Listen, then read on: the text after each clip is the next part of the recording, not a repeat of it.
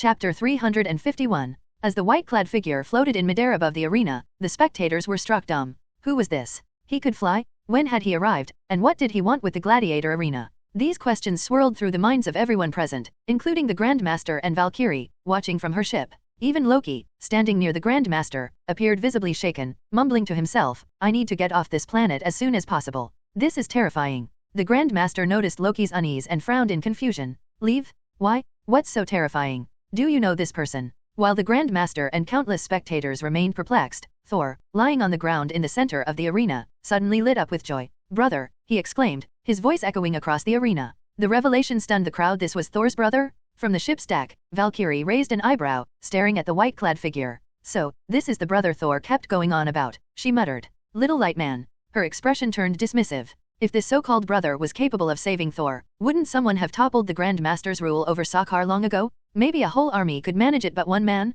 Not a chance. In the arena, Ares raised an eyebrow at Thor's exclamation. "Brother," he repeated, surprised. "I didn't think your brother would actually show up." He sneered, his tone dripping with condescension. "But flying isn't enough to beat me and save you. Even if he gets past me, the Grandmaster won't be so easy to deal with." Thor, however, didn't seem disheartened. Instead, he grinned, his excitement plain. "You don't understand. My brother isn't someone you can imagine." "Oh." Ares smirked but said no more. Up in the audience, the Grandmaster finally pieced it together. His eyes sparkled with intrigue as he recognized the figure floating above. "Ah, the little light god," he mused. "Maybe he's a promising champion candidate. At the very least, the flying alone makes for good entertainment." The Grandmaster's mind raced with possibilities, already envisioning ways to recruit this newcomer as a gladiator. Meanwhile, Loki's legs wobbled, and he began plotting his escape. Back in the arena, Syd was descending slowly toward the ground when Ares, unable to resist, tightened his grip on his sword. When Syd was just 5 or 6 meters above the ground, Ares made his move. With a powerful leap, he hurled his sword at Syd, the blade streaking toward its target with deadly speed.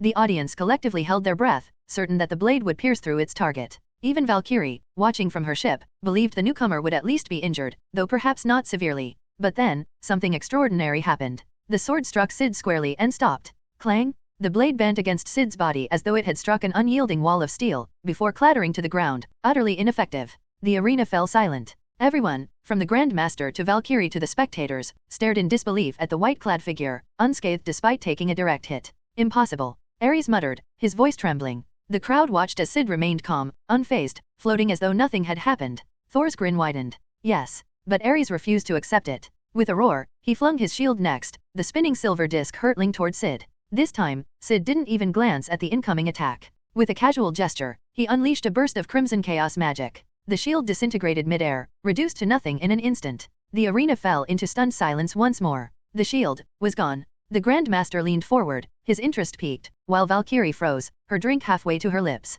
Syd, growing bored with Ares, decided to end the spectacle. With a wave of his hand, glowing red energy enveloped Ares, sending the massive warrior hurtling toward the arena's wall. Boom! Ares crashed into the wall with such force that it collapsed, leaving a crater in the shape of his body. He hung there, barely conscious, his face a mixture of pain and disbelief. What kind of power was this? With just a wave of his hand, Syd had inflicted devastating damage. Ares felt utterly powerless, as though he were nothing more than a fly swatted aside. Even more terrifying was the realization that Syd likely hadn't used his full strength. Ares shuddered at the thought, his voice trembling. "You're Thor's brother." Barely able to move, he stared blankly at Syd, his mind unable to process what had just happened. End of chapter. Chapter 352. Recalling Thor's earlier words, Ares froze in shock. He had dismissed Thor's claims as mere bravado, but now, audience section. Ares lost. It was over in an instant. Is this a dream? The spectators stared in disbelief, their cheers forgotten. The sheer absurdity of what they had just witnessed left them questioning if it was real. The Grandmaster was equally stunned, his expression frozen in astonishment.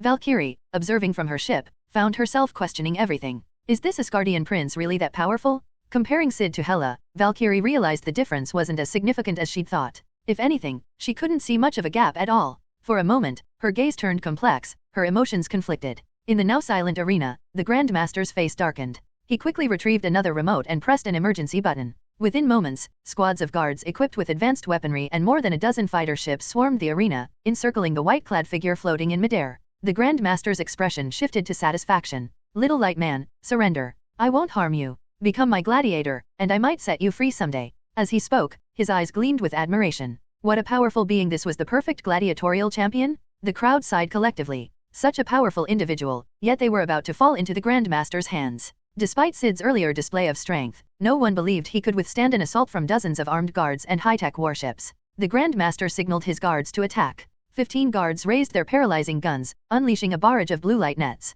Both the audience and Thor, still lying on the ground, recognized these nets immediately. Designed to paralyze even the strongest beings, these nets sapped all strength, rendering their targets utterly helpless. Seeing the nets flying toward his brother, Thor panicked. Move, dodge them. But Syd didn't move an inch, standing motionless as the nets approached. Just as the Grandmaster and his guards anticipated victory, Syd's expression darkened with impatience. In an instant, crimson energy enveloped the incoming nets, freezing them midair. Then, with a flash, the nets disintegrated, torn apart by chaos magic and vanishing completely. Before anyone could react, the crimson energy expanded, engulfing the guards and the fleet of fighter ships. A moment later, they too disintegrated, leaving no trace behind. The arena fell silent. The sudden and overwhelming destruction sent chills down everyone's spines. The spectators stared in disbelief. Gone. Just like that. The Grandmaster was dumbfounded. One moment his forces were there, the next they were wiped out without a sound. His mind raced back to Thor's earlier warning. If my father or my brother finds out you've captured me, you're doomed. My brother alone would be enough to destroy you.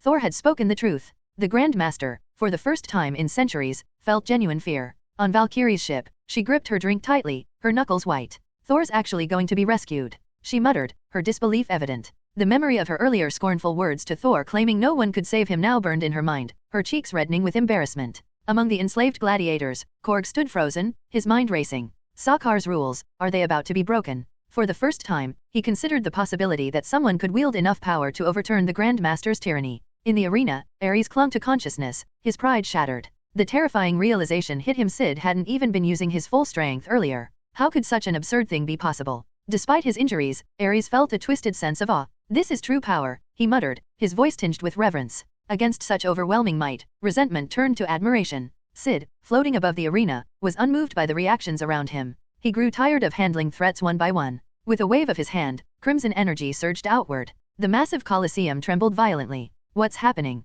Is it an earthquake? Help! The crowd's cries of panic soon turned into screams of shock. Before their very eyes, the colossal Colosseum began to rise. Encased in a red glow, the entire structure lifted off the ground. From outside the arena, the citizens of Sakhar stared in stunned silence as the enormous Colosseum floated into the sky. Inside, the spectators, the Grandmaster, and everyone else watched in awe and terror as the impossible unfolded. End of chapter. Chapter 353. This must be a dream. The Colosseum, it's flying. Gods above. The people in the Colosseum were frozen in disbelief, their faces pale with shock. A structure this massive, actually floating? As the crimson glow enveloped the arena, all eyes instinctively turned to the white-clad figure hovering in its midst. He's responsible for all this? On the ship, Valkyrie slowly set down her bottle of alcohol, her gaze fixed on the levitating Colosseum. What kind of power is this? She muttered, her voice trembling. This has to be a joke, this Asgardian prince. In the arena, Ares was utterly dumbfounded. So, the earlier display of strength wasn't even Syd's full power? The current scene shattered his understanding of what was possible.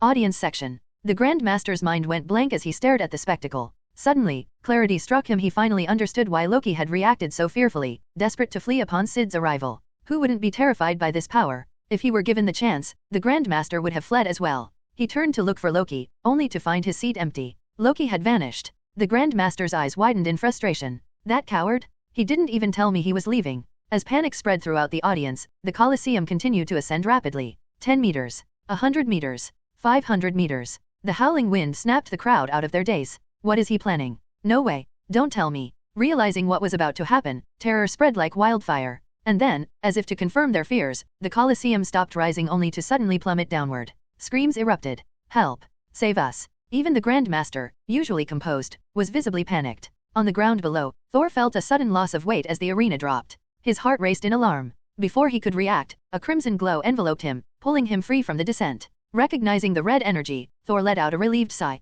It's my brother. Though he knew he wouldn't die from the fall, the prospect was terrifying nonetheless. But his relief didn't last long. Looking downward, he saw the rapidly descending Colosseum. With a deafening roar, the Colosseum smashed into the ground. Boom, boom, boom. The impact shattered the massive structure into countless pieces, dust and debris filling the air. Even from his vantage point above, Thor could hear the screams of those caught in the destruction. Beyond the Colosseum, the shockwave rippled through the city, shaking buildings and leaving its inhabitants trembling with fear. Those who witnessed the fall were paralyzed, their legs weak and their spirits crushed. What happened over there? Who caused this? Above the arena. Brother, Thor muttered, still in shock. Syd glanced at him but didn't bother correcting the title. Understanding Thor's unspoken question, Syd said coolly, "The stone man, Korg, is fine. As for the others, I don't know." Thor blinked, his tension easing slightly, though he remained silent. With a brother this powerful, it's best not to provoke him, Thor thought, shuddering at the potential consequences. The damage so far, while significant, was manageable. Thor had no doubt that if Syd were truly angered, the entire planet of Sakaar could face destruction.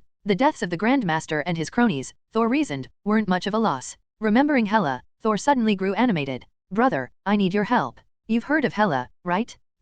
Before he could explain further, Syd interrupted. "Hela? I know all about her. No need to elaborate." Thor was stunned. Neither he nor Loki knew much about Hela, yet Syd seemed well informed. A flurry of thoughts raced through Thor's mind before he froze, realizing something critical. If Hela hadn't come after him yet, she must have gone to Asgard. Father, mother. Thor's face turned pale. Hela's immense power worried him. Would his parents be safe? "Brother, we have to go to Asgard now," he urged. Syd didn't object. He had planned to visit Asgard anyway to acquire the Infinity Gauntlet. Helping Thor was merely a side task. "Grab onto me. I'll take you to Asgard." Thor, both confused and enlightened, held onto Syd's arm. Syd retrieved the space stone, holding it in his right hand, ready to activate its power. But just as he was about to use it, something caught his attention. Turning, he saw a ship approaching. Valkyrie stepped out. "You." Thor's voice was filled with frustration. Ignoring him, Valkyrie fixed her stunned gaze on Syd. After regaining some composure, she turned to Thor with a wry smile. "Good evening, Your Highness." Thor narrowed his eyes suspiciously. "What do you want?" "I want to go to Asgard with you," she replied bluntly. Thor blinked in disbelief. "You want to go to Asgard?" Valkyrie hesitated before continuing. "I didn't want to get involved in your family drama, but..." Seeing Thor's confusion, she explained further. "Your sister, Hela, draws her power from Asgard. Like you, her strength once exceeded even Odin's control. When she tried to seize the throne, she slaughtered everyone in the palace." Thor froze. The implication was clear. Hela had failed, likely due to Odin's intervention. Valkyrie's next words confirmed his thoughts. "She tried to escape exile. Your father sent the Valkyrie to fight her. I was among them, but..."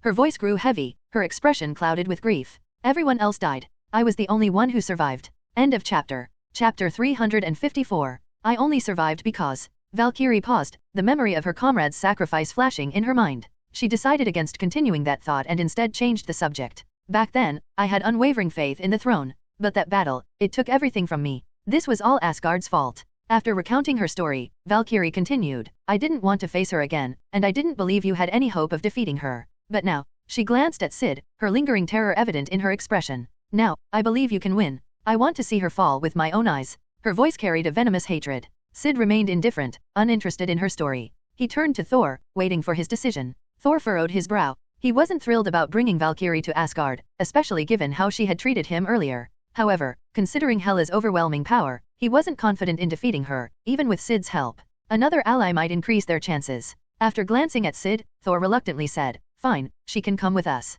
Syd nodded. Valkyrie stepped closer, grabbing Thor's arm while casting a curious glance at Syd. Without offering an explanation, Syd activated the space stone. In a flash of blue light, the trio vanished and reappeared in a stunningly beautiful realm Asgard. Surveying the surroundings, Syd took in the picturesque scenery of the Golden City. If his memory served him correctly, Asgard was more than just a realm, it was an entire flat-shaped planet, its energy sustained by the crystalline core beneath it. The sunlight warmed him as it was absorbed and converted into light energy, but he paid it little mind. Soon after stepping onto Asgardian soil, he felt something different. A peculiar energy seemed to converge upon him, causing his aura to intensify. Nearby, Thor and Valkyrie, still adjusting to the spatial teleportation, were startled by the sudden surge of Syd's presence. The overwhelming aura made it hard to breathe.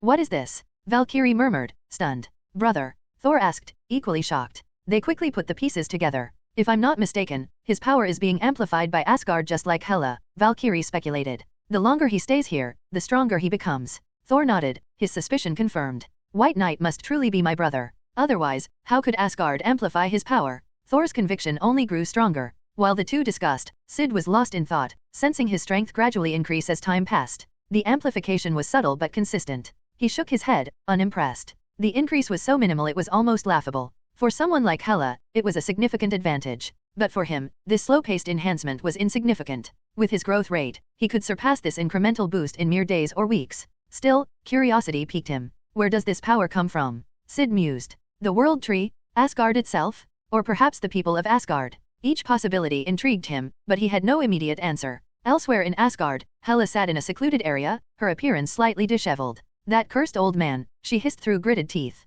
After shaking off Thor and Loki, she had only just arrived in Asgard and begun regaining her strength when Odin ambushed her. Despite his weakened state, Odin's power was still terrifying. The Eternal Spear's energy blast had sent her flying through a wall, leaving her injured. Were it not for Asgard amplifying her regenerative abilities, she might not have survived. Although frustrated, Hela remained confident. Recently, she had sensed Odin's aura weaken significantly. Is he dying? Her lips curled into a sinister smile. Her strength continued to grow as she lingered in Asgard, pushing closer to her peak. Just as she contemplated delivering the final blow to Odin, her communicator buzzed.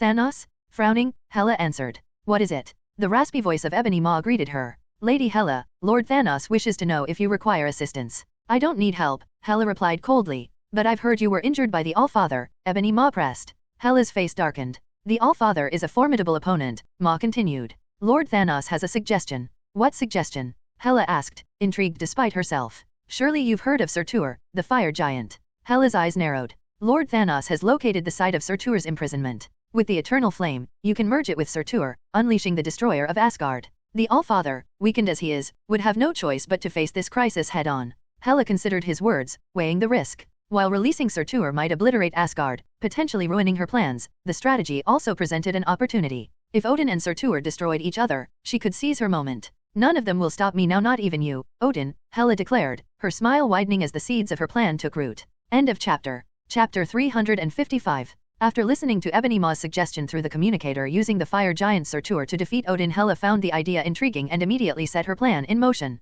She was well acquainted with the location of Odin's vault and equally skilled at infiltrating it. After some effort, she made her way inside. As Hela's gaze fell upon the treasures within the vault, she started assessing them one by one. Ignoring the collection of useless artifacts, her eyes were first drawn to a glowing blue chest. The Casket of Ancient Winters, a frost giant relic capable of unleashing ice, snowstorms, and blizzards. Given enough time, it could create a storm powerful enough to devastate an entire planet. However, for Hela, it was of little use. A weapon of such wide-ranging destruction was effective for a planet like Midgard but would be far less impactful against Odin. Next, her attention shifted to a massive golden gauntlet studded with multicolored gems. Unfortunately, it was fake. Most of the items here are either fake or useless, Hela remarked disdainfully as she casually knocked over the gauntlet on her way past. Continuing through the vault, she scrutinized the various treasures, her gaze finally falling upon an intriguing item. The life card. A relic from the long-lost civilization of Atlantis on Midgard, it bore the formula for biological evolution. By following its equations, any user could evolve into the highest form of life, gaining unparalleled intelligence and strength. Then there was the Orb of Agamotto. An artifact passed down through the supreme sorcerers of Midgard, it allowed its wielder to foresee cosmic dangers and magical sources. How it ended up in Odin's vault was a mystery known only to Odin himself. Other treasures, such as the Eye of the Warlock, another weapon of the supreme sorcerers, filled the vault. Passing these relics, Hela finally found what she was looking for. In a bowl sat a fiercely burning orange flame. So, this is the Eternal Flame. It seems ordinary, like any other fire, Ebony Maw's holographic projection commented with a trace of skepticism. Hela chuckled and explained, it's far from ordinary. The Eternal Flame is something Odin took from Surtur. It is the core of his power. Because Surtur, empowered by the Eternal Flame, became too formidable, Odin resorted to stealing it. Mocking Odin's actions, Hela added, this flame never extinguishes. It's anything but simple. The Eternal Flame. Hela exclaimed with awe as she extended her left hand, scooping a portion of the flame from the bowl. Under Ebony Maw's confused gaze, Hela walked to the center of the vault, conjured a weapon in her right hand, and began smashing the floor. What are you doing? Ebony Maw asked, baffled. You'll see soon enough, Hela replied with a smirk. I'll show you the true power of the Eternal Flame. Moments later, Hela leapt through the hole she had created in the floor. As she descended, Ebony Maw was astonished. Odin's vault had a hidden basement, and within it lay something even more startling. Surrounded by the skeletal remains of armored warriors, Ebony Maw couldn't help but feel uneasy. He had no idea what Hela was up to. Wielding the Eternal Flame in her left hand, Hela walked through the sea of bones. Soon, she reached the centerpiece of the chamber, a massive, withered wolf carcass. Fenris, my dear, what have they done to you? Though she had anticipated this, the sight still angered her. Raising the Eternal Flame high, Hela declared, the Eternal Flame shall grant you rebirth. She slammed the flame into the ground. With a boom, a ghostly green light surged outward, enveloping the entire hall of bones. Under Ebony Maw's amazed gaze, the skeletal remains began to glow green and stir. Soon, one by one, they stood upright. At the center of the resurrected army, Hela declared solemnly, I missed you all, every one of you. After a brief reunion, Hela shared her plan with them.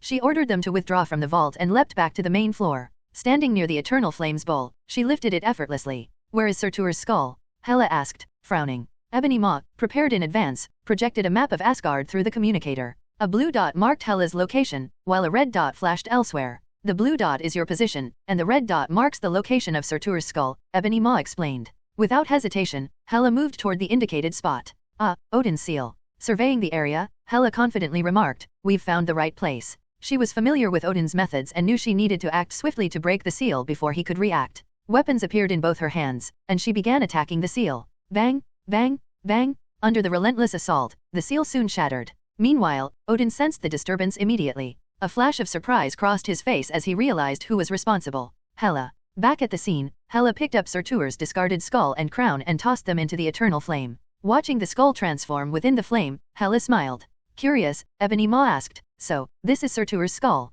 "It's both his skull and his crown," Hela explained with a smile. "It's where the fire giant rests. As long as it remains intact, Surtur will never truly die. Not even Odin can destroy this." Hela knew that as long as Surtur existed, he would one day bring about the destruction of Asgard. This was Ragnarok, an inevitable destiny. Within the bowl, the transformation grew increasingly evident. The eternal flame burned brighter than ever. With its power, Surtur would be reborn at last. End of chapter. Chapter 356. Under the scorching blaze of the eternal flame, the crown and skull of Surtur quickly began to regenerate into a full head. As the eternal flame intensified, its fiery glow burned ever brighter. By the time Odin arrived, it was already too late to stop what had been set in motion. "Odin, you can't prevent this from happening," Hela taunted, her voice dripping with disdain as she faced the Allfather clad in golden armor and wielding the golden Gungnir, the eternal spear. With Odin's grim expression as a backdrop, the fire giant Surtur's body rapidly regenerated, growing larger with each passing moment. Boom! The roof of the vault was shattered as Surtur's colossal form erupted, destroying the entire treasure vault in the process.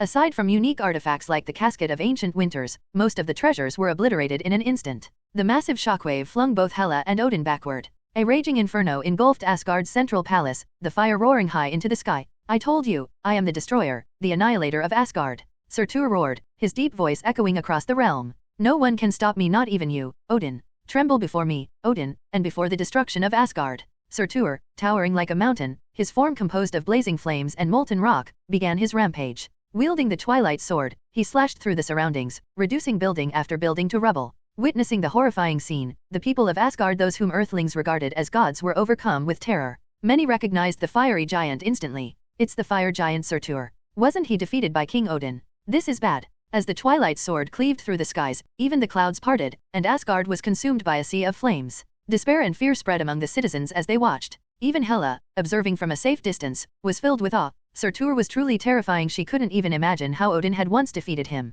No wonder Surtur declared himself the destroyer and annihilator of Asgard. He truly possessed the power to back those claims. "Old man, can you stop the destruction of Asgard?" Hela smirked, glancing at Odin holding the eternal spear, his face a mask of grim determination. Once, Odin had defeated Surtur, but could the weakened Allfather do so again? Even if he could, it would likely leave him mortally wounded, and Surtur might share the same fate. For Hela, this was an opportunity. If both combatants were left severely weakened, she was confident she could suppress them. As these thoughts raced through her mind, Odin raised the eternal spear. A powerful golden beam shot forth, piercing through Surtur's chest and leaving a massive hole. Though the wound quickly healed under the power of the eternal flame, Surtur was enraged, momentarily halting his assault on Asgard. Odin. His attention shifted entirely to the Allfather as he brought down the Twilight Sword in a blazing arc. The flaming sword roared through the air. Odin stood firm, raising Gungnir. Infused with Odin's immense power, the spear unleashed unparalleled might. Boom! A golden beam clashed against the descending Twilight Sword, halting its trajectory. For a moment, the two combatants were locked in a stalemate, Surtur with the Twilight Sword, Odin with the eternal spear.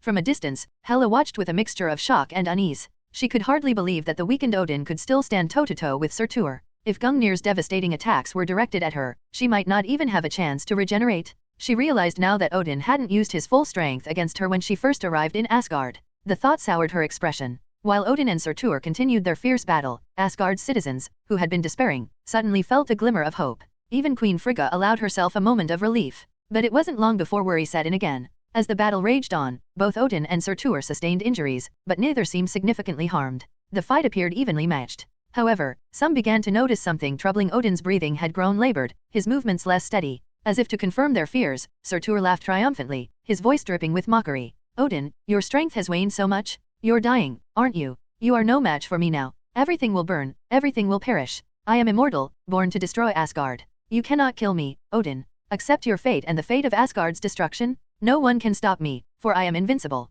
Surtur's booming laughter echoed across Asgard. From a distance, Odin's expression darkened. In a way, Surtur was right. As long as the fire giant lived, Asgard's destruction was inevitable. Even Odin couldn't destroy Surtur's crown and skull. As long as they remained intact, Surtur would never truly die. Not even the eternal flame's absence could change that. Ragnarok was unavoidable. If not today, it would happen another day. But given the current situation, Odin knew there wouldn't be another day. As he fought, Odin used his magic to contact Frigga. Leave Asgard. Take the people and go. Hearing Odin's frail, aged voice, Frigga's face was filled with sorrow as she understood what was to come. Many of Asgard's citizens, too, began to grasp the gravity of the situation. Their faces were heavy with grief. They deeply respected Odin and didn't want their great king to sacrifice himself for them, for Asgard. Old man, it seems you truly are dying, Hela murmured, her expression complex, tinged with worry. She was no longer certain she could handle Surtur if Odin fell. Watching the fire giant's devastating power, her earlier confidence wavered. Such terrifying might, who but Odin could withstand it? While Hela wrestled with her doubts and Asgard's people grieved, Frigga steeled herself to prepare the ships for evacuation.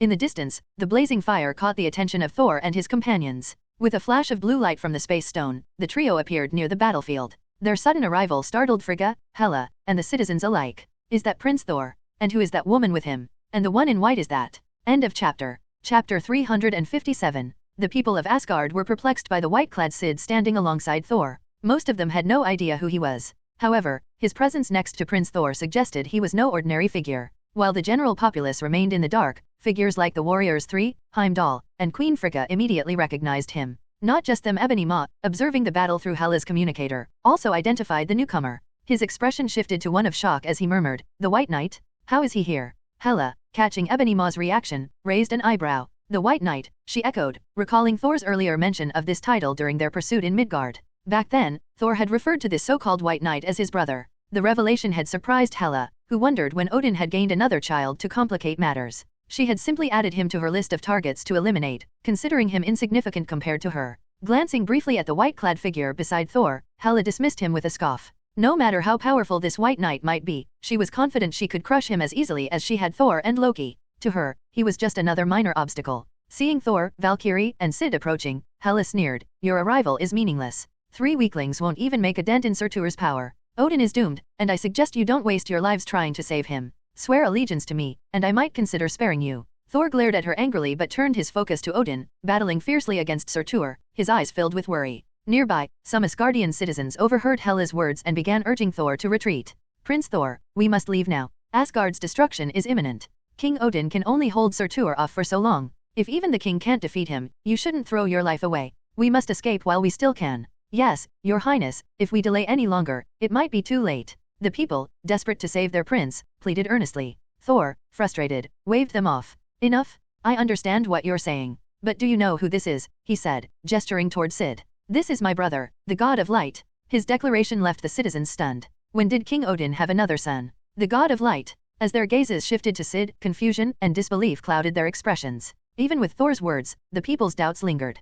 Could this unknown god of light truly change the tide of battle? The sight of Surtur in the distance, a towering inferno of destruction, left most feeling hopeless. How could anyone, even Thor's supposed brother, face such overwhelming power? Thor noticed their skepticism and frowned. "You underestimate him. My brother's power is beyond your imagination. Even Surtur may not be his equal." The crowd's disbelief only deepened. "How can you say that, Prince Thor? Not even King Odin can defeat Surtur, and you expect us to believe your brother can? Please, your highness, this is no time for jokes. We must flee." One by one, citizens moved to pull Thor away, hoping to drag him to safety. Meanwhile, Hela, having overheard the exchange, burst into laughter. "My dear brother," she mocked, "you must truly be desperate to spout such nonsense. You don't know the meaning of power," she added with a cold smile, pointing toward the battlefield. Boom, boom, Surtur swung the twilight sword, effortlessly destroying an entire mountain. The ground quaked, and flames roared into the sky, leaving everyone in awe and fear. "Do you see that? That is true power," Hela exclaimed, her eyes gleaming with disdain as she turned her gaze to Syd.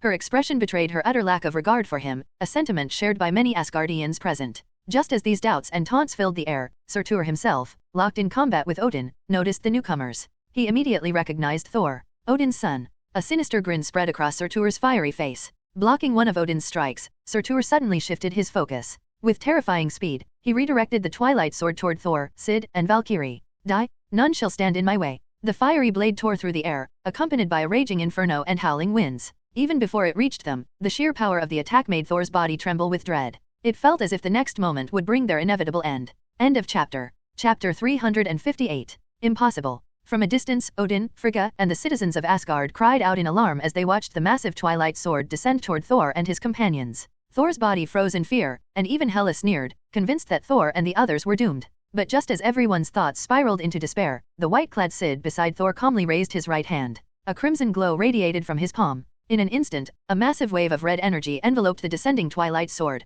halting its motion mid-air. Gasps erupted from every corner of Asgard. The indomitable twilight sword, capable of effortlessly destroying mountains, was stopped in its tracks. Everyone who witnessed the scene was left in shock. Surtur's attack, a devastating blow that only Odin himself could counter, had been neutralized by this unfamiliar figure standing beside Thor. From the astonished citizens to Hela, who had been enjoying the spectacle, disbelief spread across their faces. This cannot be. How could he stop it? Hela muttered, her smug demeanor replaced with incredulity. The one most affected, however, was the fire giant himself. Surtur, who had unleashed the attack, stood frozen in disbelief. Who is this Asgardian prince? He growled. A mere son of Odin, stopping my strike? Impossible. Enraged, Surtur pulled the twilight sword back and swung it again with even greater force. But once again, the red energy emerged, effortlessly halting the attack. This time, Surtur's fury reached its peak. Impossible, he bellowed, his voice echoing across Asgard. Flames erupted from the twilight sword as he launched a searing torrent of fire toward Thor and his companions. The intense heat swept across the battlefield, causing even the distant Asgardians to feel the waves of heat rolling over them.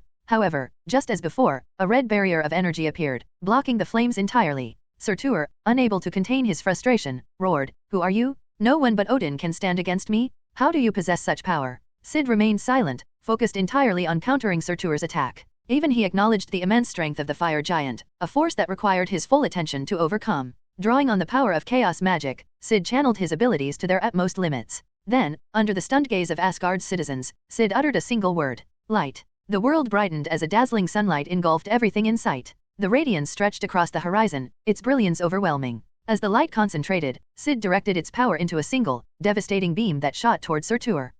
The beam pierced Surtur's chest, creating a massive, gaping hole. The sight was eerily reminiscent of the injury Odin had inflicted earlier with Gungnir. The crowd held their breath, their disbelief mounting. This mysterious prince, with a mere word, had unleashed an attack powerful enough to wound Surtur in a way only Odin had managed before. As Surtur reeled from the blow, Syd extended his right hand once more. A powerful surge of red energy enveloped the twilight sword. With a sharp movement, Syd flung the weapon far into the distance, where it crashed into the ground with a resounding thud. Deprived of his weapon, Surtur seemed significantly weakened, his fiery aura dimming. Syd, floating into the air to match Surtur's towering height, unleashed another barrage of attacks. This time, crimson spheres of chaos magic erupted from his hands, bombarding the fire giant relentlessly. Without the twilight sword, Surtur's defenses crumbled. Each blast pushed him further back, his once formidable presence diminished. Boom, boom, boom. Under the relentless assault, Surtur's massive form began to falter. Finally, the combined power of chaos magic and the sunlight beam severed his body into fragments, his limbs collapsing in different directions.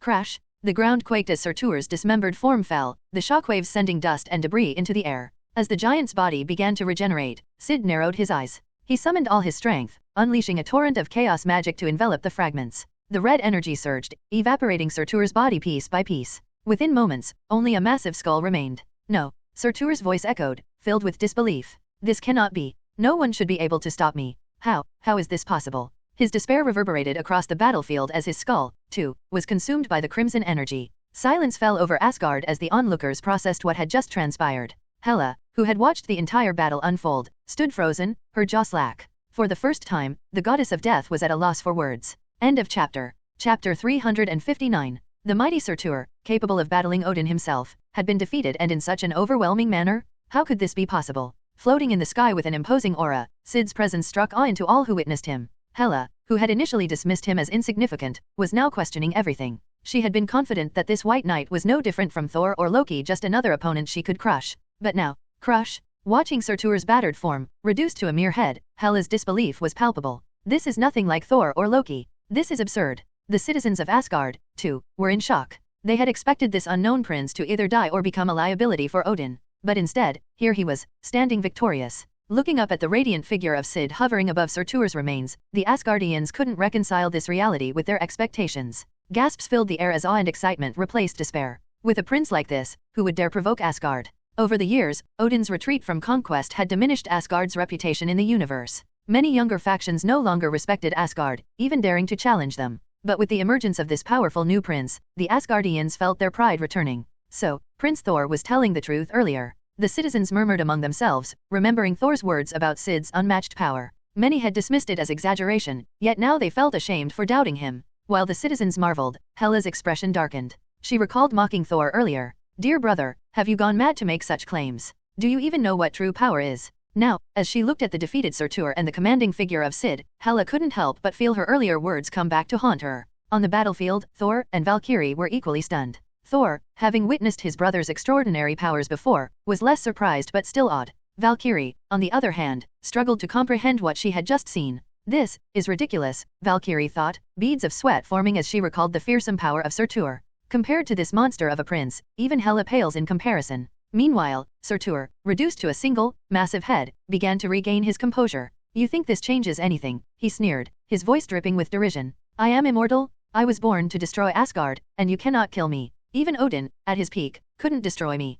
Go ahead, celebrate your victory. One day, I will return, and when I do, it will be the end of you and Asgard. Surtur's mocking laughter echoed across the battlefield. Though Thor and the others were pleased by the victory, Surtur's words dampened their spirits. He was right, his crown, the source of his immortality, could not be destroyed. In the distance, Odin sighed, ready to suggest sealing the crown once more. But before he could speak, Syd's calm voice cut through the tension. Oh, is that so? I'd like to test the limits of your crown, he said with a hint of amusement. Surtur opened his eyes, laughing coldly. Foolish child. No one can destroy my crown. Not even you? Try if you wish, but you'll fail. And while you're at it, remember this, one day, you'll fall to someone stronger, while I will remain to witness your demise. Ah ha ha ha. Surtur's laughter echoed, even as the tension on the battlefield grew. Thor glanced at Syd, unsure of what to say. He opened his mouth to speak but hesitated, not wanting to undermine his brother's confidence. From the sidelines, Hela smirked. This so-called brother of mine strong, yes, but also arrogant, she thought. Even Odin couldn't destroy the crown. What makes him think he can?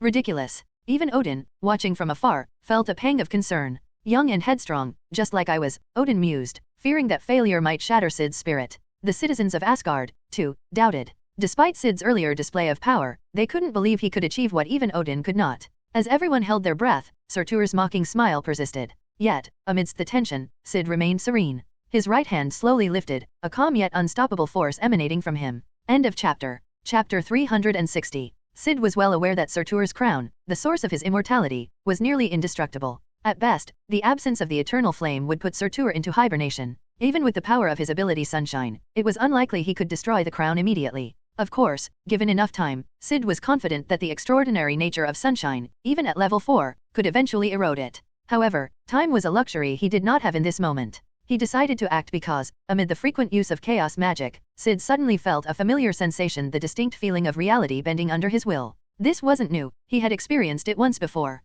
The sensation of reality warping. Realizing that this state was fleeting, Syd's eyes locked onto Surtur. Under the fire giant's mocking gaze, Syd's focus sharpened as his divine energy surged, and then the impossible happened. To everyone's astonishment, the massive crown atop Surtur's head began to shift and change. Brilliant colors rippled across its surface, and then, bubbles began to appear. Within moments, the crown transformed entirely into a myriad of multicolored bubbles floating into the sky. Piece by piece, the crown disintegrated, leaving Surtur's head bare. A cold wind blew, popping the bubbles one by one until not even a trace of the once indestructible crown remained. Silence fell over the battlefield. What just happened? Where was Surtur's crown? The massive, indestructible crown gone? The crowd instinctively turned their eyes to Syd, who hovered calmly in the air. Was it him? Shock and disbelief rippled through the onlookers. Even Surtur, slow to process what had occurred, finally realized what had happened. What did you do? He roared. Where is my crown? Those bubbles? Impossible? How did you turn my crown into bubbles? Surtur's voice was filled with disbelief as his mind spiraled. The crown, his source of immortality, was said to be indestructible. Yet, it was now gone, reduced to nothing. The fire giant was stunned, unable to fathom how this terrifying figure before him had accomplished such an unimaginable feat. The other spectators were no less bewildered. Odin stood frozen, Valkyrie was utterly lost, and Hela's mocking smirk had solidified into wide-eyed disbelief. What did you do? Hela demanded, her voice trembling. Thor, however, recognized what had occurred. It's your reality warping ability, isn't it, brother? Thor exclaimed, breaking the silence. Hearing this, the crowd turned their confused and questioning gazes toward Thor. What is this reality warping power? A burly Asgardian warrior asked. Thor glanced at Syd before explaining, my brother's most remarkable ability isn't the light or chaos magic you've seen. It's his power to bend reality itself. If he wills it, he can. Thor began recounting instances of Syd's reality warping feats, leaving his audience utterly stunned. Twisting and reshaping reality? Could such a power even exist? Even with the evidence before them, many struggled to believe it. Hela, perhaps the most shaken of them all, felt her mind rebel against the notion. This has to be a joke. Her thoughts were echoed by Surtur himself. Impossible, he roared, his voice filled with rage. How could such a power exist? I don't believe it. You're lying. It's an illusion, isn't it? Surtur bellowed, desperate to rationalize what had happened. Syd, calm as ever, replied, is it? That crown was a part of you. It's gone now. Do you feel nothing? Surtur froze. Those words shattered his delusions. The self-deception and faint hope that clung to his mind dissolved, leaving him face to face with the grim reality. No, he howled, his voice breaking with desperation. You can't do this. Give me back my crown. Surtur's cries grew frantic as he pleaded. Please. I can't live without it. The once proud destroyer of Asgard, now groveling and broken, was a sight none could believe. The Asgardians and even Thor were taken aback. Surtur, the fire giant who had stood as a symbol of doom for Asgard, was now utterly humbled. Syd, however, remained impassive. With a thought, red energy from chaos magic enveloped Surtur's bare head. Realizing what was about to happen, Surtur screamed in terror. No, you can't do this. No. With a final, desperate cry, Surtur's magma-like head exploded in a fiery eruption. Without his crown, there was no immortality to save him this time. What remained was a blazing remnant of the eternal flame, burning brightly in the center of the battlefield. Surtur was gone. The fire giant, once thought to be unstoppable, had been utterly destroyed. The crowd stood in stunned silence, their emotions swirling. Surtur was truly dead. Ragnarok. Odin muttered, his voice tinged with disbelief. It was over. The unyielding fate that had loomed over Asgard for so long had been shattered. The oppressive shadow of Ragnarok, which Odin had carried in his heart for centuries, was gone. For the first time, he felt a profound sense of relief. Ragnarok had been a destiny he had believed unchangeable, a despairing inevitability. But now, that unbreakable fate had been rewritten. Ragnarok was no more. Odin could scarcely believe it. Chapter 361. The citizens of Asgard, along with Valkyrie, turned their awestruck and reverent gazes toward the white-clad figure floating in the sky. Thor beamed with joy. Queen Frigga let out a sigh of relief. Even Heimdall, who had been watching everything unfold, smiled warmly. On the other hand, Hela stood in utter disbelief. The nightmare of Asgard, the fire giant Surtur, was dead. Her gaze shifted to the figure in white, and she felt like she was dreaming. That man was a monster? What was that ability just now? Twisting reality itself? This is beyond monstrous. Hela struggled to comprehend such terrifying power, muttering to herself, a monster, born of Asgard. Her thoughts then shifted to the ramifications of Surtur's death. Without the fire giant as a distraction, her plans were in ruins. Realizing the precariousness of her situation, Hela took a cautious step back, intending to leave unnoticed.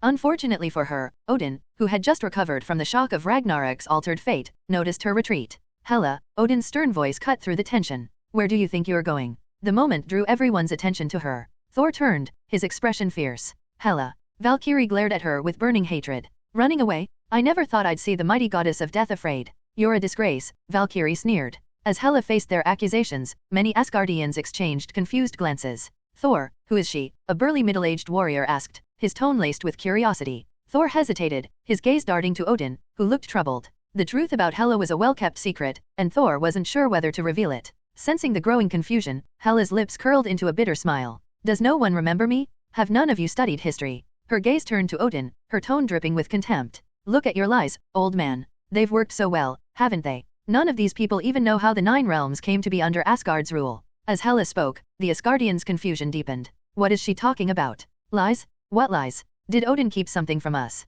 Ignoring their murmurs, Hela continued, her voice proud and commanding. I am Hela, Odin's firstborn, commander of the Asgardian army, rightful heir to the throne, and goddess of death. The crowd gasped in shock. Is she serious? Hela's speech grew more impassioned. I was Odin's weapon of conquest, leading our forces to victory after victory. One realm after another fell to Asgard under my command. But my ambition outgrew his. He feared me, so he imprisoned me like a beast, erasing my achievements and name from history. Her hateful glare bore into Odin as she accused him of betrayal. Asgard was once a symbol of absolute power in the cosmos, but Odin settled for ruling the 9 realms. We were meant to rule everything. Now, Odin is weak and dying. I have returned to restore our former glory. Together, we will reclaim the destiny that was stolen from us. Spreading her arms wide, Hela's expression was one of grandeur. Kneel before me, and you will share in the honor of serving your true ruler. A heavy silence followed. Thor, unable to contain himself, scratched his head and muttered to Valkyrie, why didn't anyone tell me my sister was this dramatic? She looks like she's lost her mind. Thor's attempt to speak quietly failed miserably, his booming voice cutting through the silence.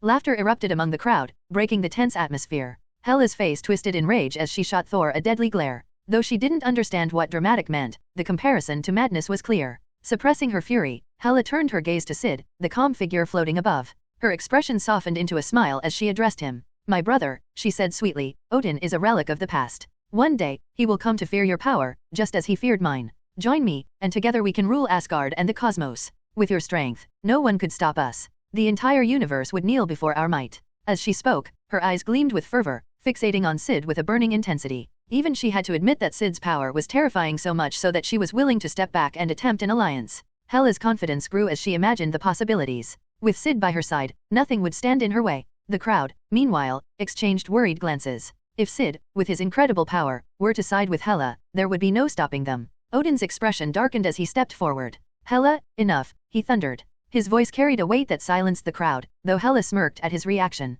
Odin fixed his gaze on her, his tone heavy with sorrow. My child, your disdain for life will be your undoing. End of chapter. Chapter 362. Odin's voice carried authority and sorrow as he addressed Hela. During the conquest of the 9 realms, how many Asgardians sacrificed their lives? Did you not see any of it? And now, you still dream of conquering the universe. He paused briefly before continuing, Hela, the universe isn't as simple as you think. It's not a place you can conquer at will. Odin's mind drifted to his own past ambitions. He, too, had once sought to expand Asgard's dominion further, but the cost had been too high. Countless Asgardians lost, and the lurking dangers of the cosmos were far beyond his reckoning. Hela, however, had never seen these sacrifices or understood the hidden threats. Her eyes were fixed solely on conquest, blind to the lives at stake or the dangers lying in wait. Hela sneered. Now you act like the wise king, talking about sacrifice? Don't forget who you once were. Were you the saint and I the villain? Odin's gaze hardened as he raised Gungnir, his eternal spear. If it were just Hela, he wouldn't be so concerned, but the possibility of her corrupting Syd with her ideals was a risk Odin couldn't take. The mere thought of the destruction the two of them could bring was enough to make him act. Hela, seeing Odin prepare to attack, didn't hesitate. She reached up, manifesting her menacing black crown, and conjured weapons in both hands. Boom! Golden light shot forth from Gungnir. Hela leaped aside, hurling her conjured weapons at Odin in rapid succession. Whoosh! Whoosh! Odin deflected the projectiles with ease, though his movements were slower than they once were. Hela smirked. Where's your strength now, old man? You're nothing but a shadow of your former self. Her words stung with truth. Exhausted from his battle with Surtur, Odin's fatigue was evident. His strikes lacked their usual power, and his movements were labored. Hela's confidence grew. Everything was unfolding as she had anticipated. Even though Surtur had been defeated by someone else, Odin's current state was far from formidable. If she could drag the fight out a little longer, victory would be hers. As Hela pressed her advantage, the Asgardian citizens grew anxious, watching their once mighty king struggle. Thor clenched his fists, his frustration mounting. If only Mjolnir were intact, he would have joined the fight already. Before Thor could act, Valkyrie charged forward, donning her white battle armor and brandishing her sword. She moved swiftly, aiming to strike Hela. Unfortunately, Hela, despite her focus on Odin, was far from unguarded. Whoosh! Whoosh! A flurry of black weapons materialized and flew toward Valkyrie. Clang! Clang! Valkyrie deflected them, but her advance was halted. Come forth, Fenrir, and my loyal soldiers, stop them, Hela commanded. A massive black wolf emerged from the shadows, charging straight at Valkyrie, while an army of skeletal warriors appeared, engaging the Asgardian citizens who tried to assist. Chaos erupted as battle cries and clashing weapons filled the air. Thor turned to Syd, desperation in his eyes. Brother, help them, he pleaded. Syd glanced at Thor, raised his hand, and a crimson glow enveloped the battlefield. In an instant, everything froze. Fenrir, with its jaws inches from Valkyrie, was immobilized mid-attack. The skeletal soldiers stood motionless, their weapons suspended in the air. A wave of disbelief rippled through the onlookers. Even the undead wolf and skeletons seemed to radiate shock and confusion, as if their long-dead instincts couldn't comprehend what had just happened. All eyes turned to Syd. With a mere gesture, he had neutralized the entire opposing force. The sheer magnitude of his power left the Asgardians in awe. Hela, seeing this, felt her stomach drop. While she dodged Odin's attacks, she shouted angrily, "You're interfering too." "Why? No reason," Syd replied calmly. "I'm just in a good mood." He began floating toward Hela, his demeanor serene. Hela's expression twisted with rage and fear. She conjured a flurry of weapons, sending them hurtling toward Syd. Syd waved his hand, and the projectiles reversed their trajectory, flying back toward Hela. Before she could react further, crimson energy enveloped her body, freezing her in place just as it had her forces. What is this? Hela struggled, her voice trembling with disbelief. No matter how she strained, the red energy held her completely immobilized. This can't be happening, she thought, panic rising as she realized she was utterly powerless. Syd's gaze remained steady as he watched her futile struggle. Without a word, he summoned a massive sphere of chaos magic, sending it hurtling toward her. Boom! The impact sent Hela flying, crashing through wall after wall before landing heavily on the ground. From a distance, Valkyrie and the Asgardians watched in stunned silence. The goddess of death, who had once seemed invincible, was now nothing more than a plaything for the white-clad prince. End of chapter. Chapter 363. The overwhelming gap in strength left everyone stunned. While the Asgardian crowd watched in awe, Hela lay on the ground, unable to move. The impact of being slammed into the wall and ground was minor compared to the damage caused by the chaos magic. For the first time, she fully understood the terror of her younger brother, the so-called god of light. If not for the support of Asgard's energy, which granted her immense regenerative abilities, she would have been at death's door from that single attack. Even so, her recovery didn't improve her situation. Though her wounds healed quickly, the crimson energy binding her body made it impossible for her to move. Hela struggled, but the red glow held her firmly in place. The Asgardians, seeing Hela immobilized, sighed in relief. Valkyrie, her eyes blazing with fury, gripped her sword tightly and began striding toward Hela, intent on avenging the Valkyrie Legion. Before she could reach Hela, Odin stepped forward, stopping just in front of the fallen goddess. Looking down at her, Odin's expression was somber. Hela sneered through gritted teeth. "What are you going to do, old man? Kill me? Then get it over with. This time, I didn't lose to you, I lost to that monstrous brother of mine. You didn't win. If it weren't for him, you'd be the one lying defeated." She laughed coldly and continued, "After seeing his power, aren't you afraid, old man? Doesn't he terrify you?" Odin's gaze remained steady, her provocations failing to sway him. Under the watchful eyes of the crowd, Odin delivered his judgment. "My child," he began solemnly, "a god who disregards life is unworthy of ruling over death." As he spoke, Odin extended his empty left hand. With a swift motion, the black crown atop Hela's head flew into his grasp. "What are you doing? That's my crown." Hela screamed in rage, her hair disheveled. Odin ignored her outburst, holding the crown aloft. "Only those with compassion in their hearts are worthy of wearing this crown and wielding its power." The scene struck a chord with Thor, who froze in recognition of the familiar ritual. After a brief pause, Odin turned back to Hela, his voice echoing with authority. "In the name of my father and my grandfather, I, Odin Alfather, banish you from the realm of the gods." With that declaration, Odin raised Gungnir and pointed it at Hela. "No." Hela's scream of defiance was drowned out as her armor was stripped from her body. A beam of light from the Bifrost engulfed her, and with one final cry, Hela was cast into the unknown, or rather, to earth. The black crown followed, spinning through the air before vanishing into the light. The Asgardians looked on in stunned silence as the light of the Bifrost disappeared, leaving only echoes of Hela's protests. Even Thor seemed taken aback. "She's gone," he muttered. Odin, still holding Gungnir, responded with an air of finality. "If she cannot find compassion in her heart, she will perish on earth." The crowd fell silent at his words. Even Valkyrie, who had been seething with anger moments ago, seemed placated. Valkyrie scoffed. "Compassion? For that murderer? That's laughable." Her voice dripped with disdain as she recalled Hela's merciless slaughter of the Valkyrie Legion. "No one knows her better than I do. She's incapable of compassion. She kills without hesitation, without remorse. She's the goddess of death in every sense." Pausing for a moment, she added with a smirk, "Stripped of her power, she's just a mortal now. Let's see how long her arrogance lasts." The thought of Hela living as a powerless mortal brought a rare smile to Valkyrie's face. Meanwhile, Syd's attention shifted to the ruins of the treasure vault. His eyes narrowed as he raised his right hand, and crimson energy enveloped the debris. Fragments of stone and shattered artifacts floated into the air, revealing hidden treasures within. A golden glint caught his eye, and a moment later, an object flew into his hand, a damaged golden gauntlet. "The Infinity Gauntlet," Syd muttered, examining it closely. Thor, noticing the item, tilted his head in confusion. "What is that?" "It's the Infinity Gauntlet," Syd replied calmly. The mention of the gauntlet left most of the onlookers bewildered, but Odin's expression darkened. "So, you're collecting the Infinity Stones," Odin remarked, his voice laced with unease. "Infinity Stones are dangerous. To gather them all is..." End of chapter. Chapter 364. Before Odin could finish his words, Syd retrieved 4 glowing stones from his satchel. Mind Stone, shimmering with golden light. Space Stone, emanating a vibrant blue glow. Power Stone, radiating a deep purple hue. Reality Stone, pulsing with an intense red aura. As the 4 stones floated in midair, the entire crowd stood in stunned silence. Odin paused mid-sentence, staring at the display. His words faltered as his eyes locked onto the stones.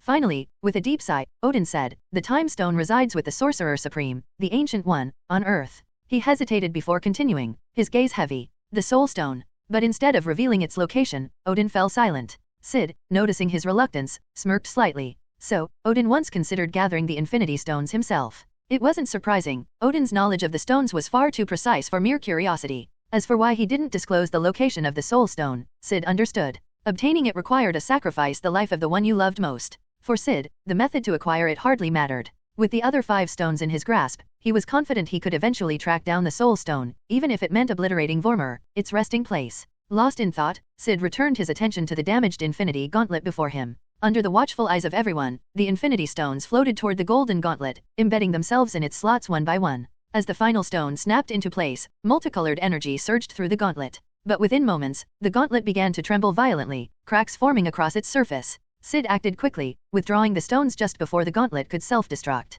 Well, he muttered, frowning, this thing's useless now. Odin, watching intently, finally spoke. Child, if you require a gauntlet, seek out Eitri, the dwarf king. He can forge one tailored to you. Syd's eyes lit up in recognition. Of course, Eitri, creator of both Thanos' gauntlet and Thor's Stormbreaker, could craft the perfect vessel for the stones. After stowing the Infinity Stones, Syd casually tossed the broken gauntlet aside. With the immediate crises resolved, Odin's gaze sharpened, focusing intently on Syd. Before he could say anything, Frigga stepped forward, her face filled with emotion. Mother, Thor greeted, stepping toward her with a smile. But Frigga brushed past him, heading straight for Syd. She grasped his arm gently but firmly, her eyes scanning his face with maternal intensity. My child, she whispered, her voice trembling, let me look at you. Syd stiffened, taken aback by her words. Noticing the simple, unadorned clothing he wore, Frigga's expression turned pained. You've suffered so much, haven't you? I'll have the maids prepare proper garments for you immediately. Wait, Syd interjected awkwardly, I'm not. Before he could finish, Frigga cut him off, her voice resolute.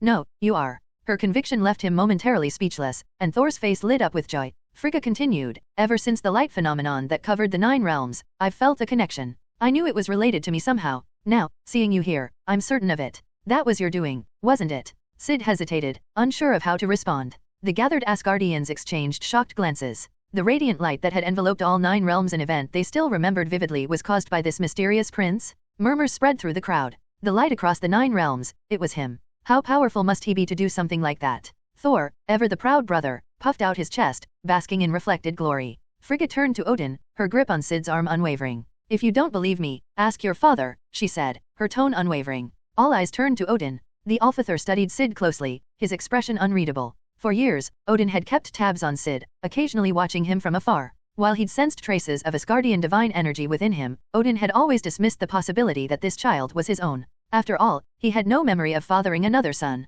Closing his eyes, Odin extended his senses, probing deeply into Syd's essence. Moments later, his eyes flew open, filled with disbelief. Your divine body, he murmured, trailing off in shock. Father, Thor prompted anxiously. Frigga's brow furrowed with concern. What is it, Odin? The crowd buzzed with speculation, their curiosity mounting. Odin finally spoke, his voice tinged with astonishment. Child, though your divine structure is unique, I sense the unmistakable essence of both my bloodline and Frigga's within you. His words hung heavily in the air, their weight sinking into everyone's minds. How is this possible? Odin muttered to himself, struggling to reconcile the revelation. End of chapter. Chapter 365. As Odin's words echoed across the Asgardian court, the gathered crowd erupted in excitement. He truly is our prince. With him by our side, who would dare challenge Asgard in the universe? The Asgardians' cheers filled the air, their spirits lifted despite the earlier chaos. Frigga's face radiated joy and relief, while Thor's laughter boomed loudly. Clapping Syd on the shoulder, Thor grinned, Brother, I knew you were my brother all along. See,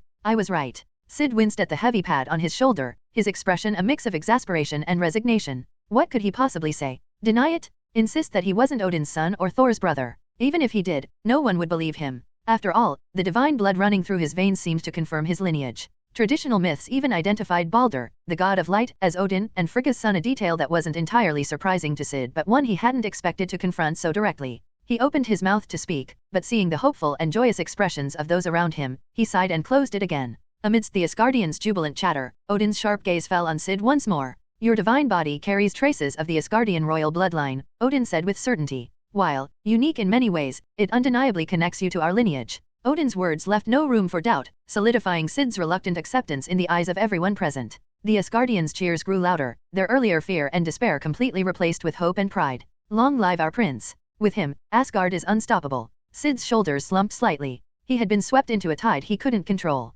Frigga stepped closer, her maternal instincts overwhelming her. My dear child, she said tenderly, tell me, how have you lived all these years? Have you suffered much? Syd hesitated, trying to deflect. What about those creatures? He gestured toward the stillbound Fenrir and the skeletal warriors frozen in place. Thor and the others, startled by the reminder, turned to look. They had almost forgotten about Hela's minions, motionless and enveloped in a crimson glow. Even now, Syd's chaotic magic held them firmly in place, seemingly with minimal effort. The Asgardians couldn't help but marvel again at his power. Odin quickly ordered guards to equip the creatures with restraints before escorting them to the dungeons. With that matter resolved, everyone's attention shifted back to Syd. Frigga, undeterred, continued to fawn over him. She insisted on taking his measurements for new clothing, and despite his protests, Syd found himself dragged along. An hour later, Thor couldn't contain his excitement. Come, brother, let me show you around Asgard. Syd, still trying to explain, said, Thor, I've told you I'm not. Ah, enough of that, brother. Thor interrupted cheerfully. Let's go. With Thor tugging him along, Syd resigned himself to the tour. As they wandered through the remnants of Asgard, Syd took in the grandeur of the preserved architecture. Despite the destruction wrought by Surtur, the city retained its classical elegance, a testament to its storied history. Prince Balder. Greetings, your highness. Blessed day, my lord. Everywhere they went, Asgardians greeted Syd warmly, their faces beaming with admiration and respect. Flower garlands and baskets of sweets were offered to him at every turn. Syd, bemused by the attention, tasted a piece of the offered sweets and turned to Thor. About the Infinity Gauntlet. Thor snapped his fingers as if recalling something. Ah, yes. The Dwarf King, Eitri, is already working on a new one for you. They took your measurements while preparing your attire, didn't they? It won't be long before it's ready. Relieved, Syd nodded. A properly fitted gauntlet would allow the Infinity Stones to function at full capacity, enabling him to harness their combined power effectively. Thor, his curiosity piqued, asked, so, is it true? With the gauntlet and all 6 stones, anything is possible. Syd thought for a moment before nodding. Thor whistled in awe, glancing at the serene cityscape of Asgard. His expression turned somber. Father's time is short, Thor murmured. When he's gone, what will become of Asgard? Syd said nothing, letting Thor voice his concerns. Father's presence has always kept our enemies at bay. When he's no longer here, Thor trailed off, his worry evident. Syd couldn't help but wonder to himself, is there a way to save Odin? End of chapter. Chapter 366. If Odin were to die, unexpected changes might occur. If possible, Syd hoped that Odin could continue living. It was obvious, however, that Odin's body was failing. Syd wasn't sure if Odin's death would be due to the strain of his ever-growing divine power or simply because his lifespan had reached its limit. Speaking of which, Odin's sleep seemed to delay death to some extent. Pondering this, Syd wondered, what if I transfer my divine power to him?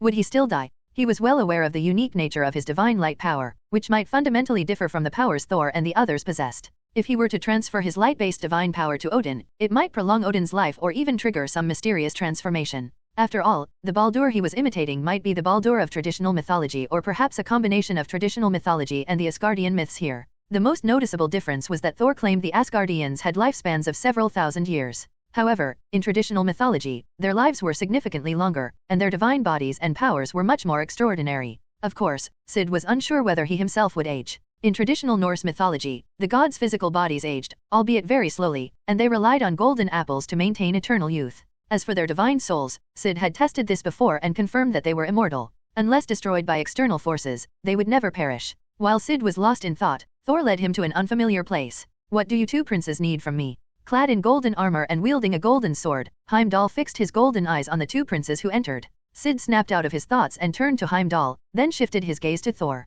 He had no idea why Thor had brought him here. Thor wasted no time, chuckling, Heimdall, how's Hela doing?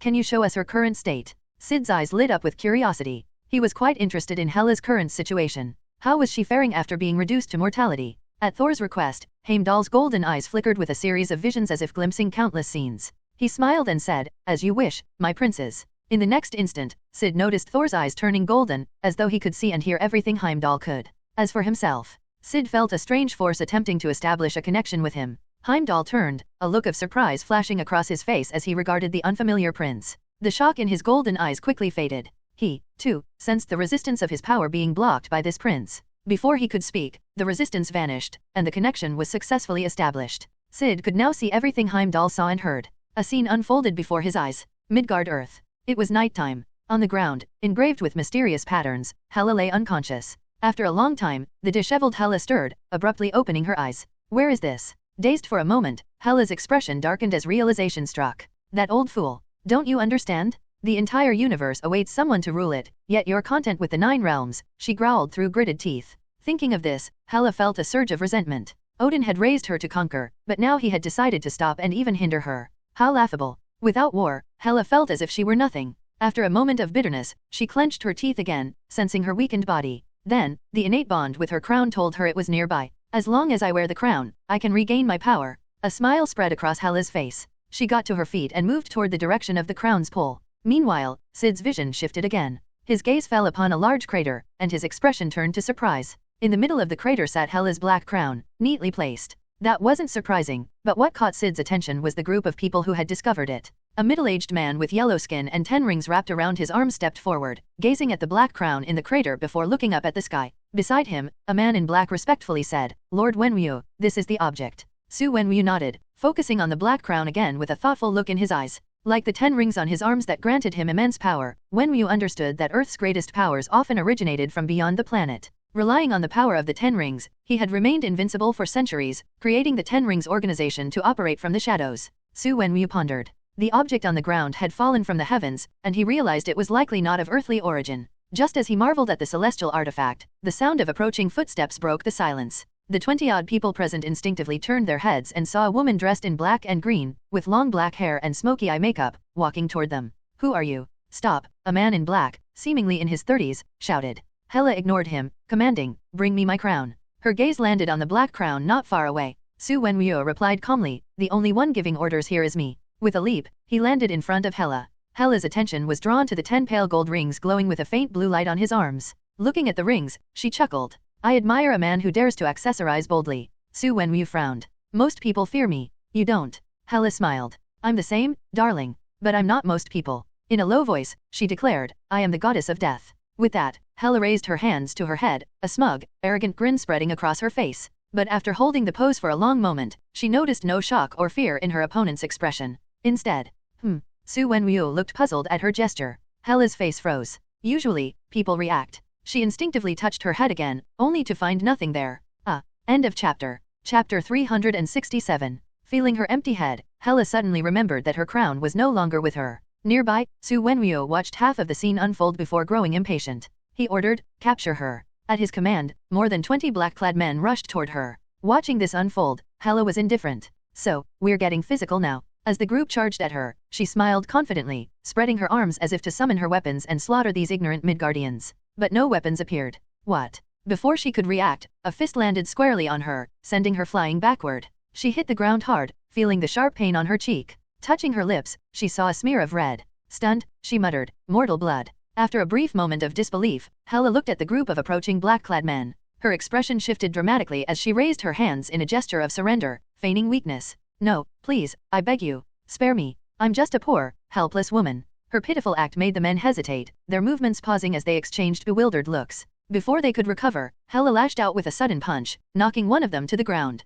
Realizing it was all a facade, the black-clad men rushed at her. Drawing on years of combat experience, Hela managed to hold her ground for the moment. Asgard, realm of the gods. Watching the fight unfold between Hela and the Earthlings, Thor felt a pang of embarrassment, his face reddening. This is Hela reduced to mortality, and yet she's still this formidable. Heimdall, on the other hand, seemed unsurprised. Syd, however, wasn't paying much attention to Hela. His focus was on the man named Su Wenwu and the 10 rings on his arms. 10 rings? The sounds of the skirmish between Hela and the black-clad men echoed through the air. From a distance, Su Wenwu observed the scene with mild surprise. She was holding her own against so many of his subordinates? And with such well-honed combat experience? When he saw her grab a dagger from one of his men's belts, clearly ready to use it, Su Wenwu decided to step in. Extending his left arm, 2 of the 5 golden rings on his left wrist emitted a blue glow and shot forward with a metallic whistle. The rings collided with the dagger in Hela's hand, knocking it away. With a flick of his wrist, the 2 rings returned to Su Wenwu, neatly sliding back onto his arm. Hela turned, startled, to see Su Wenwu stretching out both arms. The rings on his wrists flew out, encircling her like a rope.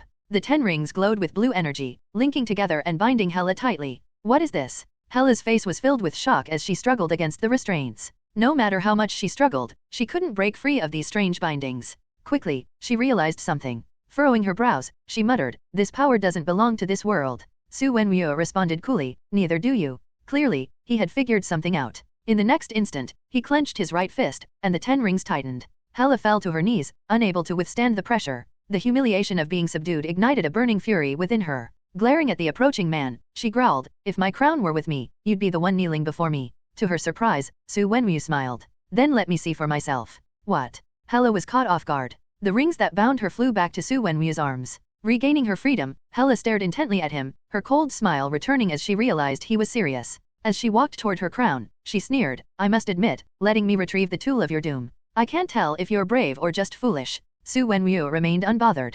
His confidence in the 10 rings left him unimpressed by the idea that this woman could become a threat after reclaiming her crown. Go ahead. Put it on, he said. Hela chuckled coldly, bent down, and reached out to grab the crown. She tugged, but the crown didn't budge. That stuck tight. Her smile faltered, and her laughter grew uneasy as panic crept into her expression. She tugged again, but still, the crown wouldn't move. Get up.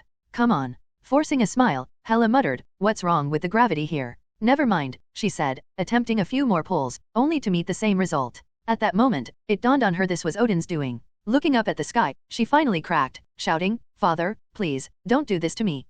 With a furious roar, Hela gripped the crown tightly, straining to lift it. Her expression twisted with desperation and despair until, finally, she gave up, panting heavily. Su Wenwu approached, watching her closely. "Who are you, really?" By now, he had pieced together some clues. His instincts and observations told him that the otherworldly object likely did belong to this woman, though her current state left him puzzled. "I told you," Hela snarled angrily, "I am Hela, goddess of death." Su Wenwu raised an eyebrow, his curiosity deepening. "Oh, then why are you in this state?" Under the scrutiny of over 20 pairs of eyes, Hela fell silent for a moment before speaking bitterly. "The old fool, my father. He waged wars and used battles to fuel his ambitions. When my ambitions surpassed his, he called me a monster and sealed me away. When I broke free and sought revenge, I almost defeated him. But then my monstrous brother appeared. He defeated me." Hearing this, Su Wenwu and his subordinates grew even more intrigued. Regardless of whether her claim to divinity was true, her story was undeniably fascinating. They were also curious about the brother she spoke of. What kind of person was he, and how powerful?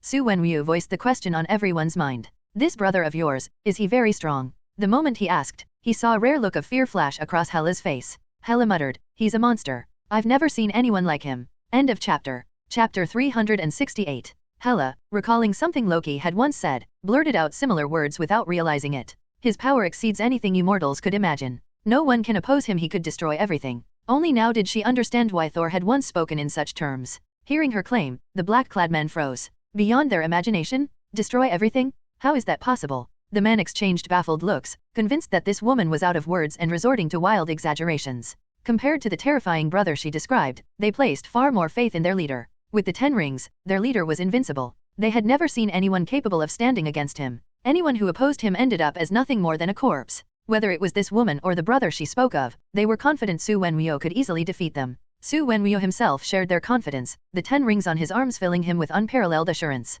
After all, these were weapons capable of contending with, or even defeating, gods. Even deities would fear them. If he ever encountered the brother this woman mentioned, he would show her just how capable he was of challenging and even slaying a god. Hela, after catching her breath, suddenly asked, "What do you plan to do with me? Kill me?" Su Wenwu smiled faintly. "Of course not. I have no intention of killing you. On the contrary, I want to form an alliance with you." "Why?" Hela asked, puzzled. "Because I can see that you're a warrior, like me," Su Wenwu replied. Hela scoffed. "My father saw that too." In the end, she reluctantly agreed to an alliance on the surface, knowing she had no choice given her current circumstances. As for her crown, she left it behind, confident that no one else could take it. She followed Su Wenwu and his men to an old mansion. When the two of them were alone, Hela couldn't help but glance at the rings on his arms. "What are those?" she asked, feigning casual curiosity. "The 10 rings. They're weapons granted to me by the heavens," Su Wenwu replied. Hela didn't believe him, convinced they were weapons of some powerful being. Su Wenwu continued, "The 10 rings are also my gift to the world."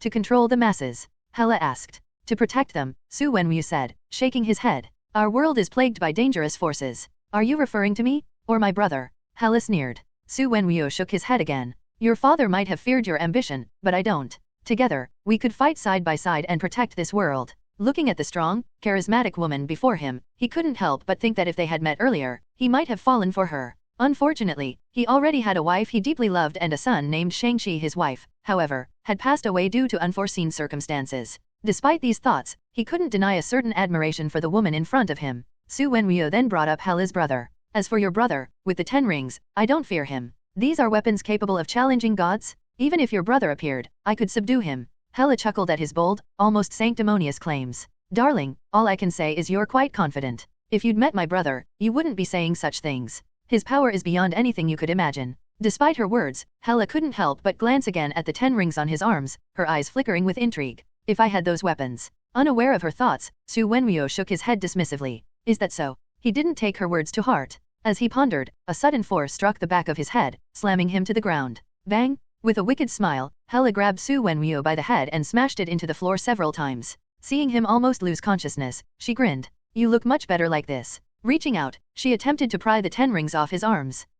She struggled for a while but couldn't remove them. At that moment, the sound of approaching footsteps reached her ears. The black-clad men had heard the commotion and were rushing toward them. Realizing the situation, Hela had no choice but to abandon the rings. "Sweet dreams," she said, quickly making her escape. A group of men burst in just as she fled, kneeling to check on their leader's condition. As Su Wenwu slowly regained consciousness, he glanced at the fleeing woman's silhouette. Surprisingly, he wasn't too angry. Instead, he ordered, capture her alive. The men immediately gave chase, while Hela was fleeing and the men pursued her. Asgard, realm of the gods. Thor, Heimdall, and Syd watched the entire scene unfold. Can the 10 rings really defeat gods? Thor couldn't help but ask, intrigued. I sensed immense power from them, Heimdall replied thoughtfully. Hearing this, Thor looked curiously at Syd, who stood nearby in white, wondering what he thought. Syd, however, merely gave Thor a glance before falling into deep thought. He had some knowledge about the 10 rings and understood their power. Not only could they grant the wielder extended life, but they also bestowed immense strength, including enhanced physical power, energy projection, and the ability to use the rings as projectile weapons. In essence, they were artifacts on par with Mjolnir. Anyone could wield them and gain tremendous power. If an unawakened Thor were to face the 10 rings, the outcome would be uncertain. The claim that they could challenge gods wasn't entirely unfounded. However, against beings like Dormammu, the 10 rings would fall short, practically a death wish. Their combat capabilities aside, the rings seemed to grant longevity. Su Wenryo, for instance, had seemingly lived for over 1,000 years using them. Should I return to Earth and claim the rings for myself? Syd mused. End of chapter. Chapter 369. Syd found himself intrigued by the 10 rings.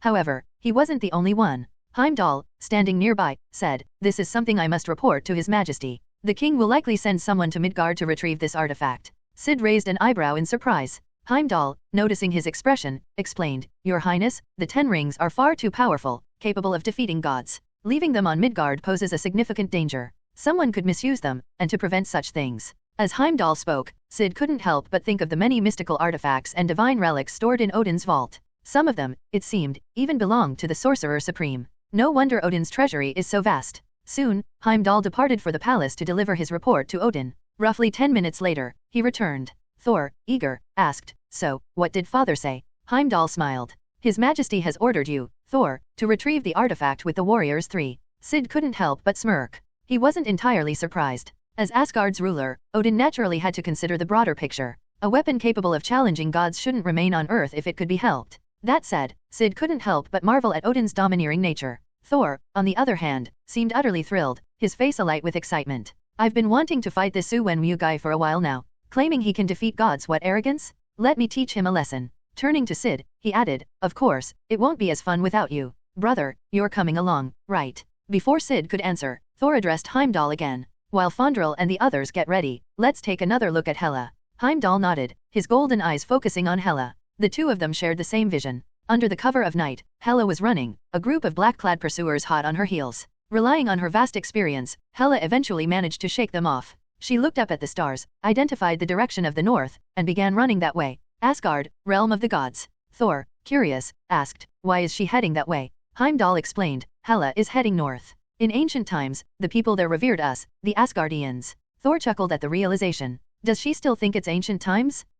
No one knew better than him how much the modern world had changed. While a few still believed in gods, most were faithless, a far cry from the fervent devotion of old. Thor couldn't help but wonder how his sister would handle the harsh reality of the present day. In their shared vision, they watched as Hela reached a roadside and stopped. An off-road vehicle passed by, its headlights illuminating her. With a screech of brakes, the vehicle stopped, and a young man with blonde hair whistled as he leaned out the window. "Hey, beautiful. What are you doing out here all alone this late at night?" he asked with a grin. "Need some help?" His eyes lit up as he took in the woman in black and green attire. Despite her unusual makeup, there was something strikingly alluring about her. Hela smiled, approaching the vehicle. "You're right. I do need your help." Moments later, the man's cries of pain echoed in the night. Hela dumped him into the back seat and took the driver's seat herself. Having seen vehicles before during her pursuit of Thor and Loki, she was somewhat familiar with how they worked. With a screech of tires, the vehicle lurched onto the road, swerving erratically. The man in the back seat was pale with fear. "Stop, stop. Please, let me drive." Amid his frantic cries, the vehicle sped along the empty nighttime roads. Eventually, it reached a desolate area and crashed into a rock. With a thud, Hela stumbled out of the car, slightly dazed. Before she could recover, a shadowy figure flitted past her. Hela tensed, scanning her surroundings. When she finally saw the creature, her expression turned to astonishment. It was a chubby, headless creature with 6 legs and 4 wings, hovering midair and staring at her. What kind of strange beast is this? Hela's surprise mirrored that of Thor and Heimdall back in Asgard. "What is that?" Thor asked, baffled. "Midgard has creatures like this." Syd, deep in thought, replied, "It's likely an Digiong, a mythical beast." "A Digiong?" Thor repeated, intrigued. Syd nodded. He wasn't particularly surprised. After all, the Marvel Universe had dragons, so a creature like this wasn't entirely unexpected. Heimdall, too, showed little reaction. Having observed Midgard for so long, he had seen his fair share of peculiarities. This was just one more. Under their watchful gaze, Hela seemed to communicate with the creature despite its inability to speak, emitting baby-like cries. Over time, the Digiong led Hela to a bamboo forest. Hela appeared puzzled. The Digiong let out a series of cries from above. Go in, Hela asked, surprised. Suddenly, the bamboo forest parted before her. Magic at work. Now I'm intrigued. If this trip doesn't lead to something, I'll spank you. Smirking, Hela stepped into the forest. As she did, the Digiong cried out again. Run? What do you mean, run? Before she could get an answer, the forest shifted and closed in around her. Cursing under her breath, Hela dashed deeper into the bamboo thicket. Thor, Heimdall, and Syd watched her run until their vision abruptly went dark. What just happened? Thor asked, confused. Hela has disappeared from my sight, Heimdall said gravely. Thor's eyes widened in surprise. A place even Heimdall can't see. A grin spread across Thor's face, his excitement growing. I think this trip to Earth is going to be very interesting. Don't you agree, brother? End of chapter. Chapter 370. Thor's eyes sparkled with anticipation, as though he could barely contain himself. Syd resisted the urge to roll his eyes. Ignoring Thor for now, Syd turned his focus back to Hela. He wasn't particularly surprised by Hela's disappearance or Heimdall losing sight of her. After all, certain locations or places affected by mysterious forces were naturally beyond Heimdall's vision. However, this meant they had lost track of her and her movements unless they went there in person. As this thought crossed his mind, Syd's gaze shifted to Heimdall's golden eyes. Is it a matter of power? He asked. Power? What power? Heimdall and Thor looked at him, puzzled by his question. Syd paused briefly before extending his right hand. Under Thor's confused gaze, Syd placed his hand on Heimdall's shoulder. In an instant, Heimdall felt a radiant energy, as brilliant as the sun itself, surging into his body. The sheer strength and purity of the power surpassed his imagination. Divine power. Heimdall muttered in shock. He had experienced Odin's Odin force before, even wielded it under Odin's command, but even that didn't feel as unique as this dazzling power. It was not only more profound but also stronger, similar to Odin's power, yet distinctly different and mystical. As this divine energy coursed through him, Heimdall felt his abilities enhanced to unprecedented levels. Even his Asgardian physiology seemed to undergo subtle changes. Though the changes weren't immediately obvious due to the short duration and limited energy, he could still sense them. Before he could dwell on his astonishment, Syd said, "Try using my power. See if you can locate that place now." Thor, realizing what had just happened, became curious. He wondered if Heimdall could succeed. Heimdall instinctively tapped into the divine energy Syd had granted him and activated his abilities. In the next moment, Heimdall's golden eyes shimmered with light, and a myriad of images flashed before him. He noticed an immediate difference. He could now see far more than ever before. Places previously shrouded in darkness were now within his vision. The area where Hela had disappeared, once pitch black, now came into view. Hela reappeared before his eyes. This place is surrounded by a peculiar energy, Heimdall remarked. He then noticed Hela clashing with a woman wearing a bamboo hat. Thor and Syd also saw the scene through Heimdall's vision. An invisible force suddenly struck Hela, rendering her unconscious. The woman in the bamboo hat carried Hela to a nearby village. 10 minutes later, Hela awoke, surrounded by a group of people. Who are you? Hela asked, her voice sharp. I wasn't aware Midgard had magic like this, she murmured, recalling the mysterious force that had knocked her out. I am Hela, she began, but before she could finish, the bamboo hat woman interrupted. We know who you are. Your companion already told us. Hela instinctively turned her head and saw the small creature at the woman's feet squeaking. She felt a surge of irritation. The bamboo hat woman continued, we guard this border to protect humans from threats like the underworld, including beings like you. Hela frowned. I assure you, I mean no harm. My quarrels are with a few individuals, a man named Wenwu, my father, and my brother. Oh, and my father's new girlfriend, Frigga. She's terrifying. Pausing briefly, she added, speaking of the underworld, do you know if anyone's hiring? Also, if you'd like to teach me your techniques, that would be fine, like the one you used earlier. Before she could finish, an elderly man retorted, why would we teach you? Hela shrugged. Because you vowed to protect this realm from underworld threats. I am the goddess of death. What better way to achieve your goal than by conquering me? She spoke casually, not expecting them to agree. To her surprise, the bamboo hat woman considered her words and replied, when the sun reaches its peak, your training will begin. The group was stunned. Even Heimdall and Thor, watching from Asgard, were baffled. They couldn't understand the woman's confidence or why she wasn't worried about Hela betraying them after learning their skills.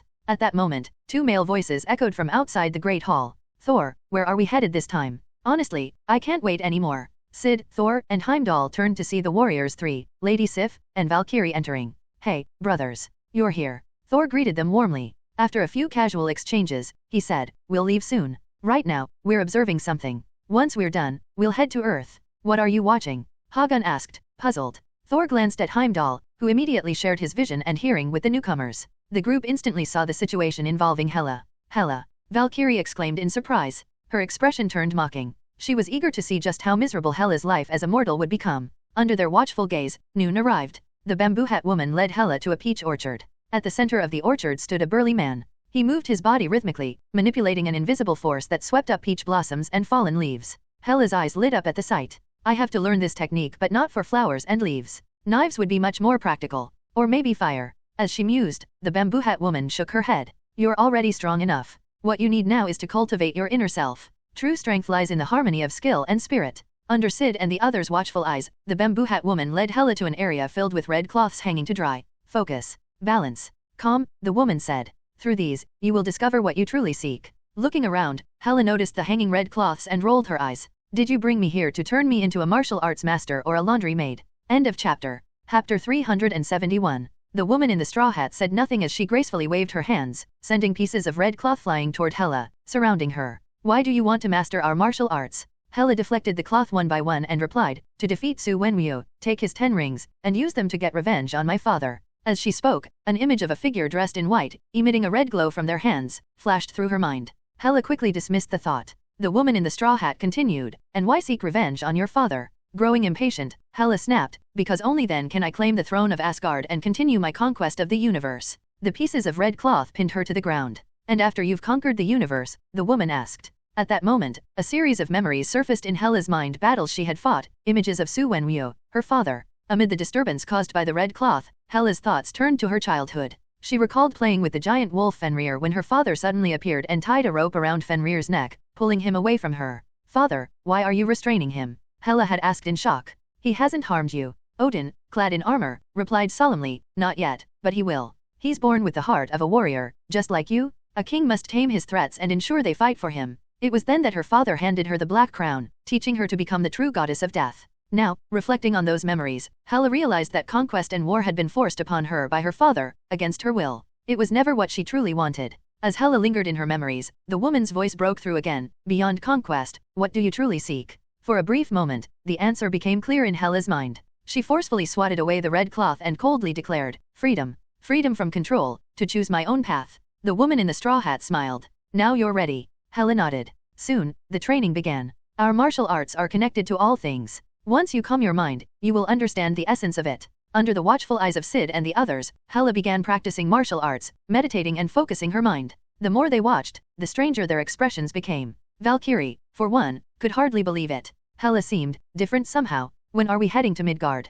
Fandral, one of the warriors 3, hesitated, unsure if they should interrupt Hela's training. He had a bad feeling. If Hela continued, something unexpected might happen. At that moment, Heimdall's gaze shifted toward another direction. A group of black-clad individuals was stealthily closing in on the mysterious location where Hela was training. Seeing this, Thor and the others discussed among themselves and decided to wait for these intruders to gather before making their move. They planned to capture everyone at once, claim the 10 rings, and investigate the mysterious site. Meanwhile, Syd watched their overconfidence with a hint of exasperation. Well, this works out. I can use the time to wait for the Infinity Gauntlet's completion and practice Sunshine. Syd hadn't forgotten the impending arrival of Arishem, the Celestial Judge, and the Old One's true form. Thinking about Sunshine, Syd's eyes gleamed with anticipation. I just need a bit more experience to upgrade Sunshine to level 5. I wonder what changes that will bring, along with my divinity. With that, he poured all the faith energy he had accumulated over the past few days into his divinity. Divinity experience +1. Divinity experience +1. Ability, Divinity, 1022/2000, level 4.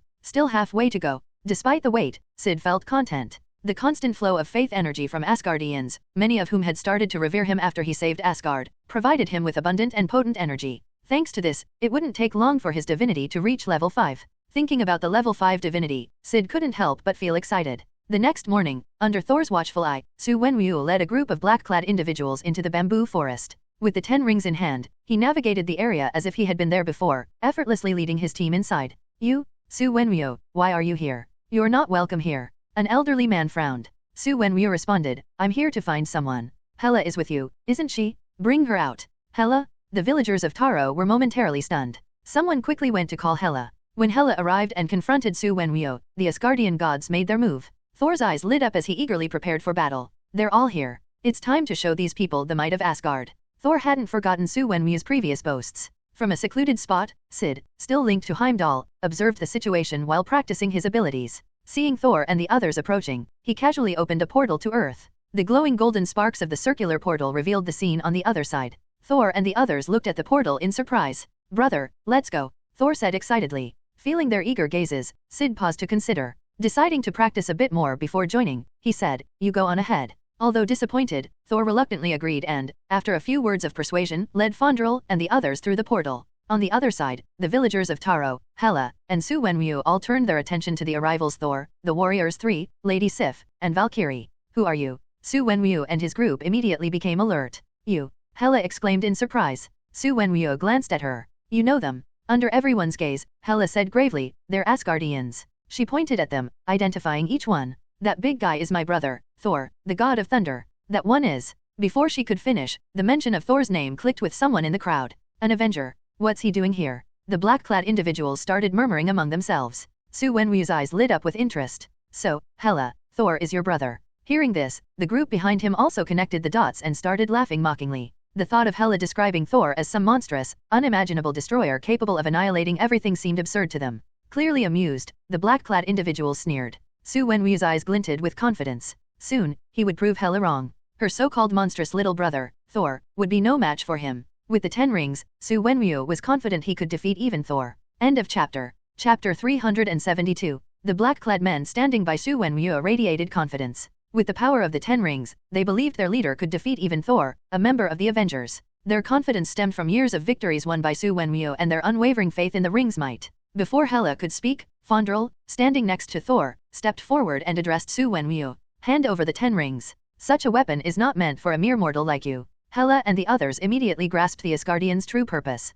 A flicker of mockery flashed in Hela's eyes as she remarked dryly, so, you've come for the 10 rings. The black-clad men behind Su Wenwu exchanged angry glances and muttered amongst themselves. I thought they were here for something important, but they're after the leader's 10 rings. It's no surprise. The rings are so powerful that even Asgardians would covet them. And calling us mere mortals unworthy, what a joke. They just want to steal the rings. Hearing these comments, Fandral frowned. Su Wenwu smirked. If you want the 10 rings, defeat me first. He assumed a combat stance, and the 10 golden bracelets on his arms lit up with a dazzling blue glow. I must admit, I'm curious, Su Wenwu said, his gaze fixed on Thor. Let's see what kind of monster Hela's little brother truly is. With a confident grin, he added, soon, I'll show Hela that her so-called monstrous brother, who can destroy everything, is nothing to me. Without hesitation, Su Wenwu made the first move. With a flick of his right hand, 5 rings shot forward. The warriors 3 tensed as the rings hurtled toward them with incredible speed, their impact rippling through the air. Fandral swung his sword, intercepting 2 of the rings. Bang! The force of the impact sent a shudder through his weapon, forcing him back 2 steps. As one of the warriors 3, even Fandral couldn't hide his shock at the ring's power. Be careful, Thor. These things are powerful, he shouted, glancing back just in time to see Thor flung backward by the other 3 rings. Crash! Thor hit the ground with a resounding thud, sending a cloud of dust into the air. Thor, Your Highness! Sif and the others cried out in alarm. The 5 rings returned to Su Wenwu's arms as he turned to Hela with a mocking smile. Your brother isn't as impressive as you made him out to be. The black-clad men burst into laughter, their initial skepticism replaced by amusement. This Hela really loves to exaggerate. What monster? What destroyer of worlds? Hilarious. Thor can't even stand up to our leader. What a joke. Gritting his teeth, Thor stood and muttered angrily, if my hammer wasn't destroyed, you wouldn't be acting so smug. Electricity crackled around him as his eyes turned a glowing blue-white. Lightning arced across his body, startling Sif and the others. What's this? Has he awakened his divine power? A triumphant smile spread across Thor's face. Now, let's continue. Electrified and brimming with power, Thor charged at Su Wenwu. Startled, Su Wenwu instinctively launched 5 rings from his right arm. Whoosh! Thor raised his hand, summoning bolts of lightning to intercept the incoming rings. Boom! Boom! Boom! The rings' momentum faltered, and Thor easily swatted them aside. They spun back to Su Wenwu's arms. The sight left everyone stunned. Su Wenwu, the warriors 3, the black-clad men, and even Hela. Thor's strength, even without Mjolnir, was astonishing. Realizing this, Su Wenwu's confidence wavered slightly. No wonder Hela had described her brother as a monster capable of destruction. Still, he's no match for me, Su Wenwu declared, extending both arms as all 10 rings flew forward. Whoosh! Whoosh! Under his command, the rings attacked Thor relentlessly. Even with his newfound power, Thor struggled without his hammer. Bang! A ring struck Thor square in the chest, sending him crashing to the ground once more. The black-clad men cheered, their leader's dominance reaffirmed. Leader, you're incredible. Thor is no match for you. Hela must have been joking when she called him a monster. He's nothing compared to our leader. With the 10 rings, no one can defeat you. As they praised Su Wenwu, he directed the rings for another attack. Fandral and the others leaped into action, engaging Su Wenwu to buy Thor time. Clang! Clang! Even the 10 rings couldn't overwhelm the combined efforts of Valkyrie and the warriors 3. Su Wenwu's attacks were deflected repeatedly. Seeing this, the black-clad men charged into the fray to assist their leader. Despite their initial dismissal of the grunts, the Asgardians found themselves struggling due to the ring's interference. Meanwhile, Thor rose to his feet, lightning surging around him. He charged into the black-clad men, scattering them like leaves in a storm. Help! With Thor's re-entry into the fight, the tide began to turn. Su Wenwu, now facing an electrified Thor and 5 other Asgardians, no longer looked so confident. End of chapter. Chapter 373. Hela, standing a dozen meters away, was about to rush forward to assist Su Wenwu when the woman in the straw hat stopped her. Hela, wait, the woman said. Hela turned to her, puzzled. Take these before you go. The woman handed her a set of armor, a shield, and a spear. These are crafted from the remains of a mysterious creature. They can resist mystical powers, she explained briefly. Hela nodded her thanks, hurriedly donned the armor, and picked up the shield and spear. Once equipped, she charged into the fray. Her arrival elicited mixed reactions. Hela. Su Wenwu smiled faintly. Valkyrie's eyes glinted coldly, while Fandral and the others frowned. Though wary of Hela, they relaxed somewhat, knowing she had lost her godly powers. Hela, surely you don't think you still have your old strength? Valkyrie taunted, sword in hand. Why don't you find out? Hela retorted with a smirk. Their clash began. As they fought, both Hela and Valkyrie found themselves surprised. Hela was amazed at how effective her new equipment was, while Valkyrie was shocked at Hela's fighting prowess despite her loss of divine power. Though Valkyrie was already weakened from her earlier fight with the 10 rings and bore a few injuries, she hadn't expected Hela to fight her to a standstill or even gain an edge. Hela's movements carried a strange power, a newfound skill that seemed to overwhelm Valkyrie. As their battle raged, Su Wenwu and his men felt the pressure lessen without Valkyrie's presence, stabilizing the situation. After more than a minute of stalemate, a heavy thud drew everyone's attention. Turning to look, they saw Hela standing with her shield and spear, while Valkyrie lay on the ground. You've lost, Hela declared, her spear pointed at Valkyrie's throat. Valkyrie! Thor and the others exclaimed in disbelief. The idea that Valkyrie, a warrior of legend, could lose to a now mortal Hela was unthinkable. Faced with Hela's notorious ruthlessness, they feared the worst. Valkyrie herself remained calm, meeting Hela's gaze. Go on, finish it, she said. Her thoughts drifted to the fallen Valkyries who had died at Hela's hands. Was she about to join them? But to everyone's surprise, Hela remained calm and said, this fight is over.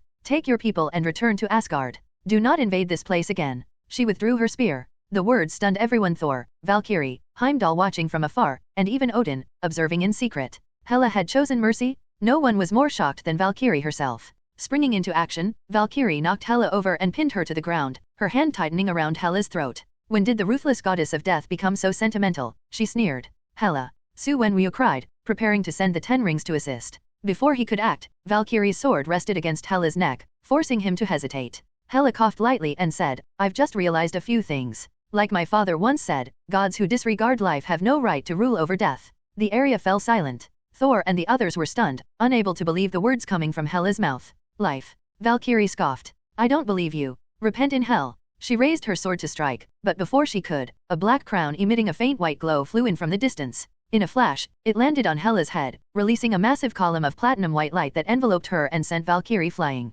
The dazzling beam left everyone stunned. When the light faded, Hela floated in the air, transformed. Her black-green battle attire was replaced by radiant white armor, and she exuded a divine and untouchable presence. What's happening? What has she become? Thor and the others were shocked. Even Hela was taken aback, glancing at herself in wonder. She could feel it. She was no longer the goddess of death. She had become something else entirely. A goddess of freedom, hope, or perhaps justice. The aura surrounding her was so overwhelming that Thor and the others found it hard to breathe. In the next instant, shining weapons appeared, descending like a storm and pinning her opponents in place. The display left everyone in awe. Hela descended gracefully, her expression calm. It's over. Return to Asgard. Thor, even with his awakened power, felt a wave of despair. There was no doubt they were utterly outmatched. Even Su Wenwu, equipped with the 10 rings, felt the futility of resistance. Just as everyone thought the battle had ended, a golden portal appeared in the sky. Through it floated a figure clad in white, their expression serene as they surveyed the scene. Everyone stared in astonishment. Who is he? Su Wenwu asked in surprise. Hela's expression turned grave, a rare sight given her newfound strength. He's my brother, she replied solemnly. What? Your brother? Su Wenwu was dumbfounded. I thought your brother was Thor. End of chapter. Chapter 374. Su Wenwu stood dumbfounded. Hela's brother wasn't Thor? Even with her newfound power, her overwhelming aura that radiated invincibility, Hela still wore a grave expression. What kind of existence could make Hela so wary? The same thought crossed the minds of Su Wenwu's black-clad followers. Hela just said that's her brother. She has another brother. One of the men suddenly made a connection. Could it be that when Hela described her monstrous brother, she wasn't talking about Thor, but about this person floating above us? This realization hit everyone, including Su Wenwu, like a thunderbolt.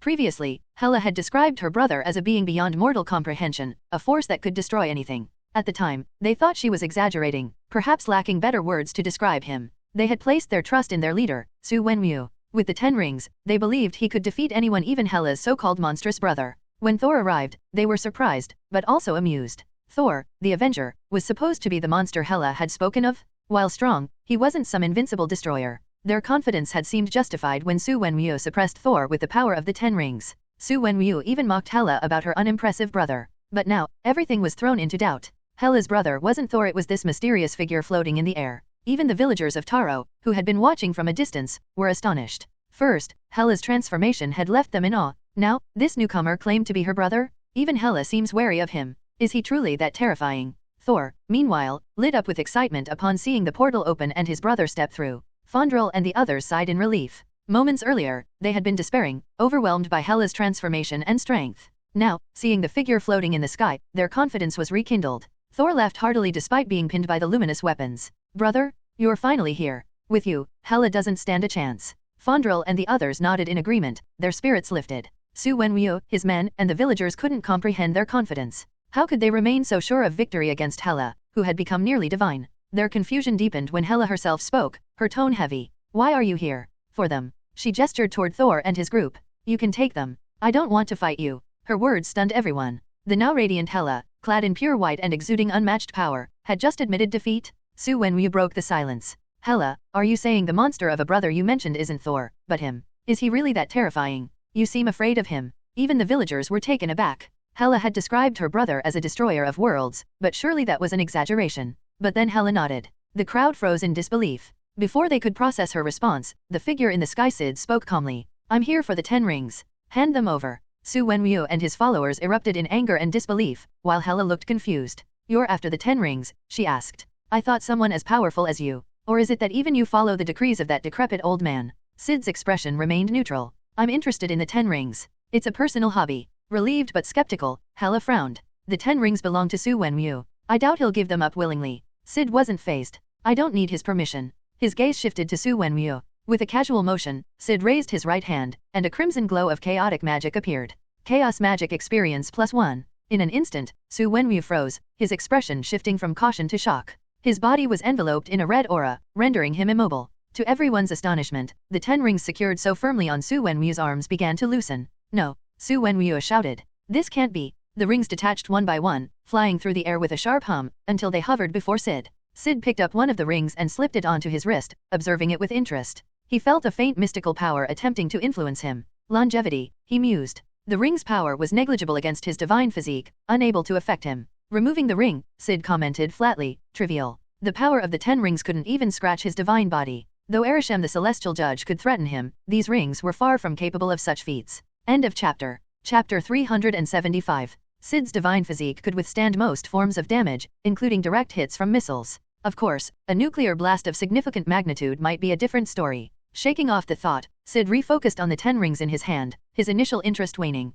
The divided power of the 10 rings, split across 10 pieces, seemed unimpressive to him. If the rings could combine their power into one, they might have caught his attention. While Syd casually evaluated the rings, the expressions of those below Su Wenwu, his black-clad followers, and the villagers of Taro were a stark contrast. Su Wenwu stared in disbelief. My 10 rings, he just took them. The overwhelming power of the 10 rings had been his source of unshakable confidence. For centuries, these artifacts had been the key to his victories, and he had believed they could even rival gods. When Hela described her brother as a monster, Su Wenwu had dismissed it, trusting the rings to give him the power to defeat and subdue anyone. But now, in an instant, he had been rendered helpless, the rings forcibly taken from him. This is impossible, a monster, truly a monster. For the first time, Su Wenwu understood why Hela referred to her brother as a destroyer of all. His followers were equally shaken. Their leader, equipped with the 10 rings, had been defeated in an instant by the man floating in the air. The very artifacts they had trusted to ensure victory were now gone. Hela's description of her brother as a monster no longer seemed like an exaggeration. The villagers of Taro, too, were stunned.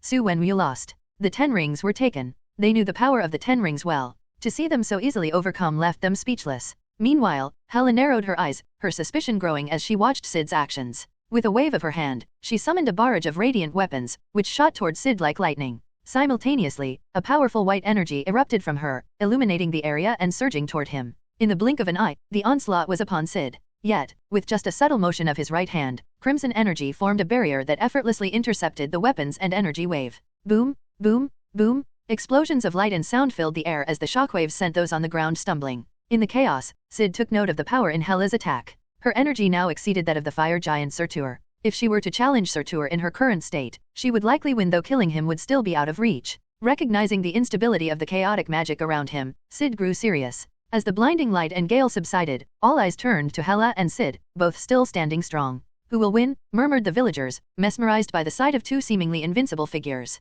Their question was answered when Syd spoke a single word. Light. The sky blazed with radiant light, stretching as far as the eye could see 100 kilometers, 200 kilometers, enveloping the heavens in brilliance. Those watching felt an overwhelming sense of insignificance, finally understanding what Hela meant by a destroyer of all. The gathered light condensed into a searing beam, streaking toward Hela like a bolt of divine judgment. Clad in her white armor, Hela raised her hand to block the attack, radiant energy surging to meet the beam. Flash. At first, Hela resisted the onslaught. But as the beam's intensity increased, augmented by chaotic magic, her defense faltered. The force hurled her backward 30 meters, 100 meters until she slammed into a nearby hill. Boom! The impact created a massive crater, steam rising from the scorched ground where plants and soil had been obliterated. In the center of the crater lay Hela, her radiant armor dimmed, her form battered. From afar, Su Wenwu and his men stared in shock. Hela had lost? The terrifying, transformed Hela thought to be invincible had been defeated in a clash of power. And all it had taken was a single word from Syd. A word, just one word. Even the villagers, accustomed to witnessing mystical forces, were left in awe.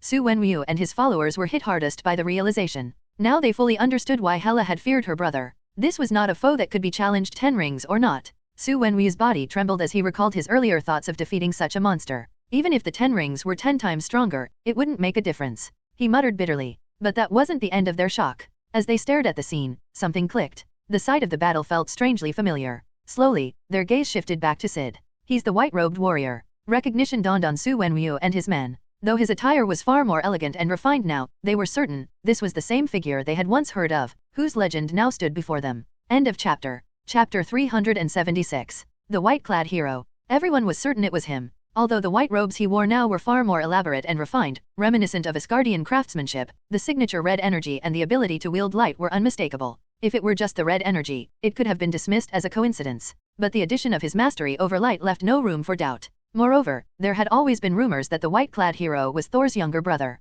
While unconfirmed, the current situation seemed to affirm it. Upon realizing this, Su Wenwu and his men were utterly shocked. So, it's the white-clad hero. Su Wenwu muttered bitterly. Just moments ago, he had foolishly thought of defeating him with the 10 rings. Defeat the white-clad hero? What a joke. That wasn't just overestimating oneself, it was a blatant act of courting death. If the man standing before him weren't the white-clad hero, he might have harbored a glimmer of hope. But now, not even the faintest trace of courage remained. The white-clad hero was a monster among monsters. Describing him as someone capable of annihilating everything almost felt like an understatement. To him, destruction wasn't a feat, it was simply reality. Even if the 10 rings were 100 times stronger, Su Wenwu knew he wouldn't stand a chance against such an existence. After all, the white-clad hero's power didn't just lie in controlling light or emitting red energy. His true strength was his ability to bend reality with sheer will. How could anyone hope to defeat a being with godlike powers? At that moment, Su Wenwu wasn't the only one overwhelmed by despair. The black-clad men behind him were equally shaken. It's the white-clad hero. We're doomed.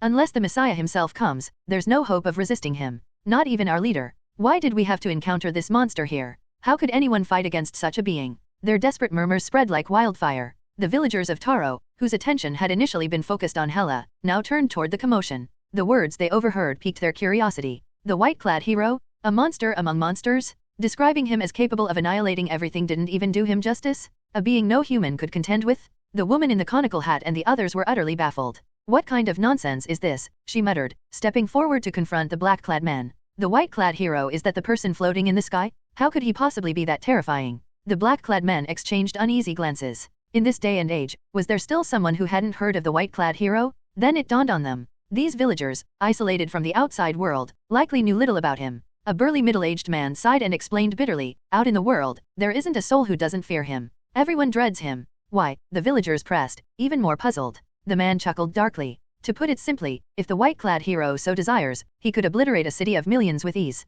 As for your little village, with just a thought, he could wipe it off the map. If he's in a bad mood, we're all as good as dead. Now tell me, should we not fear him? Isn't he a terrifying monster? His words left the villagers, including the woman in the conical hat, stunned and at a loss for words. An existence capable of destroying a city of millions? Their village obliterated in a mere instant? At first, disbelief clouded their minds. But as they observed Su Wenwu and his men's despairing faces, the possibility of exaggeration seemed increasingly unlikely. Could such a being truly exist? How can someone like that even exist? The woman muttered in shock, disbelief etched across her face. The other villagers shared her sentiments. Their gazes, once casual, now avoided the white-clad figure floating in the sky. As their shock deepened, Hela slowly climbed out of the massive crater in the distance. Though her armor appeared dim and battered, she remained largely unharmed, a testament to her resilience. However, the fight had drained her will to continue. Her face was marked with frustration and bitterness as she finally gave up the idea of contending with the man in the sky. The house of Odin, how could it produce such a monster? She muttered bitterly. After a moment, she raised her head, gazing at the calm figure hovering above.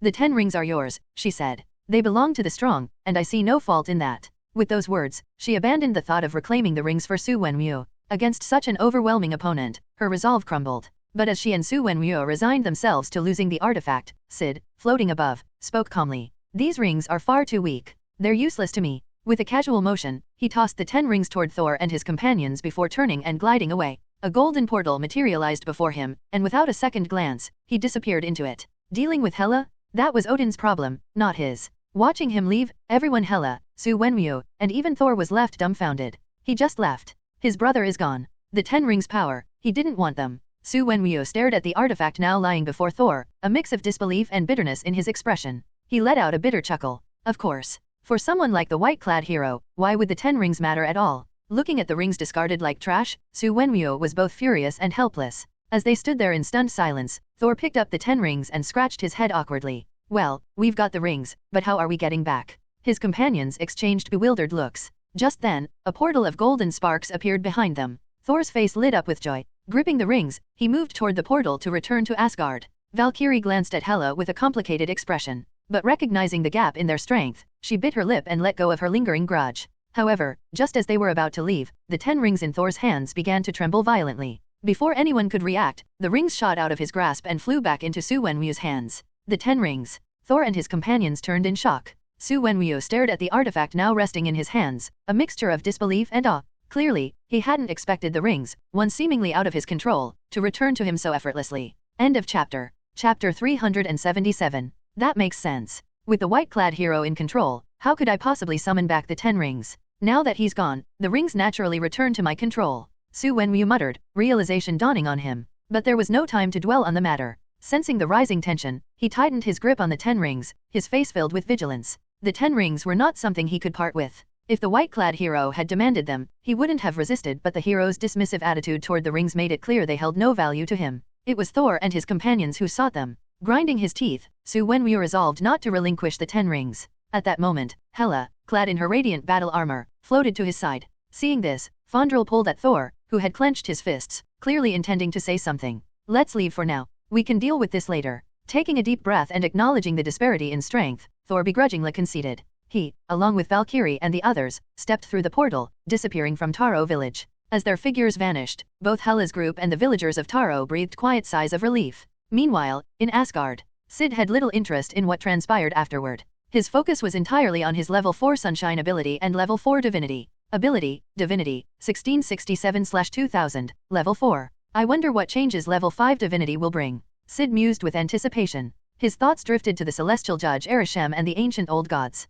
Without a significant increase in power, facing either of them would spell certain doom, even in Asgard. Pondering this, Syd activated his stealth ability and retrieved a black artifact stone. Activating it, he initiated a unique ripple of energy. Soon, the familiar scene unfolded before him, but this time, it centered on Asgard. Member of Asgard's pantheon, your existence is a hindrance to me. Your power is insufficient. A cold, indifferent voice echoed. Moments later, both Syd and Odin's divine forms were obliterated in a massive beam of energy. The energy beam continued its relentless descent, penetrating Asgard's core. Boom! In the face of the catastrophic explosion, Asgard trembled violently. Blinding light and fiery destruction enveloped the realm. Boom! The entirety of Asgard was annihilated by Arishem, a casual act of eradication. Unlike Earth, which warranted special attention, Asgard held no such privilege. In an instant, every Asgardian, including Thor, perished amidst the explosions. Far away on Earth, Hela seemed to sense the calamity. A profound silence enveloped her. She knew Asgard was gone. Her father, the old man, was likely gone as well. Ragnarok was a curse, one that would never truly end. Back in reality, Syd frowned deeply. As expected, without significant power growth, the outcome remained unchanged. Even Asgard was annihilated along with its inhabitants. Forget it. I'll return to Earth for now, Syd muttered wryly. Compared to Asgard, Earth seemed a more manageable place to reside. At the very least, its destruction wouldn't concern him as much. Moreover, Earth wasn't likely to be obliterated so easily. His decision made, he withdrew the black stone and turned his gaze toward the returning Thor and his group. Emerging from stealth, Syd approached them. What? You're returning to Earth? Thor exclaimed, his face filled with disbelief. Why? Isn't it better here in Asgard? Fandral and the others shared Thor's bewilderment, visibly reluctant for such a powerful figure to leave Asgard. Syd's expression turned awkward. He couldn't exactly tell them that staying in Asgard would only lead to their collective demise in a fiery explosion. Instead, he offered a vague explanation. I foresaw an ill omen and decided to return to Earth. His words left Thor and Heimdall, who had just approached, momentarily stunned. A forewarning? Another prophecy? Thor gasped, his expression filled with shock. Heimdall and the others mirrored his reaction. Syd was puzzled by their dramatic responses. It was a casual remark, yet they seemed profoundly affected. Thor sighed. Back when Loki sent the destroyer armor to attack us, you predicted it in advance. On multiple occasions, you've displayed prophetic insight. And now you're having another vision. Fandral and the others gazed at Syd with reverence. In any pantheon, the power of prophecy was regarded with awe. Listening to Thor's words, Syd's expression turned strange. They still remembered that incident after all this time? Thor's face grew serious. What kind of event compels you to stay on Earth? Everyone else was equally curious, confused, and uneasy. Syd hesitated briefly before replying, you'll understand when the time comes. Without elaborating further, he waved his hand, conjuring a golden portal. Yellow sparks flickered as a pathway to Earth emerged. Syd stepped toward the portal. Wait, what about Mother? Thor began. But before he could finish, the white-clad figure vanished through the portal. The matter soon reached Frigga and Odin. Queen Frigga's face was clouded with worry, while Odin appeared perplexed. Attempting to reassure her, he said, Frigga, he'll be fine. Whatever this is, we'll learn of it in due time. All of Asgard will stand with him. No one can harm him. Frigga relaxed slightly at his words. Meanwhile, Syd arrived in a secluded alley on Earth, resuming his training. Under the sunlight, his abilities steadily advanced. Sunshine EXP +1. Time passed quickly, and soon 2 days had gone by. Divinity EXP +1. Divinity EXP +1. Ability, Divinity, 1999/2000, Level 4. Feeling the abundant faith energy around him, Syd's eyes shone with anticipation. The next moment, as he absorbed one final point of faith energy, the information on his divinity transformed. Divinity EXP +1. Ability, Divinity, max/max, Level 5. End of chapter. Chapter 378. As the notification sounded, Syd immediately felt the transformation of his divinity within. Radiant white light emanated from his divine core. The original 72 facets of the divine core shifted and morphed rapidly. Soon, a dazzling core appeared within him seemingly with 99 facets, though its shape constantly shifted. Just sensing it, Syd could feel the immense power emanating from the upgraded divine core. Is that all the changes? He wondered aloud. Aside from his divinity advancing to level 5, there seemed to be no other noticeable alterations. Feeling slightly disappointed, Syd waved his hand and casually cast a portal spell. Yellow sparks ignited, and he stepped through, greeted by a wave of scorching heat.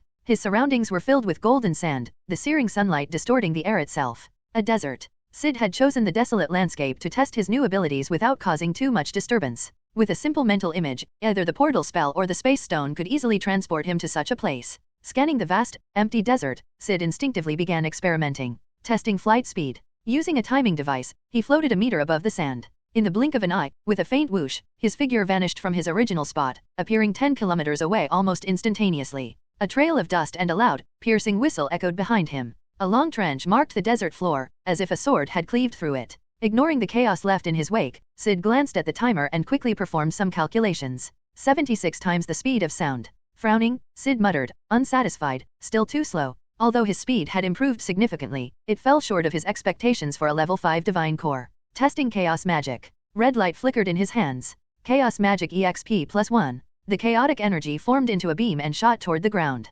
Boom! In an instant, a massive crater appeared, its contents evaporated by the chaotic energy. Syd sighed in mild disappointment. The enhancement of chaos magic was proportional to the improvement in his flight, noticeable but not groundbreaking. Testing divine command. Without much thought, Syd decided to test the strength of his divine command. Light, he uttered. Before he could finish, the results stunned him. In an instant, sunlight within a 1,200-kilometer radius intensified dramatically, flooding the area in a radiant, all-encompassing glow. It was as if the world had been submerged in a sea of light. Alarmed, Syd quickly halted the effects of his divine command. The phenomenon dissipated in a flash, lasting barely a second like a fleeting illusion. Had it continued, the abnormality would have undoubtedly drawn the attention of nations worldwide. After all, a 1,200-kilometer radius was impossible to overlook. Revelation, a major boost to light-based abilities. Though Syd dismissed the incident, his mind raced. 1,200 kilometers? The range of divine command had skyrocketed an absurd and unprecedented leap compared to the marginal increases seen in other abilities.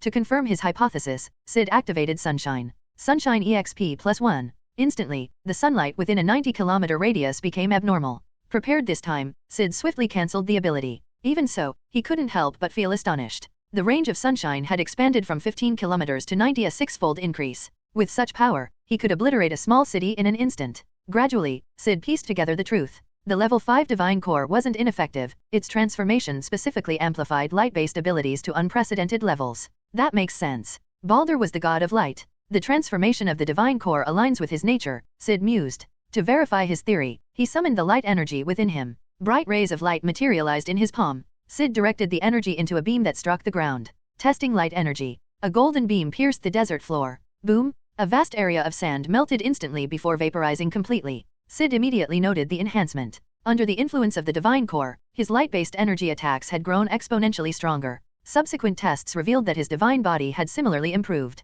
Even if a barrage of missiles exploded before him, his skin would remain unscathed, though his clothing might not fare as well. Conclusion: a new level of power. Every ability tied to Baldur saw immense amplification. The level 5 Divine Core represented a significant step forward, granting Syd newfound confidence. For the first time, he felt an inkling of security. Could I take on the celestial judge Arishem now? Syd pondered, his eyes gleaming with anticipation. The next goal, leveling Sunshine. Excitement swelled as his thoughts turned to Sunshine. If Sunshine reached level 5 and synergized with the Divine Core, how powerful would it become? Perhaps that would mark the true breakthrough he sought. Glancing at Baldur's unlock progress, Syd's expectations grew. Unlock progress, 80%. His gaze shifted to his accumulated energy points. Energy points, 8,663. The numbers didn't surprise him. Despite focusing on his abilities, he had steadily amassed energy points during idle moments. Wasting no time, Syd funneled the points into Baldur's progress. The unlock bar flickered. Unlock progress, 81%. Syd's eye twitched in mild frustration. 8,000 points for a mere 1% increase? Although collecting that many points took just over half a day, the sheer amount needed was daunting. Even so, anticipation outweighed annoyance. Every core entity, from the Orokai to the Scarlet Witch, possessed an Omega-level ability at its heart. Baldur, the god of light, would undoubtedly be no exception. The Divine Core might rival an Omega-level ability, but Syd was certain that Baldur's true power had yet to manifest. Will it emerge at 85%? Or 90%? Perhaps 95%, or even 100%. End of chapter. Chapter 379. Syd was brimming with anticipation. As he reveled in his thoughts, the light energy flowing from his transformed divinity received an inexplicable boost, becoming significantly stronger. Camartage. Dr. Strange's eyes widened in shock. Draped in his newly acquired crimson cloak of levitation, he hovered in a meditative pose, his hands weaving through magical gestures as he practiced his spells. But moments ago, something felt off. The power from his dimensional patron seemed to have undergone a change. Instinctively, Stephen Strange cast a spell. Bolts of Balthak. Instantly, golden lightning infused with dimensional power manifested before him. Boom, boom, boom. With flashes of gold, chunks of the ground shattered beneath him, leaving a crater several meters deep. Staring at the destruction, Strange froze in disbelief. The bolts of Balthak had grown significantly more powerful. No, it's the power granted by that unknown dimensional entity. It's become much stronger, he murmured in astonishment. Strange had assumed the power he'd been granted previously was already a glimpse into the entity's true strength. But now it seemed even that wasn't its limit. He wondered if even this level of power was just what the entity had chosen to bestow for now, with its true potential lying far beyond comprehension. Taking a deep breath, Strange marveled at the thought of what he could accomplish if he wielded the entity's full power. Elsewhere, Strange wasn't the only one noticing the change. Caecilius, along with other followers of the entity, experienced similar revelations. Some, caught in life-threatening situations, found themselves saved by the sudden surge of power. One by one, the believers became more awestruck and devout. In the desert, several hundred kilometers from Syd's location, a caravan of camels and travelers braving the sandstorms began to stir with commotion. Was it just me, or did the surroundings seem brighter for a moment? A sudden flash of light. Could it have been a mirage? Giovanni, a burly man with fair skin and a thick beard, hesitated as he spoke.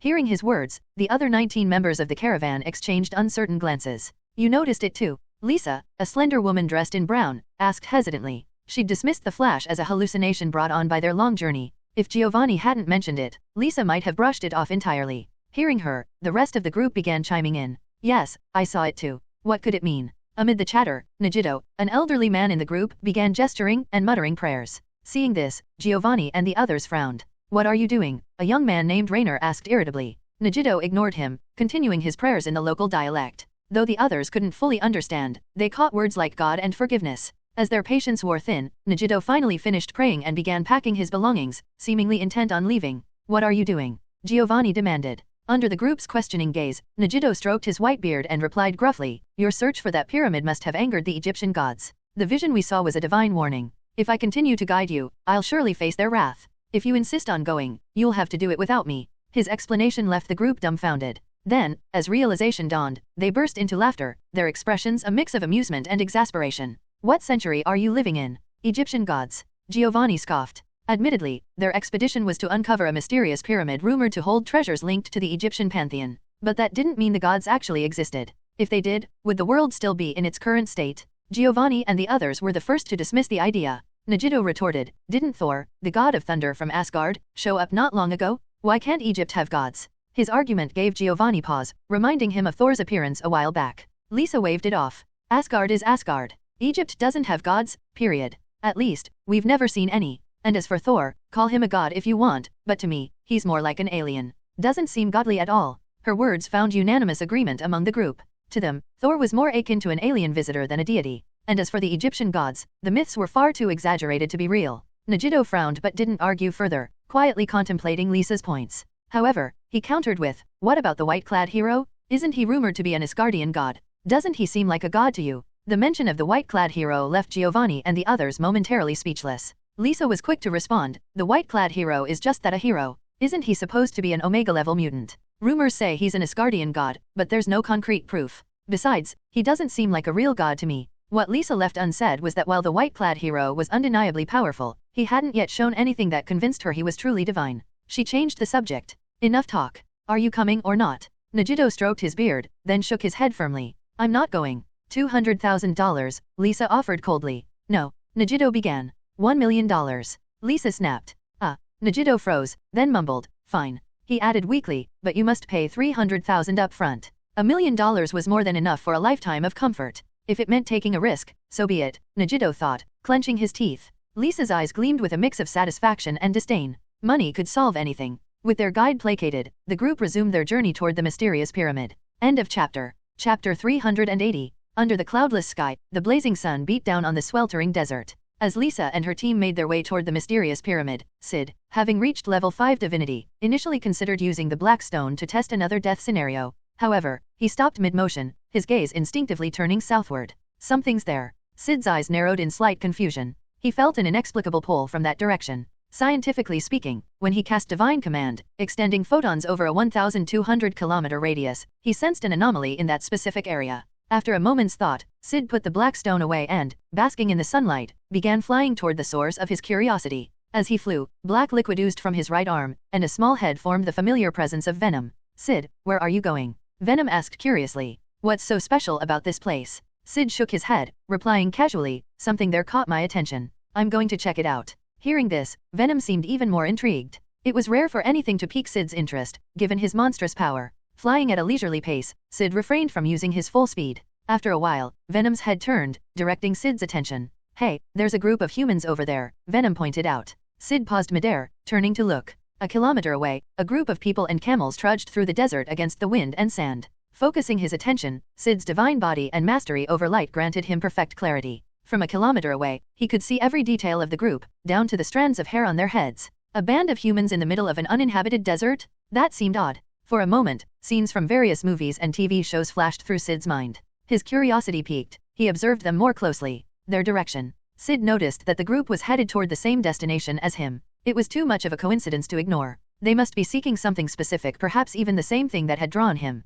Deciding to investigate, Syd moved closer, floating silently above the group as he eavesdropped on their conversations. It didn't take long for Syd to piece together their purpose. A pyramid. A flicker of curiosity crossed Syd's face. A mysterious pyramid? Who built it? What secrets did it hold? The pyramid wasn't far, so Syd decided to remain above the group, observing their journey like watching a live-action adventure film. 30 minutes later, the caravan came to a halt. Are you sure this is the place? Lisa asked impatiently, glaring at Nagido. I don't see anything. Before them lay nothing but sand and sunlight. if your map is correct. Nagido muttered, stroking his white beard as he scrutinized a brown parchment map marked with directions. Then why is there nothing here? Lisa wiped sweat from her forehead, her irritation growing. If you've led us astray, you can forget about your $1 million, and I'll take back the advance. Nagido panicked, mumbling, it doesn't make sense. The map clearly marks this spot. While the group bickered, Syd, hovering above, observed the scene with growing intrigue. From his perspective, the area did appear empty. Yet, his senses confirmed that this was the source of the anomaly. More importantly, the light in this area seemed unusually distorted, fake, even. Red light flickered across Syd's hand as he cast chaos magic. Boom! The energy collided with an invisible force, revealing a faint golden, translucent barrier. Within the barrier stood a magnificent pyramid, hundreds of meters tall. Its limestone white surface reflected the sunlight brilliantly, while its golden capstone gleamed like a miniature sun. The group fell silent, stunned by the sudden appearance of the pyramid. It's here. So it really exists. Their awe was quickly replaced by a mix of excitement and confusion. What had caused it to appear? After a brief discussion, their thoughts shifted to the treasures rumored to lie within. Their breaths quickened, and without hesitation, they pushed forward, passing through the barrier as if walking through a sheet of water. Syd followed silently, floating like a ghost behind them. As soon as the group entered, the barrier faded once more, concealing the pyramid from view. Walking several hundred meters, they arrived at the base of the pyramid. How do we get in? Lisa asked, her gaze falling on a burly man with distinctly Egyptian features. Without a word, the man began searching for an entrance. After 10 minutes of effort, a rumbling noise echoed as the pyramid's massive doors creaked open. A rush of stale air greeted them, and with eager anticipation, they stepped inside. Syd trailed behind, invisible and unnoticed. As they ventured deeper, passing through corridors and chambers, they encountered numerous murals. Many depicted golden discs, figures with bird heads and human bodies, and others with ram heads. Nagido began explaining, the disc represents the sun, a symbol of Ra, the sun god. The bird-headed figures also represent Ra. The ram-headed figure depicts Ra's form in the underworld. These murals mostly portray images of Ra. The group was intrigued. Ra, the sun god, symbolized light and creation. His worship held a central place in ancient Egyptian culture. A young man in glasses named Norbert remarked, interestingly, the name Ra means light in Sanskrit. In the context of Buddhism, Amitba can be interpreted as reverence for infinite light. It seems ancient civilizations all revered the sun and light in some form. Lisa smirked. You're quite the scholar, aren't you? After some light-hearted banter, their curiosity returned. What connection did Ra have to this pyramid? Chapter 381. Under Nagido's explanation of the murals, the group gained a rough understanding of the pyramid. This pyramid's owner revered Ra, the sun god. His murals are everywhere, Nagido remarked with a hint of awe. Based on these depictions, it seems this pyramid was built by a pharaoh, intending to perform a ritual to borrow Ra's power for resurrection. Probably didn't work, right? Lisa said with a chuckle. Who could resurrect themselves, let alone with a god's power? Giovanni and the others nodded in agreement, sharing her disbelief. Nagido shook his head under their questioning gazes. How would I know? We'll only find out if we go deeper inside. As they conversed, they reached a vast corridor-like hall adorned with murals, mysterious symbols, and bandaged mummies. However, these mummies weren't human, they appeared to be animals. Gross, Lisa muttered in disgust. At that moment, someone in the group pointed ahead with curiosity. Is that Anubis, the god of death? Norbert asked, wide-eyed. Everyone turned to see a towering statue, several meters high, of a wolf-headed, human-bodied figure. It does look like Anubis, someone murmured. Pretty detailed, isn't it? Lisa's eyes sparkled with interest. As the group approached the statue to admire it, the mummified animals lying on the ground suddenly stirred. They're moving. My god. The wolf-like mummies rose to their feet, causing Lisa and the others to freeze in shock and disbelief. Bang, bang, bang. Giovanni reacted the fastest, pulling out his gun and firing while shouting, run. Quickly. He led the charge down the corridor. The others followed suit, firing their weapons as they fled. Unfortunately, their reaction was slightly delayed, and the mummies seemed impervious to bullets. In less than 10 seconds, 3 people were dragged to the ground. Hearing the screams and the sound of flesh being torn behind them, Lisa and the others shuddered, their fear escalating. What the hell are these things? Weren't mummies just myths? Are they real now? Lisa screamed in disbelief, running as fast as she could while 4 wolf mummies pursued them. Back in the hall, the 3 downed group members were silent. Syd floated into the area with Venom at his side, surveying the gruesome scene of the mummies tearing into their victims. The 3 wolf mummies turned their heads towards Syd, baring their teeth, as if ready to attack. Venom growled in response, eager for action. Syd, let me handle this. It's been too long since I've had a fight. But before Venom could strike, the mummies froze as they neared Syd. Seemingly sensing something, they dropped to the ground, bowing submissively. What just happened? Venom was dumbfounded, staring at the once aggressive creatures now acting docile and reverent. Syd raised an eyebrow, puzzled, and decided to test them. Come here, he said. Obediently, the 3 mummies stood and approached, awaiting his command. Syd's surprise deepened as he studied them. A thought began to form. Are they sensing something from me? Perhaps they've mistaken me for someone else? Or something else. He pondered for a moment, his mind landing on one plausible explanation. A god? Have they mistaken me for an Egyptian deity? Syd mused, intrigued. The idea made sense after all. Divine entities often shared overlapping auras or energies, and the origins of many pantheons were interconnected. Deciding they weren't worth further thought, Syd turned away. To him, these wolf mummies were inconsequential, they couldn't harm him even if they tried. Without hesitation, Syd moved toward where Lisa and the others had fled. The wolf mummies hesitated briefly before returning to their grisly feast. As they gnawed on the corpses, blood pooled beneath them, seeping into the ground. Eventually, the bodies shriveled into skeletal remains. Farther down the corridor, Syd floated past more bodies, some crawling with small black insects. Sensing his presence, the insects scattered, leaving his path unobstructed. As he moved deeper into the pyramid, he saw fewer bodies, finally arriving in a space devoid of corpses. Ahead, Lisa and the remaining survivors leaned against a wall, panting and trembling with fear. After several moments, they began to calm down, taking in their surroundings. Their attention was immediately drawn to the centerpiece of the chamber, a golden altar surrounded by countless skeletons.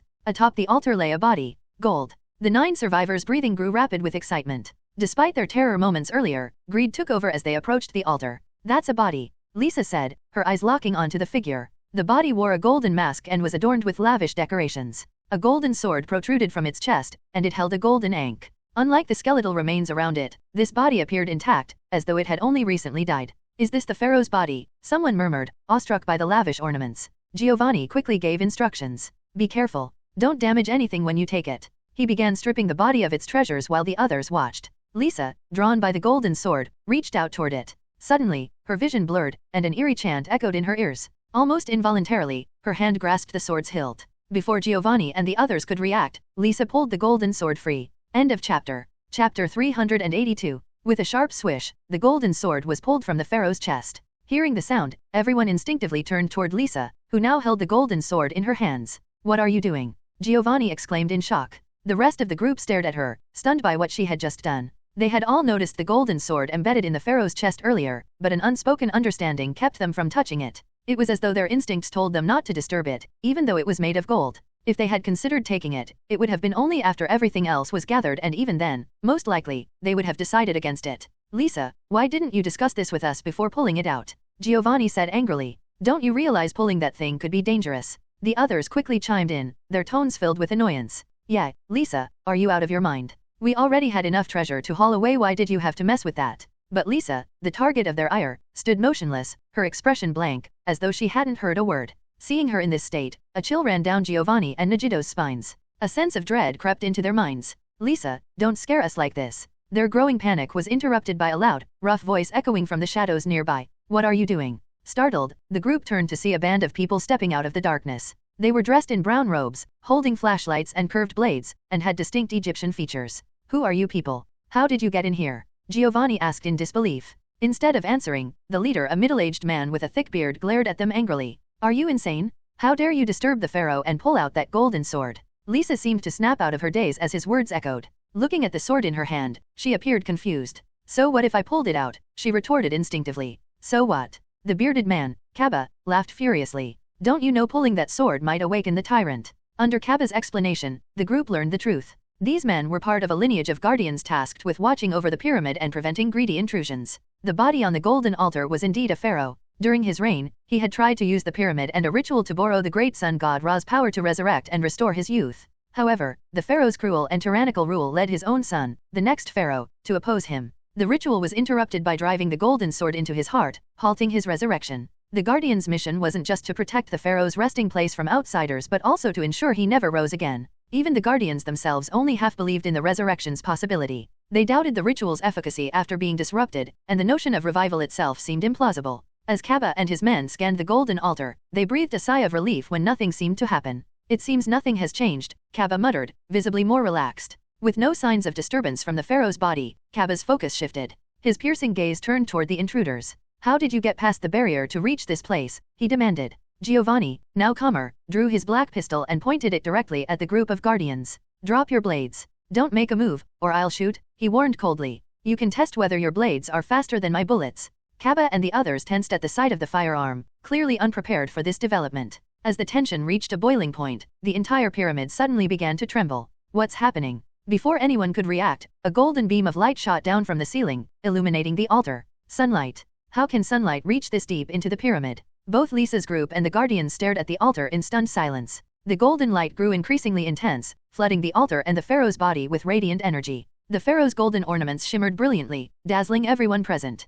Boom! A powerful shockwave erupted from the altar, sending Lisa and the others flying backward. They landed heavily on the ground, groaning in pain. But they had no time to dwell on their injuries. All eyes were fixed on the pharaoh's body, which began to change within the golden beam. The wound in the pharaoh's chest, where the golden sword had been embedded, started to heal rapidly. Even more horrifying, the pharaoh's hand twitched. His hand moved? Did you see that? Norbert shouted in disbelief. Yes, I saw it too. As Giovanni and the others stood frozen in shock, Cabba's expression darkened. He muttered in a trembling voice, the interrupted ritual, it's restarting. How is this possible? We're doomed, he added, his tone filled with fear. A younger guardian named Colin, an attractive man in his 20s, looked confused. Even if the pharaoh revives, why are we doomed? I've got a gun. What could he possibly do against bullets? Some of the others nodded in agreement, finding Colin's point reasonable. Cabba glared at them angrily. You fools? The legend says this pharaoh was incredibly powerful, skilled in rituals that only the most gifted priests could perform. End of chapter. Chapter 383. Chapter 383.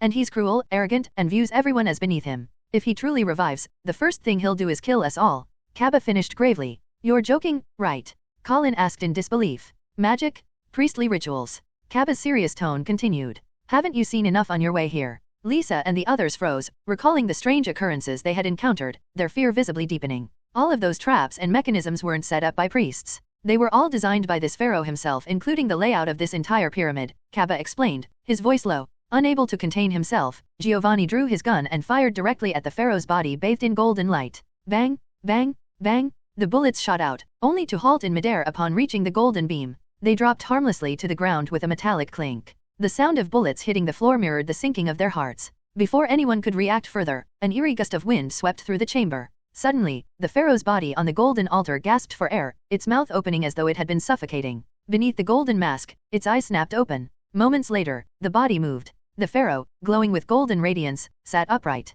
The golden mask slipped from his face, revealing an exotic visage, majestic, stern, and exuding an oppressive aura of authority. Despite having died long ago, he now looked as though he were in his early 30s. Cabba and the other guardians were dumbstruck.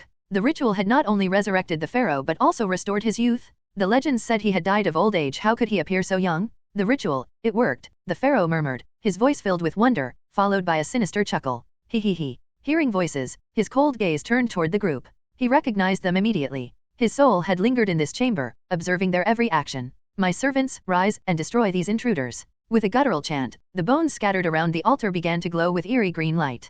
To Lisa and the others' horror, the skeletal remains stood up, their lifeless eyes burning with an unholy fire. Roar! The mummified corpses let out terrifying growls before charging at the group. Bang! Bang! Bang! Giovanni fired frantically at one of the mummies, but it only staggered briefly before continuing its advance, seemingly unfazed. Giovanni's heart sank. Desperate, he turned his gun toward the pharaoh atop the golden altar. Bang! Bang! Bang! Bullets streaked through the air, striking the pharaoh's body with sickening thuds. Blood splattered across the golden altar. The group was momentarily stunned by the sight, their despair turning to hope. Even the attacking mummies paused. Did it work? Someone whispered. Before they could celebrate, the golden ankh clutched in the pharaoh's hand began to glow. The group had seen the ornate symbol earlier but had been unable to pry it from his grip, opting to loot other treasures first. Now, as the golden light intensified, the pharaoh's wounds healed before their eyes. Bullets embedded in his flesh were pushed out, clattering to the floor. That's the ankh, Cabba explained hurriedly. It symbolizes strength, vitality, and life itself. Many depictions of gods show them holding this object.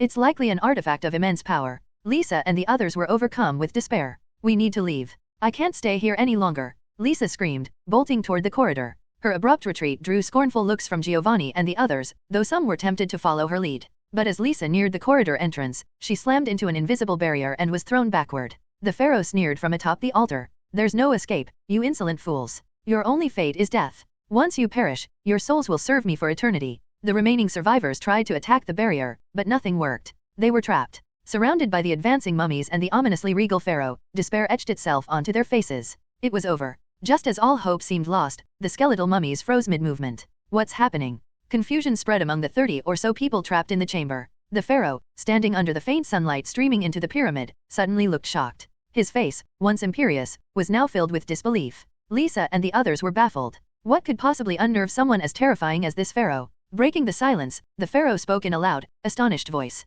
Is there a divine presence nearby? Who is it? The group exchanged bewildered glances. A god? Impossible. A divine presence? Here? As they wrestled with their confusion, the pharaoh closed his eyes, as if sensing something. When he reopened them, awe and reverence filled his gaze. I feel the presence of sunlight. Is it you? The great sun god, Ra? Unbelievable? Why would you grace this place with your presence? What? The words left everyone stunned. The sun god, Ra? End of chapter. Chapter 384. The sun god, Ra? Are you kidding? The legendary sun god of Egyptian mythology, the creator of the world, appearing here? Even though Lisa and the others were drowning in despair, this revelation struck them harder than the pharaoh's sudden resurrection. Their first reaction was disbelief. But when they saw the pharaoh's shocked expression under the sunlight, they began to waver. Could it really be true?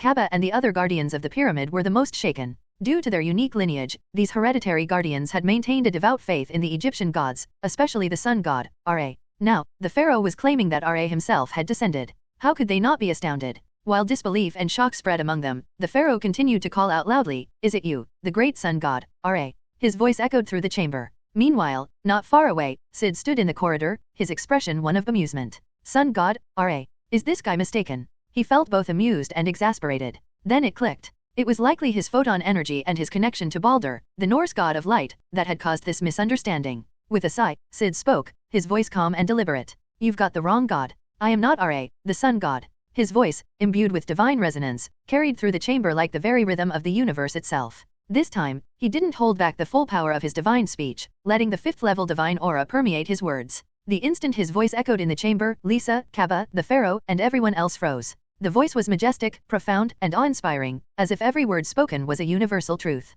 It demanded belief and reverence. The immediate reaction was unanimous. This was not a human voice. It could only belong to a god. Every single person in the pyramid shared this conviction. For Lisa and the others, this realization brought shock. A god? Here? A being that existed only in myths and legends was now speaking? But the message within the voice left them dumbfounded. Not Ra. The pharaoh was mistaken. Then, which god is this? The confusion deepened among Lisa and the others. Even Kaba and the guardians, despite their disappointment, couldn't help but feel curiosity about the identity of this mysterious deity. While their thoughts swirled, the pharaoh spoke again, his disbelief evident. Impossible? I can feel it, the overwhelming, sun-like energy emanating from you. Such power belongs solely to the great sun god, Ra. His tone shifted to one of disappointment as he continued. Are you unwilling to meet me? Perhaps it's true, we, who claim to be your descendants, might not be worthy. Even if we are, I am unfit to stand before you. How could someone like me meet such a divine presence? The arrogance and cruelty that had once defined the pharaoh seemed to vanish in the face of his unwavering faith. He was certain that the presence within the pyramid was the sun god, Ra, or at least an avatar of him. After all, who else could exude such radiant, sun-like energy? As the pharaoh's reverent words echoed, Giovanni whispered to Kaba, is he saying he's a descendant of Ra? Kaba nodded, his voice low. In ancient Egypt, the first pharaoh declared himself the son of the sun god, often seen as the god's earthly representative. He was worshipped as a divine figure by his subjects. Whether it's true or not, who can say? Hearing this explanation, Lisa and the others nodded, not particularly surprised. Many rulers throughout history had claimed divine lineage to solidify their power. Then, the profound voice spoke again. I've already said you have mistaken me for another. Yet, no matter how Syd tried to correct him, the pharaoh refused to believe it. His conviction only deepened as he sensed the undeniable presence of divine energy in the pyramid. Determined to confirm his beliefs, the pharaoh began to chant an incantation in a language incomprehensible to the others. As the chant ended, something extraordinary happened. Boom, boom, boom, the entire pyramid began to quake violently. What's happening? Is it collapsing? Fear surged through Lisa, Kaba, and everyone else. If the pyramid collapsed, they would be buried alive. Fortunately, their fears didn't materialize. Instead, under their astonished gazes, the upper layers of the pyramid peeled away as though the roof were being opened. Blazing sunlight flooded into the once dark chamber, illuminating the corridors and halls. Roar, rustle. Terrified by the sudden light, swarms of black scarabs scattered, while the mummies and other shadowy creatures retreated into hiding. Lisa and the others shrank back in fear at the eerie sounds. Then, as the ceiling fully opened, the pyramid's structure flattened into a vast, open space, like a massive arena. In their stunned silence, Lisa and the others noticed something amidst the sunlight, a figure floating midair. This figure wore luxurious, otherworldly white robes and a mysterious mask, exuding a divine and regal aura. At the sight of him, everyone froze, their hearts pounding. Was this a god? Could it be Ra, the sun god? But the white robes. Some among the group found the attire oddly familiar, as though they had seen something like it before. The pharaoh's eyes gleamed with recognition, his faith only strengthening. It's like staring directly at the sun. For the first time in centuries, the pharaoh felt warmth and reverence. End of chapter. Chapter 385. As the pharaoh tried to sense the divine presence, far away in Egypt's capital and in other nations like the United States, astonishment flashed across countless faces. Moments earlier, a massive golden pillar of light had erupted into the sky from the desert, connecting heaven and earth. The phenomenon was so extraordinary that it drew global attention. Naturally, various national security agencies detected the energy surge and focused on the area. Satellites were immediately repositioned to capture the scene. What they discovered left them dumbfounded: a pristine pyramid standing amidst the desert sands, untouched by erosion, as though it had just been constructed. How is this possible? Nearby Egyptian towns and cities, as well as tourists visiting the area, were also captivated by the golden pillar. A supernatural phenomenon. A divine miracle. Whether local Egyptians or tourists, everyone was left gawking at the sight, murmuring theories as they debated the nature of the spectacle. While the US military and other nations remained wary and confused, their satellite feeds revealed something even more surprising. The pyramid's apex began to peel open, exposing its interior. Captured in high definition, the images showed the pharaoh, Lisa, and the others within the pyramid, along with a white-robed figure floating midair. Unlike Lisa and the others, the US military, unfamiliar with Ra's mythology, instantly reacted to the white-robed figure. The white cloak. Confusion spread rapidly. What is the white cloak doing here? What's the connection between him and this pyramid? Unable to make sense of the situation, they wasted no time deliberating and made a decisive move. After a cursory notification to Egypt, the US activated their latest space-based weapon system. The weapon, designed specifically to counter threats like the White Cloak and the Messiah, was installed covertly across key regions including Egypt. In moments, 10 massive white structures, camouflaged in orbit, revealed themselves. Far larger than satellites, they began assembling enormous weaponized apertures. 7 of these apertures glowed with a bluish light. Boom! 7 concentrated energy beams shot down toward the desert, targeting the pyramid with pinpoint accuracy.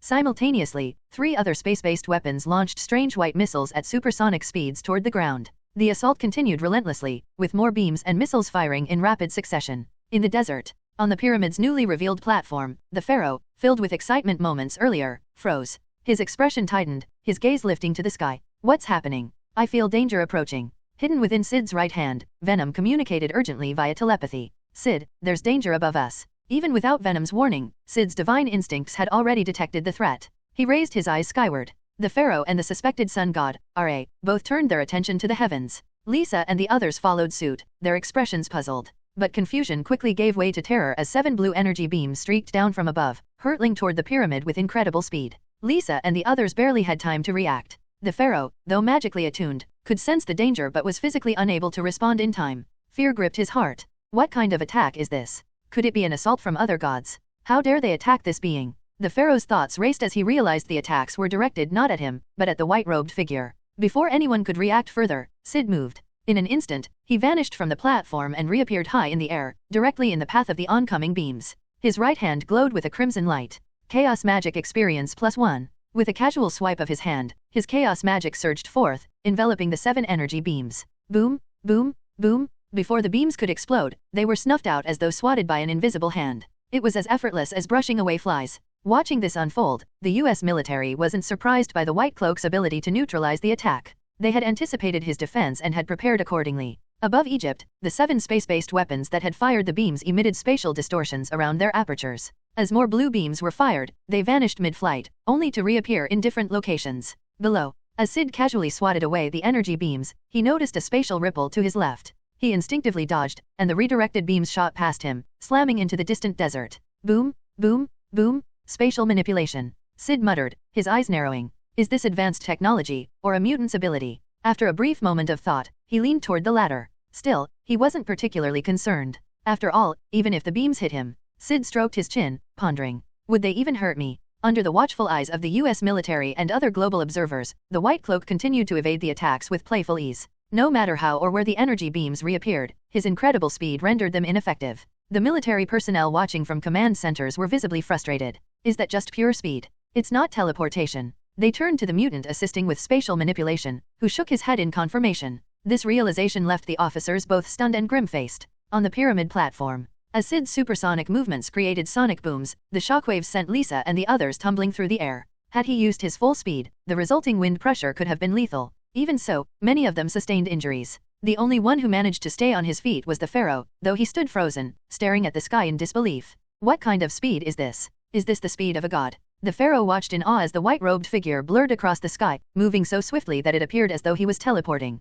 One moment he was still, the next he was somewhere else entirely. Each casual motion widened the chasm between mortal and divine in the pharaoh's mind. He had also witnessed Syd snuff out the energy beams with a mere wave of his hand. Such destructive power, nullified so effortlessly, Shock gave way to doubt in the pharaoh's heart. Could this being not be the great sun god, Ra? For the first time, the pharaoh began to question his assumption. After all, the power wielded by this figure wasn't the radiant force of the sun, it was something else entirely, a crimson energy unlike anything he had seen. Have I been mistaken all along? Confusion clouded his mind as the truth eluded him. End of chapter. Chapter 386. The pharaoh's gaze was filled with confusion as he recalled the recent denial from this extraordinary being. Could it be possible that this person truly wasn't the sun god Ra? If not, with such terrifying speed and strength on display, what other god could possess such power? Staring at the figure in the sky, effortlessly nullifying wave after wave of incoming attacks, the pharaoh's eyes reflected awe and astonishment. In the sky, Syd stood, watching the relentless blue energy beams shooting toward him. Though harmless, the sheer persistence was irksome. With a slight frown, he contemplated briefly before raising his gaze to the origin of the blue energy bursts. In the next moment, his pupils contracted slightly. A vivid display of the distant scene unfolded before him. He could see not only the blue energy beams but also white clouds, and an approaching barrage of white missiles yet to reach him. What kind of missiles are these? Moreover, they hadn't utilized spatial capabilities to transport the missiles directly to him. What were they planning? Trying to lull me into complacency before striking? Or gathering enough to unleash a massive attack? With these thoughts, Syd continued observing the distant scene, his eyes tracing upward. For someone who could control light, this level of visual precision posed no challenge, as though he had acquired a remote viewing ability. Soon, he spotted 10 satellite-like orbital weapons. The distance is quite far. Dodging the attacks while frowning, Syd calculated. Even at his current speed, it would take some time to reach and destroy those orbital weapons. Suddenly, an idea struck him: portal magic. Since he had a clear view of the location. In the next moment, yellow sparks of light flashed in front of him, forming a shimmering portal. On the other side of the portal lay the location of the orbital weapons.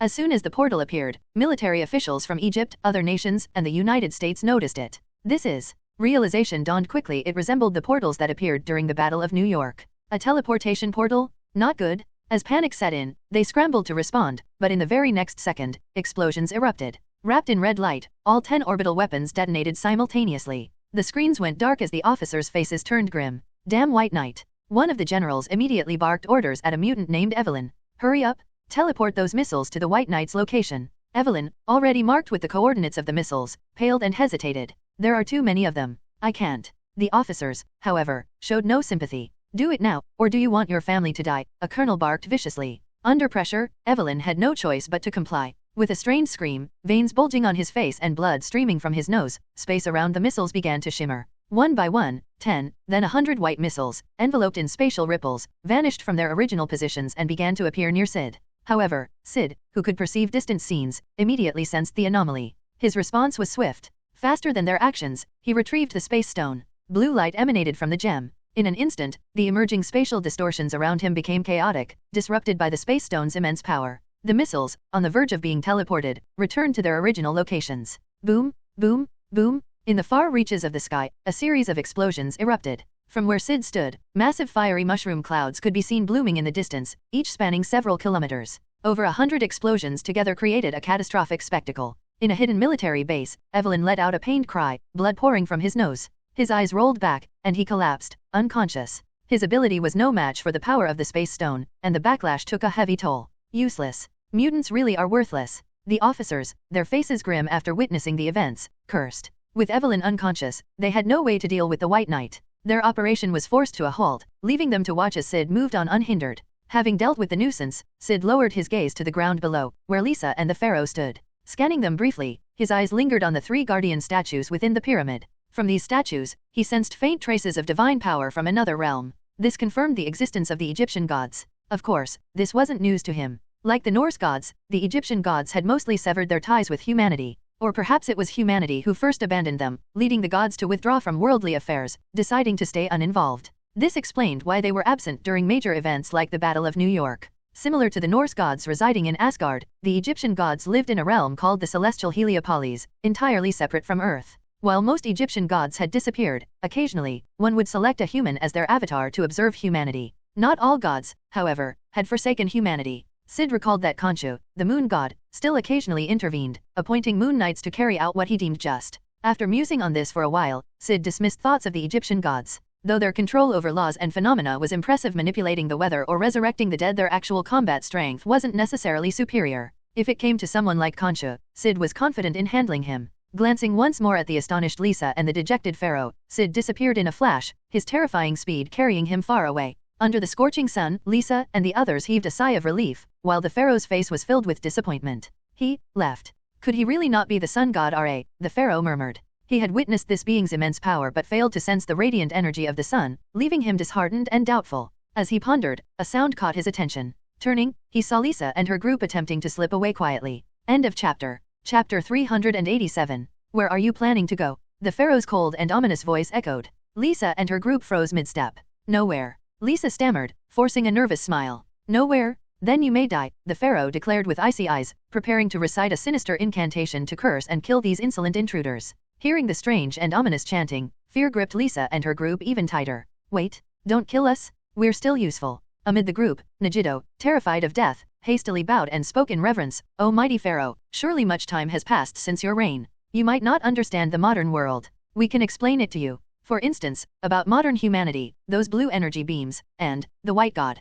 Megiddo became increasingly frantic as he noticed the pharaoh continuing to chant. Just as they believed their end was inevitable and prepared to fight back, the pharaoh's chanting abruptly paused. Wait, did you say you know about those blue energy beams and the white god? Megiddo froze, then quickly nodded. Yes, I know. We know as well. Giovanni chimed in immediately. The pharaoh's expression shifted, his killing intent momentarily subsiding. The mention of that being piqued his curiosity. Although he felt disappointed realizing this figure might not be the great sun god Ra, he still wanted to learn more about him. Seeing this opportunity, Megiddo hurriedly continued, that white god humans call him the White Knight. He appeared suddenly, demonstrating immense power. He can emit a red energy. The pharaoh remained unimpressed. He had already observed that earlier and found it unremarkable. Many beings could emit energy, it was nothing extraordinary. But then, Megiddo's subsequent words truly startled him. This white god, beyond emitting red energy, can do something even more unbelievable. He can twist reality, altering it entirely. What? For example, we've seen him turn inanimate objects into living creatures, like butterflies, and even.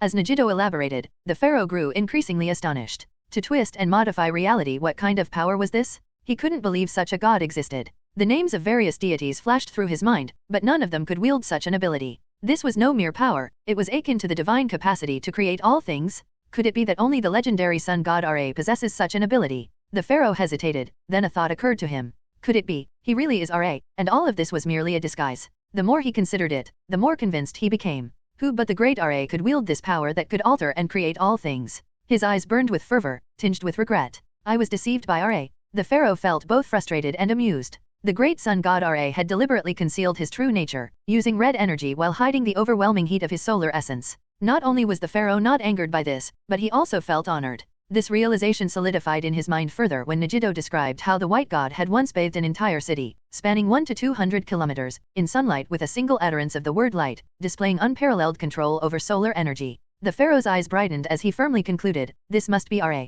Who else could control sunlight on such a vast scale? Even if the described area was smaller than expected for Ra's power, this was still an act only the sun god could perform. I almost let myself be fooled. The pharaoh thought, both excited and regretful. At that moment, he was entirely convinced that the White Knight was indeed the sun god Ra. However, when Megiddo mentioned that the White Knight was rumored to be the god of light from Asgard, the pharaoh frowned in doubt. Of course, he didn't dwell on it. After all, this was just the words of Thor, a claim lacking any acknowledgement or evidence from the White Knight himself. I'll need to observe Ra more closely in the future to confirm, the pharaoh decided. After hearing all this, he turned to the anxious Megiddo and the others with a smile. Very well. For sharing knowledge of Ra, the great sun god pardons your offense against me. However, while your crimes are forgiven, you must serve me for a time before I release you. Lisa and the others instinctively exhaled in relief but quickly grew troubled again. At the same time, they were baffled by the pharaoh's remarks. A guard hesitantly asked, Ra, isn't he the god of light? Pharaoh, didn't they just explain the situation to you earlier? This question sparked confusion among Giovanni and the others, who turned their puzzled gazes toward the bronze-skinned pharaoh. The pharaoh snorted coldly, his voice chilling. What do you simple mortals understand? This is merely Ra's disguise? If even mortals like you could recognize him, would he still be Ra? Who but Ra could wield such immense power and command such vast solar light? Lisa and the others exchanged looks, shock flashing in their eyes. The White Knight was actually Ra, the sun god Ra, the creator god from Egyptian mythology, hiding in disguise. Though they found it hard to believe, the pharaoh's explanation made sense. After all, as the pharaoh, he surely possessed knowledge far beyond theirs. Why would he lie? This realization shifted their perspectives. Perhaps the White Knight truly was the sun god Ra. As they wrestled with this thought, a guard's expression changed, and he muttered to himself, the White Knight is actually the sun god Ra. No, this must be reported to HQ immediately. While they were lost in their thoughts, Syd, far from the pyramid, held a black stone artifact in his hand. I wonder what this death vision will show me this time, Syd murmured, intrigued. After reaching the 5th tier of godhood and significantly increasing his strength, he was curious about how things would unfold if he faced Arishem, the celestial judge, once again. End of chapter. Chapter 388. With this thought in mind, Syd grasped the black stone artifact and casually retrieved the power stone. Channeling its energy, he directed it into the black stone. Soon, familiar energy waves rippled out. Without resistance, a familiar scene unfolded before Syd's eyes. Earth appeared, along with the colossal figure of Arishem, the celestial judge, looming in the distance. Will it end in death again, or did I manage to defeat him this time? Under Syd's curious gaze, the death vision began to shift. At first, events played out as expected. Asgardian, your presence obstructs my purpose, Arishem declared. Your power is insufficient. With those familiar words, Arishem initiated his attack, locking down space and movement. Following that, the Celestial released a familiar torrent of fiery red energy, intending to obliterate Syd entirely, already preparing to depart the scene. The sky filled with crimson light. On Earth, those watching through satellite feeds were struck with terror. That's horrifying. The White Knight is doomed this time. As these thoughts raced through their minds, a voice echoed. Light. In an instant, a region spanning 1,200 kilometers became bathed in sunlight. Simultaneously, Syd gripped the space stone tightly, frantically drawing its energy while invoking sunshine under the divine authority of his words. Within moments, sunlight within a 200-kilometer radius intensified, becoming overwhelmingly brilliant. The maximum range of sunshine at level 4 is still 200 kilometers. Syd wasn't surprised. He had already confirmed this limitation during his last attempt. However, despite the unchanged range, the power of sunshine was significantly enhanced under the amplification of his 5th-tier divine core. The range might have reached its limit, but its intensity had not. Staring at the dazzling spectacle, Syd had a sudden thought. If only I could control this directly. Watching the distant vision of himself casting sunshine, Syd frowned. Driven by curiosity, he decided to experiment. Before long, he felt his perspective shift as though he had taken control of the version of himself within the vision. Without hesitation, he attempted to manipulate the sunlight covering the 1,200-kilometer radius, condensing it into beams of light. Moreover, he pushed further, trying to merge the light from sunshine. Although the latter was more challenging, Syd managed it. In an instant, the divine sunlight from the 1,200-kilometer radius and the radiant light of sunshine condensed into a tangible beam of light. The beam, moving at lightning speed, pierced through the crimson energy Arishem had unleashed, creating a fist-sized hole. As the remaining crimson energy surged toward him, Syd made no effort to defend himself. Instead, his entire focus was on the Celestial. The beam, now cloaked in red chaos magic radiating from Syd's hands, struck Arishem's chest. The Celestial was visibly surprised as his protective barrier cracked and shattered. The beam composed of divine sunlight, sunshine, and chaos magic touched Arishem's armor, causing the fiery, rock-like exterior to disintegrate into nothingness. Though the process was slow, it succeeded in wounding him. When Arishem regained composure, a fist-sized hole had formed in his chest, penetrating deep into his body and erasing everything within. You. Arishem's voice carried a mixture of astonishment and disbelief. How long had it been since he was last injured? A mere being from a planet had managed to harm him? As these thoughts crossed his mind, he realized that the beam, seemingly insignificant in size, suddenly detonated. Boom! An overwhelming brilliance engulfed everything in sight. On the other side, Syd, having exhausted his energy to fuel sunshine, divine authority, and chaos magic, was left defenseless. As the remaining crimson energy swept toward him, Syd braced himself. His 5th-tier divine body, significantly enhanced, allowed him to endure. Even the symbiote, Venom, awoke to form a protective armor around him, absorbing some of the impact before retreating in agony. Despite his efforts, the relentless assault left Syd's skin disintegrating, exposing raw flesh beneath. Yet, Syd paid no attention to his injuries. His focus remained entirely on Arishem. As the light dissipated, Arishem's state became clear. A massive hole, hundreds of meters wide, marred his chest. Syd's heart sank. The combined power of divine authority, sunshine, and chaos magic should have caused far greater destruction. Then he noticed it, a familiar, invisible barrier actively suppressing the spread of the remaining light. Even with Syd still channeling energy into his abilities, he couldn't breach the barrier quickly. The scene felt all too familiar. Arishem's defenses were weak when he was careless, but once he became serious, their strength increased exponentially. As the crimson energy around Syd dissipated, his bloodied form became visible, golden divine blood glistening as it dripped. Those observing through satellites were stunned. Is this a draw? The White Knight actually hurt that gigantic red monster. They watched as Syd's damaged body began to regenerate, his flesh writhing in an attempt to heal. Unfortunately, Arishem gave no such opportunity. Asgardian, your power is formidable enough to wound me. It has been so long since I've been hurt. End of chapter. Chapter 389. Arishem, the celestial judge, spoke with a deep and commanding voice that seemed to carry a hint of admiration. However, this ends here, he said calmly. Your power is still far too weak. Even as he fended off Syd's relentless attacks, Arishem unleashed a massive, concentrated crimson energy beam. Boom! Under the gaze of humanity, the fiery red energy engulfed the regenerating Syd. Boom! Syd could feel his body disintegrating. Despite the formidable strength of his divine body, it was pure folly to believe he could emerge unscathed against the celestial judge Arishem's assault without defense. If he had abandoned his offense and focused purely on defense, he might have lasted a while longer. But it was meaningless, any defense would eventually fall. Forget it. This is just another death simulation. Realizing the vast power gap, Syd decided there was no point in continuing to resist.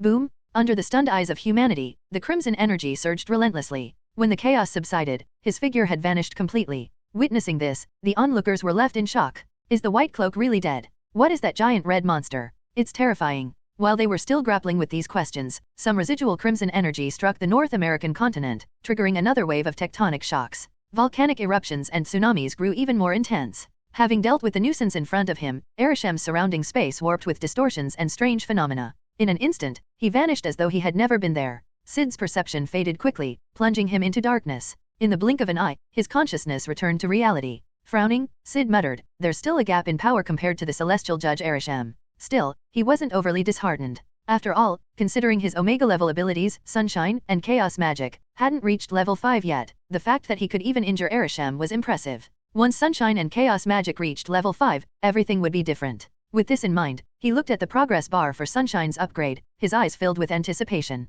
Without hesitation, he began practicing. Sunshine EXP +1. Right, the attack earlier must have been orchestrated by the American military, Syd mused, frowning slightly. When Sunshine reaches level 5, I'll give them something big to remember. Determined, he resumed practicing in the desert. Sunshine EXP +1. Meanwhile, in New York City, at SHIELD headquarters, Nick Fury's laptop suddenly received an update from one of his agents. Marinus. Nick Fury raised an eyebrow. He had some memory of Marinus. Due to the White Cloak and Messiah incidents, Fury, though reluctant to make them enemies, had been seeking ways to counter them. Among his strategies, he had dispatched teams to gather and monitor various mythological artifacts worldwide. Naturally, Egypt's enigmatic sites were a focus of these efforts. Marinus had been assigned to infiltrate a group guarding the pyramids. Had he found something extraordinary? Curious, Fury opened the report. Strange activity at the pyramids. Initially unimpressed, Fury's expression shifted to one of shock as he read further. Pharaoh resurrected. Nearby, Agent Hill heard the comment and gave Fury a questioning look. Director, what Pharaoh is resurrecting? Fury, however, was too engrossed in the report to respond, his attention riveted. Is the White Cloak disguising himself as Ra, the Egyptian sun god? Did that Pharaoh actually say this? Fury murmured, dumbfounded. Hill was equally stunned by the statement. Shaking his head, Fury struggled to dismiss the notion. The White Cloak as the Egyptian sun god? Yet the information provided by Marinus seemed strangely plausible. The White Cloak had appeared suddenly, with no known past. Coupled with his ability to manipulate sunlight, bend reality, and create seemingly godlike effects. The more Fury thought about it, the more alarmed and frustrated he became. Dealing with the White Cloak as an Omega-level mutant was troublesome enough. Now, the possibility of him being the legendary Ra compounded the problem. If that's true, will our mistletoe-based weapon even work? Hill, having pieced together the gist of the situation, was similarly astonished. Naturally, word of this incident also reached Hydra agents embedded within SHIELD, causing ripples of shock in their ranks. Far away, at Xavier's school for gifted youngsters, Wolverine, Logan, abruptly sat up in bed, breathing heavily. There was a newfound depth to his gaze, a sense of weariness that hadn't been there before. Looking around the familiar yet strange room, Logan's expression turned to one of astonishment. He moved to the window, pulled back the curtain, and let the sunlight flood in. Logan's eyes reflected a mix of disbelief and nostalgia. The sight of the pristine, undamaged Xavier's school was worlds apart from what he had experienced. Images of the bleak future flashed in his mind. A dark, devastated world overrun by sentinel robots that hunted mutants and humans alike. Under relentless attacks, both species had been driven to near extinction. In the final moments, with the remnants of Xavier's school about to be annihilated, the professor had proposed a desperate plan. Using Kitty Pryde's powers, they would send someone's consciousness back in time to prevent the catastrophic future. Normally, Kitty could only send someone back a few weeks at most a month. Any further, and even the professor's mind would break under the strain. This mission fell to Logan, whose regenerative abilities could repair his mind. With Kitty's assistance, after a painful ordeal, his consciousness successfully traveled back to the past. Recalling the tragedies of the future, Logan's face hardened. End of chapter. Chapter 390. The more Logan recalled the memories of a world shrouded in darkness bereft of sunlight, filled with loneliness, war, suffering, and death, the heavier his heart grew. He had to stop it. Although his consciousness had traveled back to the present, there was no guarantee that Kitty could maintain her ability for long. Logan furrowed his brows in thought. According to the professor, the Sentinel program originated with a man named Dr. Bolivar. While studying human DNA, Bolivar discovered the X gene and hypothesized that mutants would eventually replace humanity. To save humankind, he conceived of a devastating weapon specifically designed to target mutants, the Sentinel robots. He had conducted horrific experiments on countless mutants. It was Mystique, the shapeshifter capable of assuming any form, who inadvertently uncovered his atrocities. To stop him, Mystique disguised herself and infiltrated a meeting. There, before a crowd of witnesses, she drew a gun and assassinated Bolivar. It was her first time killing someone. However, Bolivar's death didn't end the Sentinel program. Instead, it intensified the government's demand for the robots. When Mystique was captured, she was subjected to relentless torture and experimentation. Her DNA, which held the secret to her shapeshifting abilities, was extracted. Using this, the government succeeded in creating a weapon capable of countering any mutant power, the Sentinel robots. Recalling the professor's information and his assigned mission, Logan muttered, "I need to find Mystique and stop her from killing Bolivar." If Mystique never fell into the hands of the government, the Sentinel program could be thwarted at its inception. The bleak future might never come to pass. Everything could change. Resolute, Logan strode out of the room, heading to find the professor and gain his trust. Walking through the hallways of the mansion, it didn't take long for Logan to reach the professor's office. Knock, knock, knock. Hearing the knocks, Professor Xavier, seated in his wheelchair, looked slightly surprised. He wasn't sure why Logan would seek him out. Nearby, Storm and Cyclops were also present. "Come in, Logan," said the professor. As Logan, tall and muscular, entered the office, Xavier continued, "What brings you here?" Both Storm and Cyclops exchanged curious glances. Logan, meanwhile, noticed something off. The professor in front of him didn't entirely match the one described in the future. Although he sensed something amiss, Logan didn't dwell on it. Glancing at Storm and Cyclops, he hesitated for a moment before speaking directly. "Professor, do you believe in the impossible?" "What do you mean?" Xavier asked, puzzled by Logan's cryptic demeanor. Under their curious gazes, Logan said bluntly, "This might sound crazy, but I'm from the future. Do you believe me?" Before Xavier could respond, Storm and Cyclops exchanged incredulous looks. "Are you sleepwalking? What kind of joke is this?" Cyclops said in a stern tone. "Hold your tongue, Cyclops," Logan shot back with a glare before turning back to the professor. "I know this is hard to believe, but you have to trust me, Professor." His expression turned grim as he continued, "In the future, Sentinels go rogue. They relentlessly hunt down humans and mutants alike. Neither of us survives their onslaught. Anyone with the X gene, whether dominant or recessive, becomes a target. You know this, Professor. Most humans carry the X gene in a recessive form." Finally, Logan fell silent, his expression heavy. "These Sentinels are terrifying. They're the ultimate nemesis of mutants. No mutant can stand against them. We couldn't hold them back. So many people, so many died." As Logan recalled the Sentinel's ability to adapt and counter any mutant power, his face filled with despair. Compared to mutants, the Sentinels seemed like the pinnacle of evolution. Logan couldn't fathom anyone capable of defeating them. Maybe Jean could have, but... Seeing Logan's despondent expression, Xavier and the others couldn't help but frown. Even if they weren't entirely convinced about Logan's claims of time travel, they couldn't ignore the alarming implications. "Wait a minute, Logan," Cyclops interrupted. "You said Sentinels hunt humans and mutants alike. What about the White Cloak and the Messiah? What happened to them?" Cyclops's question mirrored what both Xavier and Storm were thinking. With those two powerful mutants around, the Sentinels would surely have faced opposition. After all, both were Omega-level mutants and likely targets of the Sentinels. Logan, however, looked baffled. "White Cloak, Messiah. Who are they? How could anyone deal with something as dangerous as the Sentinels?" Thinking about the Sentinel-dominated future, Logan couldn't believe any mutant, no matter how powerful, could have made a difference. Seeing Logan's reaction, Xavier, Cyclops, and Storm exchanged bewildered looks. "You've lost your mind," Cyclops said, frowning. "Don't you remember them? They're Omega-level mutants. If they're around, the Sentinels wouldn't stand a chance." Storm added. Logan froze, his eyes widening in shock. "Omega-level mutants," he echoed in disbelief. As a mutant himself, Logan understood the significance of that classification. But how was it possible? Omega-level mutants were exceedingly rare. Two of them existing at the same time? This realization amplified Logan's sense of unease. Something was definitely wrong. Even with his rough nature, Logan could tell that something about the timeline had gone awry. At this moment, Xavier's expression turned serious. Placing two fingers on his temple, he asked, "Logan, do you mind if I take a look at your memories?" "Professor, your powers still work." Logan was momentarily surprised but nodded. "Go ahead, Professor." End of chapter. Chapter 391. As the words fell, the professor closed his eyes, diving into Logan's memories. Scenes flashed rapidly in his mind. With every image, his expression shifted between astonishment both at Logan's unique experiences and at the grim, desolate future where mutants were nearly extinct. He even saw another version of himself, much older, gazing back at him. The professor's eyes grew clouded as he muttered, "Could I have been wrong all along?" For years, he had upheld the belief in peaceful coexistence with humanity. Yet, the tragic fate of mutants unfolding in Logan's memories seemed to rebuke his choices. After all, with his abilities, he could easily impose suggestions on the world's populace, compelling them to accept mutants. But his principles held him back. He wanted humans to come to terms with mutants naturally, rather than forcing change. There was also the critical issue of the brain's complexity. Even if he implanted suggestions or altered memories, the truth might eventually surface, unraveling the illusions.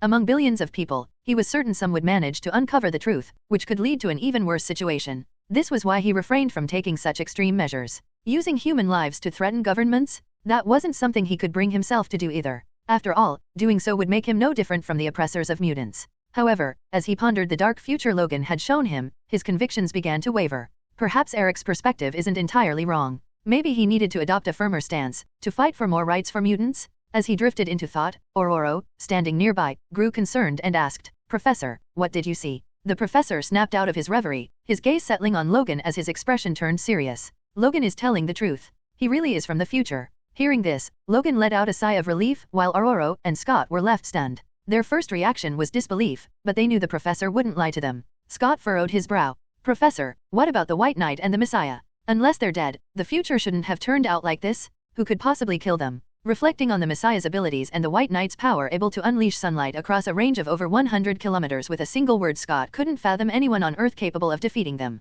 If they were dead, Logan's dystopian future seemed plausible. Without their deterrence, the military's inclination to mass-produce sentinel robots would undoubtedly lead to catastrophe. The thought sent a chill down Scott's spine. Could they really be dead? As Scott wrestled with this notion, the professor's words brought him a moment of relief. Shaking his head, the professor said, "That's not the case." He turned to Logan. "Logan, you might have come to the wrong place." "What do you mean?" Logan and Scott exchanged confused glances, unsure of the professor's implication. Soon, the professor's explanation cleared things up. Logan hadn't just traveled through time, he had crossed into a parallel world. The starkest difference between the two worlds was the existence of the White Knight and the Messiah. Their presence was the variable that made this world distinct from Logan's original one. In the world Logan came from, neither existed, and that was the world he needed to return to. So, Logan came to the wrong place, Scott said, astonished. Ororo quickly accepted the idea, but Logan couldn't. His face pale, he asked, "If I'm in the wrong place, then what about the future? Changing things here won't affect my world, will it?" The realization filled Logan with despair. Was the grim future of his world truly inevitable? Meanwhile, the clock in his timeline hadn't stopped. It wouldn't be long before the Sentinels broke through and wiped out the last of their resistance, Professor X, Eric, and the others. The more Logan thought about it, the deeper his despair grew. Seeing his anguish, the professor hesitated before offering a faint hope. "Logan, your future might still have a chance." His words drew puzzled looks from Scott and the others. The professor elaborated, "Logan, the key difference between this world and yours is the White Knight and the Messiah.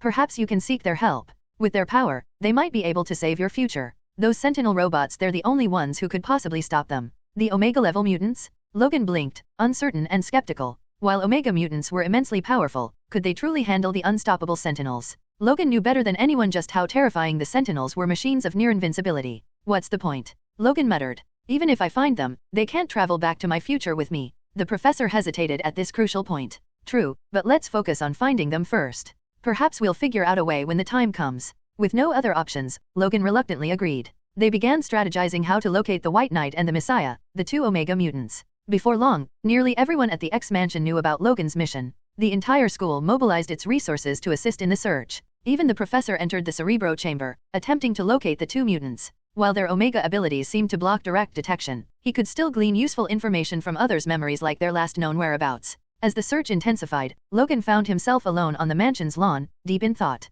He was plagued by doubts. Even if he found the two Omega mutants, would they be willing to help? This was his biggest concern. As he stood under the sun, a burly, ruggedly handsome middle-aged man with a beard approached him. "What's on your mind?" Chris asked curiously. Logan glanced at him, hesitated for a moment, then decided to voice his concerns. Hearing Logan's worries, Chris burst out laughing. "Don't worry about that. I can't speak for the White Knight, but the Messiah has a decent relationship with you. He'll probably help. We've even fought together before." Chris briefly recounted a time he had encountered the Messiah escaping from an experimental facility. While Logan seemed somewhat reassured, a hint of worry lingered on his face. Chris hesitated before leaning closer and lowering his voice. "By the way," Chris said cautiously, "I'll tell you a secret, but don't share it with Magneto or the professor. It's about the Messiah." End of chapter. Chapter 392. Logan's eyes widened in disbelief. "What secret?" "A secret about the Messiah, one that might help you, as well as Professor X and Magneto," Chris said with a sly smile. As a member of the X-Men, Chris naturally knew more than the average student at the academy, including Logan's arrival from a dystopian future where Sentinels were about to wipe out Professor X, Magneto, and the remaining mutants.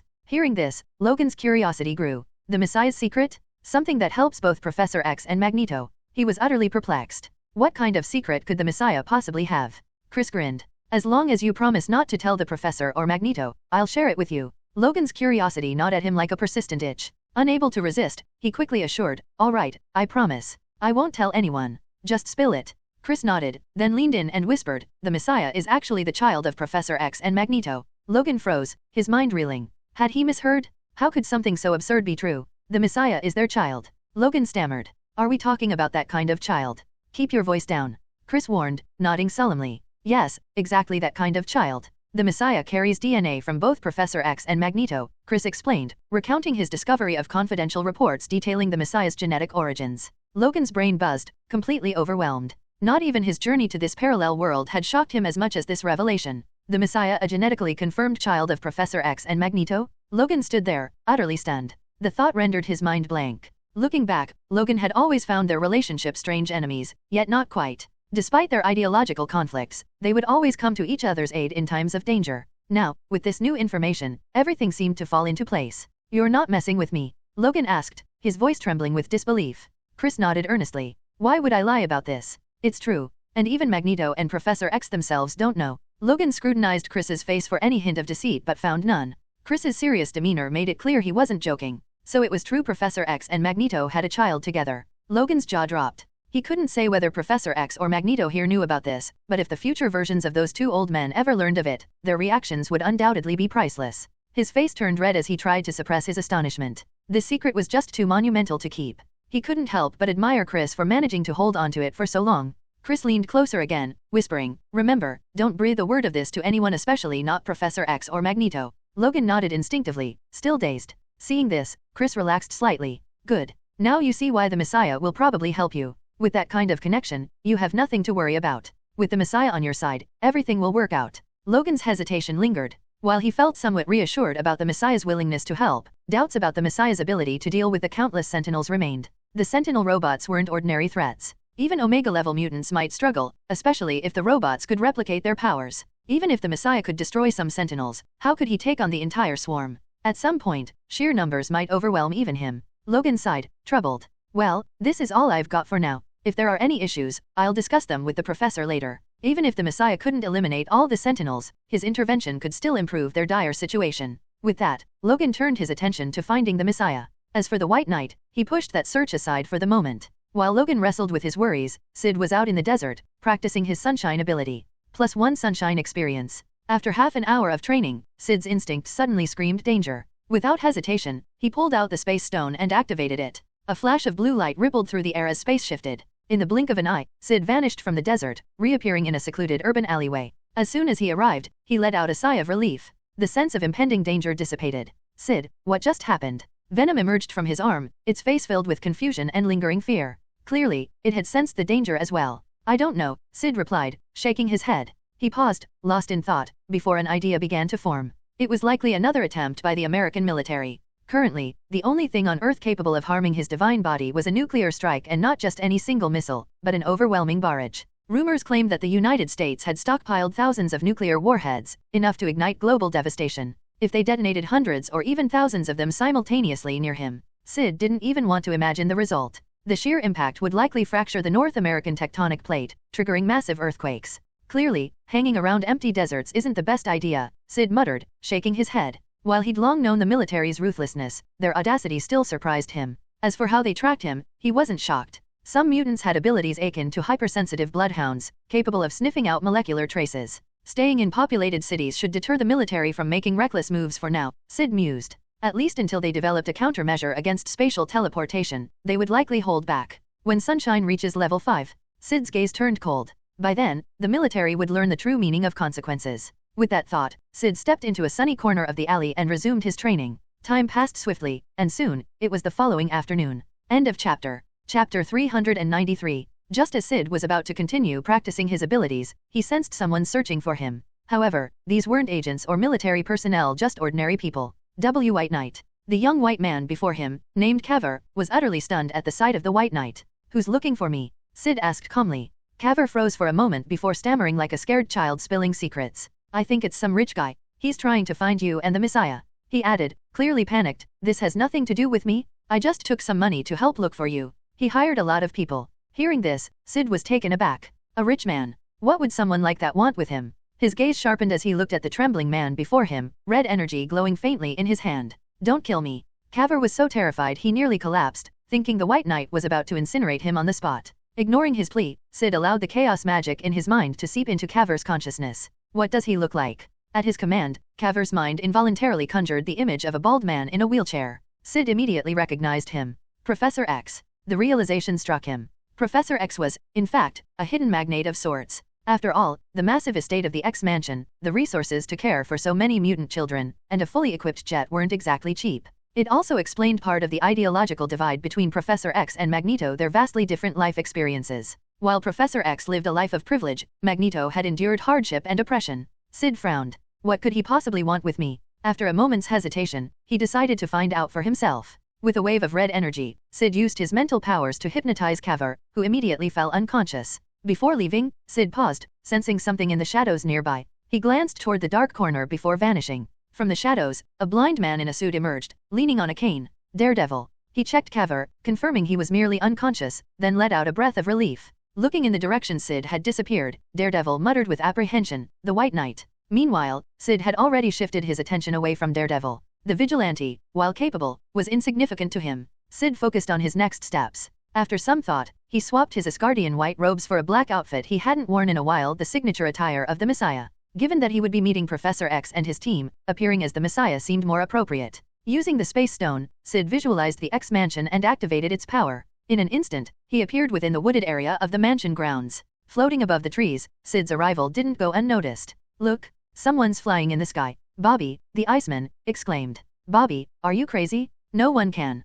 But before the student could finish, a wave of astonished cries echoed across the X Mansion. The Messiah. Oh my god, the Messiah, a real Omega mutant, has come to our school. Excited whispers spread quickly, and soon someone ran off to notify Professor X. It wasn't long before Professor X, Logan, and several others arrived at the scene. Hovering above them, Syd looked down calmly. What do you want from me? Before anyone else could respond, Chris stepped forward eagerly. Syd, here's the situation. After a quick explanation, realization dawned on Syd's face. X-Men, Days of Future Past? Syd glanced at Logan, not particularly surprised to see him. However, he was slightly intrigued by the notion of Logan arriving in the wrong timeline. Watching Logan's uneasy expression, Syd considered his options. He hesitated. On one hand, the future Sentinels piqued his curiosity. On the other, the effort involved might prove significant. After a moment's thought, Syd nodded. All right, I'll help you. The future intrigued him enough to take a look. Logan's face lit up with joy, while the others, Professor X included, were surprised that the Messiah agreed so readily. However, Logan's excitement quickly waned as he recalled a critical problem.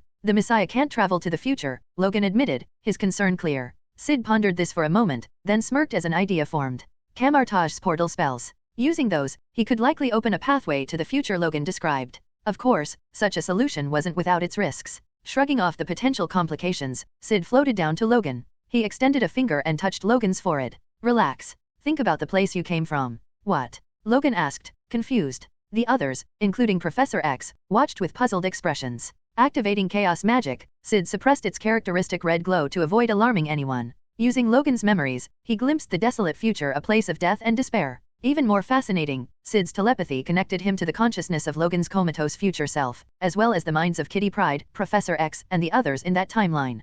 Pulling back his hand, Syd said calmly, I know where to go now. Don't worry, I'll handle it. Without further explanation, he activated spatial teleportation and vanished in a series of flashes. Logan and the others stared, dumbfounded. What does he mean by that? How can he just go there? That's an unknown future. Scott exclaimed, utterly bewildered. End of chapter. Chapter 394. It wasn't just Scott, whose eyes were filled with confusion. Nearby, even Professor X and the others appeared equally puzzled. Messiah? How do we get to that place? For a moment, the concept of Messiah became even more enigmatic in their minds, as if it was an unsolvable riddle. While they were lost in thought, Syd teleported to the forest within the X Mansion and stopped in his tracks. In the next second, he activated the portal magic he had learned from Camartage. In the blink of an eye, golden sparks flared beneath his feet. In the future, Professor X, Magneto, and Kitty Pryde looked up in shock as a circular portal of golden sparks suddenly appeared on the ceiling. At that moment, they saw a shadowy figure dressed in black descend slowly through the glowing portal. Who are you? Magneto exclaimed, his voice filled with alarm as he gazed at the mysterious figure floating midair in black attire.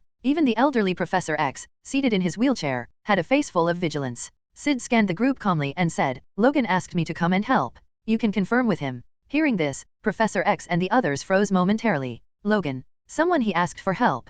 The group exchanged incredulous looks. What does that mean? As they remained bewildered, Syd neutralized the crimson glow of chaos magic and used it to remove Kitty Pryde's hands, which had been focusing her powers on Logan. In an instant, the influence she had been exerting on Wolverine disappeared. What are you doing? As they prepared to react, Logan, who was in another timeline, suddenly felt a wave of dizziness due to the disruption of Kitty's power. Logan, are you okay? He faintly heard concerned voices. When Logan regained his senses, he realized he was lying back on the stone slab in the future timeline.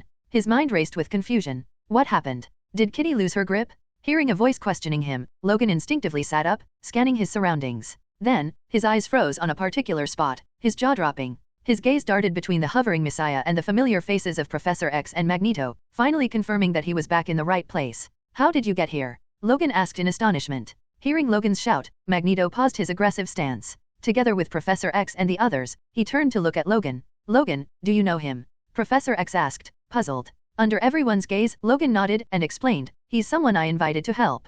Kitty's powers malfunctioned and sent me to the wrong. Logan then detailed how he had accidentally been sent to an alternate past due to the mix-up, explaining everything to the team. Listening to him, Professor X and the others were initially stunned before their expressions turned to despair. If they couldn't change the past, did that mean the current dire situation was hopeless? Seeing their faces fall, Logan quickly pointed at Syd and added, that past wasn't entirely the same as ours. For one, there's this Messiah and another guy called the white-clad hero. He's here to help us. Hearing Logan repeat this, Magneto and Professor X still looked doubtful. How could one person, no matter how strong, solve this? With so many sentinels outside, how could they possibly stand a chance? As these thoughts clouded their minds, Logan grinned and added, don't underestimate him. He's an Omega-level mutant. The words hit like a bombshell, causing everyone, including Professor X, to react in shock. Omega-level mutant? Logan, are you serious? Magneto asked, his voice filled with disbelief. Everyone's gaze turned towards Syd, who floated silently in his black attire, exuding a mysterious aura. They all understood the implications of being an Omega-level mutant, particularly Professor X, who knew this better than anyone. The sheer potential was astounding. Looking at their shocked faces, Logan smiled inwardly. So, they're just as stunned as I was. Glancing at Professor X and Magneto, Logan couldn't help but chuckle to himself. If they knew this Messiah was their child from another timeline, what kind of expressions would they have? The thought amused him endlessly, almost compelling him to reveal the truth right then and there. Breaking the tension, Kitty Pryde hesitated and asked, Omega-level mutants are indeed powerful, but can he really handle so many sentinels out there? Her voice trembled slightly, reflecting the fragile hope she clung to. Hearing her concerns, the others, including Professor X, looked towards Syd with the same apprehension. Under their gaze, Syd extended his senses outward and said calmly, is there anything else you want to say? Because I sense someone outside struggling to hold off the sentinels. They're about to die. Logan's eyes lit up with hope. They're still alive? He had assumed Blink and the others were likely dead by now, having sacrificed themselves to slow the Sentinels' advance. Quick, let's go help them. Professor X urged anxiously, attempting to move his wheelchair. Magneto stepped forward and pushed Professor X's chair, heading outside at once. Syd floated silently behind them. Seeing his effortless hovering, Kitty Pryde couldn't help but glance at him in awe and ask curiously, what's your Omega-level ability? Why are you classified as an Omega mutant? Not only Kitty, but Logan, Magneto, and even Professor X shared her curiosity. Before Syd could answer, they emerged into the open, greeted by a grim sight. The sky was dark and heavy, devoid of sunlight, shrouding the world in eerie gloom. Snowflakes drifted down from the heavens, painting the bleak battlefield white. End of chapter. Chapter 395, Chapter 395. In the distance, on top of ancient ruins, Sunspot, Blink, Storm, and others were desperately using their abilities to slow the advancing Sentinel robots, trying to buy Logan as much time as possible. However, both Professor X and Syd could see clearly they were on the brink of exhaustion, and casualties were imminent. Faced with Sentinels that could adapt their abilities to counter them and outnumber them significantly, it was evident to everyone that their efforts were futile, serving only to delay the inevitable. Professor, why are you out here? From afar, Sunspot, his body blazing like molten lava and glowing fiery red, noticed them and shouted in shock. Hearing him, the other fighters, including Storm, instinctively glanced over, their faces filled with disbelief. Watch out! Kitty Pryde suddenly cried out in alarm. A towering black sentinel robot took advantage of Sunspot's distraction, closing in on him. Sunspot quickly turned and unleashed a massive column of fire from his hands, engulfing the approaching sentinel in an instant. But under everyone's gaze, the sentinel merely stepped back 2 paces. Its shimmering, scale-like body transformed rapidly, adopting a diamond-like texture. As diamond has a melting point near 4,000 degrees, Sunspot's flames were ineffective in the short term. The sentinel pushed forward steadily, as if mocking his efforts. At that moment, another sentinel charged toward him. Sunspot was forced to redirect his firepower. Boom! A massive column of fire erupted again. However, to everyone's despair, the second sentinel transformed its body into a rocky texture, resembling a stone golem, rendering Sunspot's flames useless. With the diamond-textured sentinel and the rock-bodied one advancing simultaneously, Sunspot began to panic, overwhelmed by a sense of doom. Storm and the others watching from afar, as well as Professor X and Logan, felt the same hopelessness. How could anyone endure this? They had witnessed the terrifying adaptability of the sentinels. It was only a matter of time before everyone met the same fate. Even Logan, who rarely felt despair, clenched his fists in helpless frustration. Just as the two sentinels were about to eliminate Sunspot, a figure floated down between them. His sudden appearance shocked not only Storm and the others but also caused the sentinels to pause momentarily. Hovering in the air, the man in black calmly raised his right hand. With a casual motion, Syd unleashed a stream of black particles. Black particle experience +1. A streak of black energy surged from his hand at supersonic speed, striking the diamond-textured sentinel below. In an instant, the sentinel, unable to evade, was split cleanly in two from head to toe by the black wave. With two heavy thuds, the lifeless halves of the sentinel collapsed to the ground, unmoving. The sight left everyone stunned. It only took one hit. It didn't even have time to react. Even more shocking was that the diamond-hard body offered no resistance. The black wave had sliced through it effortlessly, without leaving the faintest trace of obstruction. The second sentinel, now in its rocky form, quickly adapted, transforming into a silvery steel humanoid. Syd glanced at it indifferently and pointed again. Black particle experience +1. Boom! Another streak of black energy shot out, destroying the steel-bodied sentinel just as easily as the first. It crumbled to pieces instantly. So this is the Messiah's Omega-level mutant ability. Kitty Pryde murmured in awe. It's incredibly powerful. Professor X and the others nodded in agreement. They knew how durable the steel form was, yet this mysterious black power had erased it without effort. The realization dawned upon them. No matter how the sentinels adapted, Syd's power could destroy them as long as they were hit. Sunspot, still catching his breath, overheard Kitty's remark and exclaimed, Omega-level mutant. Hearing this, Storm and the others, though exhausted, felt their spirits lift. An Omega-level mutant. Their eyes lit up with newfound hope. No wonder he's so strong. Even against these terrifying sentinels, he could stand his ground. As they thought about it, hope began to bloom in their hearts. Perhaps, with this Omega-level mutant's immense power, they had a chance to survive. As long as they could protect him and give him opportunities to unleash his attacks, the sentinels might be dealt with. Just as their hopes began to rise, the remaining sentinels all paused in unison. Then, as one, they lifted their heads, their foreheads opening to reveal fiery red glows. This isn't good. Before anyone could react, beams of red light began gathering within the sentinels' heads, clearly preparing to fire. Rebound shield experience +1. Realizing the imminent danger, everyone, including Professor X, felt a surge of panic and despair. Boom! The beams of fiery energy shot forth, converging on Syd. In an instant, his figure was engulfed in the searing lasers. Seeing this, everyone froze in despair. Had their last hope just vanished? With the appearance of this Omega-level mutant, they had dared to dream of survival. But now, was that hope nothing more than an illusion? Logan, Professor X, Magneto, Storm, and the others could only watch helplessly, overwhelmed by hopelessness. End of chapter. Chapter 396. As the black figure was engulfed by the laser beams, a wave of despair spread among Professor X and the others. Yet, what unfolded next left them all stunned. After a relentless barrage, the sentinels finally ceased their laser assault, as if deeming it sufficient. When the beams dissipated, the figure within was revealed, leaving everyone speechless.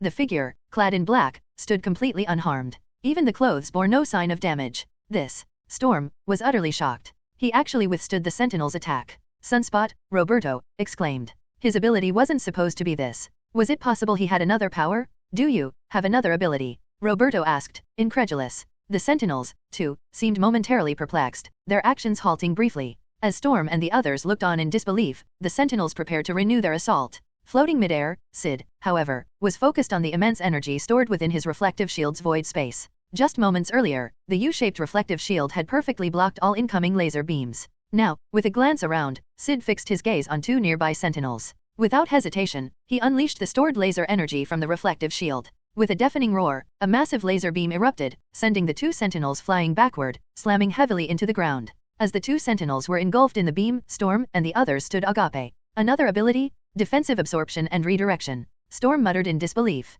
3 abilities? He can fly too, she exclaimed. Even Sunspot and the others were stunned. 3 abilities: flight, offense, and defense. This Omega mutant, known as Messiah, appeared flawless. At least, until his energy was depleted or his defenses were breached. No wonder they call him an Omega mutant. Roberto marveled, recalling Kitty's earlier exclamation. Omega mutants truly are incredible. Not far away, Professor X and Magneto exchanged a glance, their spirits lifting. Perhaps, just perhaps, there was still hope. Their thoughts were interrupted as the two sentinels emerged from the aftermath of the laser blast. Now in diamond form, the sentinels were charred and heavily damaged, nearly scrapped. 4 down, 2 destroyed by Syd's black wave earlier, and now these 2. Sunspot's attacks had failed to eliminate even 1 sentinel, yet this Omega Mutant had dismantled 4 with ease. The power of an Omega Mutant was becoming painfully clear. Recognizing Syd as a significant threat, the remaining sentinels shifted their tactics. Some emitted a crimson glow from their heads, readying another laser barrage. Others transformed, becoming silver or magma-colored as they rapidly surrounded Syd. From the distance, black transport pods in the sky began deploying reinforcements, each releasing more sentinels. Within moments, the number of sentinels on the scene swelled to nearly 100. The growing threat left even seasoned warriors like Professor X and Magneto unsettled. "We need to help him." Kitty, the Shadowcat, cried urgently. Storm, Magneto, and the others prepared to intervene. However, just as they were about to act, Syd made his move. With a brief moment of thought, he activated another ability. Spirit Beam EXP +1. In an instant, bolstered by his divine abilities, Syd summoned a 4th-tier Spirit Beam. A radiant blue light appeared in his hand, rapidly extending. 100 meters. 300 meters. 500 meters. The light extended until it reached its limit, a staggering 500 meters. The sight left Magneto, Storm, and even the Sentinels momentarily frozen in shock. A lone figure wielding a 500-meter blue beam, a sword of light, was an image too surreal for words. While they stood paralyzed by disbelief, Syd raised the colossal blade and swung it forward. The spirit beam tore through the air with a deafening roar, slashing down from above. Boom, boom, boom. 3 or 4 sentinels were bisected in an instant. The force even left a deep scar on the ancient architecture behind them, scattering rubble and carving a chasm into the ground.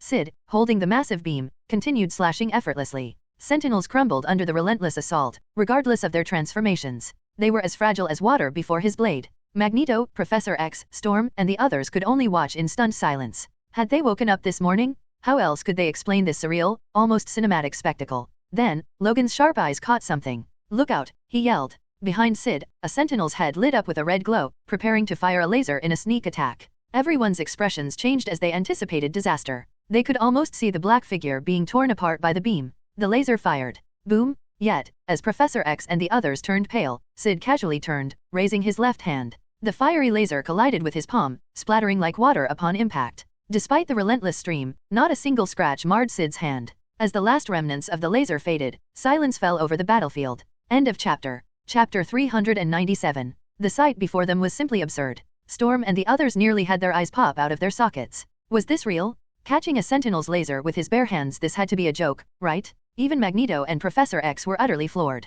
Previously, they could attribute Messiah's resilience to his extraordinary powers. But now, seeing him block a laser with his palm, they realized something. Even if Messiah stood perfectly still, the sentinels couldn't harm him under normal circumstances. What kind of absurd strength was this? Even Magneto and Professor X, seasoned veterans, could only stare in astonishment. The sentinel continued its futile attack, but Syd had clearly grown impatient. With a casual swing of the spirit beam, the sentinel was instantly sliced in half. Not just that one, every remaining sentinel, even those flying in from a distance, was cleaved in two by a few effortless swings. And then, boom, boom, boom, several transport pods carrying sentinels were also bisected in the blink of an eye, crashing to the ground with resounding thuds. After eliminating these nuisances, Syd finally deactivated the spirit beam and lowered his hand. He glanced into the distance, noticing a fleet of transport pods approaching in a surrounding formation from 10 kilometers away. He spared them only a brief look before dismissing them from his mind. They were merely more flies to swat away when they arrived. While Syd regarded the approaching sentinels with indifference, Magneto and the others were overwhelmed with emotion.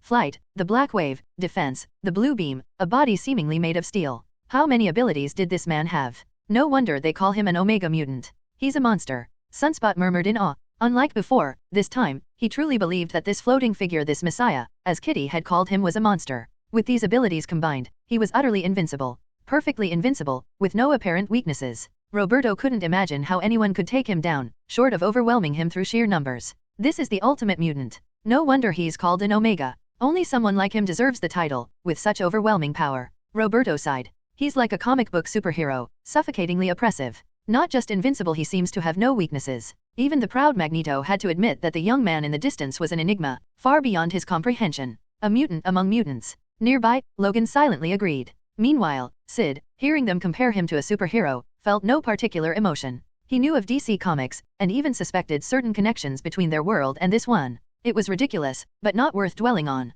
With the immediate threat of the Sentinels resolved, Roberto and the others gathered around Logan. This Messiah. That's such a unique name. Where did you find him? We didn't know another Omega Mutant existed in the world. Logan explained briefly. I brought him from the past. Hearing his story, Roberto and the others were stunned. The past? Messiah? The White Warrior? 2 Omega mutants existed in the past? That's incredible. Were all the mutants that strong back then? As the approaching transport pods drew closer, Syd interrupted. I'll handle those. With that, he flew off toward the distant pods. Roberto opened his mouth, intending to suggest they work together, but quickly shut it as he reconsidered. With the brief lull, Kitty seemed to recall something, her expression turning contemplative. Have you noticed something strange? She asked. Strange. Logan and the others looked at her in confusion. The Sentinels didn't copy any of his abilities, Kitty said. There's no sign they even tried. Logan and the others were taken aback. Thinking back, they realized she was right. The Sentinels hadn't displayed any ability duplication. After some discussion, they reached 2 possible conclusions. Either Messiah's abilities were so unique that the Sentinels couldn't replicate them, or his Omega-level mutation made his genes too complex for the Sentinels to analyze.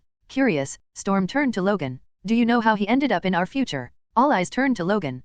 Not really, Logan admitted. Messiah said he knew what this place was like, and then he just came here. The more they learned about Messiah, the more mysterious he seemed. Before long, their attention was drawn to the sky. The black transport pods were now clearly visible, rapidly closing the distance. Below the pods, sentinels were being deployed in waves. In mere moments, the sky was filled with hundreds, no, thousands of sentinels. The sheer scale of the swarm left everyone in stunned silence. Thousands of sentinels. Had they stumbled into a sentinel hive? How are we supposed to fight this? This is impossible to overcome. Fear and dread crept over them. Even though Messiah was an Omega mutant, impossibly strong and nearly invincible, this was too much. He couldn't possibly take on thousands of sentinels without succumbing to exhaustion. Kitty's face turned pale, and Roberto clenched his teeth. Magneto and Professor X exchanged glances, both seeing the despair in the other's eyes. With so many sentinels mobilized, it seemed their fate was sealed. Logan, too, sensed the hopelessness of their situation. Looking at Magneto, Professor X, and the distant figure of Messiah standing alone against the oncoming swarm, Logan hesitated before finally speaking.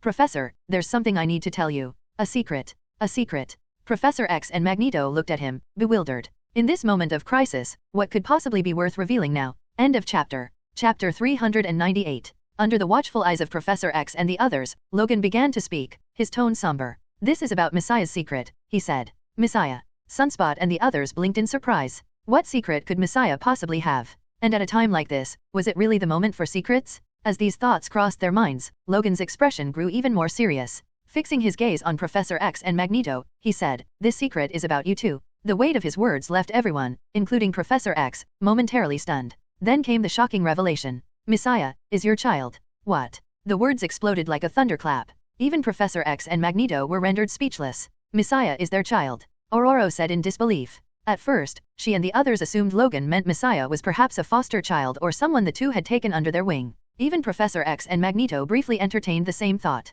But Logan shattered those assumptions. I mean biologically. Messiah has both of your DNA, Logan clarified. The silence that followed was deafening. Everyone's expressions froze in utter disbelief. Our biological child. Magneto stammered. That's impossible. We're both men. He gestured awkwardly between himself and Charles, his embarrassment evident. Logan, this isn't funny, Sunspot said, frowning. This is hardly the time for jokes. Logan, however, shook his head. I'm serious. Messiah carries both of your genes. He was created in a lab using advanced technology. Logan then briefly recounted what he had learned from his contact, Chris, about the experimental facility responsible for Messiah's creation. The explanation left Professor X and Magneto stiff and silent. While bizarre, the idea wasn't entirely implausible. In a world filled with strange and advanced technologies, such a method was disturbingly possible. So, it's true? Messiah is really their child? Aurora asked, her voice trembling with shock. 2 men's child, and not just any 2 men but Charles Xavier and Eric Lane's heir. As the others struggled to process the revelation, Professor X and Magneto exchanged a glance. The confusion and uncertainty in each other's eyes were unmistakable. If this was true, how were they supposed to treat Messiah? And how would this revelation impact their relationship moving forward? The atmosphere between them became undeniably strained. Logan sighed, breaking the silence. Chris told me to keep this secret, to wait until Messiah agreed before saying anything. But given the situation, I felt it was better to reveal it now. We might not survive this. His words drew their attention to the sky, where nearly 2,000 sentinels loomed. The sheer number of machines left their hearts heavy with dread. Logan's assessment was grim but accurate. There was no surviving this. Not even Messiah, with all his incredible power, could overcome such overwhelming odds without succumbing to exhaustion. Kitty's voice broke through the despair. Maybe I can use my ability to send someone's consciousness back in time, to change the present. Her suggestion reignited a spark of hope. Yes, let's try that. With urgency, Logan lay down, and Kitty prepared to use her power to send his consciousness back a few minutes to buy them time. Meanwhile, Magneto, Professor X, and the others cast anxious glances between Kitty, Logan, and the distant figure of Messiah, standing alone against the horde. Far above, Syd floated calmly. The overwhelming swarm of sentinels failed to ruffle him in the slightest. In the palm of his hand, the space stone appeared, shimmering faintly. Casting a glance at the dark, cloud-covered sky, Syd's voice resonated with authority. I say, let there be light. The words carried a cadence of absolute truth, reverberating across the battlefield. The darkened skies, long obscured by ominous clouds, were suddenly pierced by radiant sunlight. Brilliant rays illuminated the earth, casting away the gloom and painting the scene in breathtaking splendor. For the first time in what felt like an eternity, the world saw sunlight again. The sheer beauty and grandeur of the moment left everyone spellbound. The darkness that had dominated their lives seemed to vanish entirely, replaced by a sense of hope and renewal, as if a god had descended upon the earth. Kitty, who had been about to activate her ability, froze mid-action, her gaze locked on the sky. In that moment, she felt as though she had been transported back to a serene morning from long ago. What just happened? Was it him? All eyes turned to Messiah, his figure illuminated by the sunlight. The words he had spoken echoed in their minds, let there be light. Is he a god? Kitty murmured, her voice filled with awe. His proclamation mirrored the biblical passage, God said, let there be light, and light banished the darkness of the void. For everyone present, Messiah's words carried the same divine weight. They tried to glimpse the edge of the sunlight but found no end to its reach. Everywhere they looked, the sun's brilliance reigned supreme. End of chapter. Chapter 399. How did he do it? At this moment, no one could fully process their emotions. It wasn't just those present across the globe, the remnants of humanity, still under the control of the Sentinels, were watching. Professor X and Magneto, the polar opposites in the mutant struggle, had long symbolized the conflict's two sides. Now, with their fates seemingly sealed, how could the world not pay attention? Cameras on the transport pods captured the events unfolding at the scene, leaving viewers frozen in shock. Even those in the vicinity couldn't determine the extent of the sunlight. Entire cities were bathed in its brilliance, stretching far beyond what anyone could comprehend. How is this possible? Is he even a mutant? Across the globe, the remaining humans could only stare in disbelief. For a fleeting moment, they felt the same fear they had known before the Sentinels arrived, a fear of mutants. While humanity reeled, Syd remained calm. Having unleashed sunlight over a range of 1,200 kilometers, he cast an indifferent gaze at the incoming Sentinels, already initiating their assault. Without hesitation, he activated his fourth-tier ability, Sunshine. Sunshine EXP +1. In an instant, a platinum-white light radiated from Syd, intensifying the sunlight within a 200-kilometer radius. The dazzling light merged with an unknown power, illuminating everything within its reach. What happened next left Professor X, Magneto, and even humanity's remnants utterly stunned. The Sentinels' fiery red lasers vanished the moment they encountered the radiant glow. It was as if the light erased the lasers, like a pencil mark wiped clean by an eraser. The spectacle was both surreal and terrifying. For less than a second, the radiant glow filled the area before fading, leaving everything seemingly normal once more. The Sentinels, however, were frozen in midair, motionless. What's happening? Why aren't they moving? Confusion rippled through both the observers on the battlefield and the humans watching from afar. The answer came a moment later. Fine dust began to drift from the Sentinels' bodies, their forms disintegrating into ash. In the blink of an eye, nearly 2,000 Sentinels dissolved into nothingness. The battlefield fell silent, as did the scattered pockets of humanity across the world. 2,000 Sentinels, gone in an instant? Is this a dream? Is he really a mutant? Mutant? No, he's like a god. The sheer power displayed shattered their understanding. Compared to him, Professor X and Magneto were like insects unworthy even of the title mutant. The fear they felt now eclipsed anything the Sentinels had ever inspired. While the remnants of humanity were overcome by fear, Syd remained unshaken. With the Space Stone and his fifth-tier divine abilities, a single second was all he needed to erase the Sentinels. This efficiency was why he had deactivated Sunshine after such a brief display. Far away, Professor X and the others, shielded from the sunlight by Syd's control, stood in stunned silence. Their wide-eyed expressions seemed as though their eyes might pop out of their sockets. Was this real? Could he really be a mutant? Even Omega mutants should have limits. Facing thousands of Sentinels should have drained him to exhaustion, leading to inevitable defeat. But what had just happened? They understood the weight of being an Omega mutant, but this surpassed all expectations. This is what it truly means to be an Omega mutant. Ororo, Storm, murmured in disbelief. Now they realized how wrong their earlier assumptions had been. They had thought Messiah's Superman-like powers were the reason he was considered an Omega mutant. But compared to what they had just witnessed, his current display was godlike. Professor X, Charles, suddenly spoke, his voice faint. He's so much like Jean, terrifyingly so? No, he's even more terrifying than Jean, he added. Recalling the power of the Phoenix, Charles couldn't help but shudder. Even that paled in comparison to what Messiah had demonstrated. What would happen if Messiah ever lost control? The thought alone was too dreadful to imagine. This child is called Messiah the Savior. Charles was acutely aware of the dual meaning of the name. Messiah could mean savior, but it also carried divine connotations. Both interpretations felt fitting. Messiah could save the world, but he could just as easily bring about its end. If he ever lost control, the apocalypse would surely follow. As these thoughts swirled, Syd floated over to the group, his calm demeanor unchanged. Bathed in sunlight, the young man's black-clad figure exuded an almost divine aura. The mere sight of him left everyone breathless. To them, he now seemed less like a man and more like a god. Noticing their expressions, Syd frowned slightly and shook his head. I'm going to deal with the sentinels farther away. With that, he shot off into the distance, disappearing from sight. The group finally snapped out of their daze, exchanging uneasy glances. Logan broke the tension with a chuckle. He's something else, huh?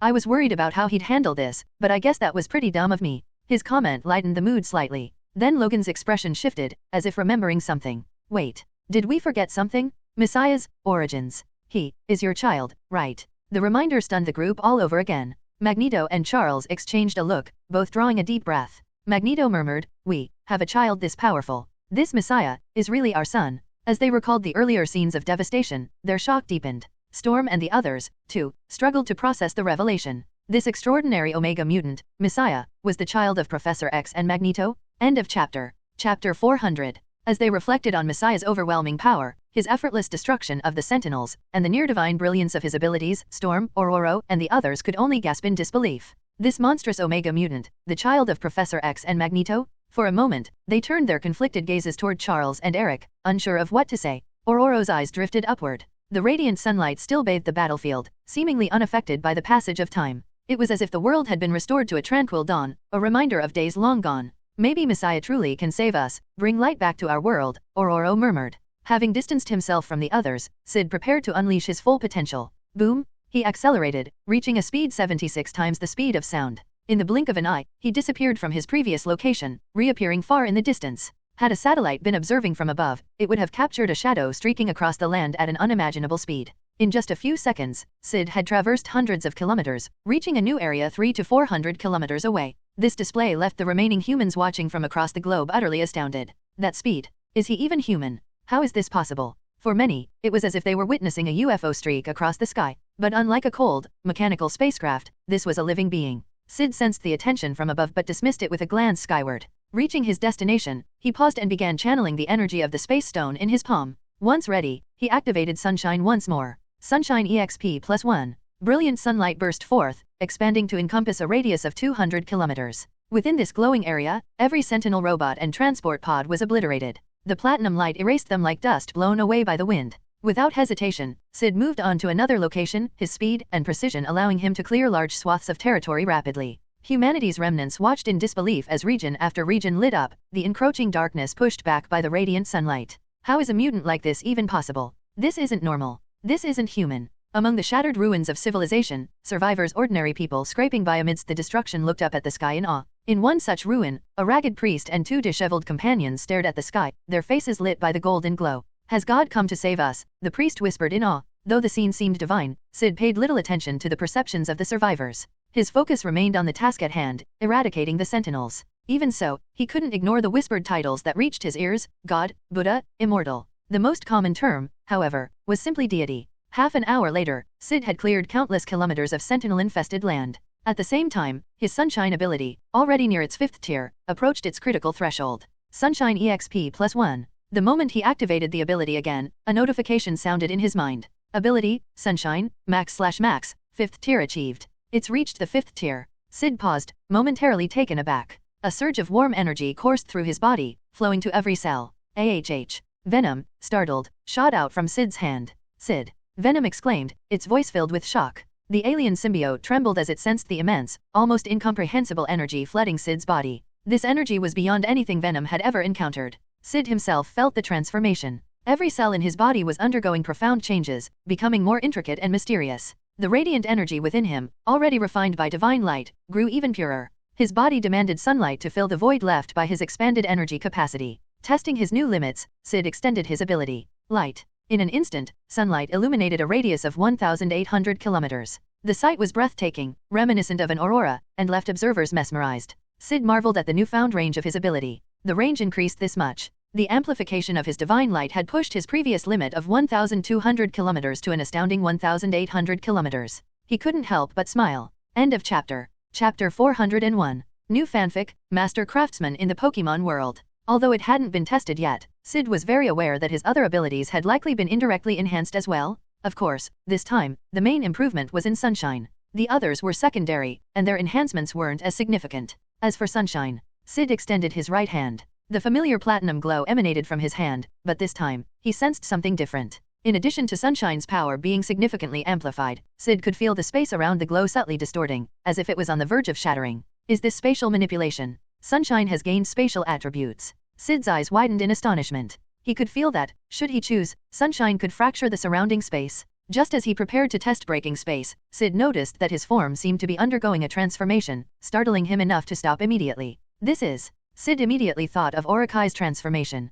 Glancing up at the satellite in the sky, he hesitated for a moment before abandoning the idea of shattering space for now. Instead, Syd turned his focus to the range of Sunshine. Under the sunlight enhanced by his divine powers, he activated Sunshine with a thought. In an instant, an intense platinum glow radiated from his body, illuminating an area of 2,300 kilometers. Under the stunned gaze of the remaining humans, the light enveloped everything in sight. A sea of light submerged everything within the 2,300-kilometer radius. Syd could sense that if he wished, he could obliterate everything in this radius in an instant. And if he transformed into Orikai, Syd's thoughts flickered. In the blink of an eye, the sentinel robots within the region vanished as if they had never existed. The entire process resembled darkness meeting light. The light simply overwhelmed and erased the darkness. Under the power of level 5 Sunshine, the sentinels dissolved into nothingness instantly, without even leaving dust behind. The range is even larger. Syd murmured to himself. Normally, the range of level 4 Sunshine was about 90 kilometers. With the enhancement from the Space Stone, it could extend to a maximum of 200 kilometers. But now, it had directly expanded to 2,300 kilometers.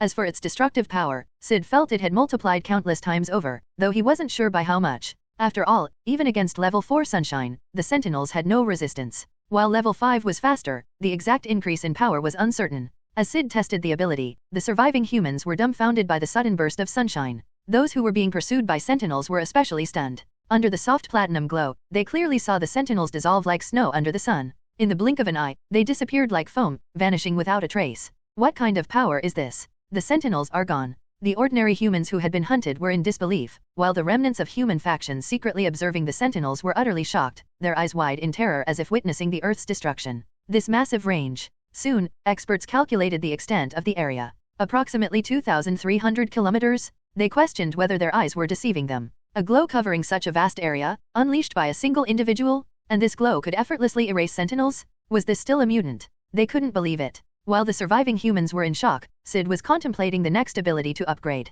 Chaos Magic. His eyes gleamed with anticipation. Compared to level 5 Sunshine, he was even more eager for level 5 Chaos Magic. If upgraded, Chaos Magic would greatly increase the probability of altering and twisting reality. Syd even speculated whether it could actively modify reality at will. If Sunshine underwent a qualitative transformation, Chaos Magic, as an Omega ability, surely would as well, right? The thought filled him with anticipation. Having already obtained a complete Omega ability, if he gained another, even the celestial Judicator Arishem wouldn't be a match for him. And possibly. Syd's gaze turned to Baldur's progress panel. Unlock progress, 81%. As the progress increased, the Omega ability of Baldur, the god of light, would eventually manifest. If he possessed 3 Omega abilities. Syd's excitement surged. After these thoughts, his attention returned to the Sentinel robots. Now that Sunshine's range had increased to 2,300 kilometers, clearing out the Sentinels became significantly faster. At this moment, Venom, who had been holding back for a while, couldn't resist asking, "Syd, have you gotten stronger again?" Syd glanced at him, neither confirming nor denying, and simply said, "All right, let's get back to clearing the Sentinels."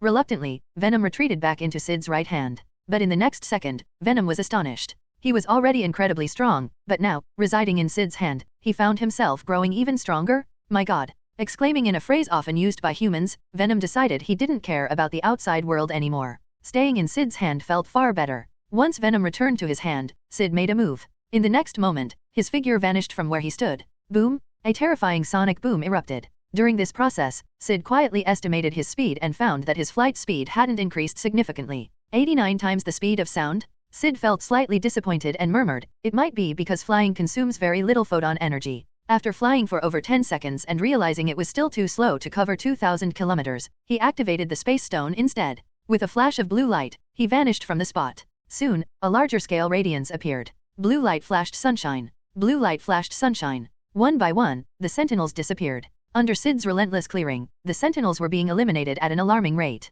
This scene left the surviving humans in awe and sent shockwaves through the entities controlling the Sentinels. Meanwhile, I wonder how Messiah is doing. Do you think he's in trouble? Storm and others, filled with concern, pondered Messiah's situation. To find out, Professor X and his team hacked into a satellite and saw the footage captured from above. Seeing the glowing regions and the vanishing Sentinels, their mouths fell open in shock. End of chapter. Chapter 402. Is this Messiah's doing? As Professor X and his team hacked into the satellite feed, their eyes widened in shock. Watching the areas suddenly light up on the satellite images, with entire swathes of Sentinel robots disappearing, Storm and the others wondered if they were hallucinating. Charles, how large is this area? Magneto gestured at one of the illuminated regions on the satellite feed, his face full of doubt and uncertainty. Hearing this, everyone instinctively looked at Professor X. After a brief calculation, Professor X hesitated and replied, it should be over 2,000 kilometers, roughly about 1,400 miles. As his words fell, Logan and the others widened their eyes in disbelief. Pointing at the glowing area on the satellite, their expressions were filled with shock as if they'd misheard.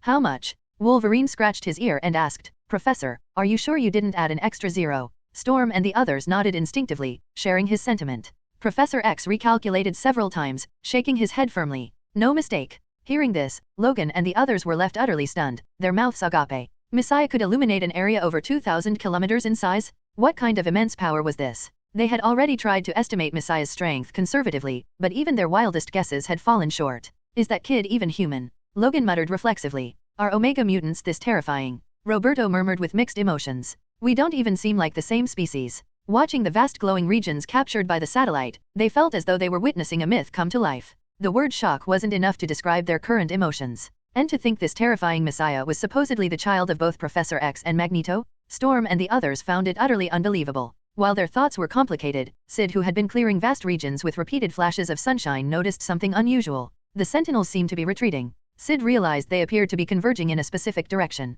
Of course, due to the sheer speed of his cleansing, combined with the immense 2,300-kilometer range of sunshine, many Sentinels didn't even have time to retreat. Unless they were very far away. As expected, someone or something is controlling them. He frowned, deep in thought. A person, or... Syd recalled that in scenarios without human intervention, batches of Sentinel robots were usually controlled by a mother Sentinel. These Sentinels might also be under the control of such a mother unit. Whether it was a person or a Sentinel mother unit, he would have to investigate further to confirm. It's almost over, Syd murmured. With the current range of sunshine, sweeping through every country wouldn't take long. In the next moment, he vanished from where he stood, reappearing thousands of kilometers away. Then, the radiance of sunshine lit up once more. Time passed quickly. At incredible speed, Syd swept through country after country. Survivors in each nation gave him different titles, but most of them referred to him as a god. Eventually, Syd noticed that many areas were devoid of Sentinels. They seemed to have retreated to a specific location. Without dwelling on it, he swiftly flew toward that destination. Boom! Before long, Syd arrived at the final location where the Sentinels had gathered.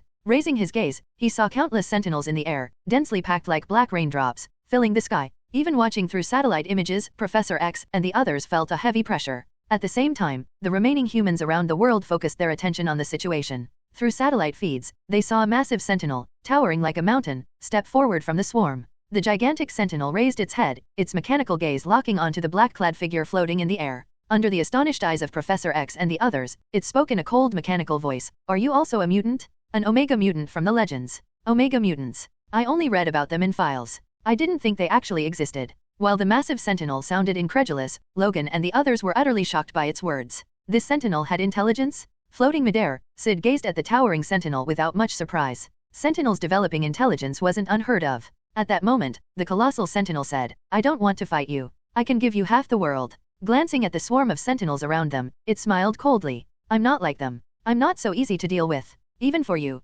Pausing, its tone brimmed with confidence. Hearing this, Professor X and the others showed concern, while the remaining humans displayed a mix of emotions, some gleeful, others anxious or hopeful. Syd raised an eyebrow at its words but said nothing. His response was a radiant spiritual energy pillar. Spiritual energy pillar experience +1. A massive blue spiritual energy pillar, hundreds of meters long, appeared in his hand. Gripping it tightly, Syd swung it toward the towering Sentinel in front of him. With a tearing sound, the Sentinel's left arm was instantly severed. Boom! The arm crashed heavily to the ground. Then, to the shock of Professor X and the others, and even Syd's mild surprise, the severed arm rose back up in the next moment. Almost instantly, the cut reconnected seamlessly, as if nothing had happened. Omega mutant. The massive Sentinel mother unit chuckled coldly. If you want to die, I'll grant your wish. With those words, Syd was slightly taken aback as the Sentinel mother unit vanished and reappeared beside him in an instant. It unleashed a flurry of attacks, a blast of icy mist from its mouth, a yellow laser from its left hand, and a fiery red beam from its right hand.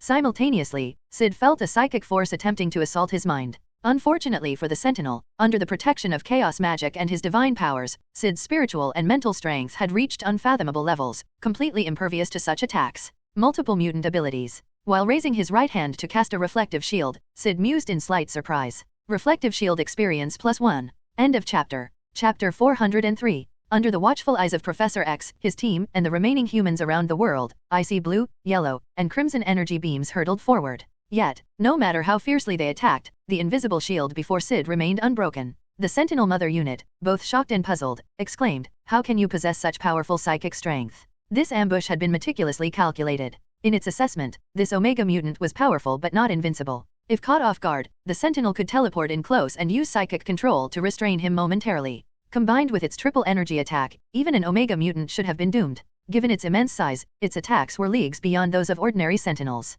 But this, what was happening? Not only was the psychic strength it sensed from him terrifying, but its three-pronged assault had been effortlessly blocked. Even Omega mutants shouldn't be this strong. While maintaining its attacks, the Mother unit's composure cracked, and it shouted, "How is your psychic strength this powerful? Do you have no weaknesses?" It was incredulous. The Sentinel Mother unit was on the verge of a breakdown, questioning whether it or the world itself was malfunctioning. How else could such an absurd mutant exist? Attack, defense, speed, psychic power, there were no gaps. An all-around mutant? Could such an outlandish existence be real? It even started to suspect something horrifying and shouted in desperation, "Don't tell me you also have regenerative abilities." Syd raised an eyebrow in mild surprise. This Sentinel Mother unit was quite sharp. Though he didn't possess dedicated regenerative abilities, his level 5 divine body inherently came with powerful self-healing. In a sense, the Sentinel's guess wasn't far off. While Syd said nothing, the Mother unit's attempts at psychic probing picked up traces of his surprise. That emotion of surprise. The Sentinel Mother unit was utterly broken. How could it even fight this? Surrender seemed like the only option. What's more, it had discovered it couldn't replicate Syd's abilities at all. Despite all this time, it hadn't managed to copy a single thing. Was his genetic structure too complex? The Sentinel Mother unit was on the verge of collapse. Who was the real Sentinel here, him or it? Just as it began to panic, it hurriedly said, "I, sir." Before it could finish, Syd, uninterested in its pleas, activated Sunshine. In an instant, the platinum radiance engulfed everything within a 2,300-kilometer radius. Faced with this overwhelming attack, the Mother unit couldn't even attempt to escape. "Stop!" It screamed in panic, its form flickering with a kaleidoscope of colors. But no matter what defensive measures it tried, none were effective against the terrifying light. Under its shock and disbelief, the massive figure began to disintegrate like a shadow in sunlight. "My regenerative repairs. Why aren't they working?" The Sentinel Mother unit radiated intense psychic waves of confusion and resentment. The next moment, it vanished into the light of sunshine, along with the countless ordinary sentinels around it. In the blink of an eye, the sky was empty save for Syd, clad in black. The elimination of the Sentinel Mother unit didn't surprise Syd. Even if this Mother unit was somewhat special, perhaps a Nimrod-level sentinel, it was meaningless against level 5 Sunshine. As the sunlight illuminated him from above, his body seemed to glow. Witnessing all this, Professor X, his team, and the remaining humans across the globe were left in stunned silence. The final Sentinel Mother unit was gone. Not to mention the innumerable sentinels it had commanded, that colossal Mother unit had possessed multiple mutant abilities. Yet it still lost. Messiah, how was this mutant any different from a god? At Professor X's location, Storm remarked with a sigh, "Professor, I think you and Magneto should consider trying to create another Messiah.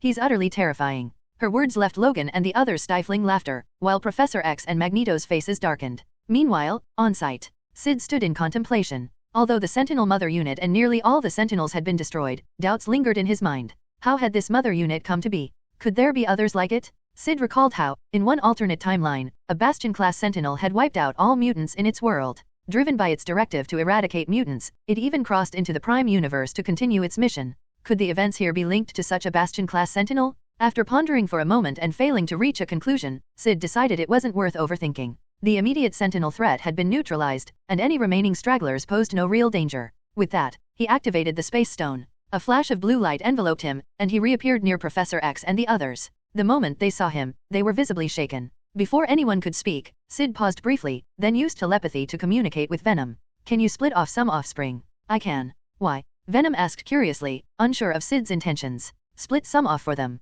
Once I'm gone, they'll need protection from any remaining sentinels," Syd explained. "Oh, got it." Venom hesitated briefly, then agreed with a nod. Indeed, these humans were far too weak. Without Syd, they'd likely perish. As Venom split off small offspring, he boasted, "Thanks to you, Syd, my strength has increased tremendously." Even my offspring, no exaggeration, could easily resist a single sentinel robot. With that, small dark masses, tinged with streaks of white and gold, wriggled out from Syd's right hand. Each one was about the size of an egg, emanating faint waves of psychic consciousness. Whether by design or chance, these offspring seemed to lack high intelligence. What are these things? Storm and the others were astonished by the sight. Syd replied calmly, they are Venom, a type of symbiote. They can enhance your strength. Whether or not you bond with them is up to you. End of chapter. Chapter 404. After speaking, Syd tossed the Venom offspring toward the group. Under the support of chaos magic, which shielded the offspring from red light detection, the wriggling symbiotes floated gently before them. Staring at these peculiar liquid-like entities, Logan and the others hesitated, their expressions tinged with uncertainty and doubt.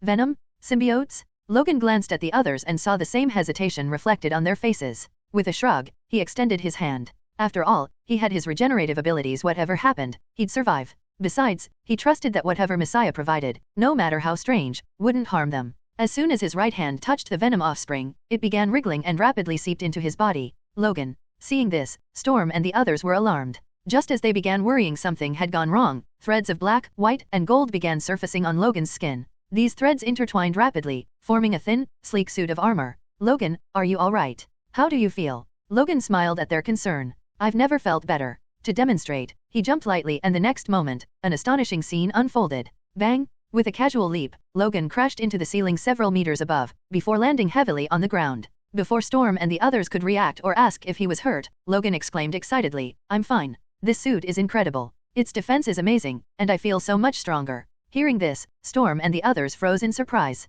Could it really be this powerful? Encouraged by Logan's enthusiasm, Storm and the others took turns bonding with Venom. One by one, they were left astonished. The symbiotes enhanced their physical capabilities, making them feel as if they had gained new mutant abilities focused on physical strength. Further tests revealed the symbiotes' incredible defensive capabilities. Even Sunspot, using his mutant powers, needed 1 to 2 minutes to break through their defenses. In summary, the symbiotes greatly increased their strength, speed, reaction times, and even provided powerful regenerative abilities. This, after brief testing, even without exploring all its benefits, the enhancements were enough to leave them speechless. Among the group, Professor X was the most shocked. Professor, Charles, Magneto and the others exclaimed in alarm. Before their eyes, only moments after bonding with Venom, Professor X stood up. Everyone knew about Professor X's condition. His spine had been damaged by a bullet, leaving his lower body paralyzed and confined to a wheelchair for decades. Now, he was standing. Storm and the others were overcome with both excitement and disbelief, but the one most affected was Magneto. Professor X's spinal injury had been caused by him, a mistake during a battle when he deflected a bullet that inadvertently struck Charles.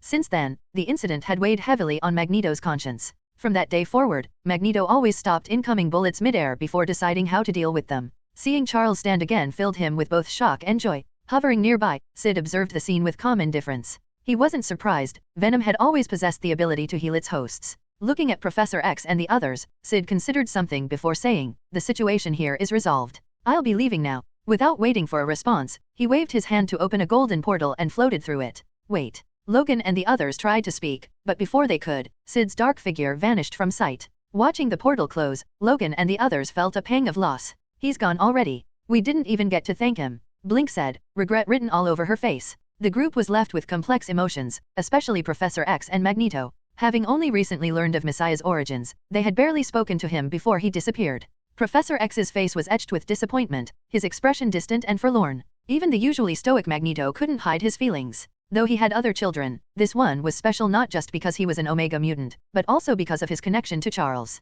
Syd's place in his heart was uniquely significant. Now that the boy was gone, Magneto doubted they'd ever see him again. After all, they didn't possess the ability to traverse timelines. Even Shadowcat's abilities were limited to sending Wolverine's consciousness back in time. Sighing deeply, Magneto placed a consoling hand on Professor X's shoulder. Logan, too, sighed and said, it doesn't feel right. We couldn't even say thank you or anything. Storm and the others nodded in agreement. At this moment, Shadowcat tentatively raised her hand. I could send you back there for a bit. Her suggestion immediately lifted their spirits. Logan perked up, and even the despondent Professor X and Magneto looked intrigued. That's a great idea. Logan nodded approvingly. Let's do it. Besides, I need to update him on what's happening here. As he spoke, he glanced at Professor X and Magneto. Professor, Magneto, do you have anything you'd like me to say to him? The two men paused. After a moment of thought, Professor X hesitated before finally speaking. Logan, tell him, his power is extraordinary, but if it spirals out of control, the consequences will be unimaginable. I hope he learns to master it, so he doesn't end up like Jean.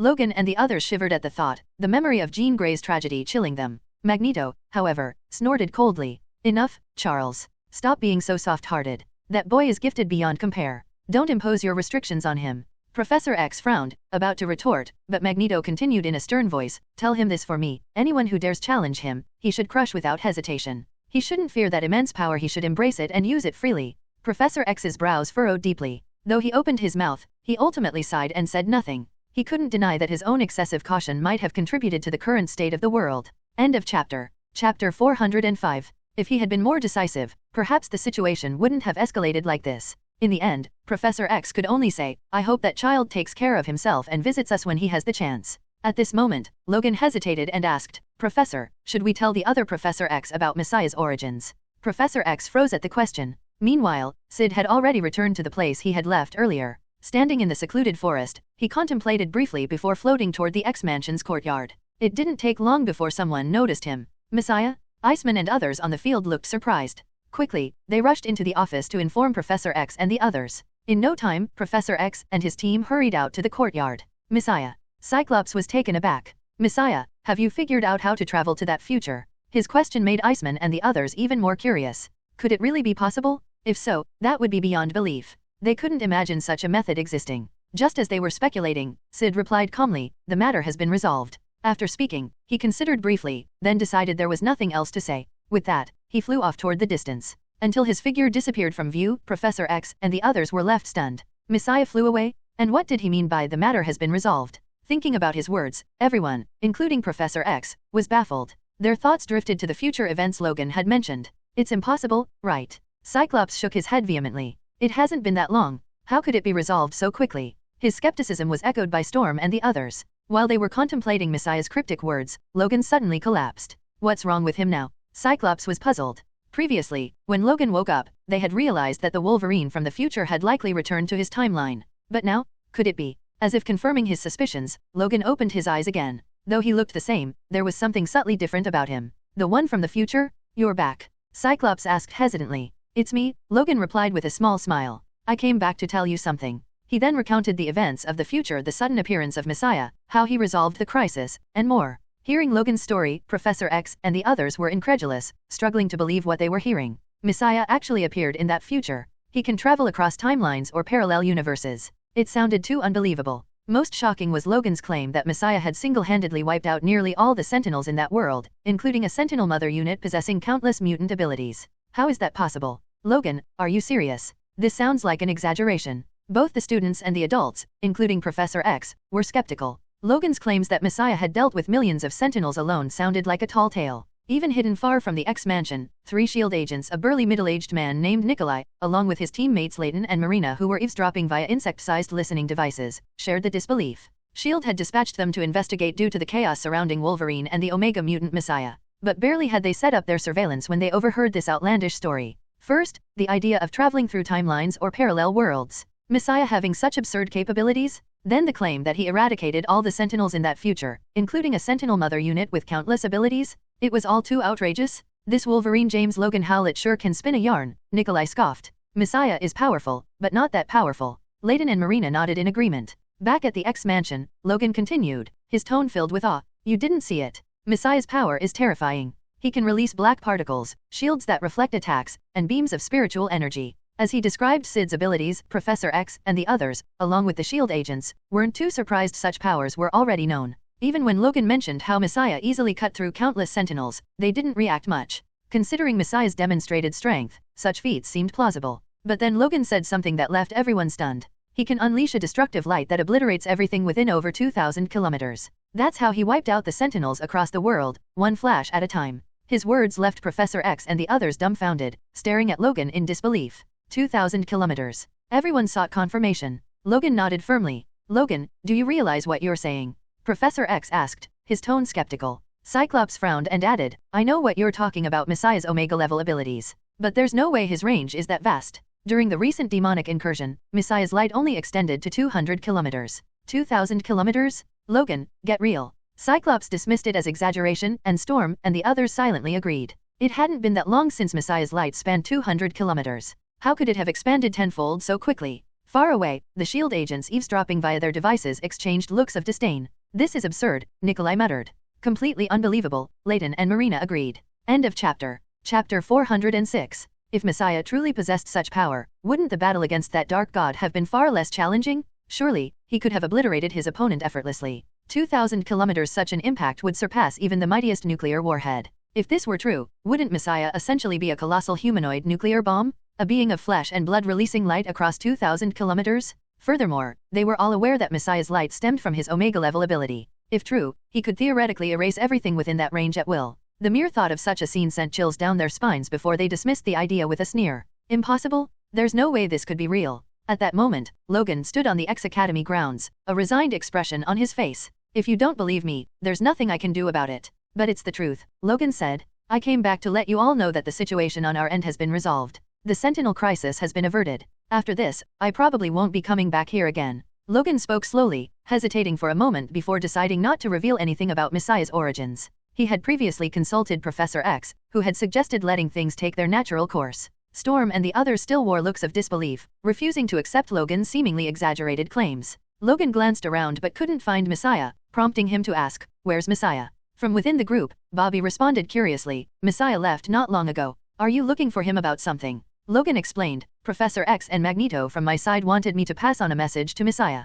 At this, the people present, including the 3 agents from S.H.I.E.L.D. standing in the distance, felt a mixture of surprise and confusion. It made sense for Logan to want to speak with Messiah, considering the latter had helped him. But why would Professor X and Magneto also have messages for Messiah? What message? Cyclops, Scott asked curiously. You know how elusive Messiah is. If he hadn't approached us himself, who knows when we would have found him again? Logan replied, "If you're looking for him, it might take some time. If it's just a message, we can help relay it when we see him." Under the curious gazes of those around him, Logan hesitated for a moment before deciding that there was no harm in sharing. Professor X wanted Messiah to control his great power. If it ever went out of control, the consequences would be unimaginable. He doesn't want Messiah to end up like Jean. Hearing this, Cyclops and the others exchanged glances, their surprise quickly replaced by understanding. It was indeed something Professor X would say. However, Logan's next words left them perplexed. Professor X also said he hopes Messiah takes care of himself and visits whenever he can. Cyclops and the others were puzzled. Wasn't that level of concern a bit excessive? Messiah had only visited once, yet the future Professor X seemed to care deeply for him. Even the current Professor X was equally baffled. The earlier part of the message was understandable, but the latter part felt off. In normal circumstances, he wouldn't have said something so overtly caring. Logan then continued, "Magneto said that anyone who offends Messiah should be dealt with, kill them if necessary." Hearing this, Cyclops and the others weren't surprised. It was very much in line with Magneto's character. However, Logan's following words shocked everyone. "Oh, right. Before I came here, Magneto also mentioned that Messiah should visit him sometime and take care of himself." At this, even Professor X froze in astonishment. Magneto, cold and distant Magneto, had said such a thing? It didn't sound like something Magneto would say. "Logan, did he really say that?" Professor X asked, incredulous. Under everyone's scrutiny, Logan nodded. Seeing his confirmation, their confusion only deepened.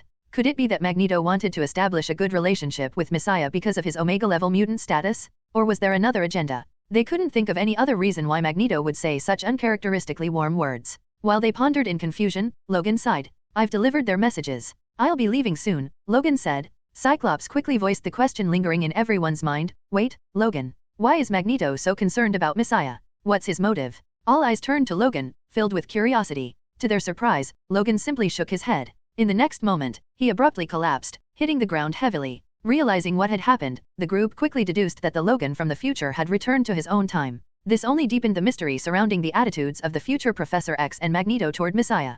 "Professor, did you probe Logan's memories just now?" Cyclops asked curiously. Professor X shook his head. "Logan's words left me too shocked to check," he admitted. "Memories were personal. Without Logan's permission, it wouldn't be right to intrude. Of course, he might overlook this principle when dealing with outsiders." Hearing this, the group felt a sense of regret. This matter had become an unresolved mystery, destined to linger in their minds. However, among them, there was one exception, Chris, who had shared a secret with Logan. His expression turned awkward as he realized the reason behind Professor X and Magneto's changed attitudes. Logan had promised not to reveal the secret. Oh, it was the future Professor X and Magneto he had told? That was fine then. As he pondered whether to reveal the truth, elsewhere, the Brotherhood of Mutants Magneto, Eric, received reports of the events at the X Academy. Hearing the details, including the future version of himself speaking so warmly about Messiah, Magneto's expression shifted. He knew himself well. Even when faced with an Omega-level mutant like Messiah, he wouldn't say such overly sentimental words. To him, it sounded downright embarrassing. End of chapter.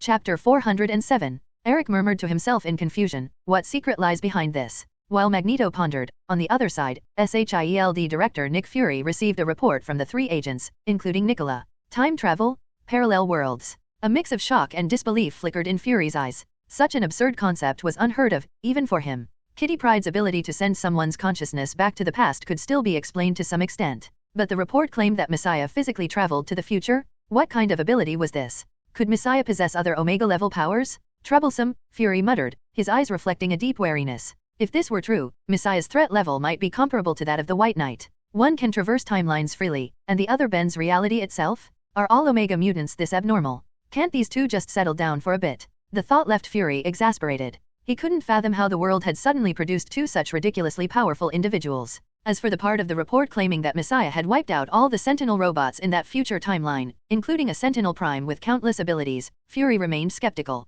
While it wasn't entirely impossible for Messiah, it still seemed far-fetched. However, the claim that Messiah could release a destructive light with a range of over 2,000 kilometers? Fury outright dismissed it as impossible. Such an exaggerated, reality-defying power couldn't be real? Suddenly, Fury's brow furrowed as a thought occurred to him. Could this be a ploy by the future Magneto and Professor X? Was the exaggerated portrayal of Messiah's strength meant to deter others from attacking him, indirectly protecting this Omega mutant? The more he thought about it, the more convinced Fury became of this theory. Smirking, he shook his head at the cleverness of the idea. Finally, his attention shifted back to the Sentinels. Sentinel robots again. These things need to be controlled. Fury's expression darkened further. For a long time, he had believed that Sentinel robots posed a threat to humanity. Wolverine's experience had only confirmed his suspicions. Fury began contemplating ways to limit the development of Sentinels. Even if he couldn't stop their research entirely, he could at least impose restrictions on their deployment. While Fury's thoughts swirled, elsewhere, Syd stood under the sunlight, practicing chaos magic. He was determined to level up the magic to level 5 and unlock its full Omega potential.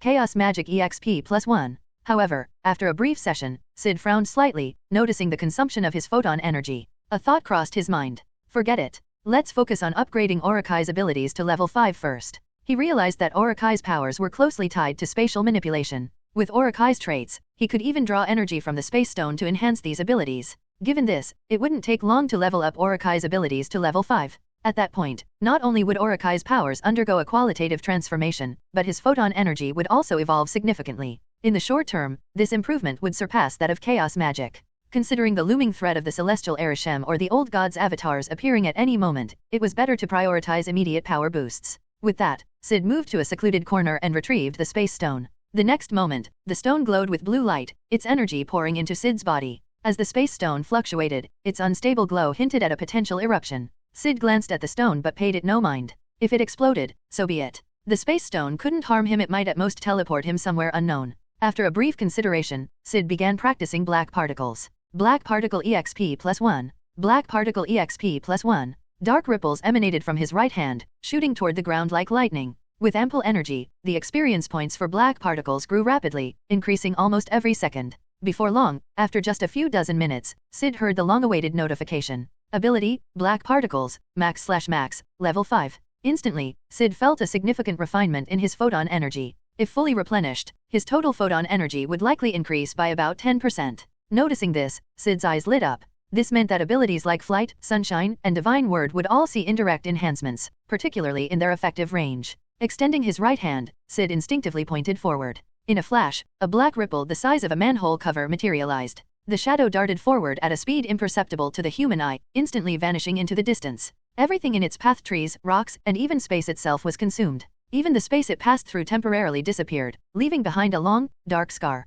Although space healed itself within a second or two, Syd could faintly glimpse scenes beyond the physical world through the scar. For a moment, he entertained the idea of using the rift created by black particles to step into the unknown. Shaking his head, he ultimately dismissed the dangerous thought. He couldn't be certain whether his current physique could handle the conditions outside, or whether he might encounter terrifying entities from other dimensions or universes. For now, he suppressed his curiosity and refocused on black particles. After some tests, he reached a conclusion. At level 5, black particles had not only gained significant destructive power but also a range of approximately 1,400 meters before dissipating. Additionally, increasing energy output could extend its range significantly. The speed of black particles had also reached an astonishing 30 times the speed of sound, far beyond the reaction time of ordinary humans. Satisfied with the improvements, Syd thought to himself, next up is the spiritual light beam. I wonder what changes it will undergo at level 5. His eyes gleamed with curiosity. The next moment, he began practicing the spiritual light beam. Spiritual light beam EXP +1. Spiritual light beam EXP +1.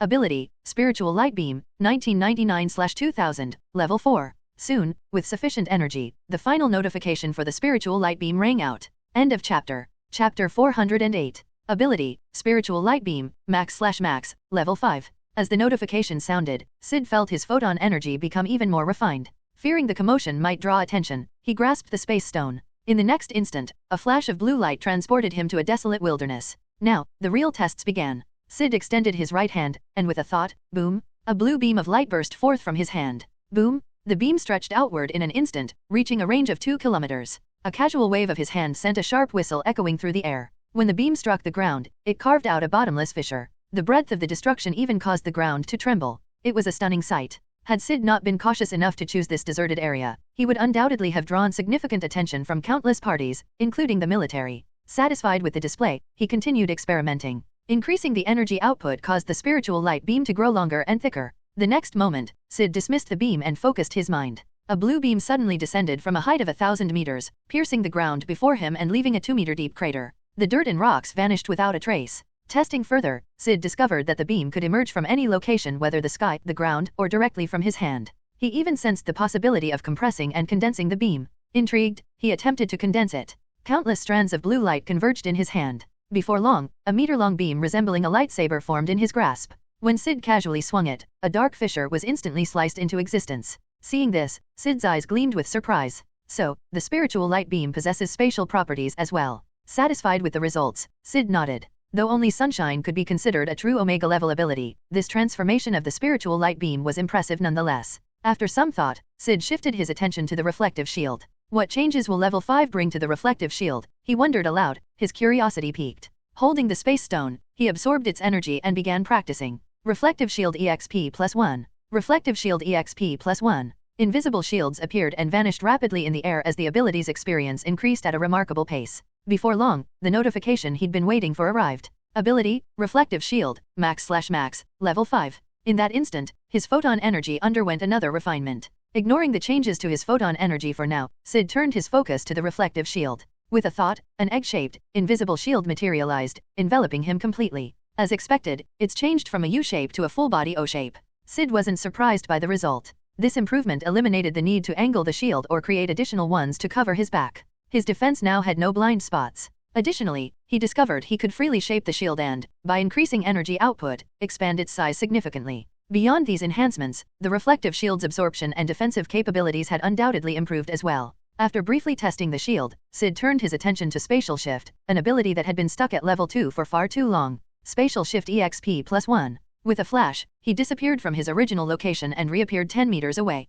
It didn't take long before the next notification sounded. Ability, Spatial Shift, 0/1000, Level 3. Spatial Shift EXP +1. The next moment, Syd vanished again, reappearing over 100 meters away. 100 meters. That's reasonable for level 3, Syd murmured. He continued practicing. Soon, another notification chimed. Ability, Spatial Shift, 0/2000, Level 4. A quick test revealed that he could now teleport up to 5 kilometers. Pressing on, Syd pushed the ability to its limit, and finally, the last notification rang out. Ability, Spatial Shift, Max/Max, Level 5. Without pausing to examine the changes to his photon energy, Syd instinctively tested the ability. In a blur, he reappeared 50 kilometers away. I haven't even reached its limit. Syd's eyes widened in surprise as he realized that Spatial Shift had undergone significant changes. After several tests, he confirmed its Spatial Shift no longer had a fixed distance limit. The range depended solely on how much photon energy he expended. Despite the upgrades, Syd couldn't help but feel a tinge of disappointment. Though the ability had improved considerably, it still lagged behind the Space Stone and Portal Magic, which could achieve the same effects with even greater versatility. Shaking off the disappointment, Syd turned his focus to the last two abilities, Divine Finger and Soul Extraction. In no time, both abilities reached their peak. Ability, Divine Finger, Max/Max, Level 5. Ability, Soul Extraction, Max/Max, Level 5. As the final notification for Soul Extraction sounded, Syd felt a sense of completion, as if something profound had clicked into place. A peculiar sensation emerged within him. He could transform into an entirely different existence at will. The Orokai form. Syd was stunned. This sensation had appeared briefly when Sunshine reached level 5 but was far more pronounced now. After a moment of curiosity, Syd shifted his attention to Divine Finger. He extended his right hand. In an instant, the sound of shattering mirrors echoed. Boom! A meter-wide section of space before him cracked open, revealing a pitch-black void. End of chapter. Chapter 409. Transparent spatial fragments, carrying terrifying impact and astonishing lethality, screamed through the air as they flew forward. Boom! In an instant, a long scar was carved into the ground before Syd, dirt and rocks flying everywhere. Deep, invisible cuts appeared along the path of destruction. Witnessing this, Syd's eyes flashed with astonishment. Did the space actually shatter? Or perhaps the space previously broken by Divine Finger was only a superficial layer, not truly fractured. Now, at level 5, Divine Finger seemed capable of breaking space itself. Syd mused over this revelation before letting out a sigh. If I had this level of power back then, Captain Marvel would have died by my hand already, wouldn't she? His thoughts drifted to his past encounter with Captain Marvel. Back then, when her fist collided with his Divine Finger, the impact merely sent her flying. Her fist bled, but the wound quickly healed. With the current Divine Finger, just the spatial fragments alone could severely injure or even cripple her, Syd speculated, stroking his chin. As he prepared to continue testing Divine Finger, he suddenly sensed something and turned his gaze toward the fractured space he had created. The black void was closing, air rushing into it with a suction force that seemed intent on pulling him in. However, this suction posed no real threat to Syd. It was weak enough that it could only affect unprepared ordinary people. What truly caught his attention was the sight of a massive creature on the other side of the void. The creature had smooth, brown skin and an enormous body, but only a small portion of it was visible through the fractured space. It seemed to be approaching, attempting to break into the physical world. Before it could succeed, however, the void healed itself, sealing the breach. In the distance, Syd faintly heard an enraged roar of frustration. What was that? Syd frowned. An interdimensional entity? Or perhaps a being from another universe? He wasn't unfamiliar with extra-dimensional creatures. The Guardians of the Galaxy, including Star-Lord, had hunted such beings before. The one-eyed tentacle monster that Doctor Strange had fought in Doctor Strange 2 was also an extra-dimensional entity, as was Dormammu. Thus, the appearance of such a creature beyond fractured space was surprising yet not entirely unexpected. Still, Syd couldn't gauge the threat level of these entities. If that monster had managed to enter reality, how much damage would it have caused? How powerful would it have been? Could it have posed a threat to him? Sometimes being too powerful is a burden, Syd muttered, feeling a mix of frustration and resignation. With Divine Finger's capabilities now so immense, he had to exercise caution even when using it. Fortunately, the space had healed quickly. Otherwise, he might have had to face that creature in combat. After a brief contemplation, Syd refocused on testing Divine Finger. Changing his location, he resumed his experiments. Before long, he discovered that the range of Divine Finger also scaled with his photon energy. What would happen if I used all my photon energy in a single Divine Finger attack? The thought intrigued him, but he hesitated and ultimately set the idea aside. If he miscalculated and ended up being dragged into the void beyond reality, there would be no one to hear his cries for help. Next, Syd turned his attention to soul extraction. Let's try it on an animal first. Using spatial shift, he vanished from his spot. About 10 minutes later, he found a gray rabbit. Holding the rabbit by its ears with his left hand, Syd prepared to use soul extraction with his right hand. As he activated the ability, he paused in surprise. His right hand felt as though it had passed through a layer of water before touching the rabbit. Without resistance, Syd instinctively pulled the rabbit's soul out of its body. The process was seamless. After some tests, he concluded that soul extraction now had the ability to bypass spatial distance. This meant that even if a target was a kilometer away, he could stand in place and extract their soul effortlessly. Additionally, this feature could be used to retrieve objects, making it an unparalleled tool for theft. If a thief had this ability, no treasure would be safe. Moreover, soul extraction no longer required a grabbing motion. A simple strike could also expel a soul from its body, much like how the Ancient One in the Avengers had knocked Bruce Banner's soul out of the Hulk's body. While impressed by these enhancements, Syd also noticed some limitations. The ability's success depended on his precision and speed. If he aimed incorrectly or moved too slowly, giving the target time to dodge, soul extraction would fail. For instance, trying to extract Quicksilver's soul would likely fail due to his supersonic movements. Syd also speculated that against beings with exceptionally strong souls, the ability might be ineffective. Still, at level 5, there were likely very few who could resist it. Ordinary humans? He could pull their souls out with a mere flick of his wrist. Further tests revealed that the farther the target, the more photon energy soul extraction consumed.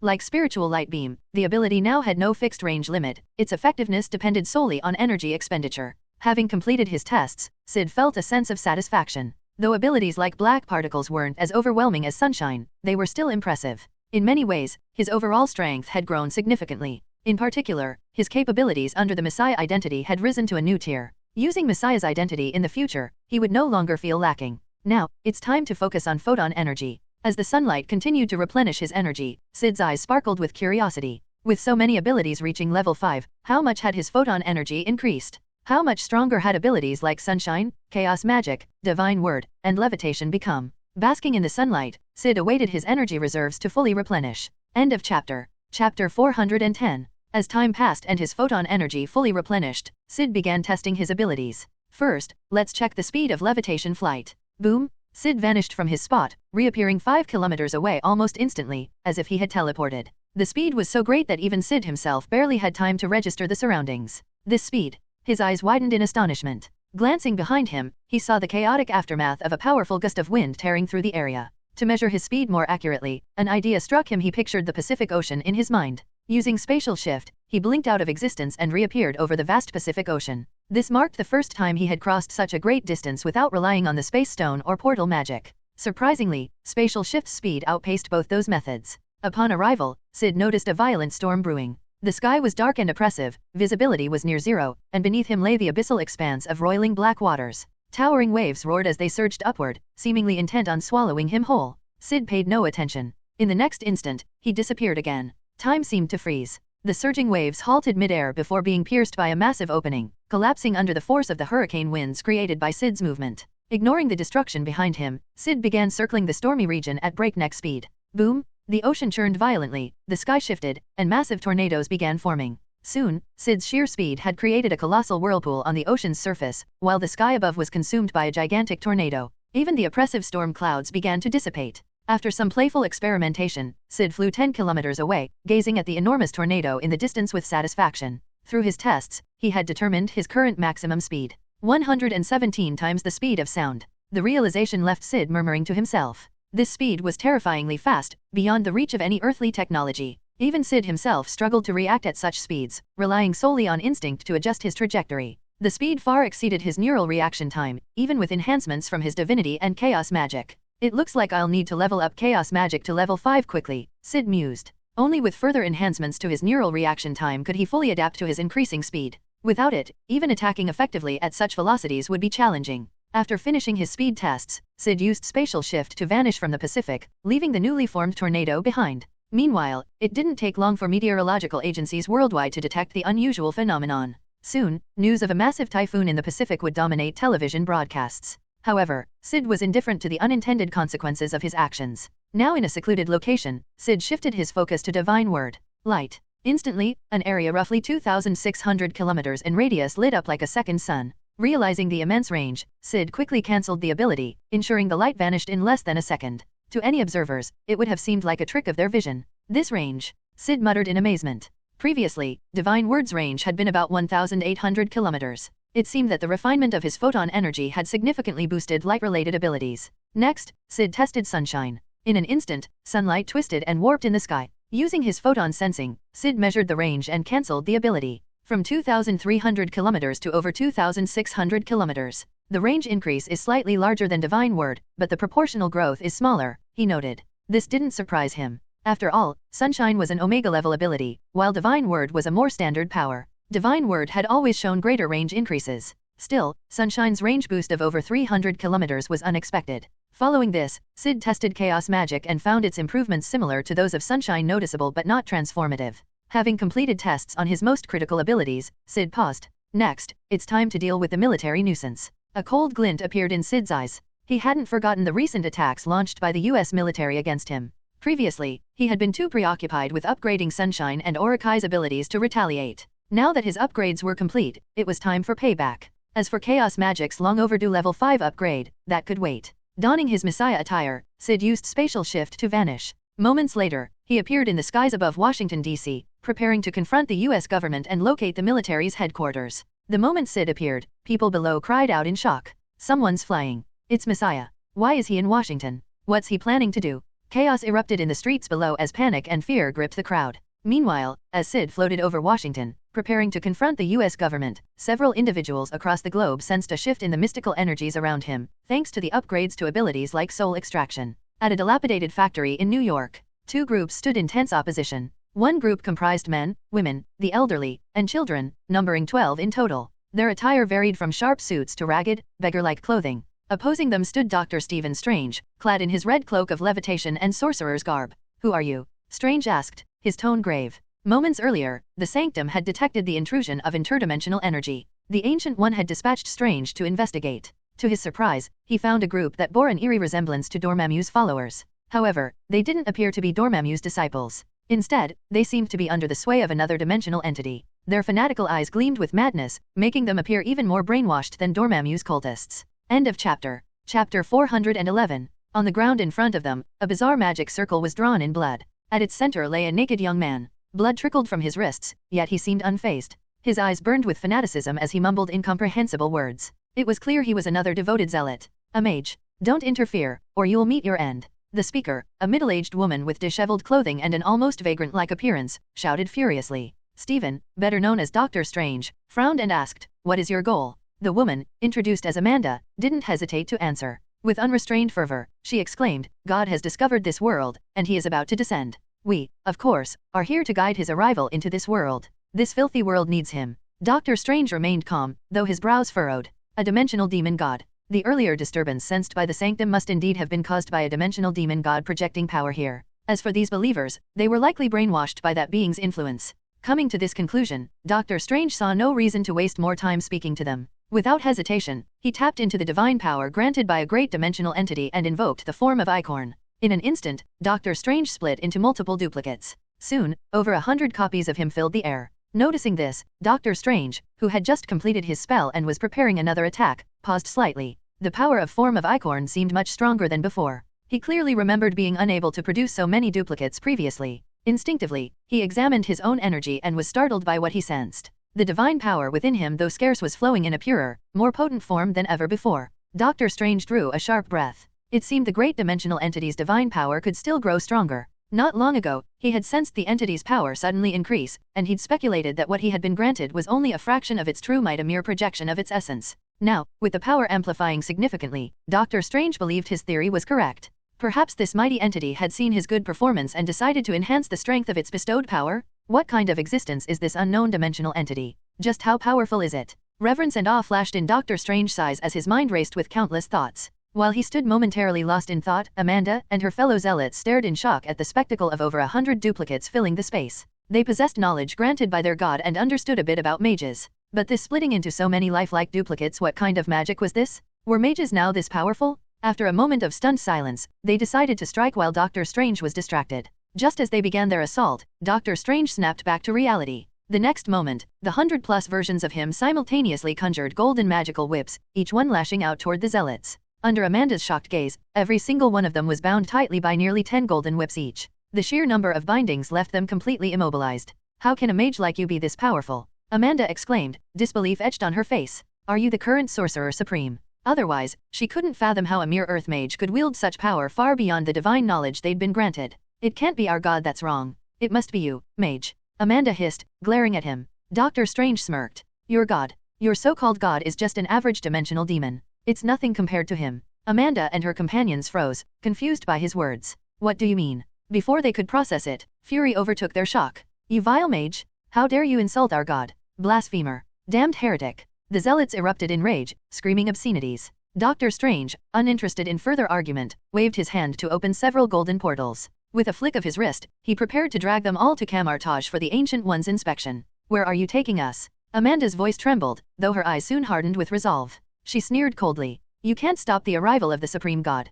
All who defy his glory will perish in the end." Finally, she shouted, "God, I am with you." Dr. Strange's pupils constricted as Amanda's body suddenly exploded into a mist of blood. The other zealots, witnessing her actions, followed suit, shouting in unison, "God, I am with you." Before Dr. Strange could react, they all detonated, their blood mist converging on the magic circle. The circle began to glow with an ominous red light. Dr. Strange quickly summoned bolts of Balthak, blasting the magic circle into oblivion. Boom! Golden lightning crackled, leaving a massive crater where the circle had been. However, even as he destroyed the circle, Dr. Strange couldn't shake the unease in his heart, sensing that its purpose hadn't been fully thwarted. Meanwhile, a kilometer away, inside a dimly lit room, a young man with freckles sat at his computer. He suddenly froze, his expression confused. "Who are you?" A strange voice echoed in his mind. "Don't worry about who I am," the voice replied. "Just know that if you help me, I can grant you power." Power. The young man, named Luen, was momentarily stunned. Then, two images appeared in his mind, one of a figure clad in black and the other in white. Will I become like the Messiah and the white-cloaked hero? The voice paused briefly, puzzled, but quickly dismissed the question. Messiah and white-cloaked hero? Likely just two strong humans. Humans were trivial. With the power it could bestow, surpassing them would be effortless. Of course, the voice said confidently. Luan's eyes lit up with excitement. As a weak, second-tier mutant, he had always envied the Messiah and the white-cloaked hero for their immense strength. Now, it seemed he had a chance to be like them. No, I will surpass them, Luan thought with exhilaration. End of chapter. Chapter 412. The more Luan thought about it, the more excited he became. What do you need me to do? He asked curiously. The strange voice echoed again. Set up a magical ritual, channel my power into this world, destroy 3 sanctuaries, and prepare for my descent. Hearing the instructions, a hint of doubt and hesitation flickered in Luan's eyes, but it quickly vanished. He had already started imagining the scene, transforming into a terrifyingly powerful being, standing triumphantly before the white-cloaked hero and the Messiah, crushing them with ease while delivering scornful remarks. What should I do? Luan asked, brimming with excitement. The strange voice replied coldly. A blood sacrifice. The ritual requires lives and their blood. Anticipation filled Luan's eyes as he envisioned the moment of gaining the entity's bestowed power and utterly surpassing the Messiah and the white-cloaked hero. While Luan reveled in his fantasies and Dr. Strange pondered the sudden surge in divine power, Syd was calmly hovering above the streets of Washington, D.C. Below him, everyone who saw him instinctively covered their mouths, their eyes wide with fear and disbelief. Glancing at the people below, Syd paid them no mind. His focus was set on his destination ahead. If he intended to confront the American leadership and locate their military headquarters, the logical first step would be the seat of power itself. Conveniently, the White House was in Washington, and he had descended not far from it. With this thought, he moved, flying steadily toward the White House. What is the Messiah planning to do? Where is he going? The people on the streets initially sighed in relief when they saw him leave, but soon confusion overtook them. Before long, someone noticed his direction and exclaimed, "That way, isn't that where the White House is?" The White House. Shock rippled through the crowd. That's where the president resides? As they speculated in alarm, government agencies across Washington scrambled into action upon receiving news of the Messiah's presence. Despite their swift response, Syd's proximity to the White House left them with little time to prepare. By the time Syd reached the White House perimeter, armored vehicles patrolling the area came to an abrupt halt. Armed officers, including SWAT teams and FBI agents, quickly disembarked, weapons and shields at the ready. In unison, they raised their black firearms, aiming directly at Syd, who hovered in the air. A loud, amplified voice of a middle-aged man boomed through a speaker. "Messiah, what is your purpose here? Stop immediately. If you don't stop, we'll open fire." Though the voice carried a tone of warning, it failed to mask the underlying fear. Had it been any other threat, they would have opened fire the moment it approached the perimeter. There would have been no negotiation. But this wasn't just any threat, it was the Messiah. Even the Secret Service director issuing the warning from a safe zone felt trepidation. The officers on the ground, though outwardly resolute, were equally hesitant. They hoped, against all odds, that the Messiah would simply leave. Meanwhile, a crowd of curious onlookers gathered in the distance, undeterred by the potential danger. Syd cast a brief glance at the armed officers and civilians below but remained indifferent. He continued flying forward. Barely 10 meters into his advance, he noticed several small patrol drones approaching. Each drone's camera was trained on him. At the same time, Syd sensed the presence of snipers hidden in the distance. Over 1,000 rifles were trained on him. Though none of this posed any real threat to him, Syd found the White House's level of security mildly amusing. The drone's speakers crackled with another warning. "Messiah, this is your final warning. If you proceed, we will take action. This won't end well for anyone." From afar, the faint roar of jet engines reached Syd's ears. Turning slightly, he saw 5 fighter jets taking off from a nearby airbase, rapidly closing in on his location. Such a display of firepower might have intimidated any terrorist or even Magneto, who would have found himself at a disadvantage. The government had long developed weapons specifically to counter him, such as plastic firearms and bullets. Unfortunately for them, none of this mattered to Syd. Meanwhile, news of the unfolding situation at the White House quickly spread. Some learned through spies, others through government insiders. One particularly audacious television network received the information and, in a bid for ratings, began broadcasting the event live. Before long, Americans across the nation were glued to their screens, watching the unfolding drama. A nervous male anchor spoke in a rushed tone. "Breaking news! Breaking news! We're reporting on an ongoing incident that appears to be a terrorist attack. The location is the White House, and the figure in the footage is none other than the Messiah. What is he planning to do?" Drone footage streamed live from the scene, showing heavily armed officers surrounding the White House and a lone figure in black hovering above. "Messiah?" The moment they saw him, viewers across the country were stunned. Word spread like wildfire, and the broadcast's ratings skyrocketed. At Xavier's School for Gifted Youngsters, Professor Charles, Magneto of the Brotherhood, Tony at the Stark Tower in New York, as well as SHIELD and Hydra operatives all tuned in to watch. Even Luan, whose mind was partly occupied by the entity's voice, noticed the broadcast. Staring at the figure on the screen, he murmured in awe, "It's the Messiah." What is he planning to do? End of chapter. Chapter 413. Messiah. The dimensional demon god, observing the scene, couldn't hide a flicker of surprise. Gazing at the black-clad figure in the broadcast, it asked, "Is this the Messiah you were talking about? The one you want to become?" Luan, glued to the screen with eyes filled with envy and jealousy, nodded vigorously. "Yes, I want to be just like him. No, I want to surpass him," he shouted with excitement and anticipation. Hearing this, the demon god glanced at the black figure on the screen and chuckled. "A human? That's hardly a challenge. Surpassing him would be effortless." Luan's excitement grew. His mind raced with images of himself outshining the Messiah, becoming the most powerful being. Meanwhile, back at the live broadcast site, the situation was escalating. Under the watchful eyes of the gathered onlookers and armed officers, Syd floated calmly toward the main White House building, his expression unchanging. "Open fire! Stop him!" At the command of the Secret Service Director and other high-ranking officials, the officers raised their firearms. Snipers, concealed in strategic positions, also took aim at the Messiah. The next moment, silenced bullets tore through the air, their high-caliber rounds aimed directly at Syd's head and eyes.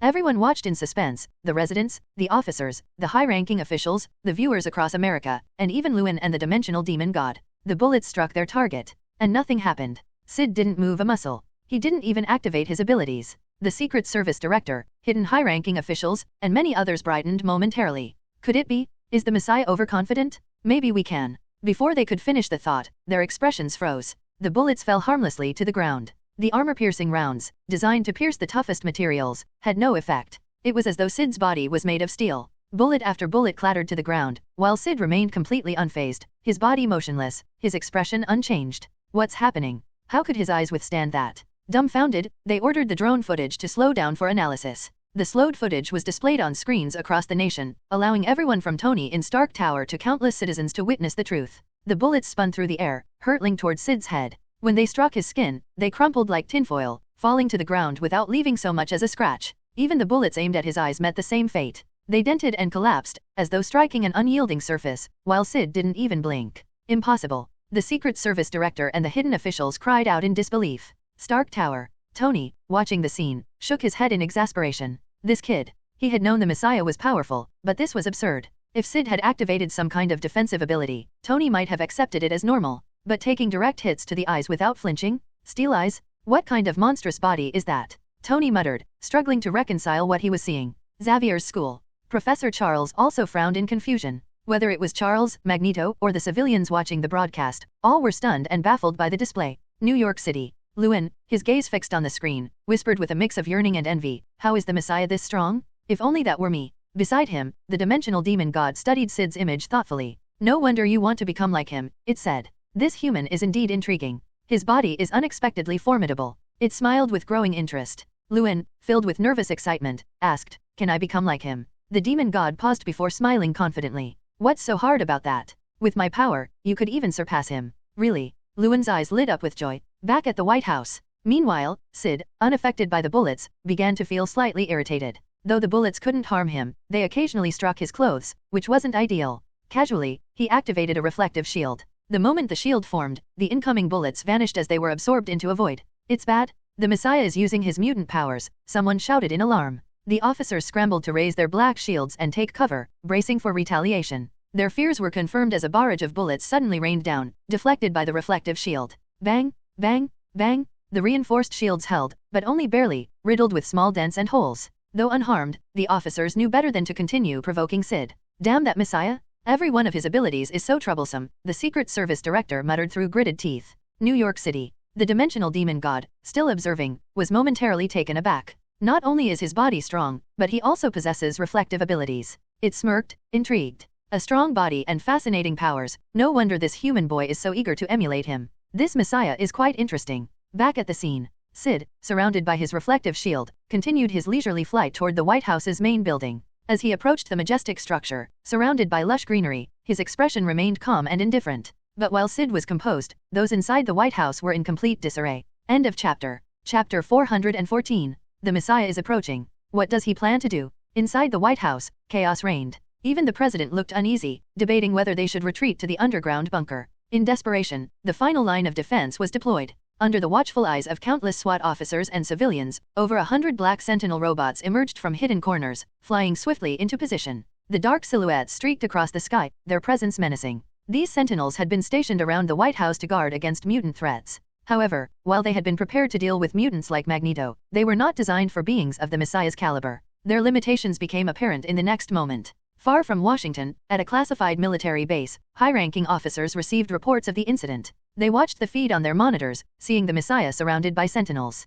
Has he lost his mind? Attacking the White House? Does he truly intend to declare war on us? General Field smashed his fist against the table, his face red with anger. Nearby, a man in a black and white suit with slicked-back hair, known as Director Alessandro, sneered. The Messiah is truly delusional. Does he think a single mutant, even an Omega Level 1, can challenge the might of America? Alessandro's voice dripped with scorn. For now, the Messiah's actions meant he would face the full wrath of the nation, leaving Alessandro safe from any potential retribution. At his side, Dr. Bolivar Trask, the creator of the Sentinels, allowed himself a small smile. The Messiah's imminent downfall was a relief. Just then, their screens showed the Messiah raising his hand. He's about to use his power. Everyone's attention sharpened. What ability would the Messiah display this time? At the White House, before the Sentinels could act, Syd extended his right hand. A flash of blue light burst forth. He unleashed a level 5 energy beam. Under the gaze of SWAT officers, civilians, White House personnel, Alessandro and his team, as well as Tony Stark and others watching from afar, a brilliant beam of blue energy erupted from Syd's hand. The beam stretched nearly 2 kilometers, connecting Earth and sky. The sheer length of the energy beam left everyone momentarily stunned. How could it be this long? Was this some sort of illusion? While they struggled to comprehend what they were seeing, Syd swung the massive beam toward the Sentinels. The blue light swept through them with surgical precision. In just seconds, the beam cut through every sentinel, severing them cleanly at the waist. Thud, thud, thud. One by one, the dismantled sentinels fell from the sky, their upper and lower halves crashing to the ground. Everyone watching was left speechless. It wasn't that the Messiah had destroyed the sentinels, his power was already legendary. What left them dumbfounded was the sheer size and scope of the beam. Stark Tower. Tony Stark rubbed his eyes, ensuring he wasn't hallucinating. Then, with a tone of disbelief, he muttered, "This kid is getting more outrageous by the day. A beam that long and powerful, how did he even produce it?" His thoughts were interrupted as something even more shocking unfolded on the screen. Back at the scene, Syd glanced at the White House, his expression momentarily thoughtful. Then, his gaze turned cold. Gripping the energy beam, he swung it downward toward the iconic structure. Under countless watchful eyes, the blue light streaked through the sky, slicing down with a deafening roar. Boom! The White House trembled violently before splitting in two, cleaved cleanly down the middle. The destructive force didn't stop there. The beam carved through distant streets and buildings, leaving a deep, seemingly bottomless scar across Washington. The trench extended over a kilometer and was terrifyingly deep, resembling an abyss. Gasps of shock and disbelief echoed from every corner. The Messiah's casual strike had devastated the White House and left Washington scarred. Despite knowing the Messiah's reputation, no one expected him to cause such catastrophic destruction without utilizing his more famous Omega-level abilities. From the White House to various locations across the globe, people watching the event inhaled sharply, their disbelief palpable. Xavier's school. At Xavier's school, Professor Charles and his team were equally stunned. Wolverine broke the silence with a sigh. "Cyclops, I think I'm starting to believe that Syd really did eliminate all the Sentinels in that future." The X-Men exchanged uneasy glances. Initially, they had doubted Wolverine's claim that the Messiah had single-handedly destroyed every Sentinel and even their master control unit in a dystopian future.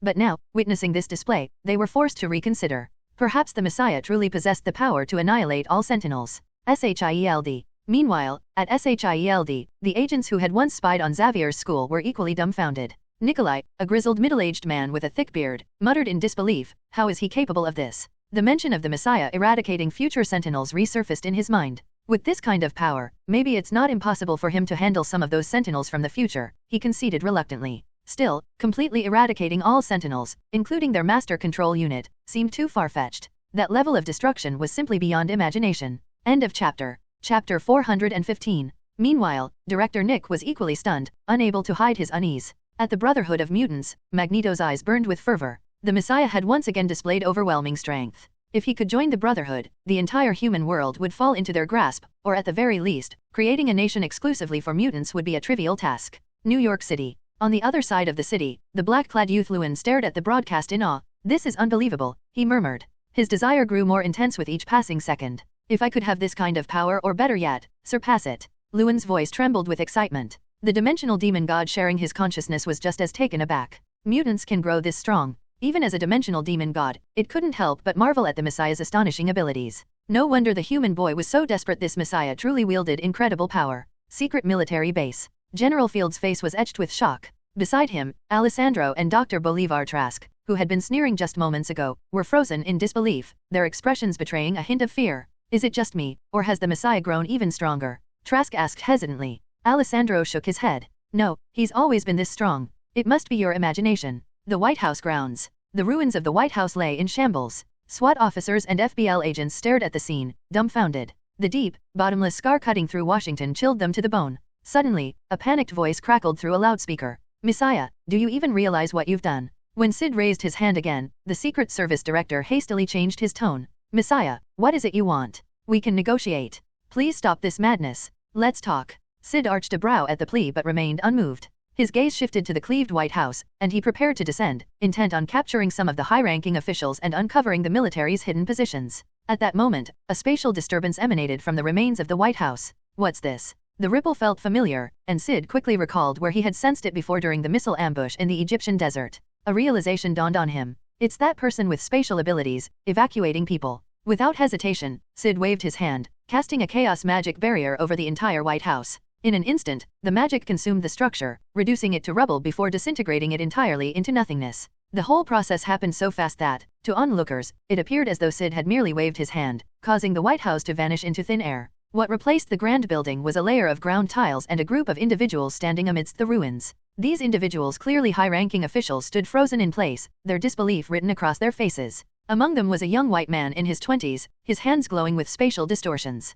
As he moved, one official after another disappeared. The sudden collapse of the White House left them in shock. What just happened? The young man, identified as Evan, looked around in confusion, trying to comprehend what had just occurred. When their gaze shifted upward, they saw the Messiah slowly descending toward them. Quick, get us out of here, an elderly man with graying hair barked. Evan's expression twisted with urgency and frustration. Teleporting objects was easy for him, even in large quantities and across great distances. But living beings were a different story. It required delicate precision, and rushing the process risked killing the fragile humans he was tasked with saving. Despite his apprehension, Evan gritted his teeth and pushed himself to his limit. Under countless watchful eyes, veins bulged on Evan's forehead, and blood poured from his nose as he screamed in exertion. In an instant, the space around him and the remaining officials began to distort. Observers held their breath. Could it be? Would the Messiah be thwarted this time? Alessandro and his peers felt a fleeting moment of schadenfreude. Above the scene, Syd noticed Evan's actions and instinctively prepared to use chaos magic to stop him. But as the spatial ripples intensified, Syd suddenly felt a peculiar sensation. It was as if he could control the spatial distortion. Following this intuition, Syd extended his right hand and smoothed out the space around Evan and the officials. Immediately, the distortions dissipated. Evan froze in place, his hands trembling. What happened to my powers? The spatial ripples had vanished entirely, leaving Evan staring at his hands in disbelief. His gaze shifted upward to the black-clad figure hovering above him. Messiah, was that you? Evan stammered. What did you do? The high-ranking officials also turned their attention to Syd, their eyes wide with shock and confusion. Even Syd himself was momentarily taken aback. Did that actually work? The peculiar sensation lingered as Syd pondered his actions. This feeling, it must be related to the level 5 spatial transfer. Apparently, the ability had properties he hadn't yet fully understood or explored. Could I replicate what that mutant just did? Syd mused, intrigued. He dismissed the thought for now, his attention returning to the officials and Evan below. Meanwhile, the SWAT officers, FBL agents, and onlookers including Tony Stark and others watching from afar finally snapped out of their stupor, realizing the magnitude of what had just transpired. End of chapter. Chapter 416. Stark Tower. What did the Messiah just do? Tony, seated in his chair and watching the broadcast on the television, couldn't help but feel his eyelid twitch. The Grand White House had collapsed and disintegrated in an instant. What kind of mutant power was that? And that spatial mutant in the footage, was their failed ability somehow connected to the Messiah? Tony was filled with unease. It wasn't just him. Nick and his agents at SHIELD, the professor, and others at X Academy, military personnel at secret bases, and even extra-dimensional beings, all of them were unsettled. Mutant abilities can do this much. What did he release just now? The curiosity of the extra-dimensional demon had mostly dissipated, leaving behind astonishment. This mutant defied everything the demon had understood about them for millennia. Mutants weren't supposed to be this strong or have such diverse abilities. The demon was deeply confused. At the mysterious military base, Alessandro and Dr. Bolivar were frozen with fear. On-site, sweeping his gaze across the shocked young man and the 11 high-ranking American officials below, Syd flicked his hand, suppressing the chaotic magical glow before casting his chaos magic. An elderly man with graying hair screamed as an invisible force from the chaos magic lifted him into the air. Let me go. What do you want, Messiah? The unfortunate Congressman Youssef, who had come to meet with the president, turned pale. Regret filled his heart. The president had fled early, leaving them to deal with this dangerous figure. If only he hadn't come to the White House. Nearby, the young man, Evan, let out a painful cry. Syd glanced down and saw Evan trembling violently, veins bulging on his forehead, eyes red, and blood streaming from his orifices. Syd's sharp senses picked up on something unusual within Evan. Some external force had pushed him into a frenzy, drastically amplifying his powers. With a slight frown, Syd decided to act. Testing his abilities and eliminating potential trouble, he raised his hand. In full view of everyone, Syd performed spatial displacement. This time, however, he didn't target himself but the young man below. When Evan had attempted spatial teleportation earlier, Syd had felt that he could replicate it. So, he gave it a try. The next moment confirmed his hunch. To the astonishment of onlookers, Evan vanished from his position and reappeared in front of Syd. Was this?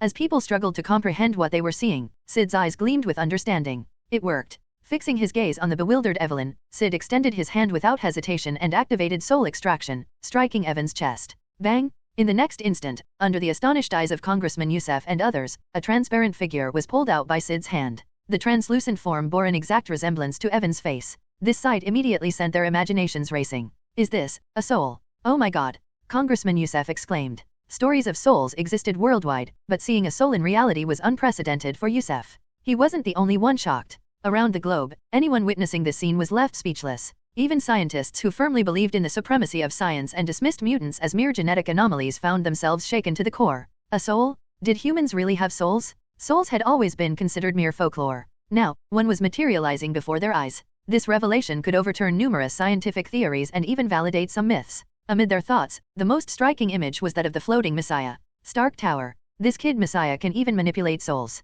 Tony marveled in disbelief. What kind of ability is that? At X Academy, the professor and others were equally dumbfounded. The extra-dimensional demon's eyes narrowed, his astonishment deepening. Across the world, shock turned to fear. No one wanted their soul to be toyed with after death. On sight, Evan, whose soul had been separated from his body, regained clarity. Terrified, he shouted, "What did you do? Is this my body?" Even without his physical form, Evan's horrified voice was unmistakable. "Are you a demon? You're a mutant. How can you control souls?" Mutants were supposed to share the same origin. Why was the Messiah so terrifying and unique? Evelyn was filled with both fear and confusion. Ignoring Evelyn, Syd's gaze returned to the elderly man before him. In the next moment, Syd unleashed chaos magic. The psychic waves from the spell swiftly infiltrated the old man's mind.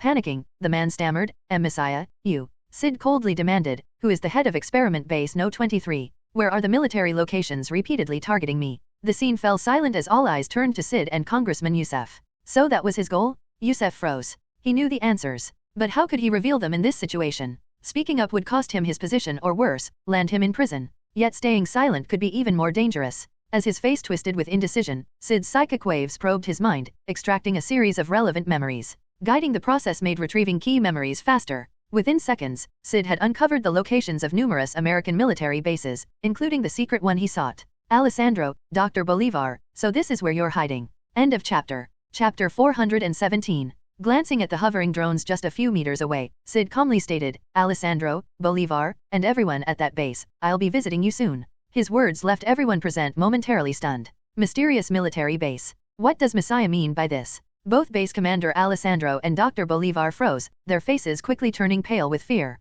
Could Messiah have discovered the location of their base? No, impossible. Messiah couldn't possibly know? As confusion rippled across the globe, Syd fell silent, deep in thought. He glanced at Congressman Youssef and the others present, a glint flashing in his eyes. Originally, his plan was to eliminate them after gathering the information. But the discovery of his newfound spatial transfer ability stirred a different idea in his mind. And he wasn't planning on doing this covertly. If he was going to act, it would be in full view of everyone. After all, he had already destroyed the White House. There was no point in hiding now. The next moment, an image of the mysterious military base appeared in his mind. Syd activated spatial transfer experimentally. Immediately, the light energy within him began to deplete. "What are you doing?" Evan's pupils constricted, sensing something extraordinary. His face filled with disbelief. In the blink of an eye, space within a kilometer radius of the White House began to distort. Before anyone could process what was happening, the scenery blurred. Boom! Ah! Oh, my god, what just happened? The ground shook violently. As the residents, SWAT teams, and officials regained their senses, a wave of shock swept over them.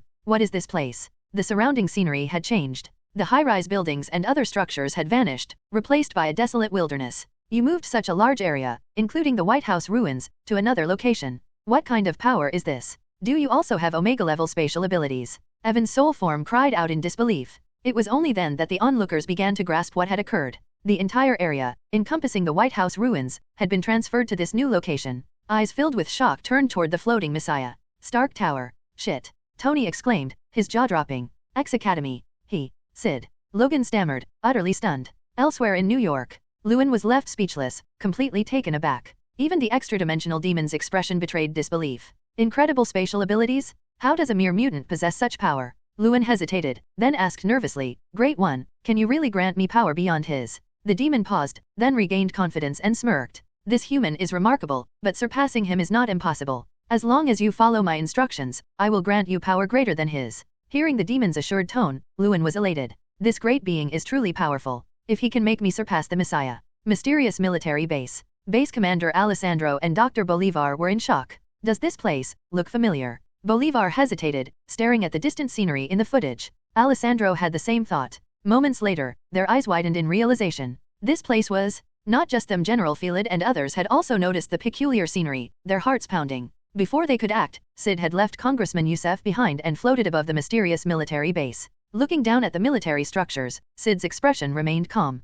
It didn't take long for General Felid and the others to step out, their faces tense. Under the watchful eyes of American citizens and the world, General Felid approached cautiously. I am General Felid, he announced, his voice trembling. Messiah, don't act rashly, he said, trying to suppress his fear. Whatever you want, I'll try to accommodate. There are many prominent figures here. If you kill us, there will be no turning back. Going against all of America, you wouldn't want that, would you? If you... As he spoke, a trace of smugness and mockery appeared in his eyes. No matter how strong Messiah is, he'll still have to bow to America, he thought smugly. But before he could continue, something happened that stunned him and everyone watching. Syd cast him a cold glance. Boom! From 1,000 meters in the sky, a blue energy beam descended instantly. Soul energy pillar? Boom! General Felid's words were cut short as the energy engulfed him. A second later, the pillar vanished, leaving no trace of Felid. Hiss! The horrifying scene sent shivers down everyone's spine. Alessandro and the others were both terrified and furious. How dare Messiah kill General Felid? And worse, how dare he disregard the might of America? Was he insane? Even if he was powerful, how could he take on the entire nation? People around the world who witnessed this were thinking the same thing. Syd, his expression cold and indifferent, raised his hand again. A blinding blue light burst forth. The 2-kilometer-long soul energy pillar appeared. Then, he slashed it down toward the mysterious military base. Boom! The ground quaked violently. In an instant, the entire base was split in two. New York. Stark Tower. Tony's face turned grim. He murmured, has Messiah really made up his mind? Isn't he afraid at all? Facing America's relentless pursuit, could he truly hold out? Tony felt a mix of confusion and regret. From his perspective, while the nation might suffer heavy losses, Messiah would ultimately fall. After all, America was the world's #1 superpower. No matter how strong Messiah was, how could he oppose an entire country? X Academy, Brotherhood of Mutants. The Professor, Magneto, and others looked worried, anxious about Messiah's future. SHIELD headquarters. Nick Fury frowned. Is this kid really insane? He cursed under his breath, just like the White Knight. Both of them are lunatics. New York City. Lewin froze, then broke into a grin. In his eyes, Messiah was as good as dead if not outright killed, then left to flee in disgrace. When that happened, the strongest mutant in the world would be him? End of chapter. Chapter 418. Oh, wait, there was still the troublesome White Knight. But once the White Knight was dealt with, Lewin would undoubtedly become the strongest mutant in the world? The thought made Lewin's eyes sparkle with excitement. On sight. Casually slicing the military base in half, Syd moved his right hand slightly, preparing to strike again. At that moment, Alessandro, the surviving commander of Base 23, cried out in terror, Messiah, are you insane? Going against a superpower like this? Dr. Bolivar, standing nearby, was equally dumbfounded. You. Hearing this, Syd raised an eyebrow. His response was to swing his hand. Boom! A massive blue beam streaked across the sky, accompanied by a piercing whistle. The soul energy pillar shot out like lightning, slashing through both Alessandro and Bolivar. As ordinary humans, neither of them had any chance to react. They only felt a sharp pain in their waists before their vision flipped. When they regained their senses, they realized they had been cut cleanly in half. Ah! Their screams of agony echoed. The two men, used to lives of comfort, had never experienced such pain. Their eyes bulged wide, faces twisted in unbearable torment. How dare you? Alessandro howled in disbelief, his voice filled with venom and anguish. Messiah, no? Project 37. You can't kill me. Feeling his body grow weaker and his mind cloudier, Alessandro could see the end coming. I regret it, he muttered through gritted teeth. I should have killed you back then. Beside him, Bolivar murmured weakly, why did it come to this for me? Listening to their words, Syd smirked, glancing briefly at Bolivar before fixing his gaze on the venomous Alessandro. Does it hurt? Those experimental subjects in your labs probably felt the same pain, didn't they? I bet you enjoyed watching them suffer, Syd said with a cold smile. Memories of what he had endured at that facility flooded back. If Alessandro loved experiments so much, Syd thought, he might as well let him experience the pain firsthand. With that, Syd diminished the soul energy pillar, leaving only a blade about a few dozen meters long. In the next second, he swung it down repeatedly at Alessandro. Ah! With each slash, Alessandro's screams intensified. His hand was severed next. No, I don't want to die. In a mix of pain, terror, hatred, and despair, Alessandro finally passed out. As for Bolivar, already gravely injured, the horrifying scene was too much for him. He fainted on the spot. Seeing that both men were effectively as good as dead, Syd felt a wave of satisfaction. The question of whether he dared to kill them didn't concern him in the slightest. Unlike the professor and others who hesitated to kill figures like Bolivar for fear of escalating matters, Syd had no such reservations. For him, the sentinel crisis that had plagued mutants wasn't even a challenge. This scene burned itself into the eyes of all who watched. The survivors on site were paralyzed with fear, their expressions utterly horrified. Syd cast them a brief glance but didn't bother with them further. The next moment, massive soul energy pillars descended from the sky. Boom, boom, boom, ah! The entire military base was engulfed in blue energy beams. The ground quaked violently, and despairing screams filled the air. In less than a minute, the massive base was reduced to rubble. Where the base once stood was now an immense, bottomless crater. Syd glanced at the pit indifferently. Even though he had unleashed multiple Tier 5 soul energy pillars, his reserves of light energy were barely affected.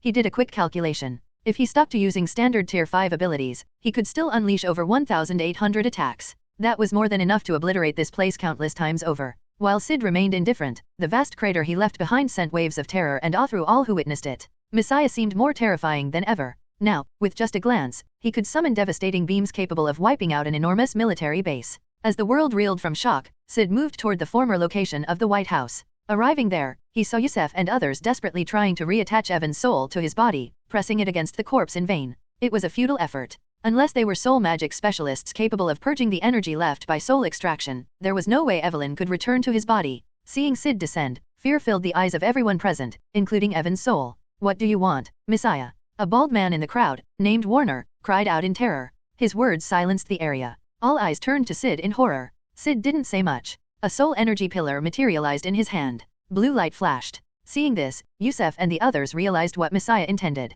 No, you can't kill us. If you do, you'll face endless pursuit. Yusef screamed, his voice trembling. Your power won't withstand it. No one can withstand the full might of America, the world's greatest superpower. Messiah, your strength isn't enough. This is America. I'm a congressman? As long as you leave me alive. Others in the group nodded fervently, their expressions filled with fear and self-reassurance. Messiah wouldn't dare. He wouldn't dare to defy America. At that moment, not only those on site but also viewers across America and the world shared the same thought. Even Tony at Stark Tower thought the same. Killing General Philid and others was one thing, but leaving Yusef alive might provide a chance for negotiations. At the very least, sparing them could make America think twice before acting rashly. End of chapter. Chapter 419. Surely, Messiah would hesitate now, right? Faced with the relentless vengeance of America, no one could remain unafraid or endure indefinitely. No matter how powerful Messiah had appeared in the past, taking on a superpower was undoubtedly beyond even his abilities. As people clung to the hope that Messiah might reconsider and spare Yusef and the others, an unbelievable scene unfolded. Syd's expression remained calm as he swung his hand. Boom! In an instant, the ground was scarred with several deep, bottomless gashes. Yusef and his group, frozen in shock, were swiftly sliced into pieces. He actually dared. Yusef and the others couldn't believe it. In their disbelief, shock, and unwillingness, their lives faded away. Boom! The world collectively gasped at the sight. Messiah dared to do this? Without leaving any room for negotiation, he had directly killed those high-ranking officials? How could he? Even if he was strong, there was no way he could oppose an entire nation? He's insane. Messiah is a madman. This is it for him. America will hunt him relentlessly now. No matter how powerful he is, even as an Omega-level mutant, he's done for. Around the globe, countless people stared at the broadcast, their eyes filled with schadenfreude. New York. Stark Tower. This is bad. Tony sighed heavily. With Yusef and the others dead, all chances of reconciliation had vanished. Messiah had truly. Tony sighed again, regretful. At the X Academy, Charles and Eric felt their hearts sink with anxiety. Messiah had been far too impulsive. Elsewhere in New York, Lewin's grin widened. Messiah was finished. Even if he held out for a while, his fate was sealed. As Lewin reveled in his joy, the extra-dimensional demon inhabiting him chuckled. This mutant's power is impressive, but he doesn't know how to conceal his strength or bow to greater forces. To challenge a superpower as a single individual, such arrogance will only lead to his downfall. The demon spoke with certainty. As a dimensional being, he had seen countless individuals defy the collective and had always watched them meet tragic ends. Messiah would be no exception. Hearing the demon's words, Lewin's eyes gleamed with delight. If even this great being believed so, then Messiah was surely doomed. Now, the demon continued, while everyone's attention is on Messiah, you must set up the ritual and destroy Earth's 3 sanctuaries. Lewin froze momentarily before his excitement surged. Soon, I'll have power beyond Messiah and the White Knight. The thought filled him with exhilaration. Yet, some doubt crept into his voice. Great One, with my current weak power, can I truly complete your task? Do not worry, the demon said with a faint smile. The next second, he connected to his true form in the dimension, sending an immense surge of power. Boom! A fierce wind howled through the room. Lewin was stunned, feeling his body surge with an overwhelming force that seemed endless. With my will and connection to my true form, the power I bestow will be enough for your task. Right now, your power is no weaker than Messiah's. Setting up the ritual and destroying Earth's sanctuaries should be no challenge for you. Lewin's eyes widened in shock. No weaker than Messiah. He gasped, his face full of awe. Act quickly, the demon commanded sternly. This power is temporary. If you fail, you'll revert to your weak self. But if you succeed, when I claim Earth, I'll devour Messiah and grant you his power. Yes. Lewin was ecstatic. Glancing at Messiah's image on the broadcast, he smirked. Messiah, you'll live for now, he sneered. Laughing to himself, Lewin reviewed the knowledge bestowed by the great being. The next second, he channeled the demon's power to create a green portal to a distant location. Lewin stepped into the portal and disappeared. In under 10 minutes, using the portal and the demon's power, he had gathered all the materials for the ritual. Under the demon's guidance, the magic ritual was completed almost instantly, ready to be activated. However, knowing the act would attract the attention of Earth's mages, the demon instructed Lewin to first destroy the 3 sanctuaries. Passing through another green portal, Lewin arrived at the Hong Kong sanctuary. Looking at the recently rebuilt structure, Lewin sneered. The next moment, dozens of green arrows materialized, shooting toward the sanctuary like lightning. What's happening? Ah! The cries of mages defending the sanctuary echoed as the structure crumbled under the relentless assault. Even with defensive wards and magical barriers, the sanctuary couldn't withstand the attack. With the Hong Kong sanctuary destroyed, Lewin wasted no time, opening another portal to the New York sanctuary. Using the same method, he obliterated it in an instant. Finally, he reached the last sanctuary. Boom! With its destruction, the magical web protecting Earth vanished. Camartage. The Ancient One froze mid-T-pour. Dr. Strange looked up at the sky, his face full of disbelief. All 3 sanctuaries destroyed. How is that possible? He muttered, unable to comprehend. Near the White House ruins. Having just dealt with Yusef and the others, Syd looked up at the sky, his brows furrowed. Around the world, viewers watching the broadcast were puzzled. What's Messiah doing? End of chapter. Chapter 420. Who is it this time? Syd's gaze turned to the sky, his brows furrowing. The destruction of the 3 sanctuaries was evident. However, the identity of the invader remained unclear. At the sight of the final sanctuary, Lewin stood amidst the rubble, his expression a mixture of triumph and exhilaration. Those once mighty mages, revered in myths, had crumbled before him like dust. This was the power bestowed by the great being, an unparalleled might. Lewin's face radiated pure satisfaction. The great being had claimed that his current power rivaled Messiah's, and while he had initially doubted it, the first-hand experience left no room for disbelief. Even Messiah is no match for me now, Lewin thought confidently. At that moment, the extra-dimensional demon's voice boomed within him, commanding, activate the ritual. Startled, Lewin quickly nodded. With a wave of his hand, a green portal appeared, and he stepped through to the site where the ritual had been prepared. Moments later, with the power and incantations he had been granted, a crimson magic circle erupted into life on the ground. The intricate, ominous formation glowed blood red. Ah! The 50 unconscious captives, bound at the ritual's center, awoke to agony, their screams filling the air as they burst into clouds of blood mist, absorbed instantly by the ritual.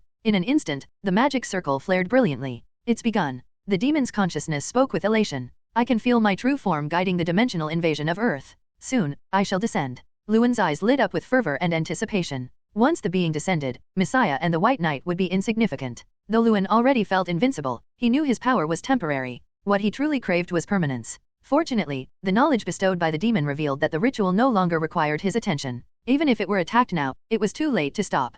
Deciding on his next move, Lewin's thoughts returned to the broadcast of Messiah, floating in the sky. Time to deal with Messiah. A cold smirk spread across Lewin's face as excitement coursed through him. Until now, he hadn't had the opportunity to confront Messiah. But now, he did. The world couldn't tolerate another mutant as powerful as Messiah. Only he, Lewin, could hold that title. For too long, as a lowly Tier 2 mutant, he had lived like a rat in the shadows. He had envied and resented Messiah and the White Knight, who stood at the center of global attention. Why should they wield such strength and freedom? Now, with the great being's imminent arrival and the power he had received, Lewin could claim his place. In front of countless viewers, he would crush Messiah, taking the title of the world's strongest mutant for himself. Oh, right, there's still the White Knight, he muttered. No matter. I'll deal with him later. For now, I'll finish Messiah first. Confidence surged within him as Lewin sneered. The next second, he opened a portal leading directly to Messiah's location and stepped through. The extra-dimensional demon said nothing, merely observing with mild amusement. Let the boy have his fun. Messiah's death is inevitable anyway. The demon felt no concern. In his mind, Messiah couldn't possibly defeat Lewin, armed with his power. Shortly after Luan's departure, the Ancient One, Strange, Wong, and others arrived at the ritual site. The crimson magic circle caught their attention immediately, their expressions darkening with anger. Strange raised his hands, preparing a spell to destroy the ritual. But the Ancient One stopped him. It's too late, she said with a frown. Destroying it now would be meaningless. Closing her eyes briefly to sense the dimensional rift, she then opened a glowing yellow portal. The portal's fiery edges crackled as it stabilized. To everyone's surprise, it led directly to Messiah's location. Follow me, the Ancient One instructed, stepping through with the others close behind. At Messiah's location, emerging from the green portal, Luan's dark-clad figure drew Syd's attention. Through countless drones, people across America and the world watched in confusion and apprehension. Was that a spatial portal? Who is this person? My God! The sight of the black-clad man unnerved many. Before they could process the scene, another yellow portal appeared, and the Ancient One stepped through with Strange and Wong. Wait, I recognize her. She looks familiar. S.H.I.E.L.D.S. Nick Fury and Tony Stark immediately recalled her involvement in the battle against a malevolent god in Hong Kong. Why had someone of her caliber suddenly appeared here? On sight, Luan's brow furrowed momentarily at the Ancient One's arrival before he dismissed her presence, focusing entirely on Messiah. He gazed at Syd, who floated calmly 10 meters above the ground. Channeling the demon's power, Luan cast a levitation spell and ascended to the same height. Under the watchful eyes of the world, Luan's face broke into a smug smile as he spoke. Messiah, hello. This is our first meeting, but I've admired you for a long time. End of chapter. Chapter 421. Luan smiled faintly and said, I know you're an Omega-level mutant. Likewise, I'm a mutant too. Hearing this, Syd remained calm and replied, so, what are you trying to say? The smile on Luan's face deepened as he chuckled. Messiah, you are known as the strongest mutant in the world, but today, that title will change hands. It will become mine. As his words fell, the world seemed to fall silent. Even Doctor Strange and the others watching below showed hints of surprise in their eyes. Is this mutant who suddenly appeared out of nowhere insane? Challenging the Messiah?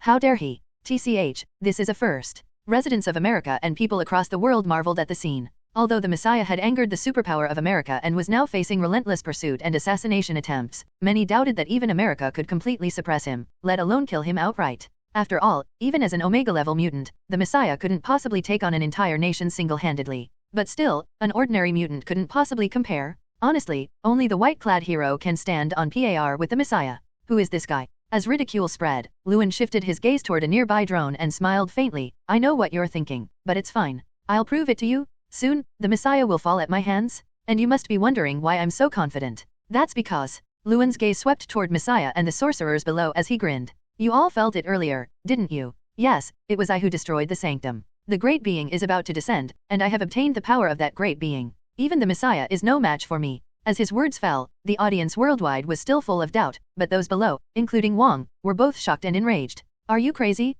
Destroying the sanctum and inviting some entity to invade Earth, yelled a male sorcerer named Roger in fury. Looking at him, the crowd treated Luan like he was a complete madman. Meanwhile, in America and across the globe, people began piecing the situation together. Their minds wandered to the recent incident in Hong Kong involving an evil god. Could this be another event like that? Perhaps even worse? The mere thought sent shivers through their hearts. Even now, Hong Kong hadn't fully recovered from the previous catastrophe. Would this one be more devastating? No wonder this guy dares speak like that to the Messiah. Is it possible he really could defeat the Messiah?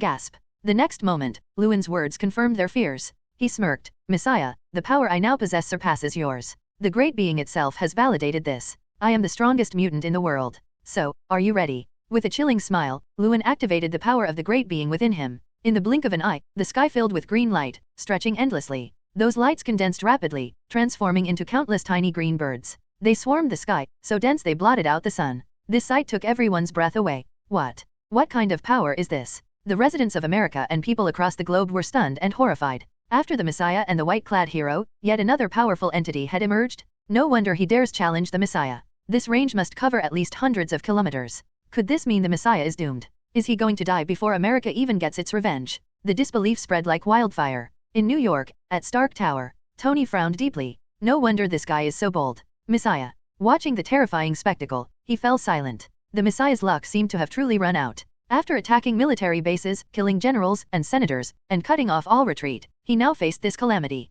It seemed unlikely he could survive. Especially since this youth, clad in black like him, wielded power no weaker than the Messiah's. A single display had already created such an overwhelming scene. At X Mansion and the Brotherhood of Mutants, both Charles and Eric felt a heavy weight in their hearts, silently praying that the Messiah could endure this. Below, the Ancient One furrowed her brow, contemplating whether to intervene. Meanwhile, high-ranking officials in America, including the director of the Special Affairs Bureau and various senators, brightened with delight. It seems the Messiah has met his match, saving us the trouble of taking action.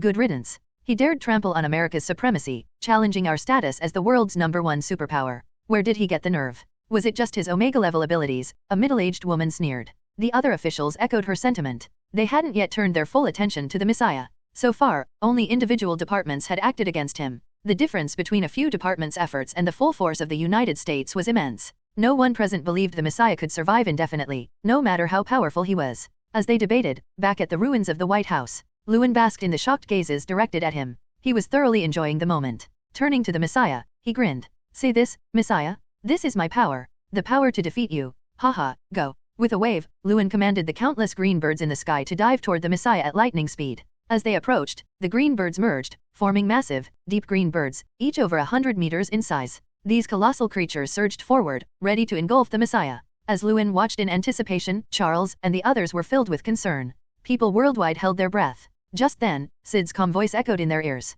What gave you the illusion that your power surpasses mine? Syd's expression remained serene. As the green energy birds closed in, he casually raised his right hand and pointed forward. Divine Finger, level 5. Boom! The sound of cracking echoed in everyone's ears. In the next instant, the space ahead shattered in an instant. Bang! End of chapter. Chapter 422. As Syd raised his right hand and pointed forward, a 100-meter radius of space shattered like a mirror, revealing an abyss of darkness. Boom! Countless transparent shards of space, sharp as blades, shot forward at supersonic speeds. Bang! Bang! Bang! The massive green energy birds were pierced through by the space fragments, their forms freezing momentarily before rapidly disintegrating. The shards passed effortlessly through the green birds, cutting them apart and leaving nothing behind. In a flash, they reached Lewin. Lewin's smile froze, his face filled with disbelief as he stared at the 100-meter-wide void created by Messiah's single gesture. The black hole, a terrifying abyss, devoured everything, sucking in the surrounding air. What was this? Was that shattered space? Lewin was in utter disbelief. But there was no time to think further. The shards moved too fast, giving him no chance to evade. Swish, swish, swish.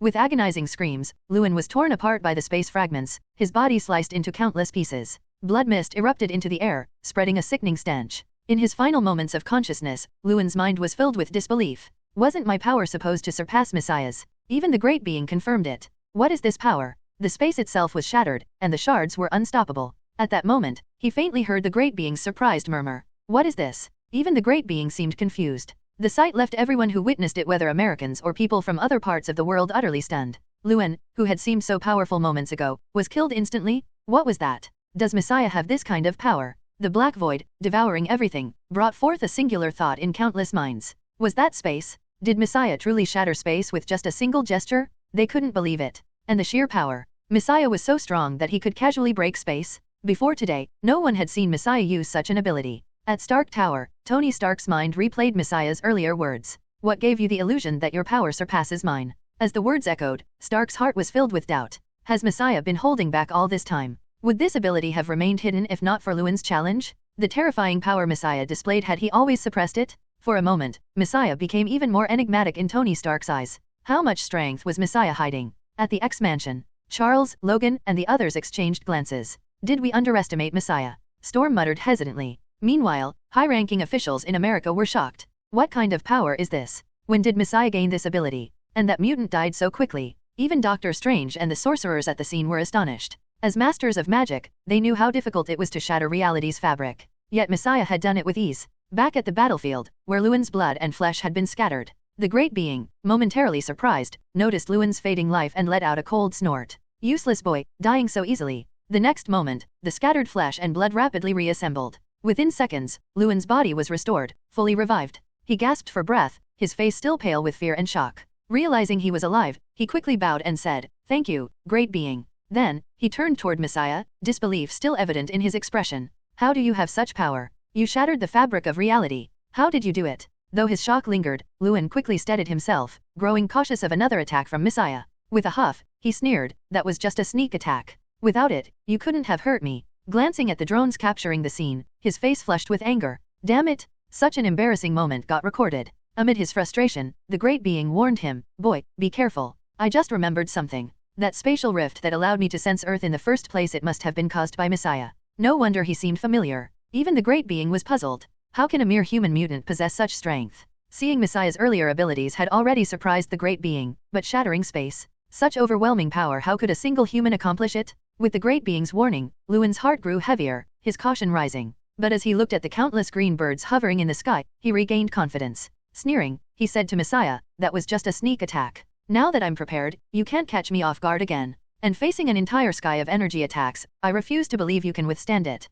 At his command, the swarm of green energy birds surged forward like lightning, filling the air with an oppressive atmosphere. This terrifying scene was captured clearly by the drones. Watching the battle unfold, Tony Stark and others were shocked by the young mutant's resurrection but reluctantly admitted his logic. With Lewin now prepared, the outcome of the battle was uncertain. Would Messiah lose? At that moment, they saw Messiah remain motionless, not even raising a hand, as the green birds engulfed him completely. Seeing this, Stark and the others were stunned. What is Messiah doing? End of chapter. Chapter 423. Lewin stood frozen in place, his expression bewildered. Then, his eyes lit up with malice, and he sneered. "Messiah, you're so arrogant, daring to withstand my attacks head-on. You're dead for sure." Even the great being watching through Lewin's connection showed a flicker of surprise. As they reeled in shock, Syd glanced at the resurrected Lewin and then at the green energy birds swarming toward him. With a casual gesture, Syd activated his rebound shield. An invisible, egg-shaped barrier enveloped him, leaving no gaps. The massive green energy birds, engulfed in flames, collided one by one with the rebound shield, only to vanish on impact.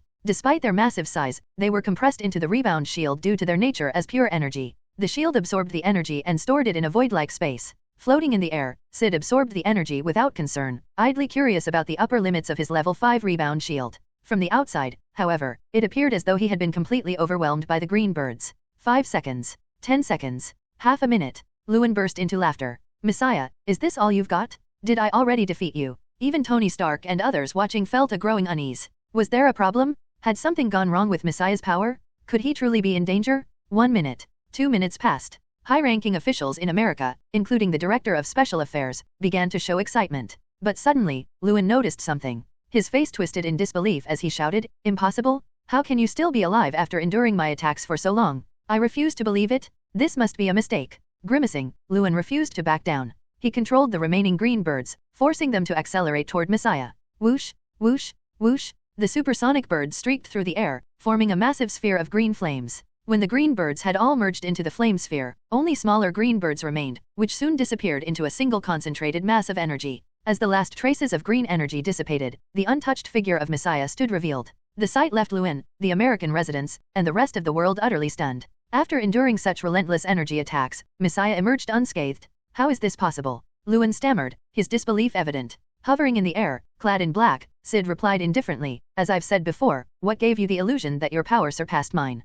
In the next instant, a change occurred. Blue energy surged from Syd's right side, overflowing with intensity. The energy, absorbed and converted by the rebound shield, now belonged entirely to Syd. In the blink of an eye, a colossal blue energy sphere, several times more powerful than Lewin's green birds, formed. The energy sphere, spanning several kilometers, hung in the air like a brilliant blue sun. Boom! The next moment, the blue sun hurtled toward Lewin. "No, impossible!" Lewin screamed. Desperately, he extended both hands, summoning a spatial barrier spell. A crystalline, diamond-like barrier of countless mirrors formed before him. This was his trump card against Messiah's Omega-level abilities, designed to buy him time to escape. But what was happening now? The very energy he had unleashed was now turned against him, and it had grown several times stronger. Anger and confusion filled Lewin. "How is this fair?" he roared. Boom! The blue sun collided with the spatial barrier. The barrier twisted and showed signs of collapse. Lewin's eyes widened in disbelief. In the next moment, the spatial barrier shattered into countless fragments. Feeling the searing heat and imminent danger, Lewin's hair and clothes began to burn.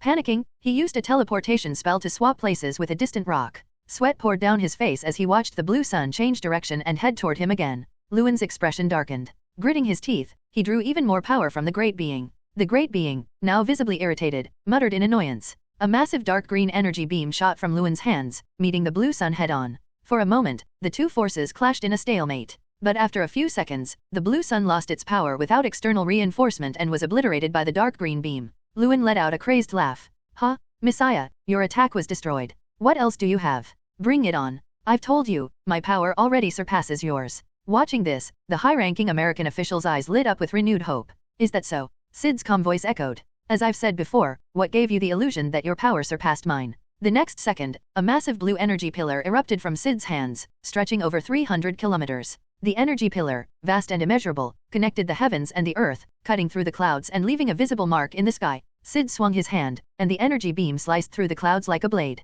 Boom! The clouds split apart, and the ground trembled as mountains collapsed and tectonic plates shifted violently. With another swing, a black rift appeared in the air. What? Lewin muttered, his face pale with disbelief. End of chapter. Chapter 424. Spatial Rift. Did he just slice it open? Lewin was utterly stunned. He gazed ahead at the endless black rift tearing through the sky. Unbelievable. As the blue beam closed in, Lewin scrambled to evade. Boom, boom, boom. With every dodge, the Messiah's strikes left behind massive black rifts across the sky and earth. Clouds and mountain peaks were shredded apart, leaving a scene of utter devastation. The world itself seemed to be torn asunder. Lewin was terrified. What kind of destructive power was this? What kind of strength had Messiah achieved? Not only was Lewin in disbelief, but people worldwide, including residents of America, were left speechless by the spectacle. Stark Tower. Was Messiah really holding back all this time? Tony couldn't believe it. Such immense power, and it wasn't even his full strength before. Jarvis, analyze the length of the beam Messiah is wielding, he ordered urgently. Yes, sir, Jarvis responded.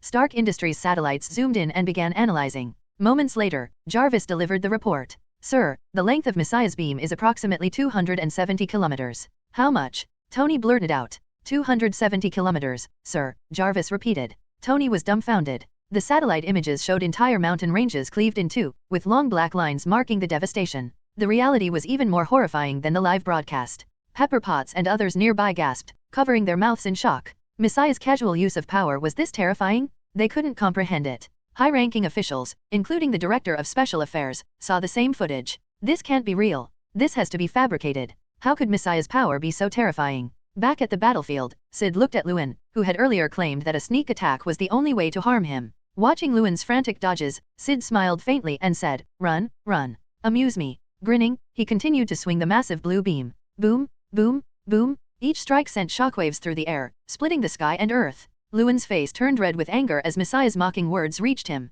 Glancing at a drone streaming the battle live, Lewin shouted furiously, "Messiah, what's the point of all this destruction? You must be exhausted by now? You're finished." His voice echoed across the battlefield. "Is that so?" Syd replied calmly. "And what gave you the illusion that I'm weakened?" The space around Syd began to distort. Lewin seized the moment, using a spatial magic spell to teleport directly next to Syd. His face twisted with joy and malice as he lunged forward, unleashing a dark green beam of energy at close range. But Syd, fully prepared, simply raised his right hand. Divine Finger, level 5. In an instant, Lewin felt a chill run down his spine. His instincts reacted faster than his thoughts, drawing on the great being's power to activate another spatial movement spell. A kilometer-wide area around Syd turned transparent, then shattered like glass with a deafening crack. Boom! Countless space fragments, sharp and deadly, shot forward at supersonic speeds. Entire hills ahead vanished in the blink of an eye, obliterated by the shards. The shattered void, a kilometer wide, sucked in air and consumed the ground below. Far away, Lewin stared in horror at the apocalyptic scene before him.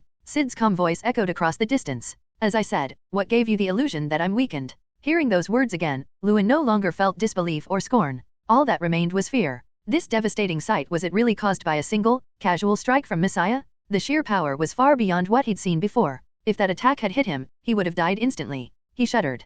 Can a human really do this? Lewin murmured in a daze. People across the world and in America were equally stunned. Were their eyes deceiving them? How could they witness such a scene, an area of space shattering, swallowing everything within? Was this truly Messiah's power? Even the Ancient One and the sorcerers, who had retreated far from the battlefield, grew grim. Dr. Strange stood frozen in disbelief. Moments ago, he had believed that his newfound power, granted by the dimensional demon god, made him strong. Recently, he had even begun to feel prideful. Now, that pride vanished without a trace. Is Messiah even human? As Wong and the others stood in shock, Syd turned his gaze toward Lewin once more. He raised his hand again. "You're going again." Lewin screamed in terror. The spectators watching the scene felt a chill as Syd acted. Boom! Level 5 dark particles? A wave of black energy, dozens of meters wide, rippled out from Syd's hand. One moment it was in his grasp, the next, it crossed an unimaginable distance at lightning speed, appearing before Lewin. Everything in its path, air, dust, even space was consumed, leaving a massive black rift in its wake.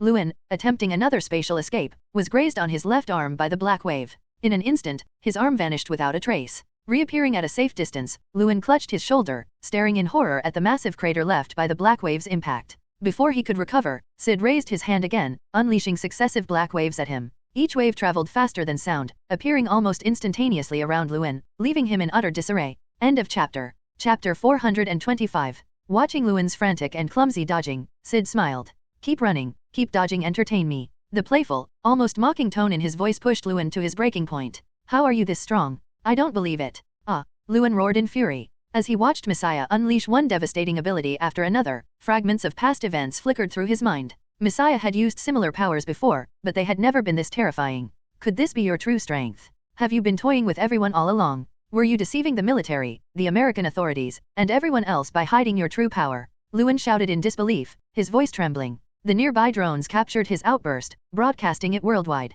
Stark Tower. Tony froze, his expression growing grim. If that's true, then this kid Messiah is beyond terrifying. Pretending to be weaker just for amusement? Just to toy with everyone? He couldn't wrap his head around it. Beside him, Pepper went pale with shock, finding it hard to believe how fearsome Messiah was. Across America and the world, similar thoughts ran through people's minds. If Messiah had truly been hiding his power all along, that would mean, all this time, every battle, every encounter, he had been mocking them with hidden strength, looking at them as if they were clowns. The thought was chilling. X-Mansion. Professor Charles muttered, Omega-level mutant. He had thought he understood the power of Omega mutants, especially Messiah, but now it seemed he had barely scratched the surface. Omega mutants are truly humanity's ultimate threat, he sighed. If Messiah were to truly lose control, it might well be the end of the world. Logan and the others, picturing the scenario, couldn't help but take deep breaths. SHIELD headquarters. Nick Fury, watching the live feed, muttered grimly, pretending. This guy's insane. Still, he couldn't hide the fear in his heart. Messiah's current power is even more terrifying than the white-clad hero.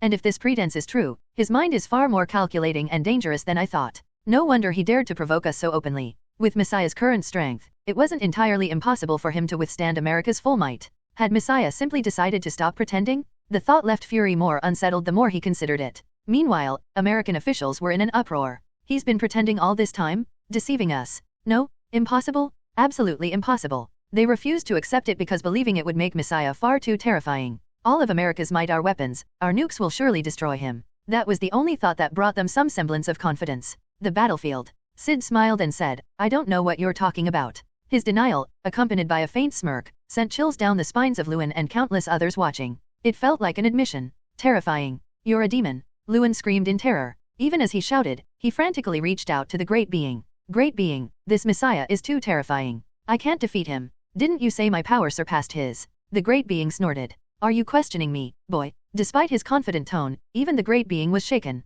How could a mere human? He had initially thought of Messiah as a strong but ultimately insignificant human, someone to be toyed with before being destroyed. But the scene before him defied logic. By all accounts, Lewin, empowered by the Great Being, should have surpassed Messiah. Yet, it was now clear Messiah had been concealing his true strength all along, deceiving everyone, including the Great Being. Even the Great Being, who had been impressed by Messiah's initial abilities, found the current display far beyond impressive. This strength, it's shocking, even for me. The Great Being's tone darkened. Boy, just hold on until I arrive. With my true form here, no mere human will survive. Hearing this, Lewin's heart sank. He gritted his teeth and fought on, but he was barely holding on. The relentless black waves and occasional blue beams from Messiah had him completely overwhelmed. He couldn't win. Worse, Messiah seemed to be toying with him like a cat with a mouse, injuring him repeatedly but refusing to deliver the killing blow. Being toyed with on the edge of death was driving Lewin insane. Covered in blood, barely able to stand, Lewin screamed, No, my power surpasses yours. It's all fake. This can't be real. But Syd's calm reply came once more.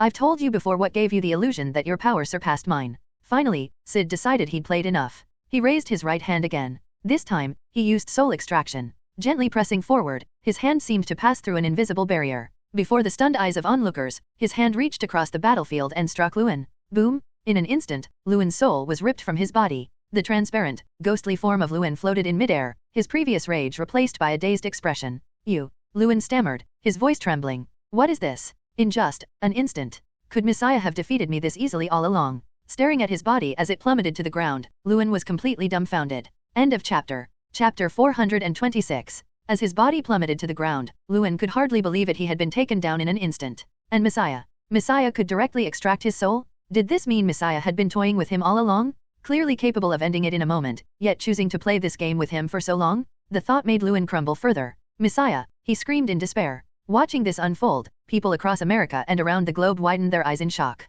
Messiah's ability to extract a soul was something they had witnessed before, but never in such an exaggerated manner. So, this power can work even from such a distance. Incredible. Who could possibly challenge Messiah now? With just a gesture, Messiah can rip a soul out from afar. There's no way to defend against it. In an instant, figures like Tony and Nick, alongside government leaders and ordinary citizens, were filled with shock and trepidation. With such terrifying power, who would dare stand before Messiah?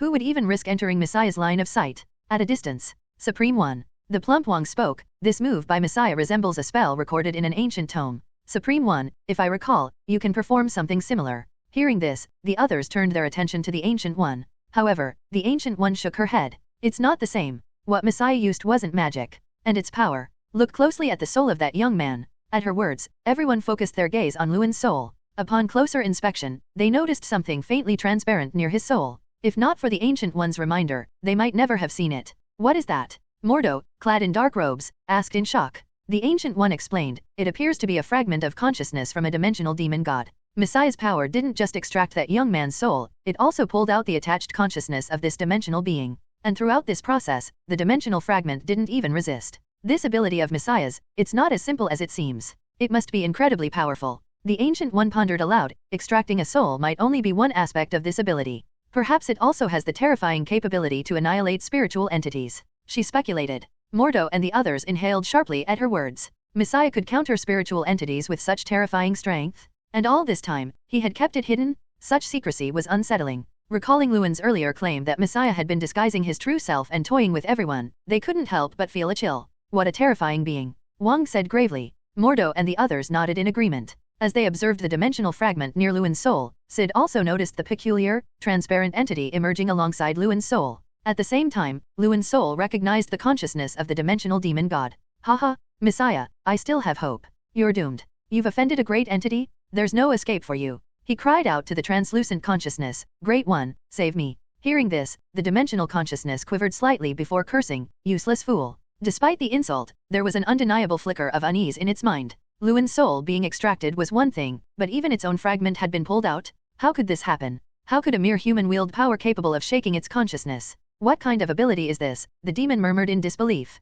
Hearing the demon god's astonished murmurs, Luan froze, unable to believe it. Even the Great One was surprised by Messiah's power? Meanwhile, drones captured footage of the dimensional fragment. What is that? As people heard Luan's desperate pleas to the translucent entity, curiosity and unease spread worldwide. Some astute observers quickly connected the dots. This mutant's strength must have come from that strange entity. So that's it. High-ranking officials in America, initially disappointed with Luan, suddenly saw a glimmer of hope upon noticing the entity. The enemy of our enemy might be our friend. Perhaps this entity behind Luan can defeat Messiah. On the scene, the dimensional demon god cursed Luan once more before turning its attention to Messiah in the distance. At that moment, Syd stared back at it and said calmly, so you're the one who made this fool believe his power surpassed mine. Luan seethed with rage, and the dimensional demon god's expression darkened. Luan should have been able to crush Messiah with the power it lent him. But who could have predicted Messiah would possess so many hidden abilities? Luan, despite being empowered, couldn't surpass him. At least, not with the fragment of power it had lent. It had watched their battle unfold. No matter how Luan tried to defend himself, he couldn't withstand Messiah's attacks. The difference in the essence of their powers was far too vast. Luan's defeat was understandable. After all, those abilities Messiah displayed hardly seemed human. But being mocked to its face was unbearable. The demon god responded with a cold sneer, you insignificant human, a mere mutant. Enjoy your arrogance for now. When my true form descends, it will be your end. Is that so? Syd tilted his head slightly. Suddenly, the demon god sensed something and its eyes lit up. Ha ha ha, boy, you're finished. I can feel it, my true form is about to descend. When that happens, not just this planet, but even you will be devoured. The demon god grinned. Though Luan is useless, I keep my word. Once my true form descends, I'll devour you and grant him your power, making him the strongest mutant. Hearing this, Luan grew ecstatic, while people across the globe were horrified. They had been watching from the sidelines, and now it was about to affect them directly. End of chapter. Chapter 427. Devouring and occupying Earth? What kind of terrifying joke is this? This can't be real, right? Oh my god. Just as doubt and disbelief spread, an abrupt change occurred. Through the drone's live feed, everyone could clearly see the vast sky around Messiah begin to change. The once clear blue sky, scattered with messy white clouds, was rapidly overtaken by a deep green hue. Not just the sky, even the ground began to be eroded, with vast areas disappearing. The drone feed switched to satellite images, revealing the shocking scope of the phenomenon. The affected area already spanned the size of several cities, and it was still expanding rapidly. If left unchecked, it seemed inevitable that the entire Earth would be devoured in time. The horrifying sight and overwhelming power stunned all who witnessed it. Stark Tower. Jarvis, prepare the Mark armor, Tony said grimly. Yes, sir, Jarvis responded, activating the suit. If I may, sir, are you planning to assist Messiah? With all due respect, your involvement may not make a difference. But I can't just do nothing, Tony sighed. He understood Jarvis's point, but the terrifying scene before him and the ominous words of the unknown entity compelled him to act. Facing a crisis that threatened the entire planet, who could simply sit idle? Pieces of the Mark armor flew toward him, assembling quickly. The moment he was suited up, Tony launched out of Stark Tower, saying, "Show me Messiah's location and feed me the live visuals." In seconds, the HUD displayed a map and the ongoing scene. Messiah hovered alone in the sky, clad in black, surrounded by the chaos of the soul of Lewin and the unknown entity, as well as the devouring heavens and earth. Tony's expression was heavy with worry. I hope Messiah can hold out. Yet he harbored little hope. The sheer terror of the scene unfolding before him sent shivers down his spine. The power wielded by the unknown entity was incomprehensibly terrifying. He could hardly imagine the despair Messiah must be feeling, facing such a force alone. Although Messiah's strength was extraordinary, even seemingly invincible, Tony couldn't believe he could contend with an entity capable of threatening the entire planet, devouring the entire Earth. What kind of unimaginable power would that require? Nor did Tony think the entity was bluffing. The ongoing devastation proved its words were more than empty threats. If no one intervened, Earth's destruction was a certainty. This was an enemy of all humanity. How could Messiah alone stand against it? Even Tony himself didn't hold much hope for his own intervention. But if he did nothing, how long could he hope to survive? Jarvis, connect me to Pepper. Right away, sir. Elsewhere. At SHIELD, Nick Fury mobilized his forces with urgency. Agents rushed about, contacting key allies like Steve, Natasha, and others. Soon, the Avengers began their preparations. Simultaneously, at the X-Mansion, similar actions were taking place. The team readied their jet to head toward Messiah's location. I hope this isn't the end for Messiah or humanity and Earth, Xavier said, his face etched with worry. Professor, Messiah will defeat that thing, Logan said, attempting to reassure him. But even Logan himself didn't fully believe Syd could stand against an entity capable of devouring the planet. Xavier sighed heavily. Even Magneto's Brotherhood of Mutants was mobilizing. They sought dominance over Earth, not its destruction. Even knowing their efforts might amount to little, they had to act. High-rank officials. In Washington, high-ranking officials felt their hearts sink. Their initial detachment shattered. Damn it! Not only does this thing want Messiah dead, it wants to devour the Earth. Prepare everything. They ordered the deployment of nuclear missiles. Although some missiles had been prepared during Messiah's earlier confrontation, this time, the number was far greater, almost their entire stockpile. This time, Messiah's surely doomed. Let's see if you can survive this one.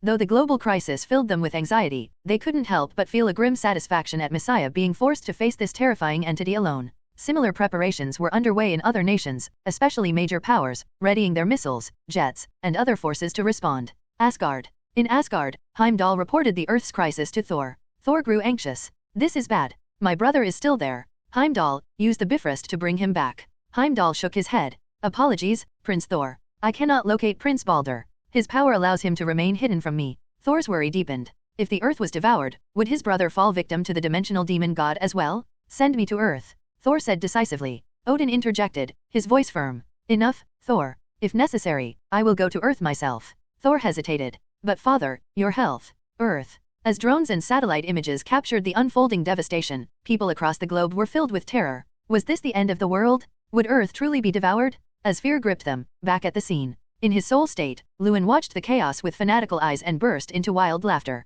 Haha, Messiah. You're doomed now. Behold the power of the great entity. Gazing upon the vast expanse of devoured heavens and earth, Lewin laughed in awe. Chapter 428. Behold the power of the great entity. Pointing to the vast expanse of devoured sky and earth, Lewin laughed hysterically. Messiah, no matter how strong you are, how could you possibly be a match for such a being, a great entity capable of devouring the entire planet? Mutants are just mutants, after all. How could they compare to a great entity? Even if you're supposedly an Omega-level mutant, it's the same. His words overflowed with reverence for the dimensional demon god and disdain for mutants. The nearby dimensional demon god chuckled and said, as I've said before, you're merely human, a mere mutant. Your arrogance will only last a moment. Now that my true form has descended, your end is near. Enjoy your final moments. As the demon god spoke, its transparent consciousness vanished in a flash, drawn toward the green curtain in the sky. In an instant, this fragment of consciousness was reabsorbed into its true form. The emergence of a colossal entity. From the green-tinted sky, an enormous being began to emerge. What appeared before them was a pair of goat-like legs, brown-skinned and hairless, with a smooth,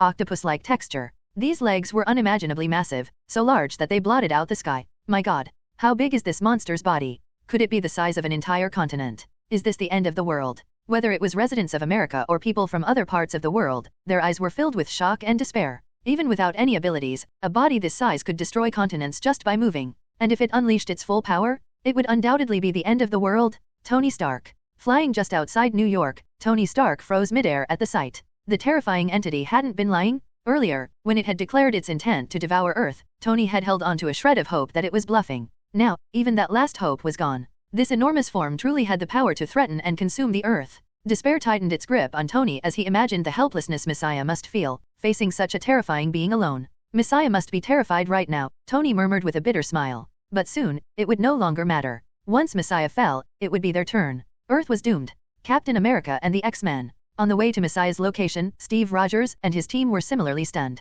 Staring at the colossal legs blocking out the sky, fear flickered in their eyes. Is Earth really going to be devoured? Steve murmured. How could they possibly fight such a monster? In the X-Men's jet, Professor Xavier and his team were equally shaken. Can a creature this massive even be dealt with? Logan spat, lighting a cigar in frustration. Let's just hope Syd has the sense to run while he still can, he sighed. Storm and the others remained silent, silently agreeing with Logan's sentiment. A creature capable of devouring Earth was impossible to fight. If Messiah escaped now, he might survive and perhaps avenge them in the future. The world's panic. While many hoped for Messiah to flee, leaders from America and other nations were in disarray. Damn it! Is the whole Earth going to be buried alongside Messiah? It wasn't just Messiah's life at stake, they were all going to die. Watching the satellite footage of the terrifying monster and Messiah standing alone against it, the American leaders were filled with resentment. Asgard. Meanwhile, Asgard continued to monitor Earth's crisis. Thor paced in frustration. This is bad. My brother is still there. Heimdall, use the Bifrost to bring him back. Heimdall shook his head. Apologies, Prince Thor. I cannot locate Prince Balder. His power allows him to remain hidden from me. Thor grew even more anxious. If Earth was devoured, would his brother share its fate? Send me to Earth, he demanded. Odin's voice cut through firmly. Enough, Thor. If necessary, I will go to Earth myself. Messiah versus the great entity. On Earth, Syd stared at the unfamiliar dimensional demon god. Sensing danger, he instinctively activated a rebound shield. An enormous, clawed, brown hand shot out like lightning, aiming directly at him. Bang! Syd's figure was sent flying, crashing heavily into the ground and leaving a massive crater. The sight made people around the world gasp in shock. In an instant, Messiah had been swatted away like a mere insect. This monster was horrifying. Luan's soul form erupted in laughter. Messiah, do you see now? This is the power of the great entity. But as he laughed, the dust began to settle, revealing Messiah completely unharmed. An unusual shield, the dimensional demon god's deep, powerful voice echoed across the land. Its tone grew colder as it sneered, but it's useless. Your shield is strong, but how long can it last? A torrent of green energy poured out, resembling a vast ocean, flooding the ground below. Boom! The energy surged forward, swallowing the land and erasing it from existence. Syd, too, was engulfed. Such a tiny human, the demon god said, its voice filled with disdain. Your pitiful power is insignificant. Sooner or later, you'll die by my hand and be devoured. Watching Messiah struggle amidst the sea of energy, the demon god's mood brightened. How long can you last? It asked with amusement. Luan's face lit with excitement and reverence, while people worldwide looked on with complex emotions. Just as they wondered if Messiah truly stood no chance, Syd suddenly expanded his rebound shield. Boom! The green energy churned violently. In an instant, the shield expanded to a kilometer in diameter, pushing the green energy aside and creating a massive void. Hovering within the cleared space, Syd's expression remained calm as he spoke. What gave you the illusion that you could defeat me? The demon god, initially unfazed, was now visibly surprised. Haha, Messiah, have you gone mad? Luan laughed hysterically. Do you actually believe the great entity is like me, something you can handle? The demon god, having intentionally spared the drones, ensured Syd's words were broadcast worldwide. Hearing them, Tony, Fury, the X-Men, and countless others froze in shock.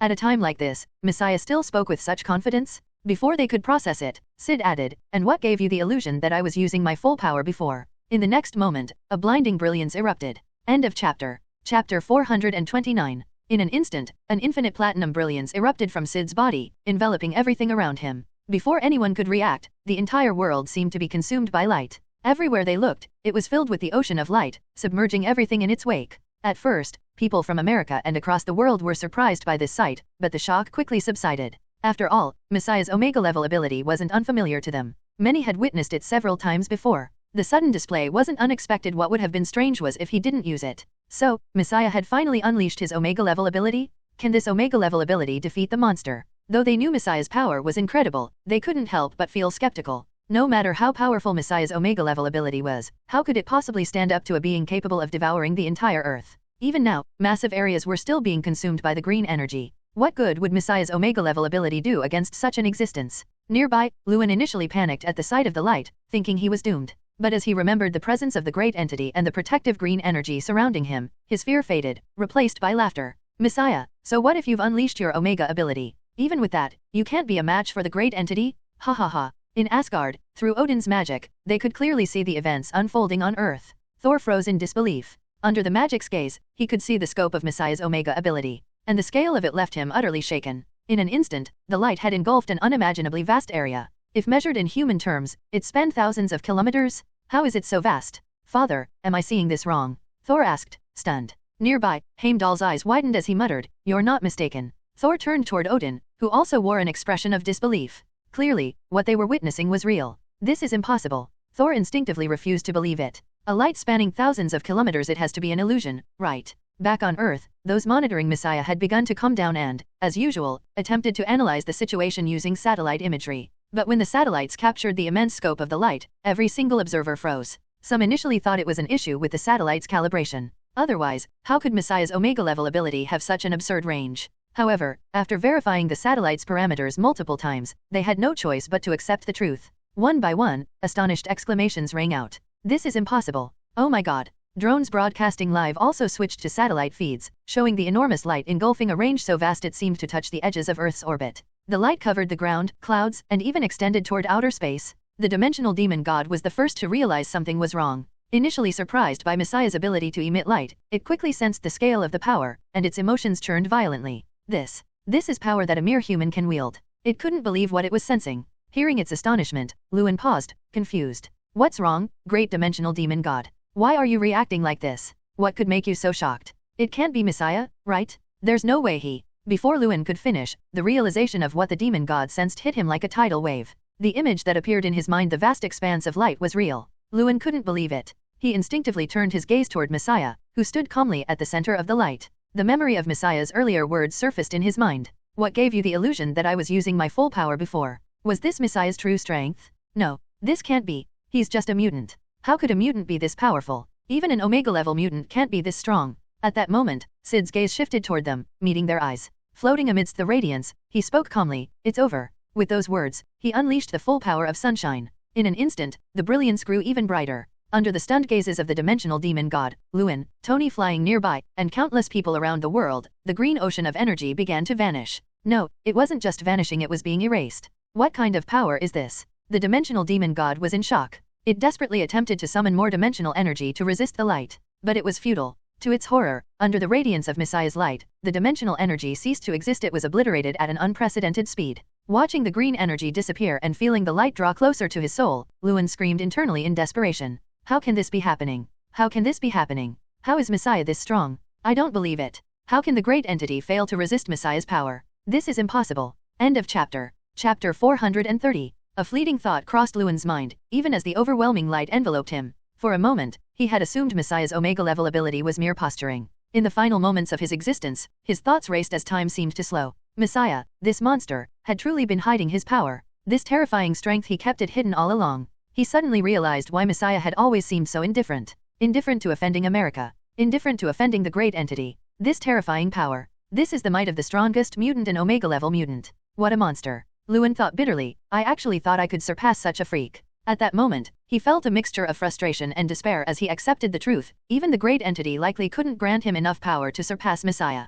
To think he had naively believed the great entity could elevate him beyond Messiah's strength. This kind of power, even the great entity must be shocked by it. This monster was toying with all of us the entire time. Haha, turns out I wasn't crazy. I was just a fool. As that realization struck him, the radiance of sunshine engulfed his soul. In an instant, his fragile soul was disintegrated by the light. In his final moments, filled with frustration, despair, rage, and jealousy, Luin's consciousness vanished completely. Though the dimensional demon god noticed what had happened to Luin, it had no time to intervene. Its attention was fully consumed by the battle against the strange light emanating from Messiah. It poured an endless stream of dimensional energy to resist the light. But no matter how much energy it summoned, the light erased it even faster. The light surged toward the demon god, erasing everything in its path. Where does a mere human like you get so much energy? Its disbelief and rage reached a boiling point. Gone was the amusement of watching how long Messiah could last. Now, it was the demon god's endurance being tested. A human, a mere mutant, I refuse to believe you can outlast me, it roared. From afar, Messiah observed the struggling demon god with an unchanging expression.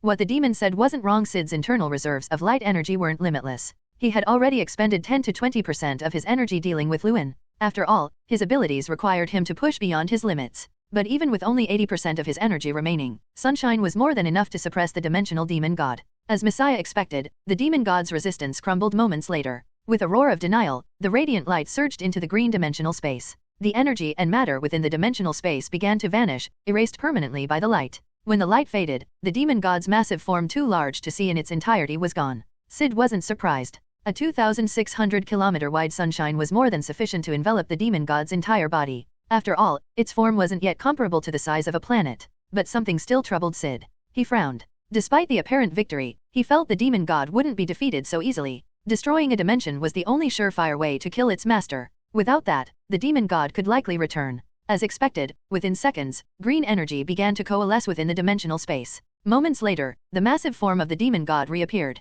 Syd's frown deepened. The demon god, meanwhile, was in shock at Messiah's power. A mere human, a mere mutant, actually suppressed me. It couldn't believe it. Had it not sensed the danger in time and transferred its consciousness elsewhere when the light struck, it might have been forced into dormancy. That light could erase consciousness itself. Even within its own dimension, it couldn't guarantee how long it would take to recover or what unforeseen dangers might arise. It refocused on Messiah, who floated calmly in the sky, and spoke in admiration. You are truly the strongest of humanity. As a human, a mutant, to suppress me, a dimensional demon god, is nothing short of remarkable. Even your so-called sorcerer supremes, or the ancient Agamotto, would likely be no match for you. But then its tone shifted sharply. However, as a human, a mutant, after unleashing such power, how much energy do you have left? You must be weak now, aren't you? Its eyes gleamed with greed and malice. I told you sooner or later, you'll die by my hand and be devoured. Once I consume you, I'll study your extraordinary power. It will elevate me, perhaps to the ranks of the strongest dimensional lords, rivaling the Crimson Lord Siderok.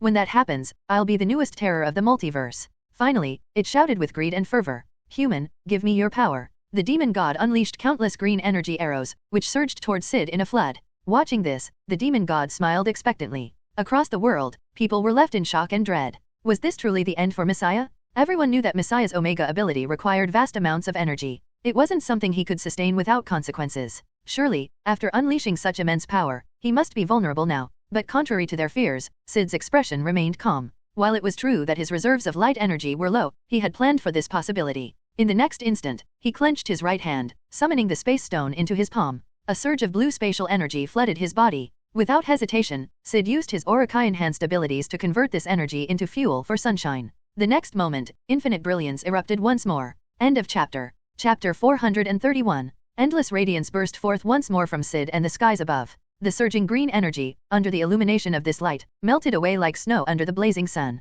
Soon, the dimensional energy unleashed by the dimensional demon god was entirely erased. The radiance pierced into the dimension yet again. Impossible. Feeling the radiant light enveloping him, the dimensional demon god was utterly stunned. A mutant unleashing such a terrifying attack once was already incredible, but being able to do it again? Does he have this much energy within him? Amid disbelief, greed, and fascination swelled in his heart. I must uncover the mysteries of this mutant's body. It must be a marvel, an extraordinary miracle. The next moment, the dimensional demon god hurriedly withdrew his consciousness to prevent it from being obliterated by the terrifying light. Before long, his massive, energy-infused body began to dissolve under the radiant glow. During this process, his enormous form instinctively tried to resist the light, but no matter what he did, it was all in vain. This was why the dimensional demon god so decisively abandoned his body. There was no other choice. The light was simply too peculiar. Under the astonished gaze of all who witnessed it, the dimensional demon god's body disappeared again as the radiance subsided. However, it didn't take long for him to reappear. This time, his expression betrayed some unease. As his body had vanished, the energy that constituted it was also permanently erased by the light.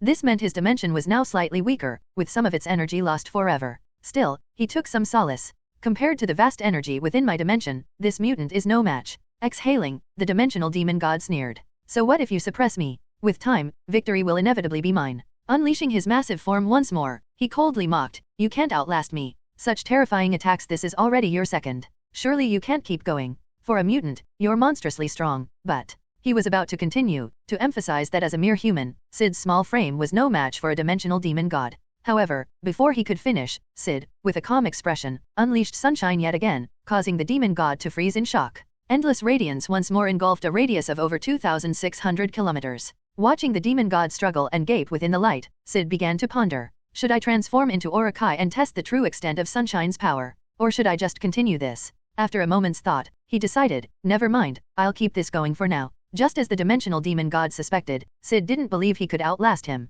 Even with the backing of his dimension, so what? The Space Stone, as one of the Infinity Stones, also contained limitless energy. Moreover, Sunshine wasn't just for show. Each time it was unleashed, a massive amount of the demon god's energy was permanently erased. At this rate, the balance would tilt in Syd's favor. He refused to believe the dimensional demon god could outlast him. Soon, as the radiance subsided, the demon god's body vanished yet again only for him to reappear moments later. Before he could utter a word, Syd unleashed sunshine for the 4th time. You. The demon god was shocked and tried to speak, only to be interrupted by the 5th sunshine. The 6th. The 10th. As the radiance repeatedly subsided and returned, the dimensional demon god was left stunned and dazed. Across the globe, people watched this spectacle in awe. Surely, this couldn't be real? Otherwise, how could they explain Messiah unleashing Omega-level abilities again and again, seemingly without limit? And each time, the range of the Omega ability. By now, some had calculated the extent of Messiah's power. Approximately 2,600 kilometers. Upon hearing this, countless people were terrified. A range of 2,600 kilometers, how horrifying was that? If Messiah wanted to, he could instantly obliterate everything within that radius. How many cities would vanish? How much of a country? And Messiah had unleashed this power not once, not twice but 10 times? No, by now it was 13 times. The thought sent countless people into a state of shock and fear. If Messiah ever went mad, how many would perish? Outside New York City, Tony, flying in his suit, instinctively stopped midair. Watching the unfolding events, he was in disbelief. This was an entity capable of devouring Earth, yet Messiah was holding his own against it, even suppressing it? Where was the despair he had envisioned? Tony murmured, "Jarvis, are the data on Messiah's ability range accurate?" Jarvis replied faithfully, "Yes, sir. The calculations have been thoroughly verified." Taking a deep breath, Tony came to a realization. He muttered, no wonder that Kid Messiah wasn't afraid of a superpower like the United States hunting him down or retaliating. Just moments ago, he had felt regret for Messiah, but now he realized how foolish he had been. Messiah's Omega-level abilities were far beyond nuclear weapons, capable of continuous release with no logic to their limits. At this rate, who could withstand such attacks? Certainly not the US government. In the absence of absolute certainty, they would have no choice but to turn a blind eye and pretend past conflicts never happened. Smiling bitterly, Tony thought, this Kid Messiah was hiding too well. Such terrifying power, only now revealed. Jarvis interjected, "Sir, is it possible Messiah wasn't hiding? This power could have grown gradually over time. Based on Messiah's previous data, he appears to have extraordinary growth potential." Tony froze. He was well aware of this theory, it had been suggested before. But this time, Messiah's leap in power was too enormous for him to remember it immediately.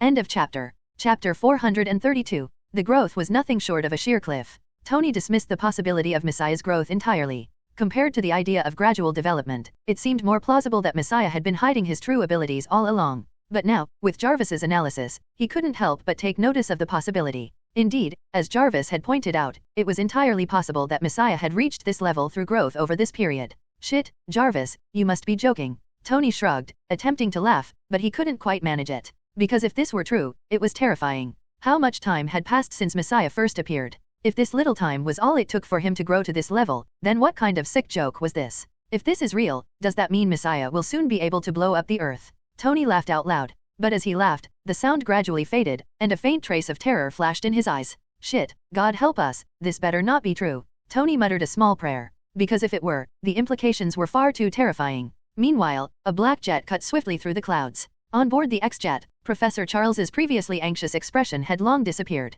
Watching Messiah unleash his Omega-level ability time and time again, he had fallen silent. Charles realized that all his prior concerns about this child Messiah were likely unnecessary. Whether it was offending the US, facing that young mutant, or even confronting this earth-devouring terror. He opened his mouth but could only sigh. With power like this, what did it matter if Messiah offended the US? The US would end up worrying whether Messiah might suddenly lose control and go berserk. And as for the terror threatening to devour Earth, who would win between Messiah and it was still uncertain? Storm hesitated before speaking. Professor, do you remember how Logan from the future said Messiah destroyed all the Sentinels in that world? Now, I really believe it. Scott and the others, still in shock, suddenly recalled that long-forgotten detail. Future Logan had claimed that Messiah possessed the ability to traverse timelines and parallel worlds and that he had eliminated all the Sentinels in that world. They had dismissed it as exaggeration or a half-truth. But now, watching Messiah unleash his Omega ability over and over again to decimate the terrifying entity, this claim seemed increasingly likely to be true. The more they thought about it, the more they were shaken.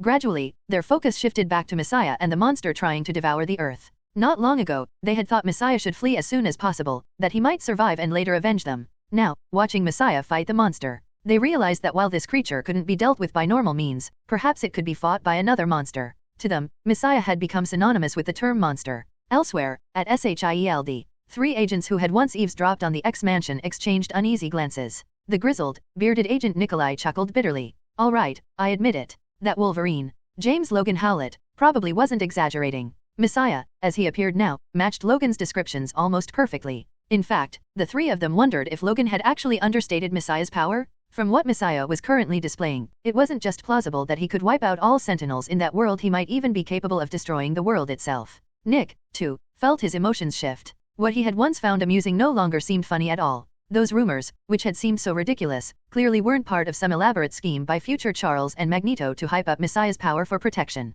Instead, they could have been a genuine warning to protect the world from underestimating Messiah, an Omega-level mutant capable of this level of destruction. Even Nick found this hard to believe. Simultaneously, high-ranking officials in the US government were equally unsettled, their emotions oscillating between frustration and fear. On Asgard, Thor watched in stunned silence as Messiah unleashed light after light. "Father, this must be fake, right? It has to be." Pointing at the ever-expanding glowing areas, he murmured, "It feels like a game. How can he keep doing this with no signs of exhaustion? It's like a bad joke." Beside him, Heimdall's golden eyes widened, his disbelief mirroring Thor's. Odin, however, grew increasingly solemn. With a heavy expression, he said, "It is no joke. It is real." Thor and Heimdall's stunned expressions deepened as Odin continued, "It seems the multiverse will soon hear of yet another remarkable figure." As king of the gods, Odin understood the nature of the multiverse and knew that if Messiah survived this ordeal, Earth's reputation would spread far and wide. Beings like Mephisto, the Lord of Hell, would surely take notice of this young man, likely coveting both his soul and body. In fact, Mephisto might have already set his sights on Messiah, biding his time until he could strike.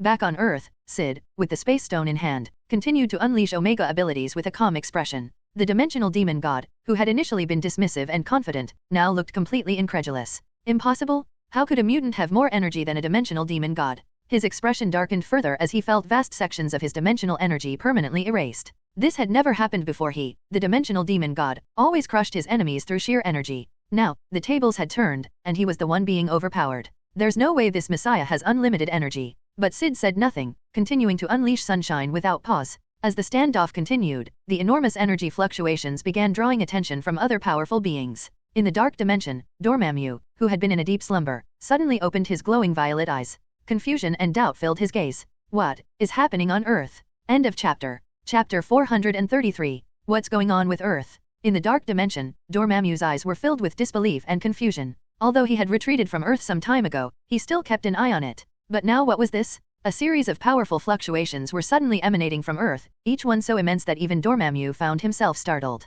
Instinctively, his attention turned toward the planet. It didn't take long for him to spot the vast green dimension and the radiance erupting across thousands of kilometers. Glancing at the green dimension, Dormammu frowned. "Who's this fool? Don't they know Earth is mine?" Then his gaze shifted to the expanding radiance that stretched across the skies and land. Something about that light seemed familiar. Before long, recognition struck him. Messiah's handiwork. The realization left him momentarily stunned. The destructive light unleashed by Messiah, how could it now cover such an immense area? The current scale was at least 10 times greater than what Dormammu had experienced before. And if his senses weren't mistaken, the intensity of the light had grown significantly, to the point where he could feel its danger even from the dark dimension. When did Messiah become this strong? Dormammu muttered, utterly astonished. Even as the ruler of the dark dimension, he found this difficult to comprehend. At that moment, he watched as the radiance dissipated, and the body of the unfamiliar dimensional demon god vanished as well. Dormammu wasn't surprised by this. In fact, he felt a hint of schadenfreude. Given how unnaturally powerful Messiah's light was, it was entirely expected that this creature's body would be obliterated.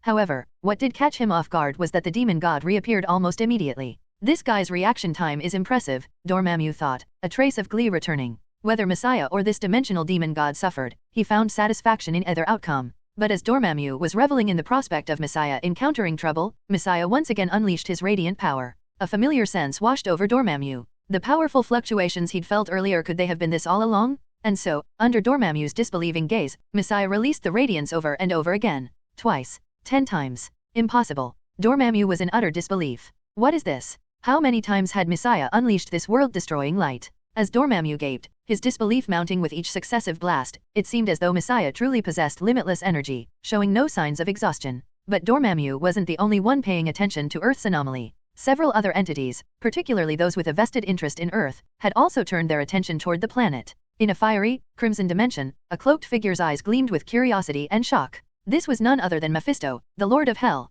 Throughout history, ancient and modern, Mephisto had consistently sought to tempt and enslave souls through contracts and deceit. Whether it was the ancient Ghost Rider or the modern one, their origins could all be traced back to Mephisto. Messiah. Naturally, Mephisto had been aware of Messiah for some time, even harboring designs on him. Messiah's body and soul were treasures he desperately desired. Unfortunately, Messiah's elusive nature had prevented him from finding the right opportunity to strike. Now, as Mephisto observed the events unfolding on Earth, a glint of greed and astonishment appeared in his eyes. So this is Messiah's power. The scale and strength of Messiah's abilities, the near-limitless energy, were staggering. Mephisto found himself in disbelief. But after a moment of shock, his greed flared even stronger. What an extraordinary individual, Messiah. Your body and soul, I want them both. Licking his lips, Mephisto muttered with unbridled desire. Besides Dormammu and Mephisto, other entities also noticed Earth's situation. In another hellish dimension, Lucifer himself took note, as did other beings who regularly monitored Earth. When did such a powerful individual appear on Earth? This strength. Shock rippled through the eyes of many. Even the Celestials, slumbering deep within Earth's core, began to stir, faintly aware of the surface events. Back at the battlefield on Earth, both Syd and the dimensional demon god could sense the faint but undeniable gazes of powerful beings turning their attention toward them. As Syd once again unleashed sunshine, obliterating the demon god's body, the latter finally snapped. Enough. The demon god's furious roar echoed as he reformed once more. You mutant freak, I don't want to fight you anymore. His face darkened as he sensed the energy and matter of his dimension continuously being erased. Though his heart was brimming with rage and frustration, and he desperately wanted to crush Messiah, he had begun to cool down. To his horror, he realized that Messiah seemed to genuinely possess infinite energy. This revelation left him not only shaken but also considering retreat. The faint, observing gazes from afar only solidified his decision. He had no desire to continue this standoff with Messiah, risking further depletion of his dimension's energy. If these observing entities decided to swoop in and attack his dimension, he would truly be left with nothing. This time, you win. With a final, resentful declaration, the demon god withdrew his dimension from the area.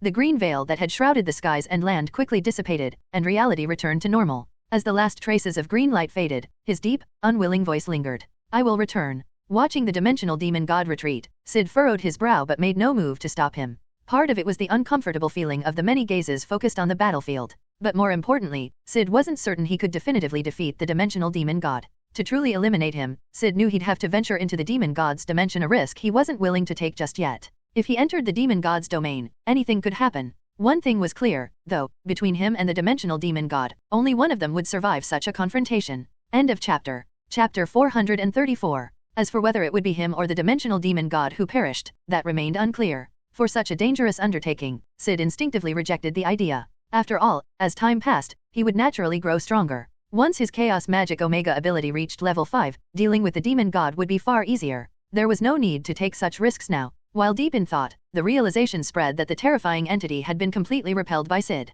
Around the world, from American citizens to people across the globe, the reaction was one of shock and disbelief. Messiah 1. Outside New York City, Tony, hovering in midair, murmured, "It's over." Even after witnessing Messiah's power, he still found it hard to believe. This was an entity capable of devouring the Earth, a crisis that could have meant planetary destruction. And Messiah had resolved it single-handedly? What kind of terrifying power was this? Where was the supposed despair, helplessness, and fear? Tony was speechless. Is this what mutants are? For the first time, he questioned whether humanity truly deserved to be replaced. He even began to consider whether he should study the X gene and turn himself into a mutant. At SHIELD, Fury's expression was grim. Messiah's threat level in his mind had skyrocketed, surpassing that of White Knight and every other dangerous entity on Earth, making him the definitive number one. Anything involving Messiah must be handled with extreme caution, Fury muttered with concern. He couldn't help but worry about what would happen if someone with Messiah's terrifying power lost control. The potential devastation was unimaginable. Within the US government, the mood among the higher UPS was tense and panicked.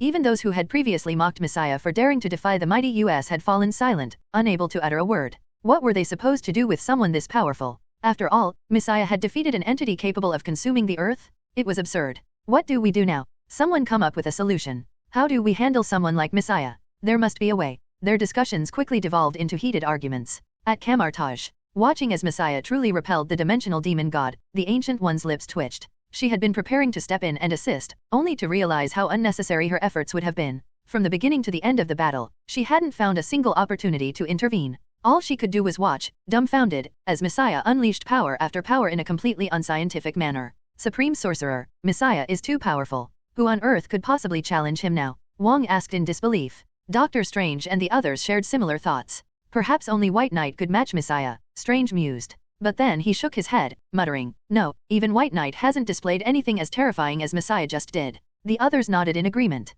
Whether it was Messiah's casual abilities or the relentless destructive radiance he unleashed, they were all deeply shaken. In fact, they suspected that even the Ancient One, despite being the Sorcerer Supreme, might not be able to defeat Messiah. Like many others around the world, they began to worry about what might happen if Messiah ever went mad. Who could stop him then? By now, Messiah had become the uncontested strongest being on Earth in their minds. As they pondered this, Messiah's figure suddenly vanished from the sky. Where's Messiah going? While they speculated, Syd used the space stone to teleport to another military base. Without saying a word, he cast a glance at the base before unleashing a massive blue energy pillar that engulfed the area. In an instant, every facility and person within the base vanished, leaving behind only a charred crater. Syd then activated the space stone again, teleporting to another military base identified earlier. His retaliation against the US military, premeditated and deliberate, was far from over. Base after base was destroyed in mere moments. As Syd rapidly dismantled these military installations, organizations like SHIELD and others around the world detected the energy anomalies.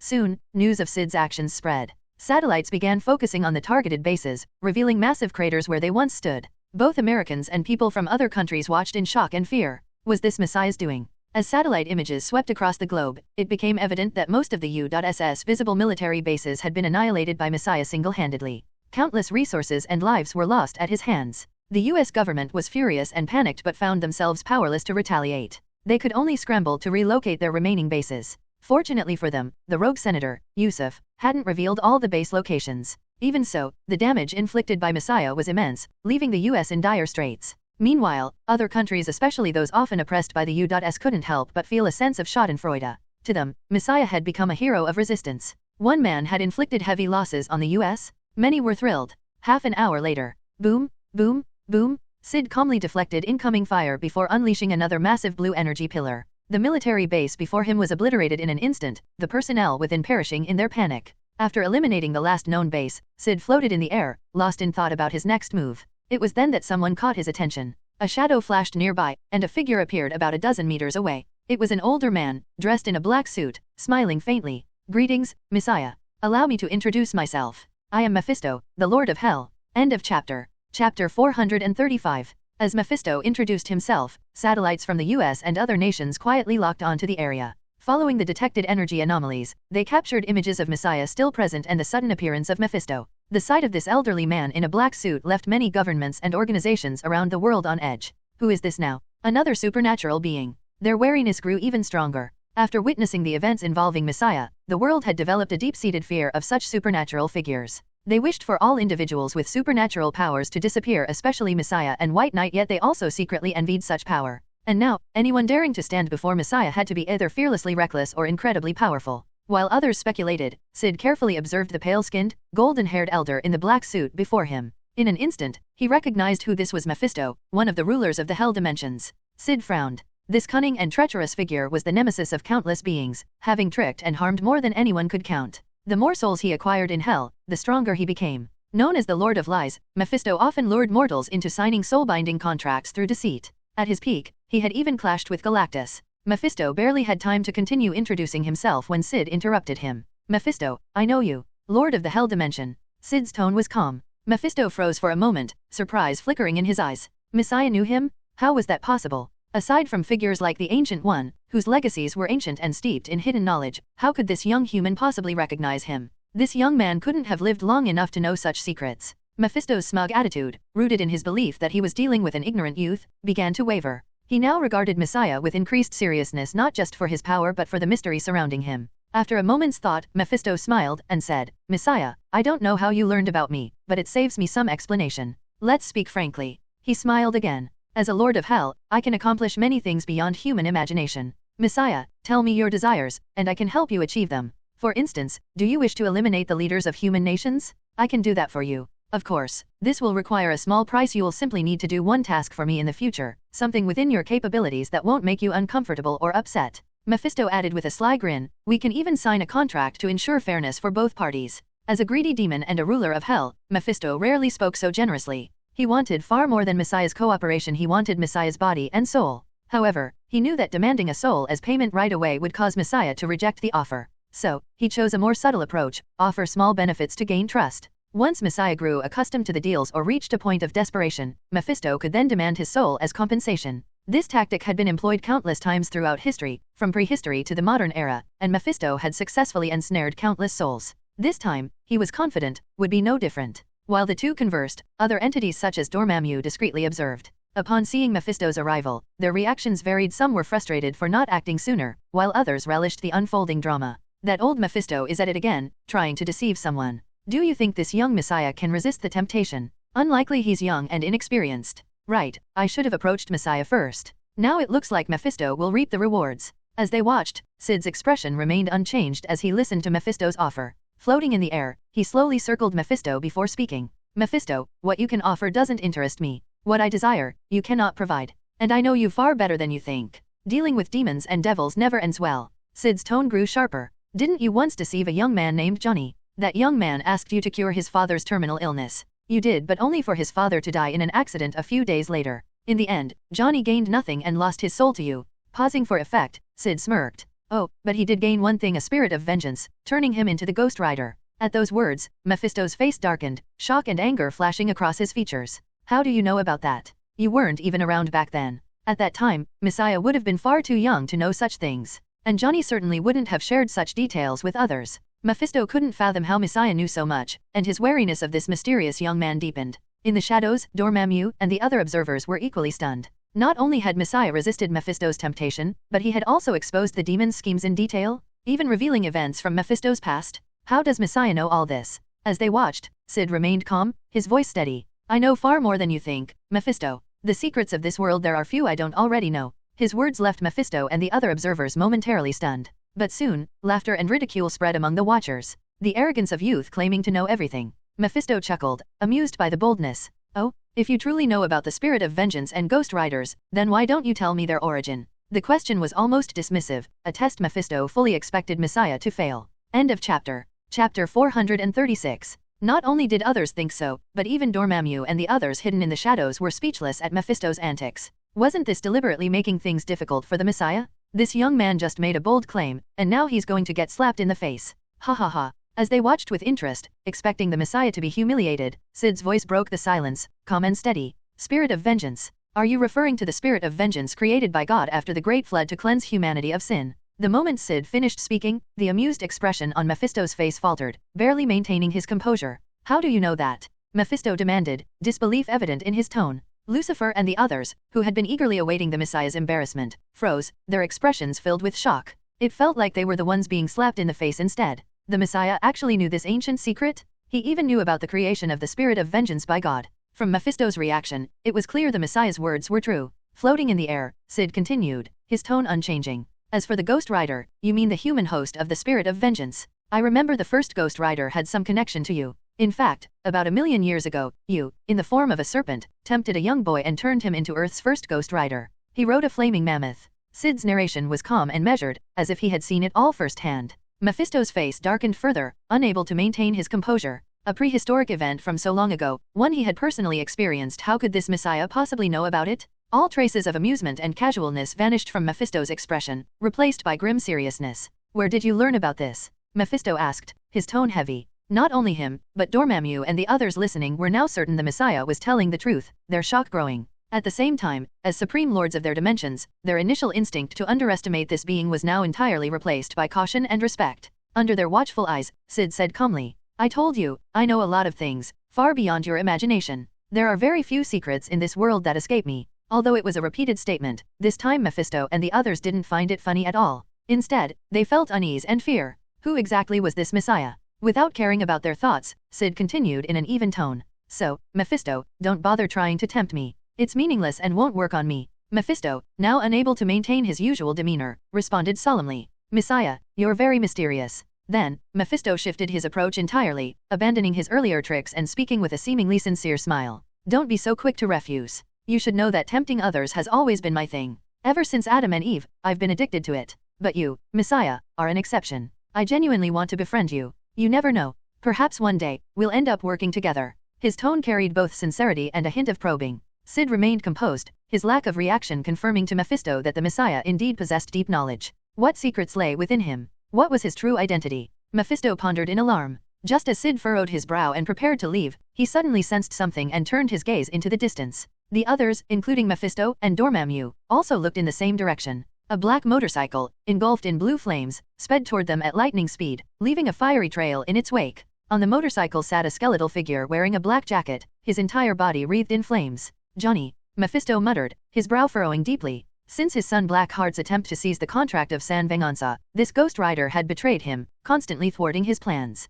Combined with the Rider's immortality and Mephisto's inability to send powerful avatars to Earth, it had been impossible to deal with Johnny properly, making his collection of human souls increasingly difficult. And now, this nuisance was back again? The flaming motorcycle came to a halt, and Ghost Rider Johnny dismounted, wielding his fiery chain as he locked eyes with Mephisto. Mephisto sneered in irritation, ready to seize this moment to drag Johnny into hell for torment. But the next moment, he paused, noticing Johnny's gaze shifting away from him and toward Syd. Originally here to confront Mephisto, Johnny now opened his flaming jaw and declared, "I sense great sin within you. So many innocent lives that shouldn't have ended, were lost because of you." Mephisto sneered with schadenfreude, while Syd's expression remained unchanged. Of course, he was aware of this. Among those who perished in the military bases he destroyed, there were undoubtedly innocent people. But, Syd replied evenly, "And what do you intend to do about it?" Johnny's skeletal voice rumbled. "Look into my eyes." Without hesitation, Johnny activated the penance stare, also known as the judgment stare. Anyone guilty of sin who met his gaze would experience the pain and guilt of their actions, their soul ultimately consumed by hellfire.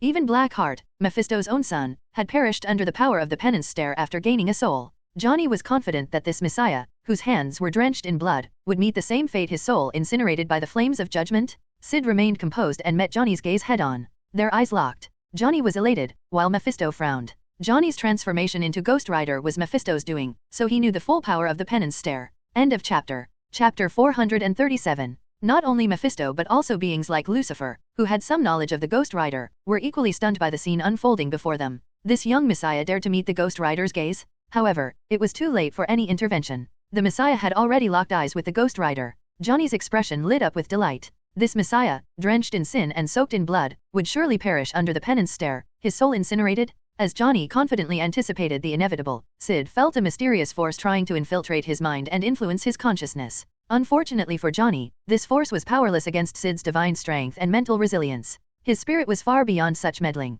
However, curious about the effect of the penance stare, Syd didn't resist, allowing himself to be drawn into the illusion-like realm it created. Amid a fiery sea of hellfire, he saw countless figures he had killed. Their final moments, their pain, and their curses echoed in his ears. Outside, Johnny sensed something and initially frowned, thinking the penance stare had failed. But then his face lit up with joy. The Messiah had fallen for it. No matter how powerful he was, there was no escaping now. Mephisto and the watching Dormammu hesitated, sensing something was off. Could the Messiah truly be defeated? Johnny roared. "Messiah? Your soul is stained with the blood of countless innocents. Feel their pain. Repent." As he reveled in the satisfaction of forcing the Messiah into repentance and punishment, Syd's calm voice cut through his thoughts. "So?" Syd asked, his expression unchanging. The scene fell into a stunned silence. Johnny's flaming skull twisted in disbelief. How are you unharmed? You should already be under the effects of the penance stare. You should be repenting, feeling the agony of those you've wronged, and facing punishment." Even Mephisto was momentarily speechless. Johnny's shock deepened as he seemed to sense something extraordinary.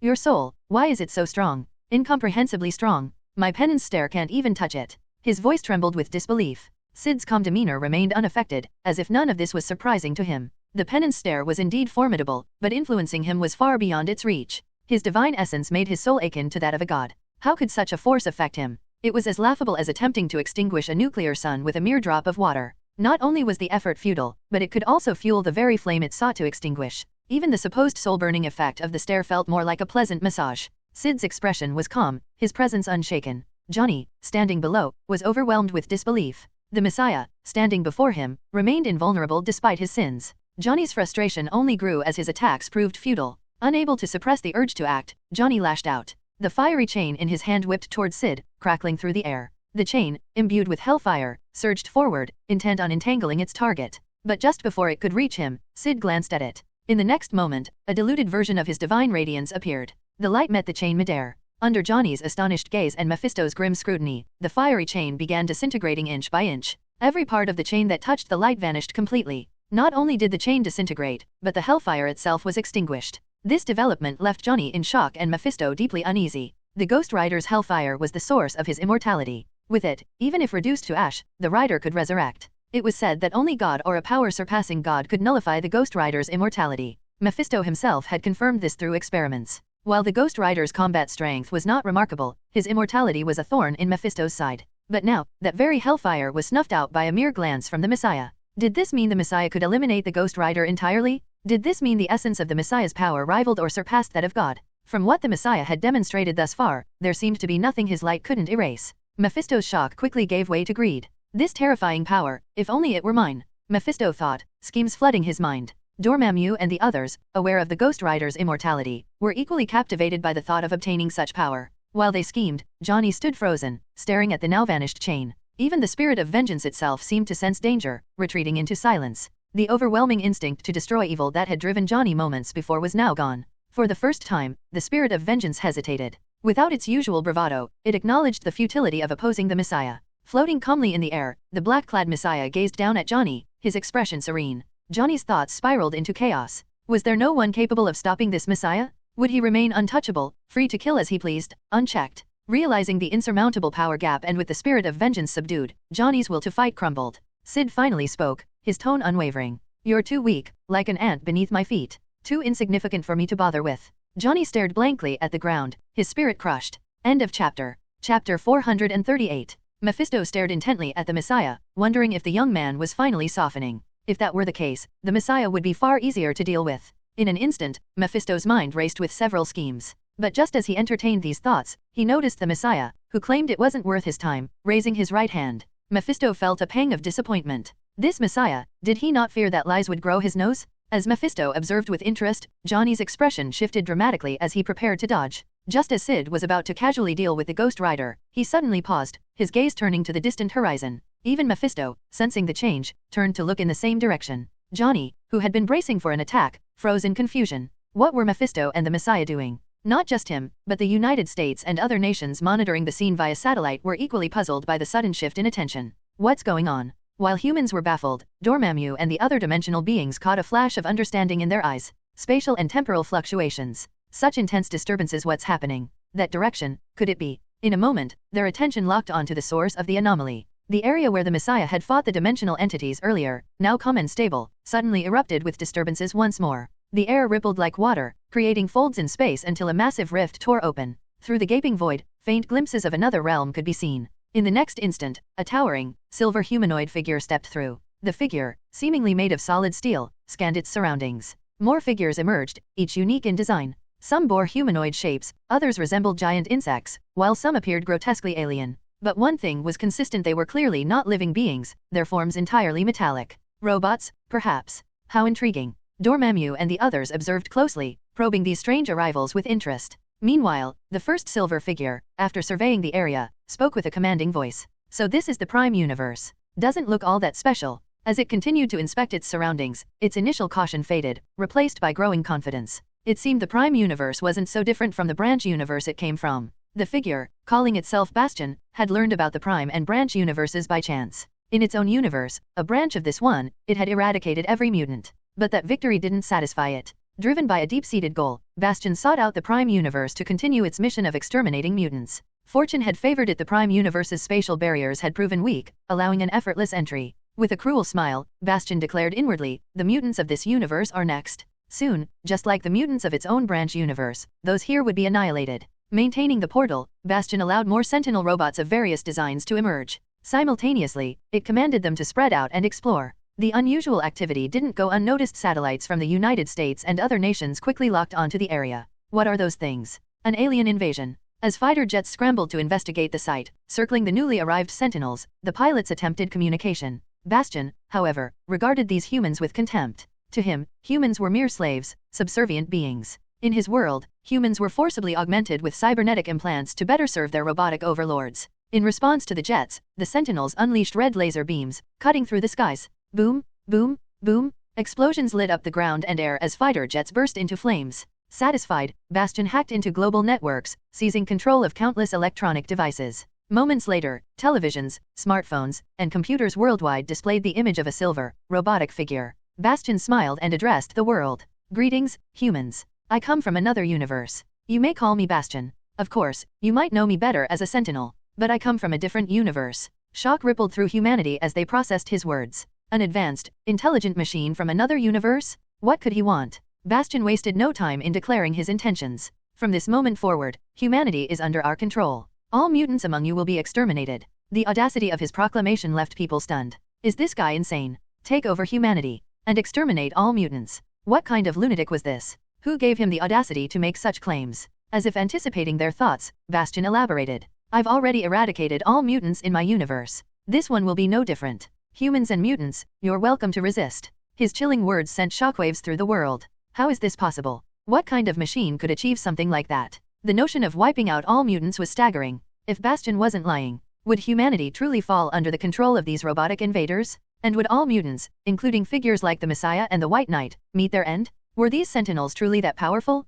Doubt, fear, and confusion swept across the world like a tidal wave. End of chapter. Chapter 439. Next week Event 4, Warhammer, starting as a planetary governor. 200 PS equals +1 extra chapter. The self-proclaimed Sentinel robot's declaration that it would take over humanity and exterminate all mutants sent shockwaves through the world, especially when it claimed to have eradicated all mutants in its own universe and promised the same fate here. Was this thing bluffing, or did it truly possess such terrifying power? If it were true, the implications were chilling. Does his target include the White Knight and the Messiah?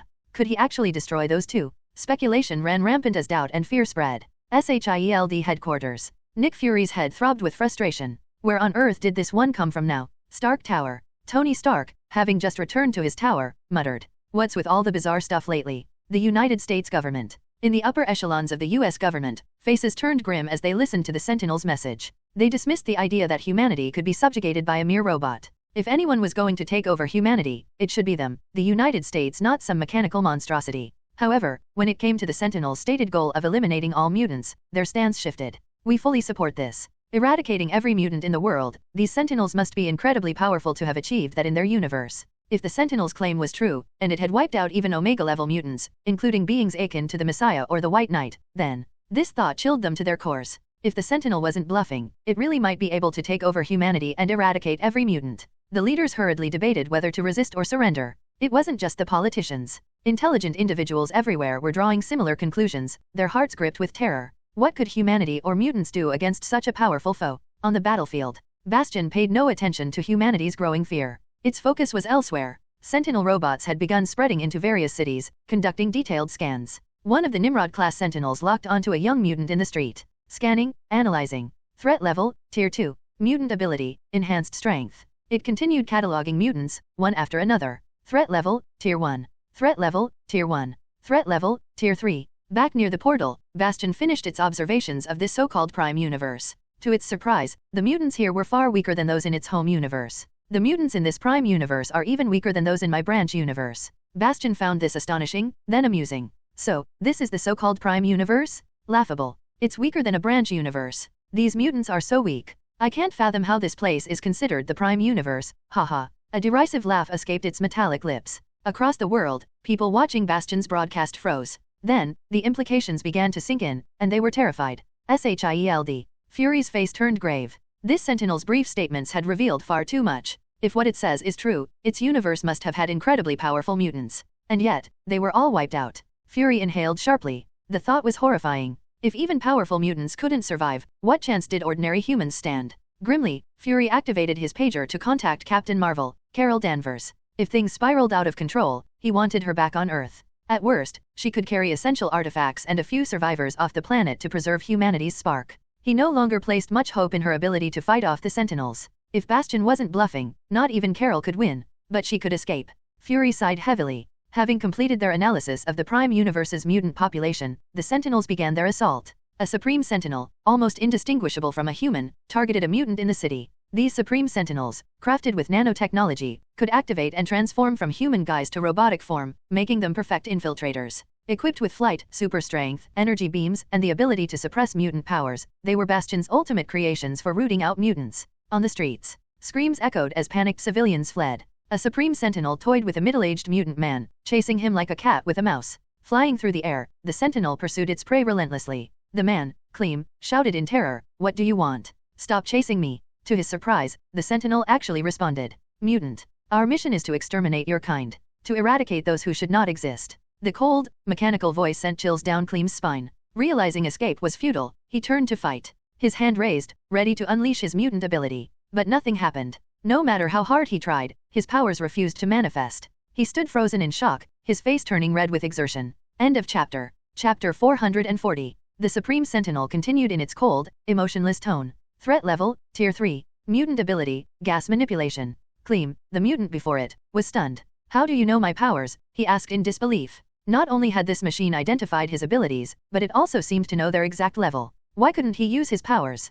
Kleem's face was filled with confusion. As if responding to his thoughts, the Supreme Sentinel stated icily, "Mutant, in my presence, you cannot use your powers." Designed to suppress and disrupt mutant abilities, the Sentinel ensured no mutant could activate their powers near it. In the next moment, its eyes glowed red. 2 crimson beams shot out, piercing Kleem's abdomen instantly. Boom! The ground behind him erupted into twin craters. AHH! Kleem screamed, clutching his stomach as he writhed in agony on the ground. The Supreme Sentinel stared down at him, unfeeling. You mutants are so fragile. Without your powers, you're nothing more than insects, easily crushed underfoot. Sweating profusely and barely conscious from the pain, Kleem gritted his teeth and shouted, "Don't get cocky. One day, someone will stop you. The Messiah and the White Knight will destroy you for what you've done to us." The Sentinel paused momentarily at these words. The Messiah? The White Knight? Are they the strongest mutants of this so-called Prime Universe? After a brief consideration, it dismissed the comment entirely. Strong mutants were nothing new to the Sentinels. No matter how powerful, mutants always fell to them in the end. Even Bastion, observing through the Sentinel, felt no concern. In Bastion's world, Sentinels had evolved to extraordinary levels of strength. Nimrod-class Sentinels were commonplace. These advanced models were so powerful that even Omega-level mutants or groups like the X-Men couldn't stand against them individually. It often took a coordinated team of multiple mutants to take down a single Nimrod-class Sentinel. Mutants in Bastion's world lived under constant persecution. For every Sentinel destroyed, many more were ready to take their place. There was no escape. Thus, neither the Supreme Sentinel nor Bastion himself paid much heed to Kleem's desperate proclamation. As the Supreme Sentinel attacked Kleem, Sentinels in other parts of the city began targeting mutants. Screams echoed through the streets. "Help! God, save us! Messiah!" Mutants cried out in despair, some calling on the Messiah or the White Knight to save them. This is ABC News. What you're seeing is live footage of Sentinel robots ruthlessly attacking mutants across the city, reported a young woman, her voice trembling slightly. The camera zoomed in, showing a harrowing scene. A young mutant girl, about 10 years old, knelt beside a fallen woman, shaking her frantically. "Mom? Mom, wake up!" The woman lay motionless, her face pale, her chest riddled with 2 bloody holes. Blood pooled beneath her. The sight was too much for some viewers, even those who harbored prejudice against mutants. Suddenly, the Sentinel that had attacked the woman turned its gaze to the crying girl. "Threat level, Tier 2. It muttered, its eyes beginning to glow red. Its intentions were clear. Oblivious to the danger, the girl continued shaking her mother, tears streaming down her face. "Stop right there." A gunshot rang out from the distance. A middle-aged man, unable to bear the scene any longer, fired his pistol at the Sentinel. Bang, bang, bang. Bullets struck the robot's head, but they only sparked harmlessly against its metallic surface. The Sentinel's attention shifted to the man. In the blink of an eye, twin beams of red light shot out, piercing his chest. AHH. The man fell to the ground, clutching his wound, unable to rise. The Sentinel turned its gaze back to the girl, its eyes glowing once more. The scene filled countless viewers, mutants and humans alike, with outrage and despair. Even ordinary citizens who had no love for mutants found it difficult to watch. The news anchor, visibly shaken, fell silent, too afraid to speak. Similar scenes played out across multiple cities. Rocket launchers and heavy weaponry were deployed against the Sentinels, but to no avail. The machines emerged unscathed, their cold efficiency only amplifying the sense of helplessness. Is this the end for mutants? Despair gripped those watching the carnage. Bastion observed the chaos with satisfaction. On every screen, his silver visage loomed large, a grim symbol of doom for both mutants and humanity. But just as despair reached its peak, far away, Syd had pieced together the situation. In an instant, a mental image of Bastion's location surfaced in his mind. His figure vanished from his current spot. At the scene of the spatial rift, a figure in black appeared in the sky. The sudden arrival caught the attention of everyone watching.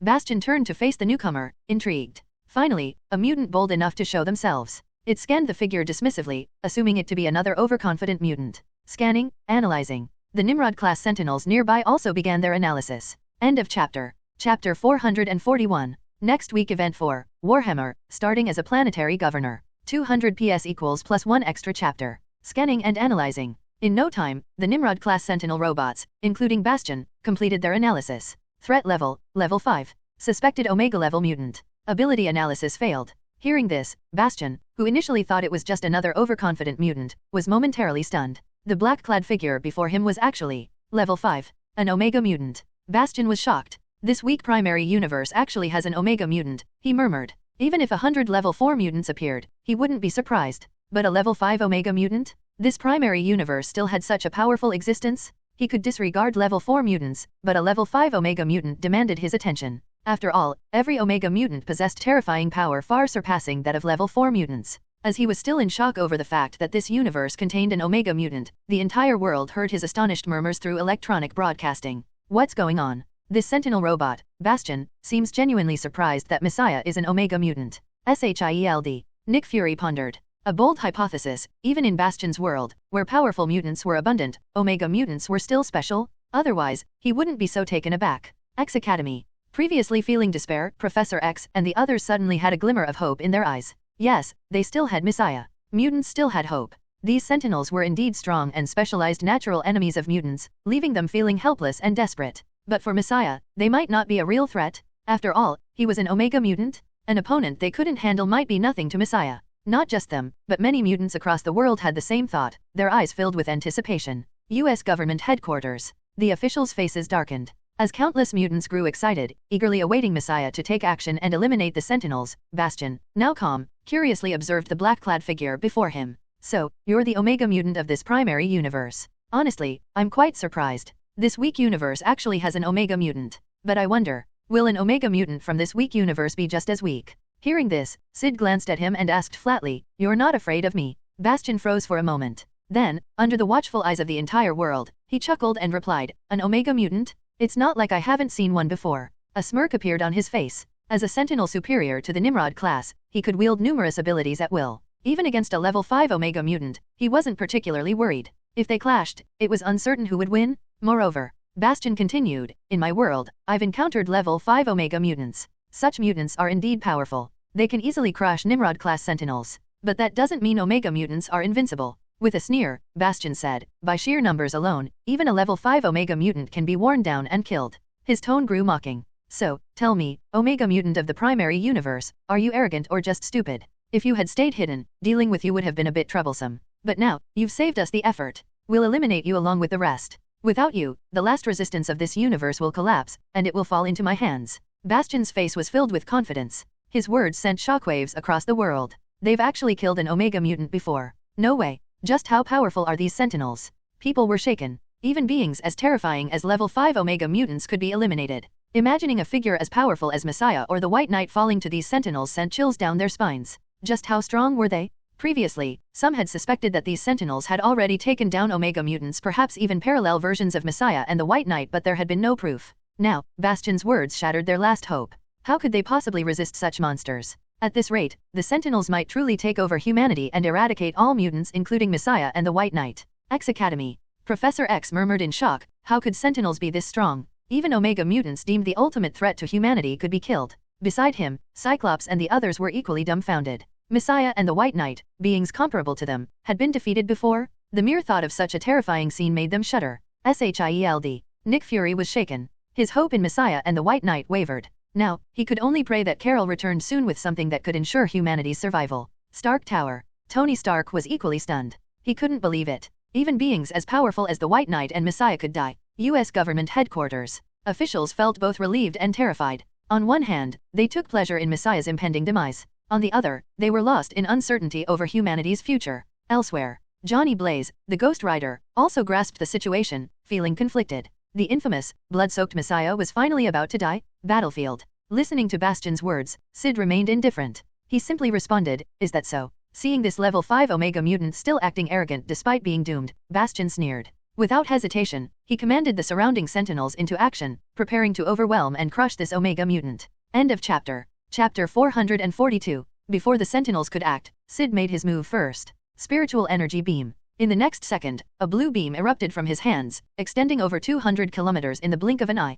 Along with the blue light came an impossibly long, pitch-black rift. Then, using spatial teleportation combined with the space stone, Syd instantly froze the space around the sentinels, restricting their movements. As he slashed downward, an enormous black rift tore through the air. The Nimrod-class sentinels, which were an overwhelming force against level 4 mutants, were instantly sliced in half. In the blink of an eye, the sky seemed to rain mechanical debris as countless shattered sentinel bodies plummeted toward the ground. The entire world froze in stunned silence. The same Nimrod-class sentinels that Bastion had hyped up were wiped out just like that? Were they really this weak? Bastion himself showed a hint of surprise, as expected of a level 5 Omega mutant. So, this is your Omega ability? Impressive indeed. Yet, Bastion wasn't overly shocked. Instead, a look of admiration appeared on his face. All those sentinels had already activated their ability suppression and disruption functions. Normally, no mutant should have been able to use their abilities in this field. But this Omega mutant was an exception, completely unaffected. Even Bastion had to admit that was remarkable. But unfortunately, he smirked. Omega mutant of the primary universe, do you really think Nimrod-class sentinels are so easily dealt with?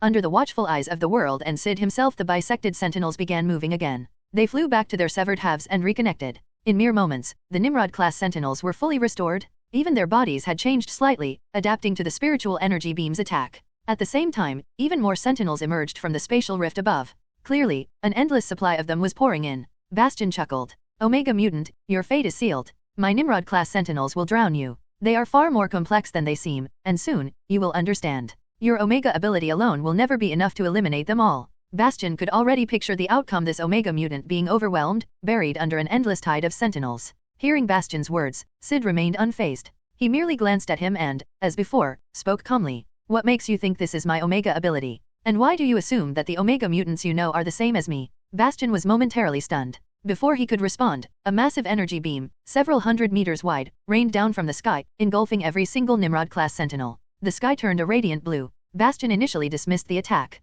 With repeated strikes, Nimrod-class sentinels could quickly adapt, retaliate, and even attempt to copy Messiah's mutant abilities. But as he relaxed, he suddenly realized something. The blue energy wasn't fading. Instead, it surged like a relentless waterfall, continuously washing over the sentinels. Dark space rifts appeared within the energy beam. The sentinels, still struggling to adapt and copy Messiah's ability, were suddenly shredded apart by the expanding rifts. In mere moments, the Nimrod-class sentinels were utterly obliterated, their remains vaporized. In the blink of an eye, they were gone. As the colossal energy beam vanished, all that remained was a massive, bottomless crater. In the sky, only Bastion remained. He was momentarily speechless, his eyes flashing with disbelief. So, this was his true Omega ability. Such power? After a moment of shock, Bastion shook off his concern. The Nimrod-class sentinels were mere fodder, easily replaceable. Even if a batch was destroyed, how many more could this Omega mutant possibly take down? Soon, an endless swarm of sentinels would emerge from the rift, and eventually, Messiah would be worn down, buried under sheer numbers. Bastion sneered. Just as he thought this, Syd, who had yet to attack Bastion directly, turned his gaze toward the enormous rift. He raised his left hand. In that instant, an immense spatial fluctuation erupted. Before Bastion's stunned eyes and to the shock of hidden entities like Mephisto and Dormammu, the massive portal expanded even further. Originally, the rift had only been loosely connected to the other universe, requiring some time for sentinels to cross over. But now, it had fully merged. The two universes had been completely linked. Now, everything on the other side was visible. On the other side of the rift, the sky was completely filled with sentinels. Like a massive storm cloud, they blotted out the heavens. Looking at this apocalyptic scene, people across the world trembled in fear. How many sentinels were there? Hundreds of thousands? Millions? Or, they didn't dare to imagine. If all of those sentinels flooded through, it would truly be the end of the world. Bastion, however, was overjoyed. Messiah actually opened the portal fully. Has he lost his mind? Does he realize what he's done? But as Syd gazed at the seemingly endless sea of sentinels, he didn't panic. He merely activated another ability. Sunshine? But this time, it was amplified by the space stone. An infinite wave of radiant light erupted, filling the entire sky.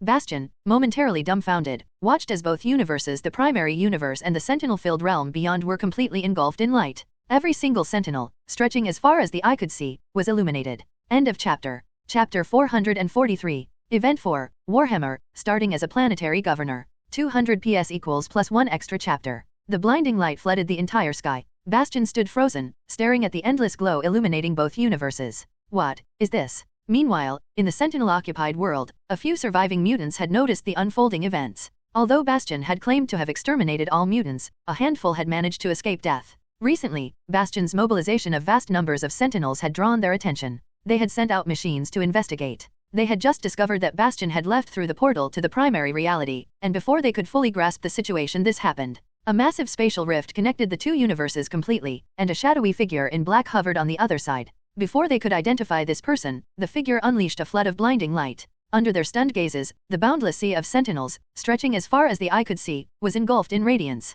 At that moment, something terrifying occurred. The endless swarm of sentinels, massive and minuscule alike, began to dissolve like melting ice under the sunlight. Nimrod-class sentinels, sensing the anomaly, activated various abilities in an attempt to resist. Multicolored energy flickered across their bodies, but it was all in vain. Before Bastion and the stunned world, the next second hundreds of thousands, if not millions, of sentinels simply vanished. As the light faded, the mighty sentinel army, once a global nightmare, was gone. The mutants on the other side, who had clenched their fists in hatred for the sentinels, could only stare in disbelief. The sky was clear, utterly empty, devoid of a single sentinel. The battlefield fell into complete silence. Everyone's eyes widened in sheer shock. Schild. Nick Fury took a sharp breath. This was not what he had expected. Hadn't Bastion claimed that Nimrod-class Sentinels could overwhelm and kill Omega mutants? Hadn't he said they had done it before? Then what the hell just happened? The supposedly unstoppable Sentinels had been obliterated instantly by Messiah's attack alone. What the hell did I just witness? Fury murmured. Did Bastion lie? Were these Sentinels just all talk? He was caught between disbelief and suspicion. X Academy. Professor X, who had just been shaken by the idea that Omega mutants could be wiped out, was now completely stunned. Nearby, Logan and the others were equally overwhelmed. Bastion had boasted that Omega mutants beings as powerful as Messiah and the White Knight had fallen to the Sentinels. They had struggled to imagine what such a horrifying battle looked like. Then, when they saw the sheer number of Sentinels millions blotting out the sky, their minds had gone blank. Would they crush Messiah? Overwhelm him? Kill him? And yet, what the hell? Logan muttered. Did Syd just one-shot all of them? Storm and the others, still dazed, numbly nodded in agreement. Stark Tower. A moment ago, Tony Stark had been wrestling with the notion that beings as powerful as the White Knight and Messiah could be killed. Now, he was speechless. U.S. government headquarters. The officials who had been grinning in schadenfreude froze mid-smirk. Their faces turned stiff, their satisfaction turning into dread. Elsewhere, Ghost Rider, Johnny Blaze, was in utter disbelief. Messiah the infamous, ruthless mutant was supposed to finally die. How did this happen? He muttered in shock. On the other side of the portal, the surviving mutants stared blankly. Were they hallucinating? What had just happened? The shadowy figure in black unleashed a light, and then, over 1 million Sentinels just vanished. That's not real, right? Their minds were in absolute chaos. Bastion, for once, was just as dumbfounded. A moment ago, he had been confident. He had visualized Messiah drowning under an endless tide of Sentinels. But now, they were all gone. His once unstoppable army had been erased. The ever-composed, victorious Bastion now wore a look of sheer disbelief. His mind couldn't comprehend it. He had faced Omega mutants before. They were powerful, but not invincible. They could be worn down, killed through sheer numbers. So what the hell just happened? What did you do? Bastion's voice trembled as he shouted. How did you destroy my entire army? Aren't you just an Omega mutant? How the hell are you this strong? Wasn't this primary universe supposed to be weak? Weren't its mutants supposed to be pathetic? Hearing Bastion's panicked screams, Professor X and the others hesitated. Something wasn't right. Bastion's reaction felt genuine. His shock, his disbelief, this wasn't a lie. Which meant, the Sentinels weren't weak. The problem wasn't the Sentinels. The problem was Messiah. End of chapter. Chapter 444. Instinctively, the eyes of Nick Fury from Schild, Tony from Stark Tower, the upper echelons of America, and people across the world all converged on Messiah. Feeling the weight of countless gazes, Syd remained unfazed and spoke calmly. I've already said this before. What makes you think that the Omega mutants you speak of and I are the same? Silence. Bastion froze, his mind racing with thoughts. Not just him, Nick Fury, Tony, the upper echelons of America, the people around the world, and even Professor X were all momentarily stunned. What does that mean? A chilling realization crept into their minds. Schild headquarters. Nick Fury, face full of disbelief, muttered, so, Omega mutants are indeed Omega mutants, but even among them, there are differences. A terrifying thought struck him. If the reason those beings were called Omega mutants was simply because they had reached the Omega level, then, what if Messiah was labeled an Omega mutant only because Omega was the highest classification available? The implications were staggering. One was merely an Omega mutant. The other, a Super Omega mutant. Perhaps, the existing ranking system was inadequate to categorize Messiah. Understanding this, Nick Fury sucked in a cold breath. He had already believed that Messiah was terrifying, but had he still underestimated him? Until now, he had thought Messiah was on the same level as other Omega mutants. The Omega mutants that Bastion had slaughtered should have been comparable to Messiah. Bastion could kill them, so naturally, he could kill Messiah too, right? But reality was completely different. Messiah was special. Even among Omega mutants, he was one of a kind. A Super Omega mutant. A monster among monsters. Nick Fury didn't want to believe this conclusion, but no matter how much he resisted, there was only one possibility. And it explained everything. Xavier's School for Gifted Youngsters. Professor X, who considered himself an expert on Omega mutants, was frozen in place. If Omega mutants were considered the ultimate threat to humanity, then what exactly was Messiah? Stark Tower, Tony, the US government, and countless others across the world were all in shock, their thoughts mirroring each other. Elsewhere, Ghost Rider Johnny, overwhelmed with disbelief, felt his heart clench with fear. He murmured, no wonder Messiah could erase Hellfire. If even an Omega mutant was untouchable, then who in the world could stand against a Super Omega mutant? Messiah, the mass murderer, the nightmare of criminals, who could possibly stop him now? Johnny clenched his fists, overwhelmed by helplessness. Battlefield. At the scene, Bastion's mind had also arrived at an answer, though he didn't want to accept it. At that moment, he also understood why this was the prime universe, while his own was merely a divergent reality. He refused to accept this truth, clinging to a sliver of hope. Don't think you've won? the battle isn't over yet. His expression twisted with madness and fury. I am the ultimate sentinel, I wield power equal to an Omega mutant. No one can defeat me, not even you. Bastion flew to face Messiah, locking eyes with him. The world held its breath. They had assumed the battle was already decided. But now, they realized something shocking. This sentinel was powerful enough to match an Omega mutant. Who would win? Across the world, all eyes remained glued to the confrontation. On the other side of the portal, the surviving mutants finally understood the nature of the blinding white light from before. That light had come from the Omega mutant of the Prime Universe? But why was this universe's Omega mutant so much stronger? Was this even an Omega mutant anymore? Disbelief filled their hearts. Then, they saw Bastion step forward, and their fear escalated. Would the terrifying Sentinel Commander win? Or would the unknown Omega mutant from the Prime Universe triumph? They knew just how strong Bastion was. His ability to replicate multiple powers made him equal to an Omega mutant. As fear and anxiety spread, Messiah remained expressionless. He had no interest in continuing this battle. He had lost his patience. The next moment, space stone energy surged into his body. Augmented by its power, sunshine burst forth. A dazzling light erupted. 1 second, it was beside Messiah. The next, it enveloped Bastion. It was so fast that Bastion barely had time to react, only enough to feel an overwhelming sense of crisis. Before he could do anything, the light swallowed him. His silver body shimmered under the illumination. A realization struck him, and despair filled his eyes. He stopped struggling and muttered, "Impossible. I am a sentinel on par with Omega mutants. How could I die here?" In just a single instant. An unfathomable power. His expression turned dazed, almost reverent. The moment the light touched him, he knew this was the end. Now he understood. This was not just any light. It was limitless, absolute power. With a final whisper, Bastion, the so-called ultimate sentinel, crumbled into dust. His ashes scattered into the wind. As the sunshine's radiance faded, the sky returned to normal. The world was still. Bastion had completely vanished. Yet, his final words echoed across the entire world. With his death, global electronic systems returned to normal. But nobody cared. Through satellite feeds and live broadcasts, the entire world, like the mutants on the other side of the portal, stared blankly at the floating, black-clad figure, Syd Castell, the Super Omega mutant. End of chapter. Chapter 445. The surviving mutants on the other side stared in disbelief at the now empty space where Bastion had once been. Just like that, he was dead. He didn't even get to do anything. An instant kill? A being with countless abilities, capable of wielding powers freely, someone on par with an Omega mutant, had been erased in a mere moment? Their gazes shifted to the black-clad figure floating in the air. So, this Prime Universe Omega mutant had already surpassed what was comprehensible? Even Omega mutants were nothing before him? What kind of terrifying power was this? Elsewhere, watching Bastion turn to dust through satellite footage, the entire world was left speechless. An Omega-level being, just gone? SHIELD headquarters. Fury's expression was grim. His worst fears had been confirmed. Messiah had indeed surpassed the level of Omega mutants. He was a Super Omega mutant, something beyond understanding. Otherwise, there was simply no explanation for what had just transpired. The more he thought about it, the more his headache worsened. Messiah being an Omega mutant had already been troublesome enough. Now, he was a Super Omega mutant? At least White Knight still seems normal, Fury muttered to himself, as if desperately clinging to this thought. At least among the two Omega mutants, only Messiah was a monster. White Knight was still reasonable. Xavier's school for gifted youngsters. Professor X sat in silence, his mind in a daze. Just like that, the crisis was over. Elsewhere, Ghost Rider Johnny, witnessing everything unfold, lost every last ounce of courage to face Messiah. Without hesitation, he fled. At the same time, in the shadows, Mephisto and other lurking entities narrowed their eyes in unease.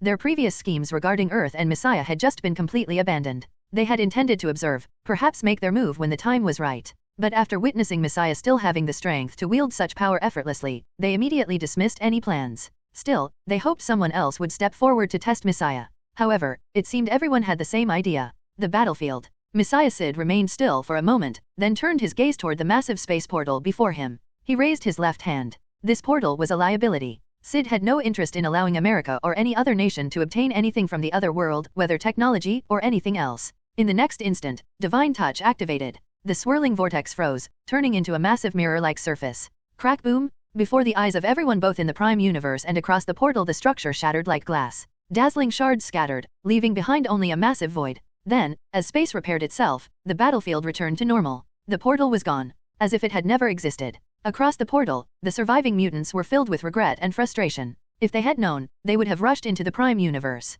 Now, there was no chance. Even though Bastion was dead, along with a million Sentinel robots, it didn't mean the Sentinels were completely gone. There were still Sentinels elsewhere. Would the few of them left be able to deal with them? That was a very uncertain fate. Meanwhile, back in the Prime Universe, America's government and world leaders were seething with rage. A whole world's worth of resources was just gone. Messiah was a wasteful fool. If they could, they would strangle Messiah on the spot. But they couldn't do a damn thing. As for Syd himself, he didn't care about their anger. There was still one more thing to do. The remaining Nimrod-class sentinels. Even if they were scattered across other cities, he had no intention of leaving any behind. The next second, space stone energy surged into his body. With a thought, he teleported away. In a nearby city, Syd reappeared. Using his enhanced vision, he quickly spotted several Nimrod-class sentinels. With a shift in space, Syd materialized beside one. Flash! In an instant, a lesser form of sunshine enveloped it. The sentinel was erased instantly. Another flash, Syd disappeared. Within a short time, over 100 Nimrod-class sentinels had been annihilated. If any remained, he didn't know. After finishing his cleanup, Syd teleported once more, returning to the spot where he had encountered Ghost Rider. But Johnny was long gone. Mephisto had disappeared as well. Syd simply shrugged. Not like they matter. Suddenly, a shadow flickered a few meters away. Mephisto reappeared, a smile plastered on his ancient face. Messiah, I look forward to our future cooperation. Syd raised an eyebrow. Cooperation? I don't recall agreeing to anything. Mephisto wasn't fazed. His grin remained as he said, don't be so quick to dismiss the idea. One day, we will have reason to work together. Perhaps you will face a foe beyond your power, and need my help. Or maybe I'll seek to conquer a place and require assistance. Mutual benefits, Messiah. A true partnership. As he spoke, black energy flickered in his palm. A small, thumb-sized black orb materialized. Within the orb, dark energy swirled. Mephisto continued, if you ever need my aid, simply crush this orb. I will come. Without waiting for a response, he tossed the black sphere. Syd narrowed his eyes. His divine instincts told him there was nothing inherently wrong with the object. With a slight frown, he caught it. Seeing this, Mephisto let out a satisfied breath. Smiling, he bowed slightly. Messiah, until next time. A burst of black smoke enveloped him, and he was gone. Syd glanced at the orb, then casually stored it in his spatial ring. Then, feeling the weight of countless watching eyes, he let out a cold snort. End of chapter. Chapter 446. With a sudden twist in his form, he instantly entered a state of invisibility before using spatial teleportation to vanish from the spot. Dormammu and the others carefully scanned for any traces but, failing to detect Messiah, had no choice but to give up regretfully. He's gone, he's gone. No more good show to watch. Yay, let's go. Before long, these dimensional powerhouses disappeared completely, shifting their attention away from Earth for the time being. Of course, due to Messiah's existence, they still left a sliver of their consciousness on Earth. If anything significant happened, they would be the first to notice. Another hell dimension. Lucifer was giving orders to his demonic subordinates. Go, head to Earth and investigate everything that has happened there recently. Yes, my lord, responded a demon with twin horns and a pair of black wings, bowing respectfully before promptly departing. Watching his subordinate vanish, Lucifer frowned. It was only a short while of inattention, and now Earth has produced a powerhouse like Messiah. What exactly has transpired on Earth during this period? Confusion flashed across Lucifer's eyes. If not for heaven's restrictions preventing him from descending to the physical realm in his true form, forcing him to rely on proxies or possession, he would have personally gone to investigate. This scene was not limited to Hela alone. Many who had been keeping an eye on Earth were secretly dispatching their own forces to gather intelligence. Asgard. Inside the divine palace. Seeing the situation resolve, Thor exhaled in relief and laughed, good thing my brother is fine. That Messiah fellow is quite something. Though he spoke in such a manner, watching the magical projection conjured by his father, showing the widespread praise for Messiah among humans calling him a being beyond Omega-level mutants, even surpassing his brother, the White Cloak Thor couldn't help but feel sour. What are they talking about? Clearly, my brother, the White Cloak, is stronger, he muttered, displeased. Standing nearby, Heimdall opened his mouth as if to speak. He wanted to say that, indeed, Messiah appeared to be the stronger one, and that Prince Balder was still slightly lacking. But after some thought, Heimdall held back. It was better not to crush Thor's confidence. As for Odin, seated upon his throne, his expression was one of deep solemnity.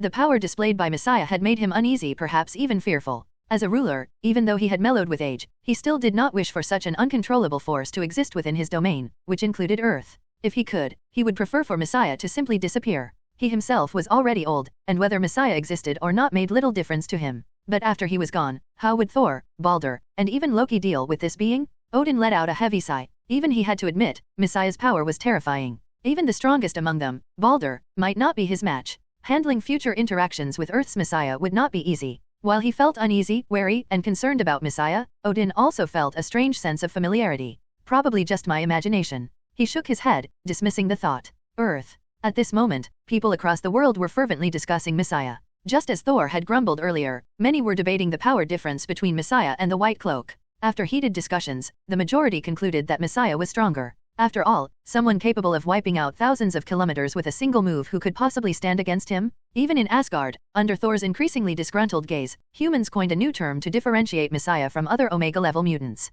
Super Omega Mutant? A designation indicating a level surpassing Omega mutants a class above them. SHIELD. Watching the public embrace the term, Nick Fury's face showed a hint of satisfaction. This title had been his idea. With some guided discussions and narrative shaping, the masses had readily accepted it. As the world continued to debate, the next morning arrived. A secluded corner. At this moment, Syd was in an isolated spot, his hands emitting a crimson glow. Under the force of chaos magic, the ground's bricks cracked and then vaporized inch by inch. At the same time, a long-absent system prompt echoed in his mind. Chaos magic experience +1. Glancing at his chaos magic progress. Ability, Chaos Magic, 486/2000, level 4. Almost there. Syd's eyes gleamed with anticipation. Compared to Sunshine, Chaos Magic was the Omega-level power he had always desired. Once I reach level 5, will Chaos Magic's reality warping properties become a passive state? If that happens, his gaze flickered with longing. If reality manipulation became a constant ability, then he would practically be a creator. He could reshape existence at will, conjuring whatever he desired. What difference would there be between that and a god? Moreover, Baldur's ability unlock progress was nearing 100%. Soon, he would gain another Omega-level power. Excitement surged in Syd's heart. He wished time would pass faster. The third morning. The sun had yet to fully rise, and the sky remained overcast. Just as Syd continued his chaos magic training, and as the world slowly recovered from the shock of Messiah's attack on the White House, the assassination of high-ranking officials, the invasion of dark gods, and the emergence of divergent universe sentinel robots, people began to believe things would settle down.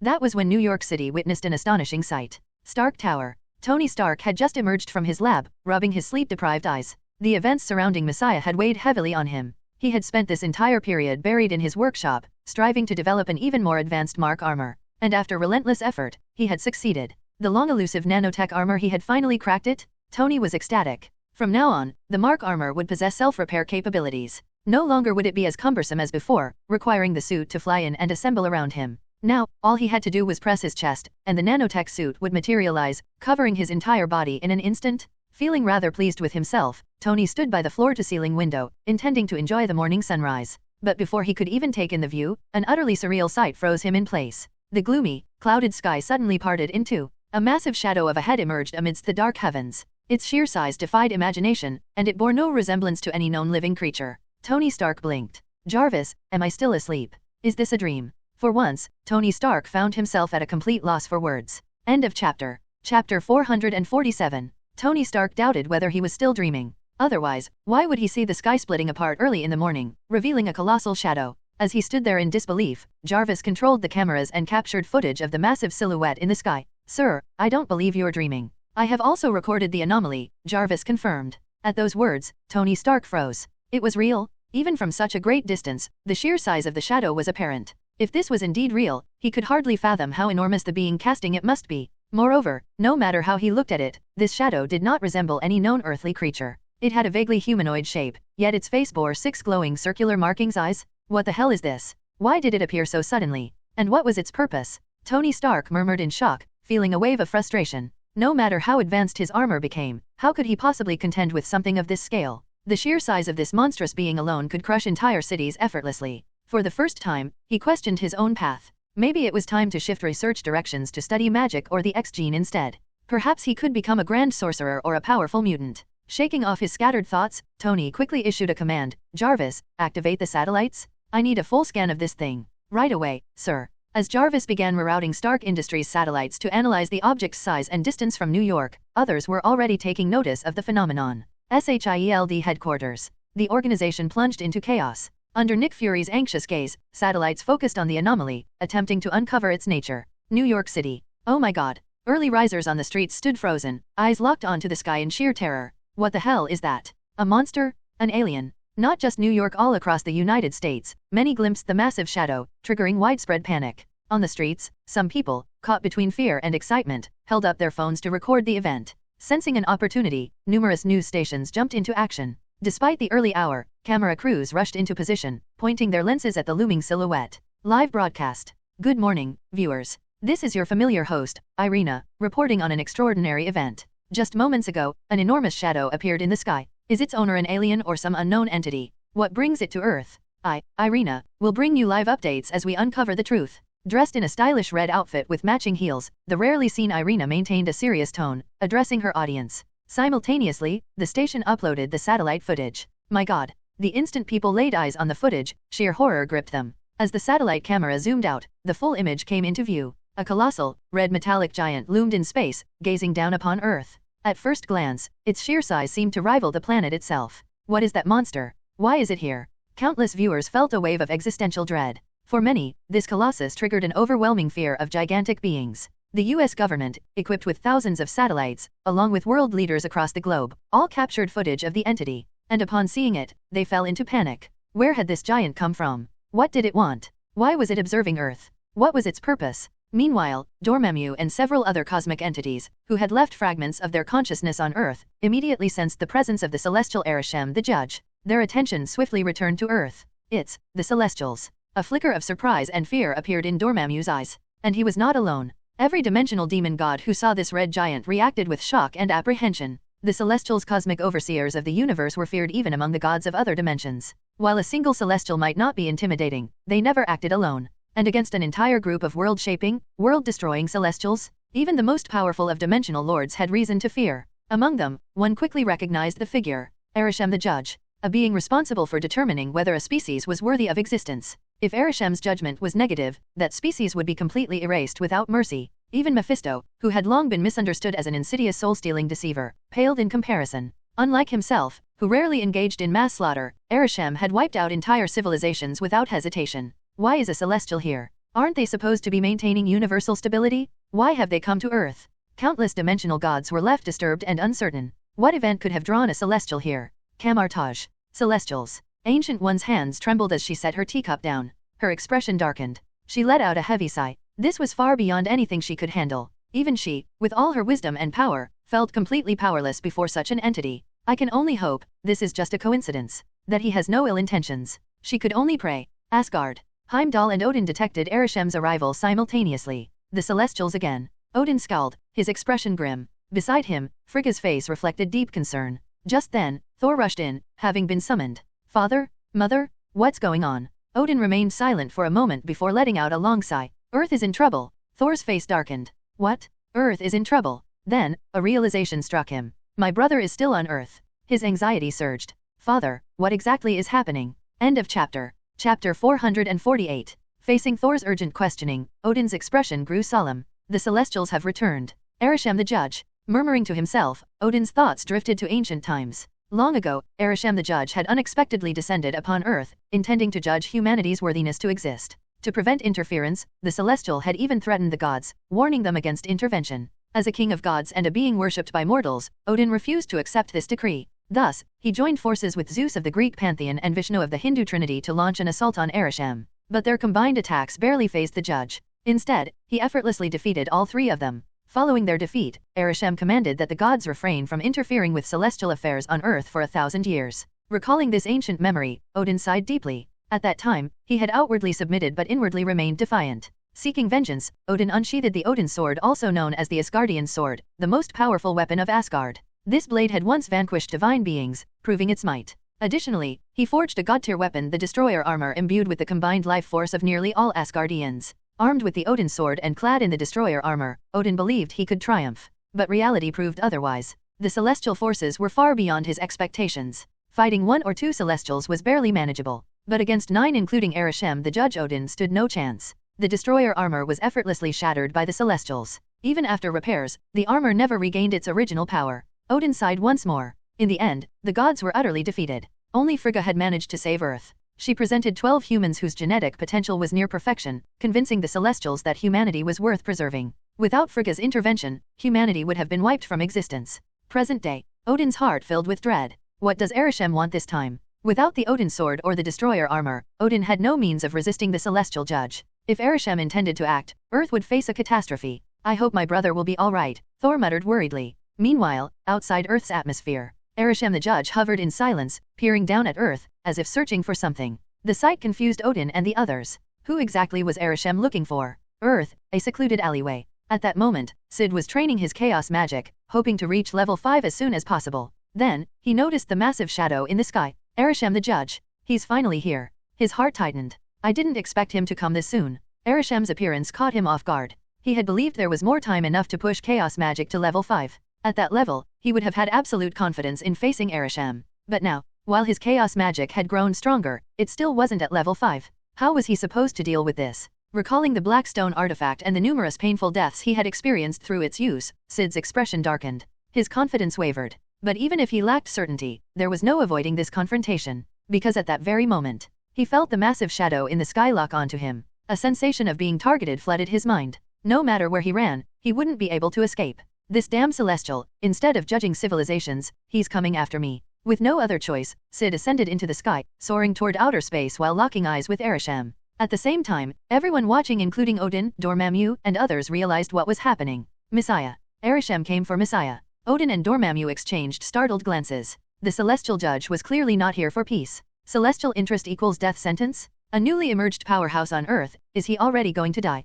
What bad luck to have drawn the attention of Arishem the judge. Some cosmic beings mocked Syd's predicament. But others, like Mephisto, were deeply troubled. If Syd was on the verge of death and shattered the Black Pearl, should Mephisto intervene? But defying Arishem the judge would be suicidal. If they were in hell, perhaps he could resist. But outside of hell? Impossible. His expression shifted multiple times before he sighed. Messiah, you're on your own. Breaking deals and betraying others was second nature to Mephisto. He didn't even feel guilty about it. As Syd ascended, millions of eyes turned toward his silhouette. In New York City, Tony Stark, Nick Fury, the US government, and people worldwide fixated on the scene. Messiah. This is about Messiah. Shock rippled through the masses. Had the giant come to talk to Messiah? Or was he here to destroy him? Outer space. Syd floated in the vacuum, staring at the titanic red figure. In the eyes of Tony Stark and others, it was unbelievable. He's surviving in space, without a suit. Is he even human? Before they could ponder further, Arishem the judge finally spoke. In a cold, indifferent tone, he declared, Mutant. Your existence interferes with ours. End of chapter. Chapter 449. The deep, resonant voice of Arishem the judge echoed through space, despite the absence of a medium for sound transmission, his words seemingly reverberating directly into the minds of every human on Earth. At the same time, Arishem himself appeared somewhat surprised by the black-clad figure standing before him. A mutant? He pondered for a brief moment. After all, the birth of mutants was, to some extent, linked to the Celestials. But soon, Arishem dismissed the thought. A mutant is still just a mutant. A mere byproduct of their own evolutionary experiments. How strong could one possibly be? Hearing Arishem's words, Syd instantly picked up on the dismissive tone in the Celestial's voice. He sharpened his focus. Although this moment wasn't identical to the visions of his past deaths seen through the black stone artifact, he wasn't surprised. The butterfly effect was real, and his own actions had already altered the timeline. Such deviations were to be expected. But one thing remained constant. In every vision, whenever Arishem expressed such indifference, an attack followed immediately after. And this time was no different. Without hesitation, Arishem raised his massive fist and unleashed a gigantic red energy beam toward Syd. Watching from the shadows, Dormammu and the other cosmic entities revealed looks of schadenfreude. So he really is here to eliminate Messiah. It seems Messiah is in deep trouble. Earth just gained a powerful new figure, and now he's about to vanish. Simultaneously, satellites across the world captured the unfolding battle, broadcasting it in real time. Reporters like Irina widened their eyes in shock. Syd instantly felt the surrounding space solidify, a formless force binding him in place, preventing any movement. Ahead, the massive red energy beam surged toward him. Behind, he was trapped by celestial force. This exact situation had occurred numerous times in his black stone death visions, where he had no choice but to take the attack head-on using sunshine. But this time, something was different. The binding force around him didn't seem as strong. The unexpected breakthrough. In his visions, this force had completely immobilized him. But now, he could feel that his movement wasn't entirely restricted. A realization struck him. Is this because my spatial teleportation has reached level 5? Surprised, Syd activated spatial shift. In the next instant, the space around him warped and he vanished. Reappearing 30 kilometers away, he narrowly evaded the red energy beam. Arishem, who had already turned to leave, paused. A flicker of surprise appeared in his glowing eyes. Spatial abilities. Even under my binding force, you were able to teleport. A moment of disbelief passed over him. But before he could dwell on it further, the red energy beam, originally meant for Syd, continued its trajectory, striking a city below. Boom! A massive shockwave erupted, obliterating everything in its path. Buildings crumbled, streets shattered, and tens of thousands of lives were lost in an instant. Screams of terror and agony filled the air. Across the world, those watching through satellite feeds including Irina, government officials, and civilians stared in horror. What kind of power is this? That red giant destroyed an entire city with one attack. And Messiah actually provoked such a being. At Stark Tower, Tony Stark's face twitched uncontrollably. Even with his nanotech armor, he doubted he would last even a second against such an opponent. What the hell are these monsters? SHIELD headquarters. Inside his office, Nick Fury's expression darkened. Beside him, Captain Marvel, Carol Danvers, stood with a grim look. "This is unbelievable," she murmured. She still remembered her past battle with Messiah, a fight that had ended with her temporary retreat due to his Omega-level abilities. Back then, she believed that if she was willing to sacrifice enough, she could take him down. But now, looking at the scale of this battle, Carol wasn't sure anymore. And Arishem, with a single attack, he nearly wiped out an entire city. This is beyond anything I've faced before. Unlike the stunned Earthlings, Dormammu and the other cosmic entities weren't surprised. For Arishem, this level of power was casual. If anything, he wasn't even taking the fight seriously yet. Noticing Syd's successful teleportation, Arishem decided to get serious. A surge of powerful spatial energy radiated outward, further restricting Syd's teleportation ability. While it didn't completely block him, it slowed down his ability to warp space. Simultaneously, 3 golden rings materialized around Syd, binding his movements. This gave Arishem enough time to attack again. A deep crimson energy beam, far more concentrated than before, blasted toward Syd. Realizing he couldn't dodge, Syd didn't even try. Instead, he raised his left hand, palm facing forward. 5 invisible shields appeared in front of him. Boom! The deep crimson beam slammed into the first shield, which disappeared instantly. The second, third, and fourth shields collapsed one after another. By the time it reached the 5th shield, the attack had finally weakened slightly. Still, Syd could tell that if Arishem continued pushing, even this last shield wouldn't last long. Arishem's voice echoed through space. "This energy is strong enough to pierce a planet's core. How are you stopping it?" His tone held genuine confusion. Could mutants really wield such power? Hearing his words, the entire world reeled in shock. What? He's withstanding an attack that can pierce a planet's core. This is insane. Syd ignored Arishem's words. Instead, he released the stored energy inside the Void Realm, the same deep crimson power Arishem had unleashed. Before the stunned eyes of Arishem, Earth's people, Asgard, and every cosmic observer, a deep crimson beam identical to Arishem's own fired back at the Celestial. Boom! The 2 beams collided in space. A colossal shockwave spread outward, causing distortions in Earth's atmosphere. Above the planet, a vast region of sky suddenly emptied, as the impact dispersed entire sections of the atmosphere. The battle between Messiah and Arishem had officially begun. End of chapter. Chapter 450. Before anyone could react, a flash of blue light erupted from Syd's hand. Spirit Power Pillar? A streak of blue light shot out at extreme speed, leaving a dark trail in its wake. In an instant, the Spirit Power Pillar reached the Celestial Judge, Arishem. Boom! As soon as it neared him, an invisible barrier manifested, blocking the energy attack. However, it only lasted for less than a second before shattering under the overwhelming force. The massive Spirit Power Pillar pierced directly into Arishem's chest. This shocking sight caught not only Arishem off guard but also startled Dormammu, Odin, and the other powerful beings. Messiah wounded a Celestial? Odin's eyes widened in disbelief. Without wielding the Asgardian sword, even if he and Zeus joined forces, they wouldn't be able to harm a Celestial. At the scene, Arishem was momentarily stunned, feeling an absurdity he hadn't experienced before. Mutants were created by the Celestials, yet now, a mutant had managed to wound him? To put it plainly, it was akin to a mortal injuring a god? How was this possible? Though his injury was partially due to his own carelessness, it was not something that could happen so easily. For the first time in an unimaginable period, pain registered in Arishem's body. His voice carried an indifferent tone as he spoke. "Insignificant being, do you realize whom you are offending?" The next moment, a dense invisible barrier materialized, instantly halting the continued assault of the Spirit Power Pillar. Simultaneously, the gaping hole in his chest began to regenerate at an alarming rate. In the blink of an eye, he was fully restored. Arishem did nothing else but clenched his right fist. Far away, the sun dimmed slightly as a massive surge of scorching energy was extracted, surging toward the mutant in the distance. At the same time, a dark crimson energy beam shot out from Arishem's hand. The beam's speed and power far surpassed anything from before, reaching Syd almost instantaneously. As searing solar energy flooded the battlefield, carrying temperatures exceeding tens of thousands of degrees, Syd felt the heat surging toward him. If not for possessing Baldur's power naturally attuned to controlling and resisting extreme heat and light, he would have been reduced to ashes the moment the solar energy reached him. As for the black and red energy beam, Syd's instincts flared, warning him that his reflective shield might not hold against it. Without hesitation, he activated Sunshine.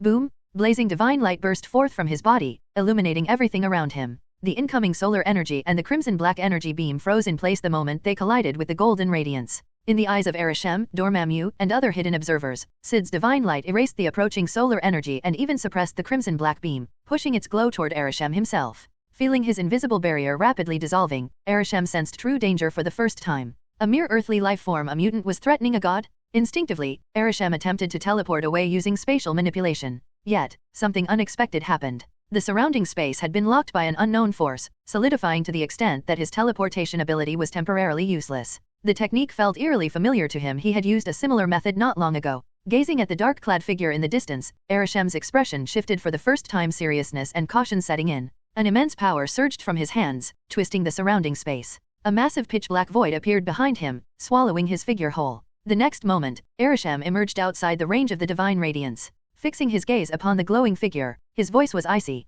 "Mutant, you are strong, but your power is still insufficient." As his words fell, an event unfolded that left Dormammu and the others utterly shocked. Arishem spread his arms wide. Space twisted violently. A colossal black sphere emerged from his palms at terrifying speed. The moment it appeared, the surrounding space warped uncontrollably. Even light itself was trapped, unable to escape. A horrifying gravitational force rippled outward, affecting Earth immediately, nudging it off its orbital path. If left unchecked, within moments, the entire solar system would succumb to its pull. Everything would be consumed. Anyone who witnessed the black sphere felt their hearts drop. A black hole. Arishem actually created something like this. Even more terrifyingly, has this celestial gone mad? Just to eliminate Messiah, he's willing to destroy Earth. Insane. For the first time, beings like Dormammu, Mephisto, and Lucifer, who had long coveted Earth, erupted in furious curses. Not just them, heaven itself noticed the disturbance the moment Earth was affected. The angels in heaven were overcome with anger and fear. Had the Celestials lost their minds? Destroying Earth? Why? And it wasn't just heaven. The ancient gods of Greece, who had long ignored Earth's affairs, turned their attention toward the planet upon sensing the terrifying anomaly.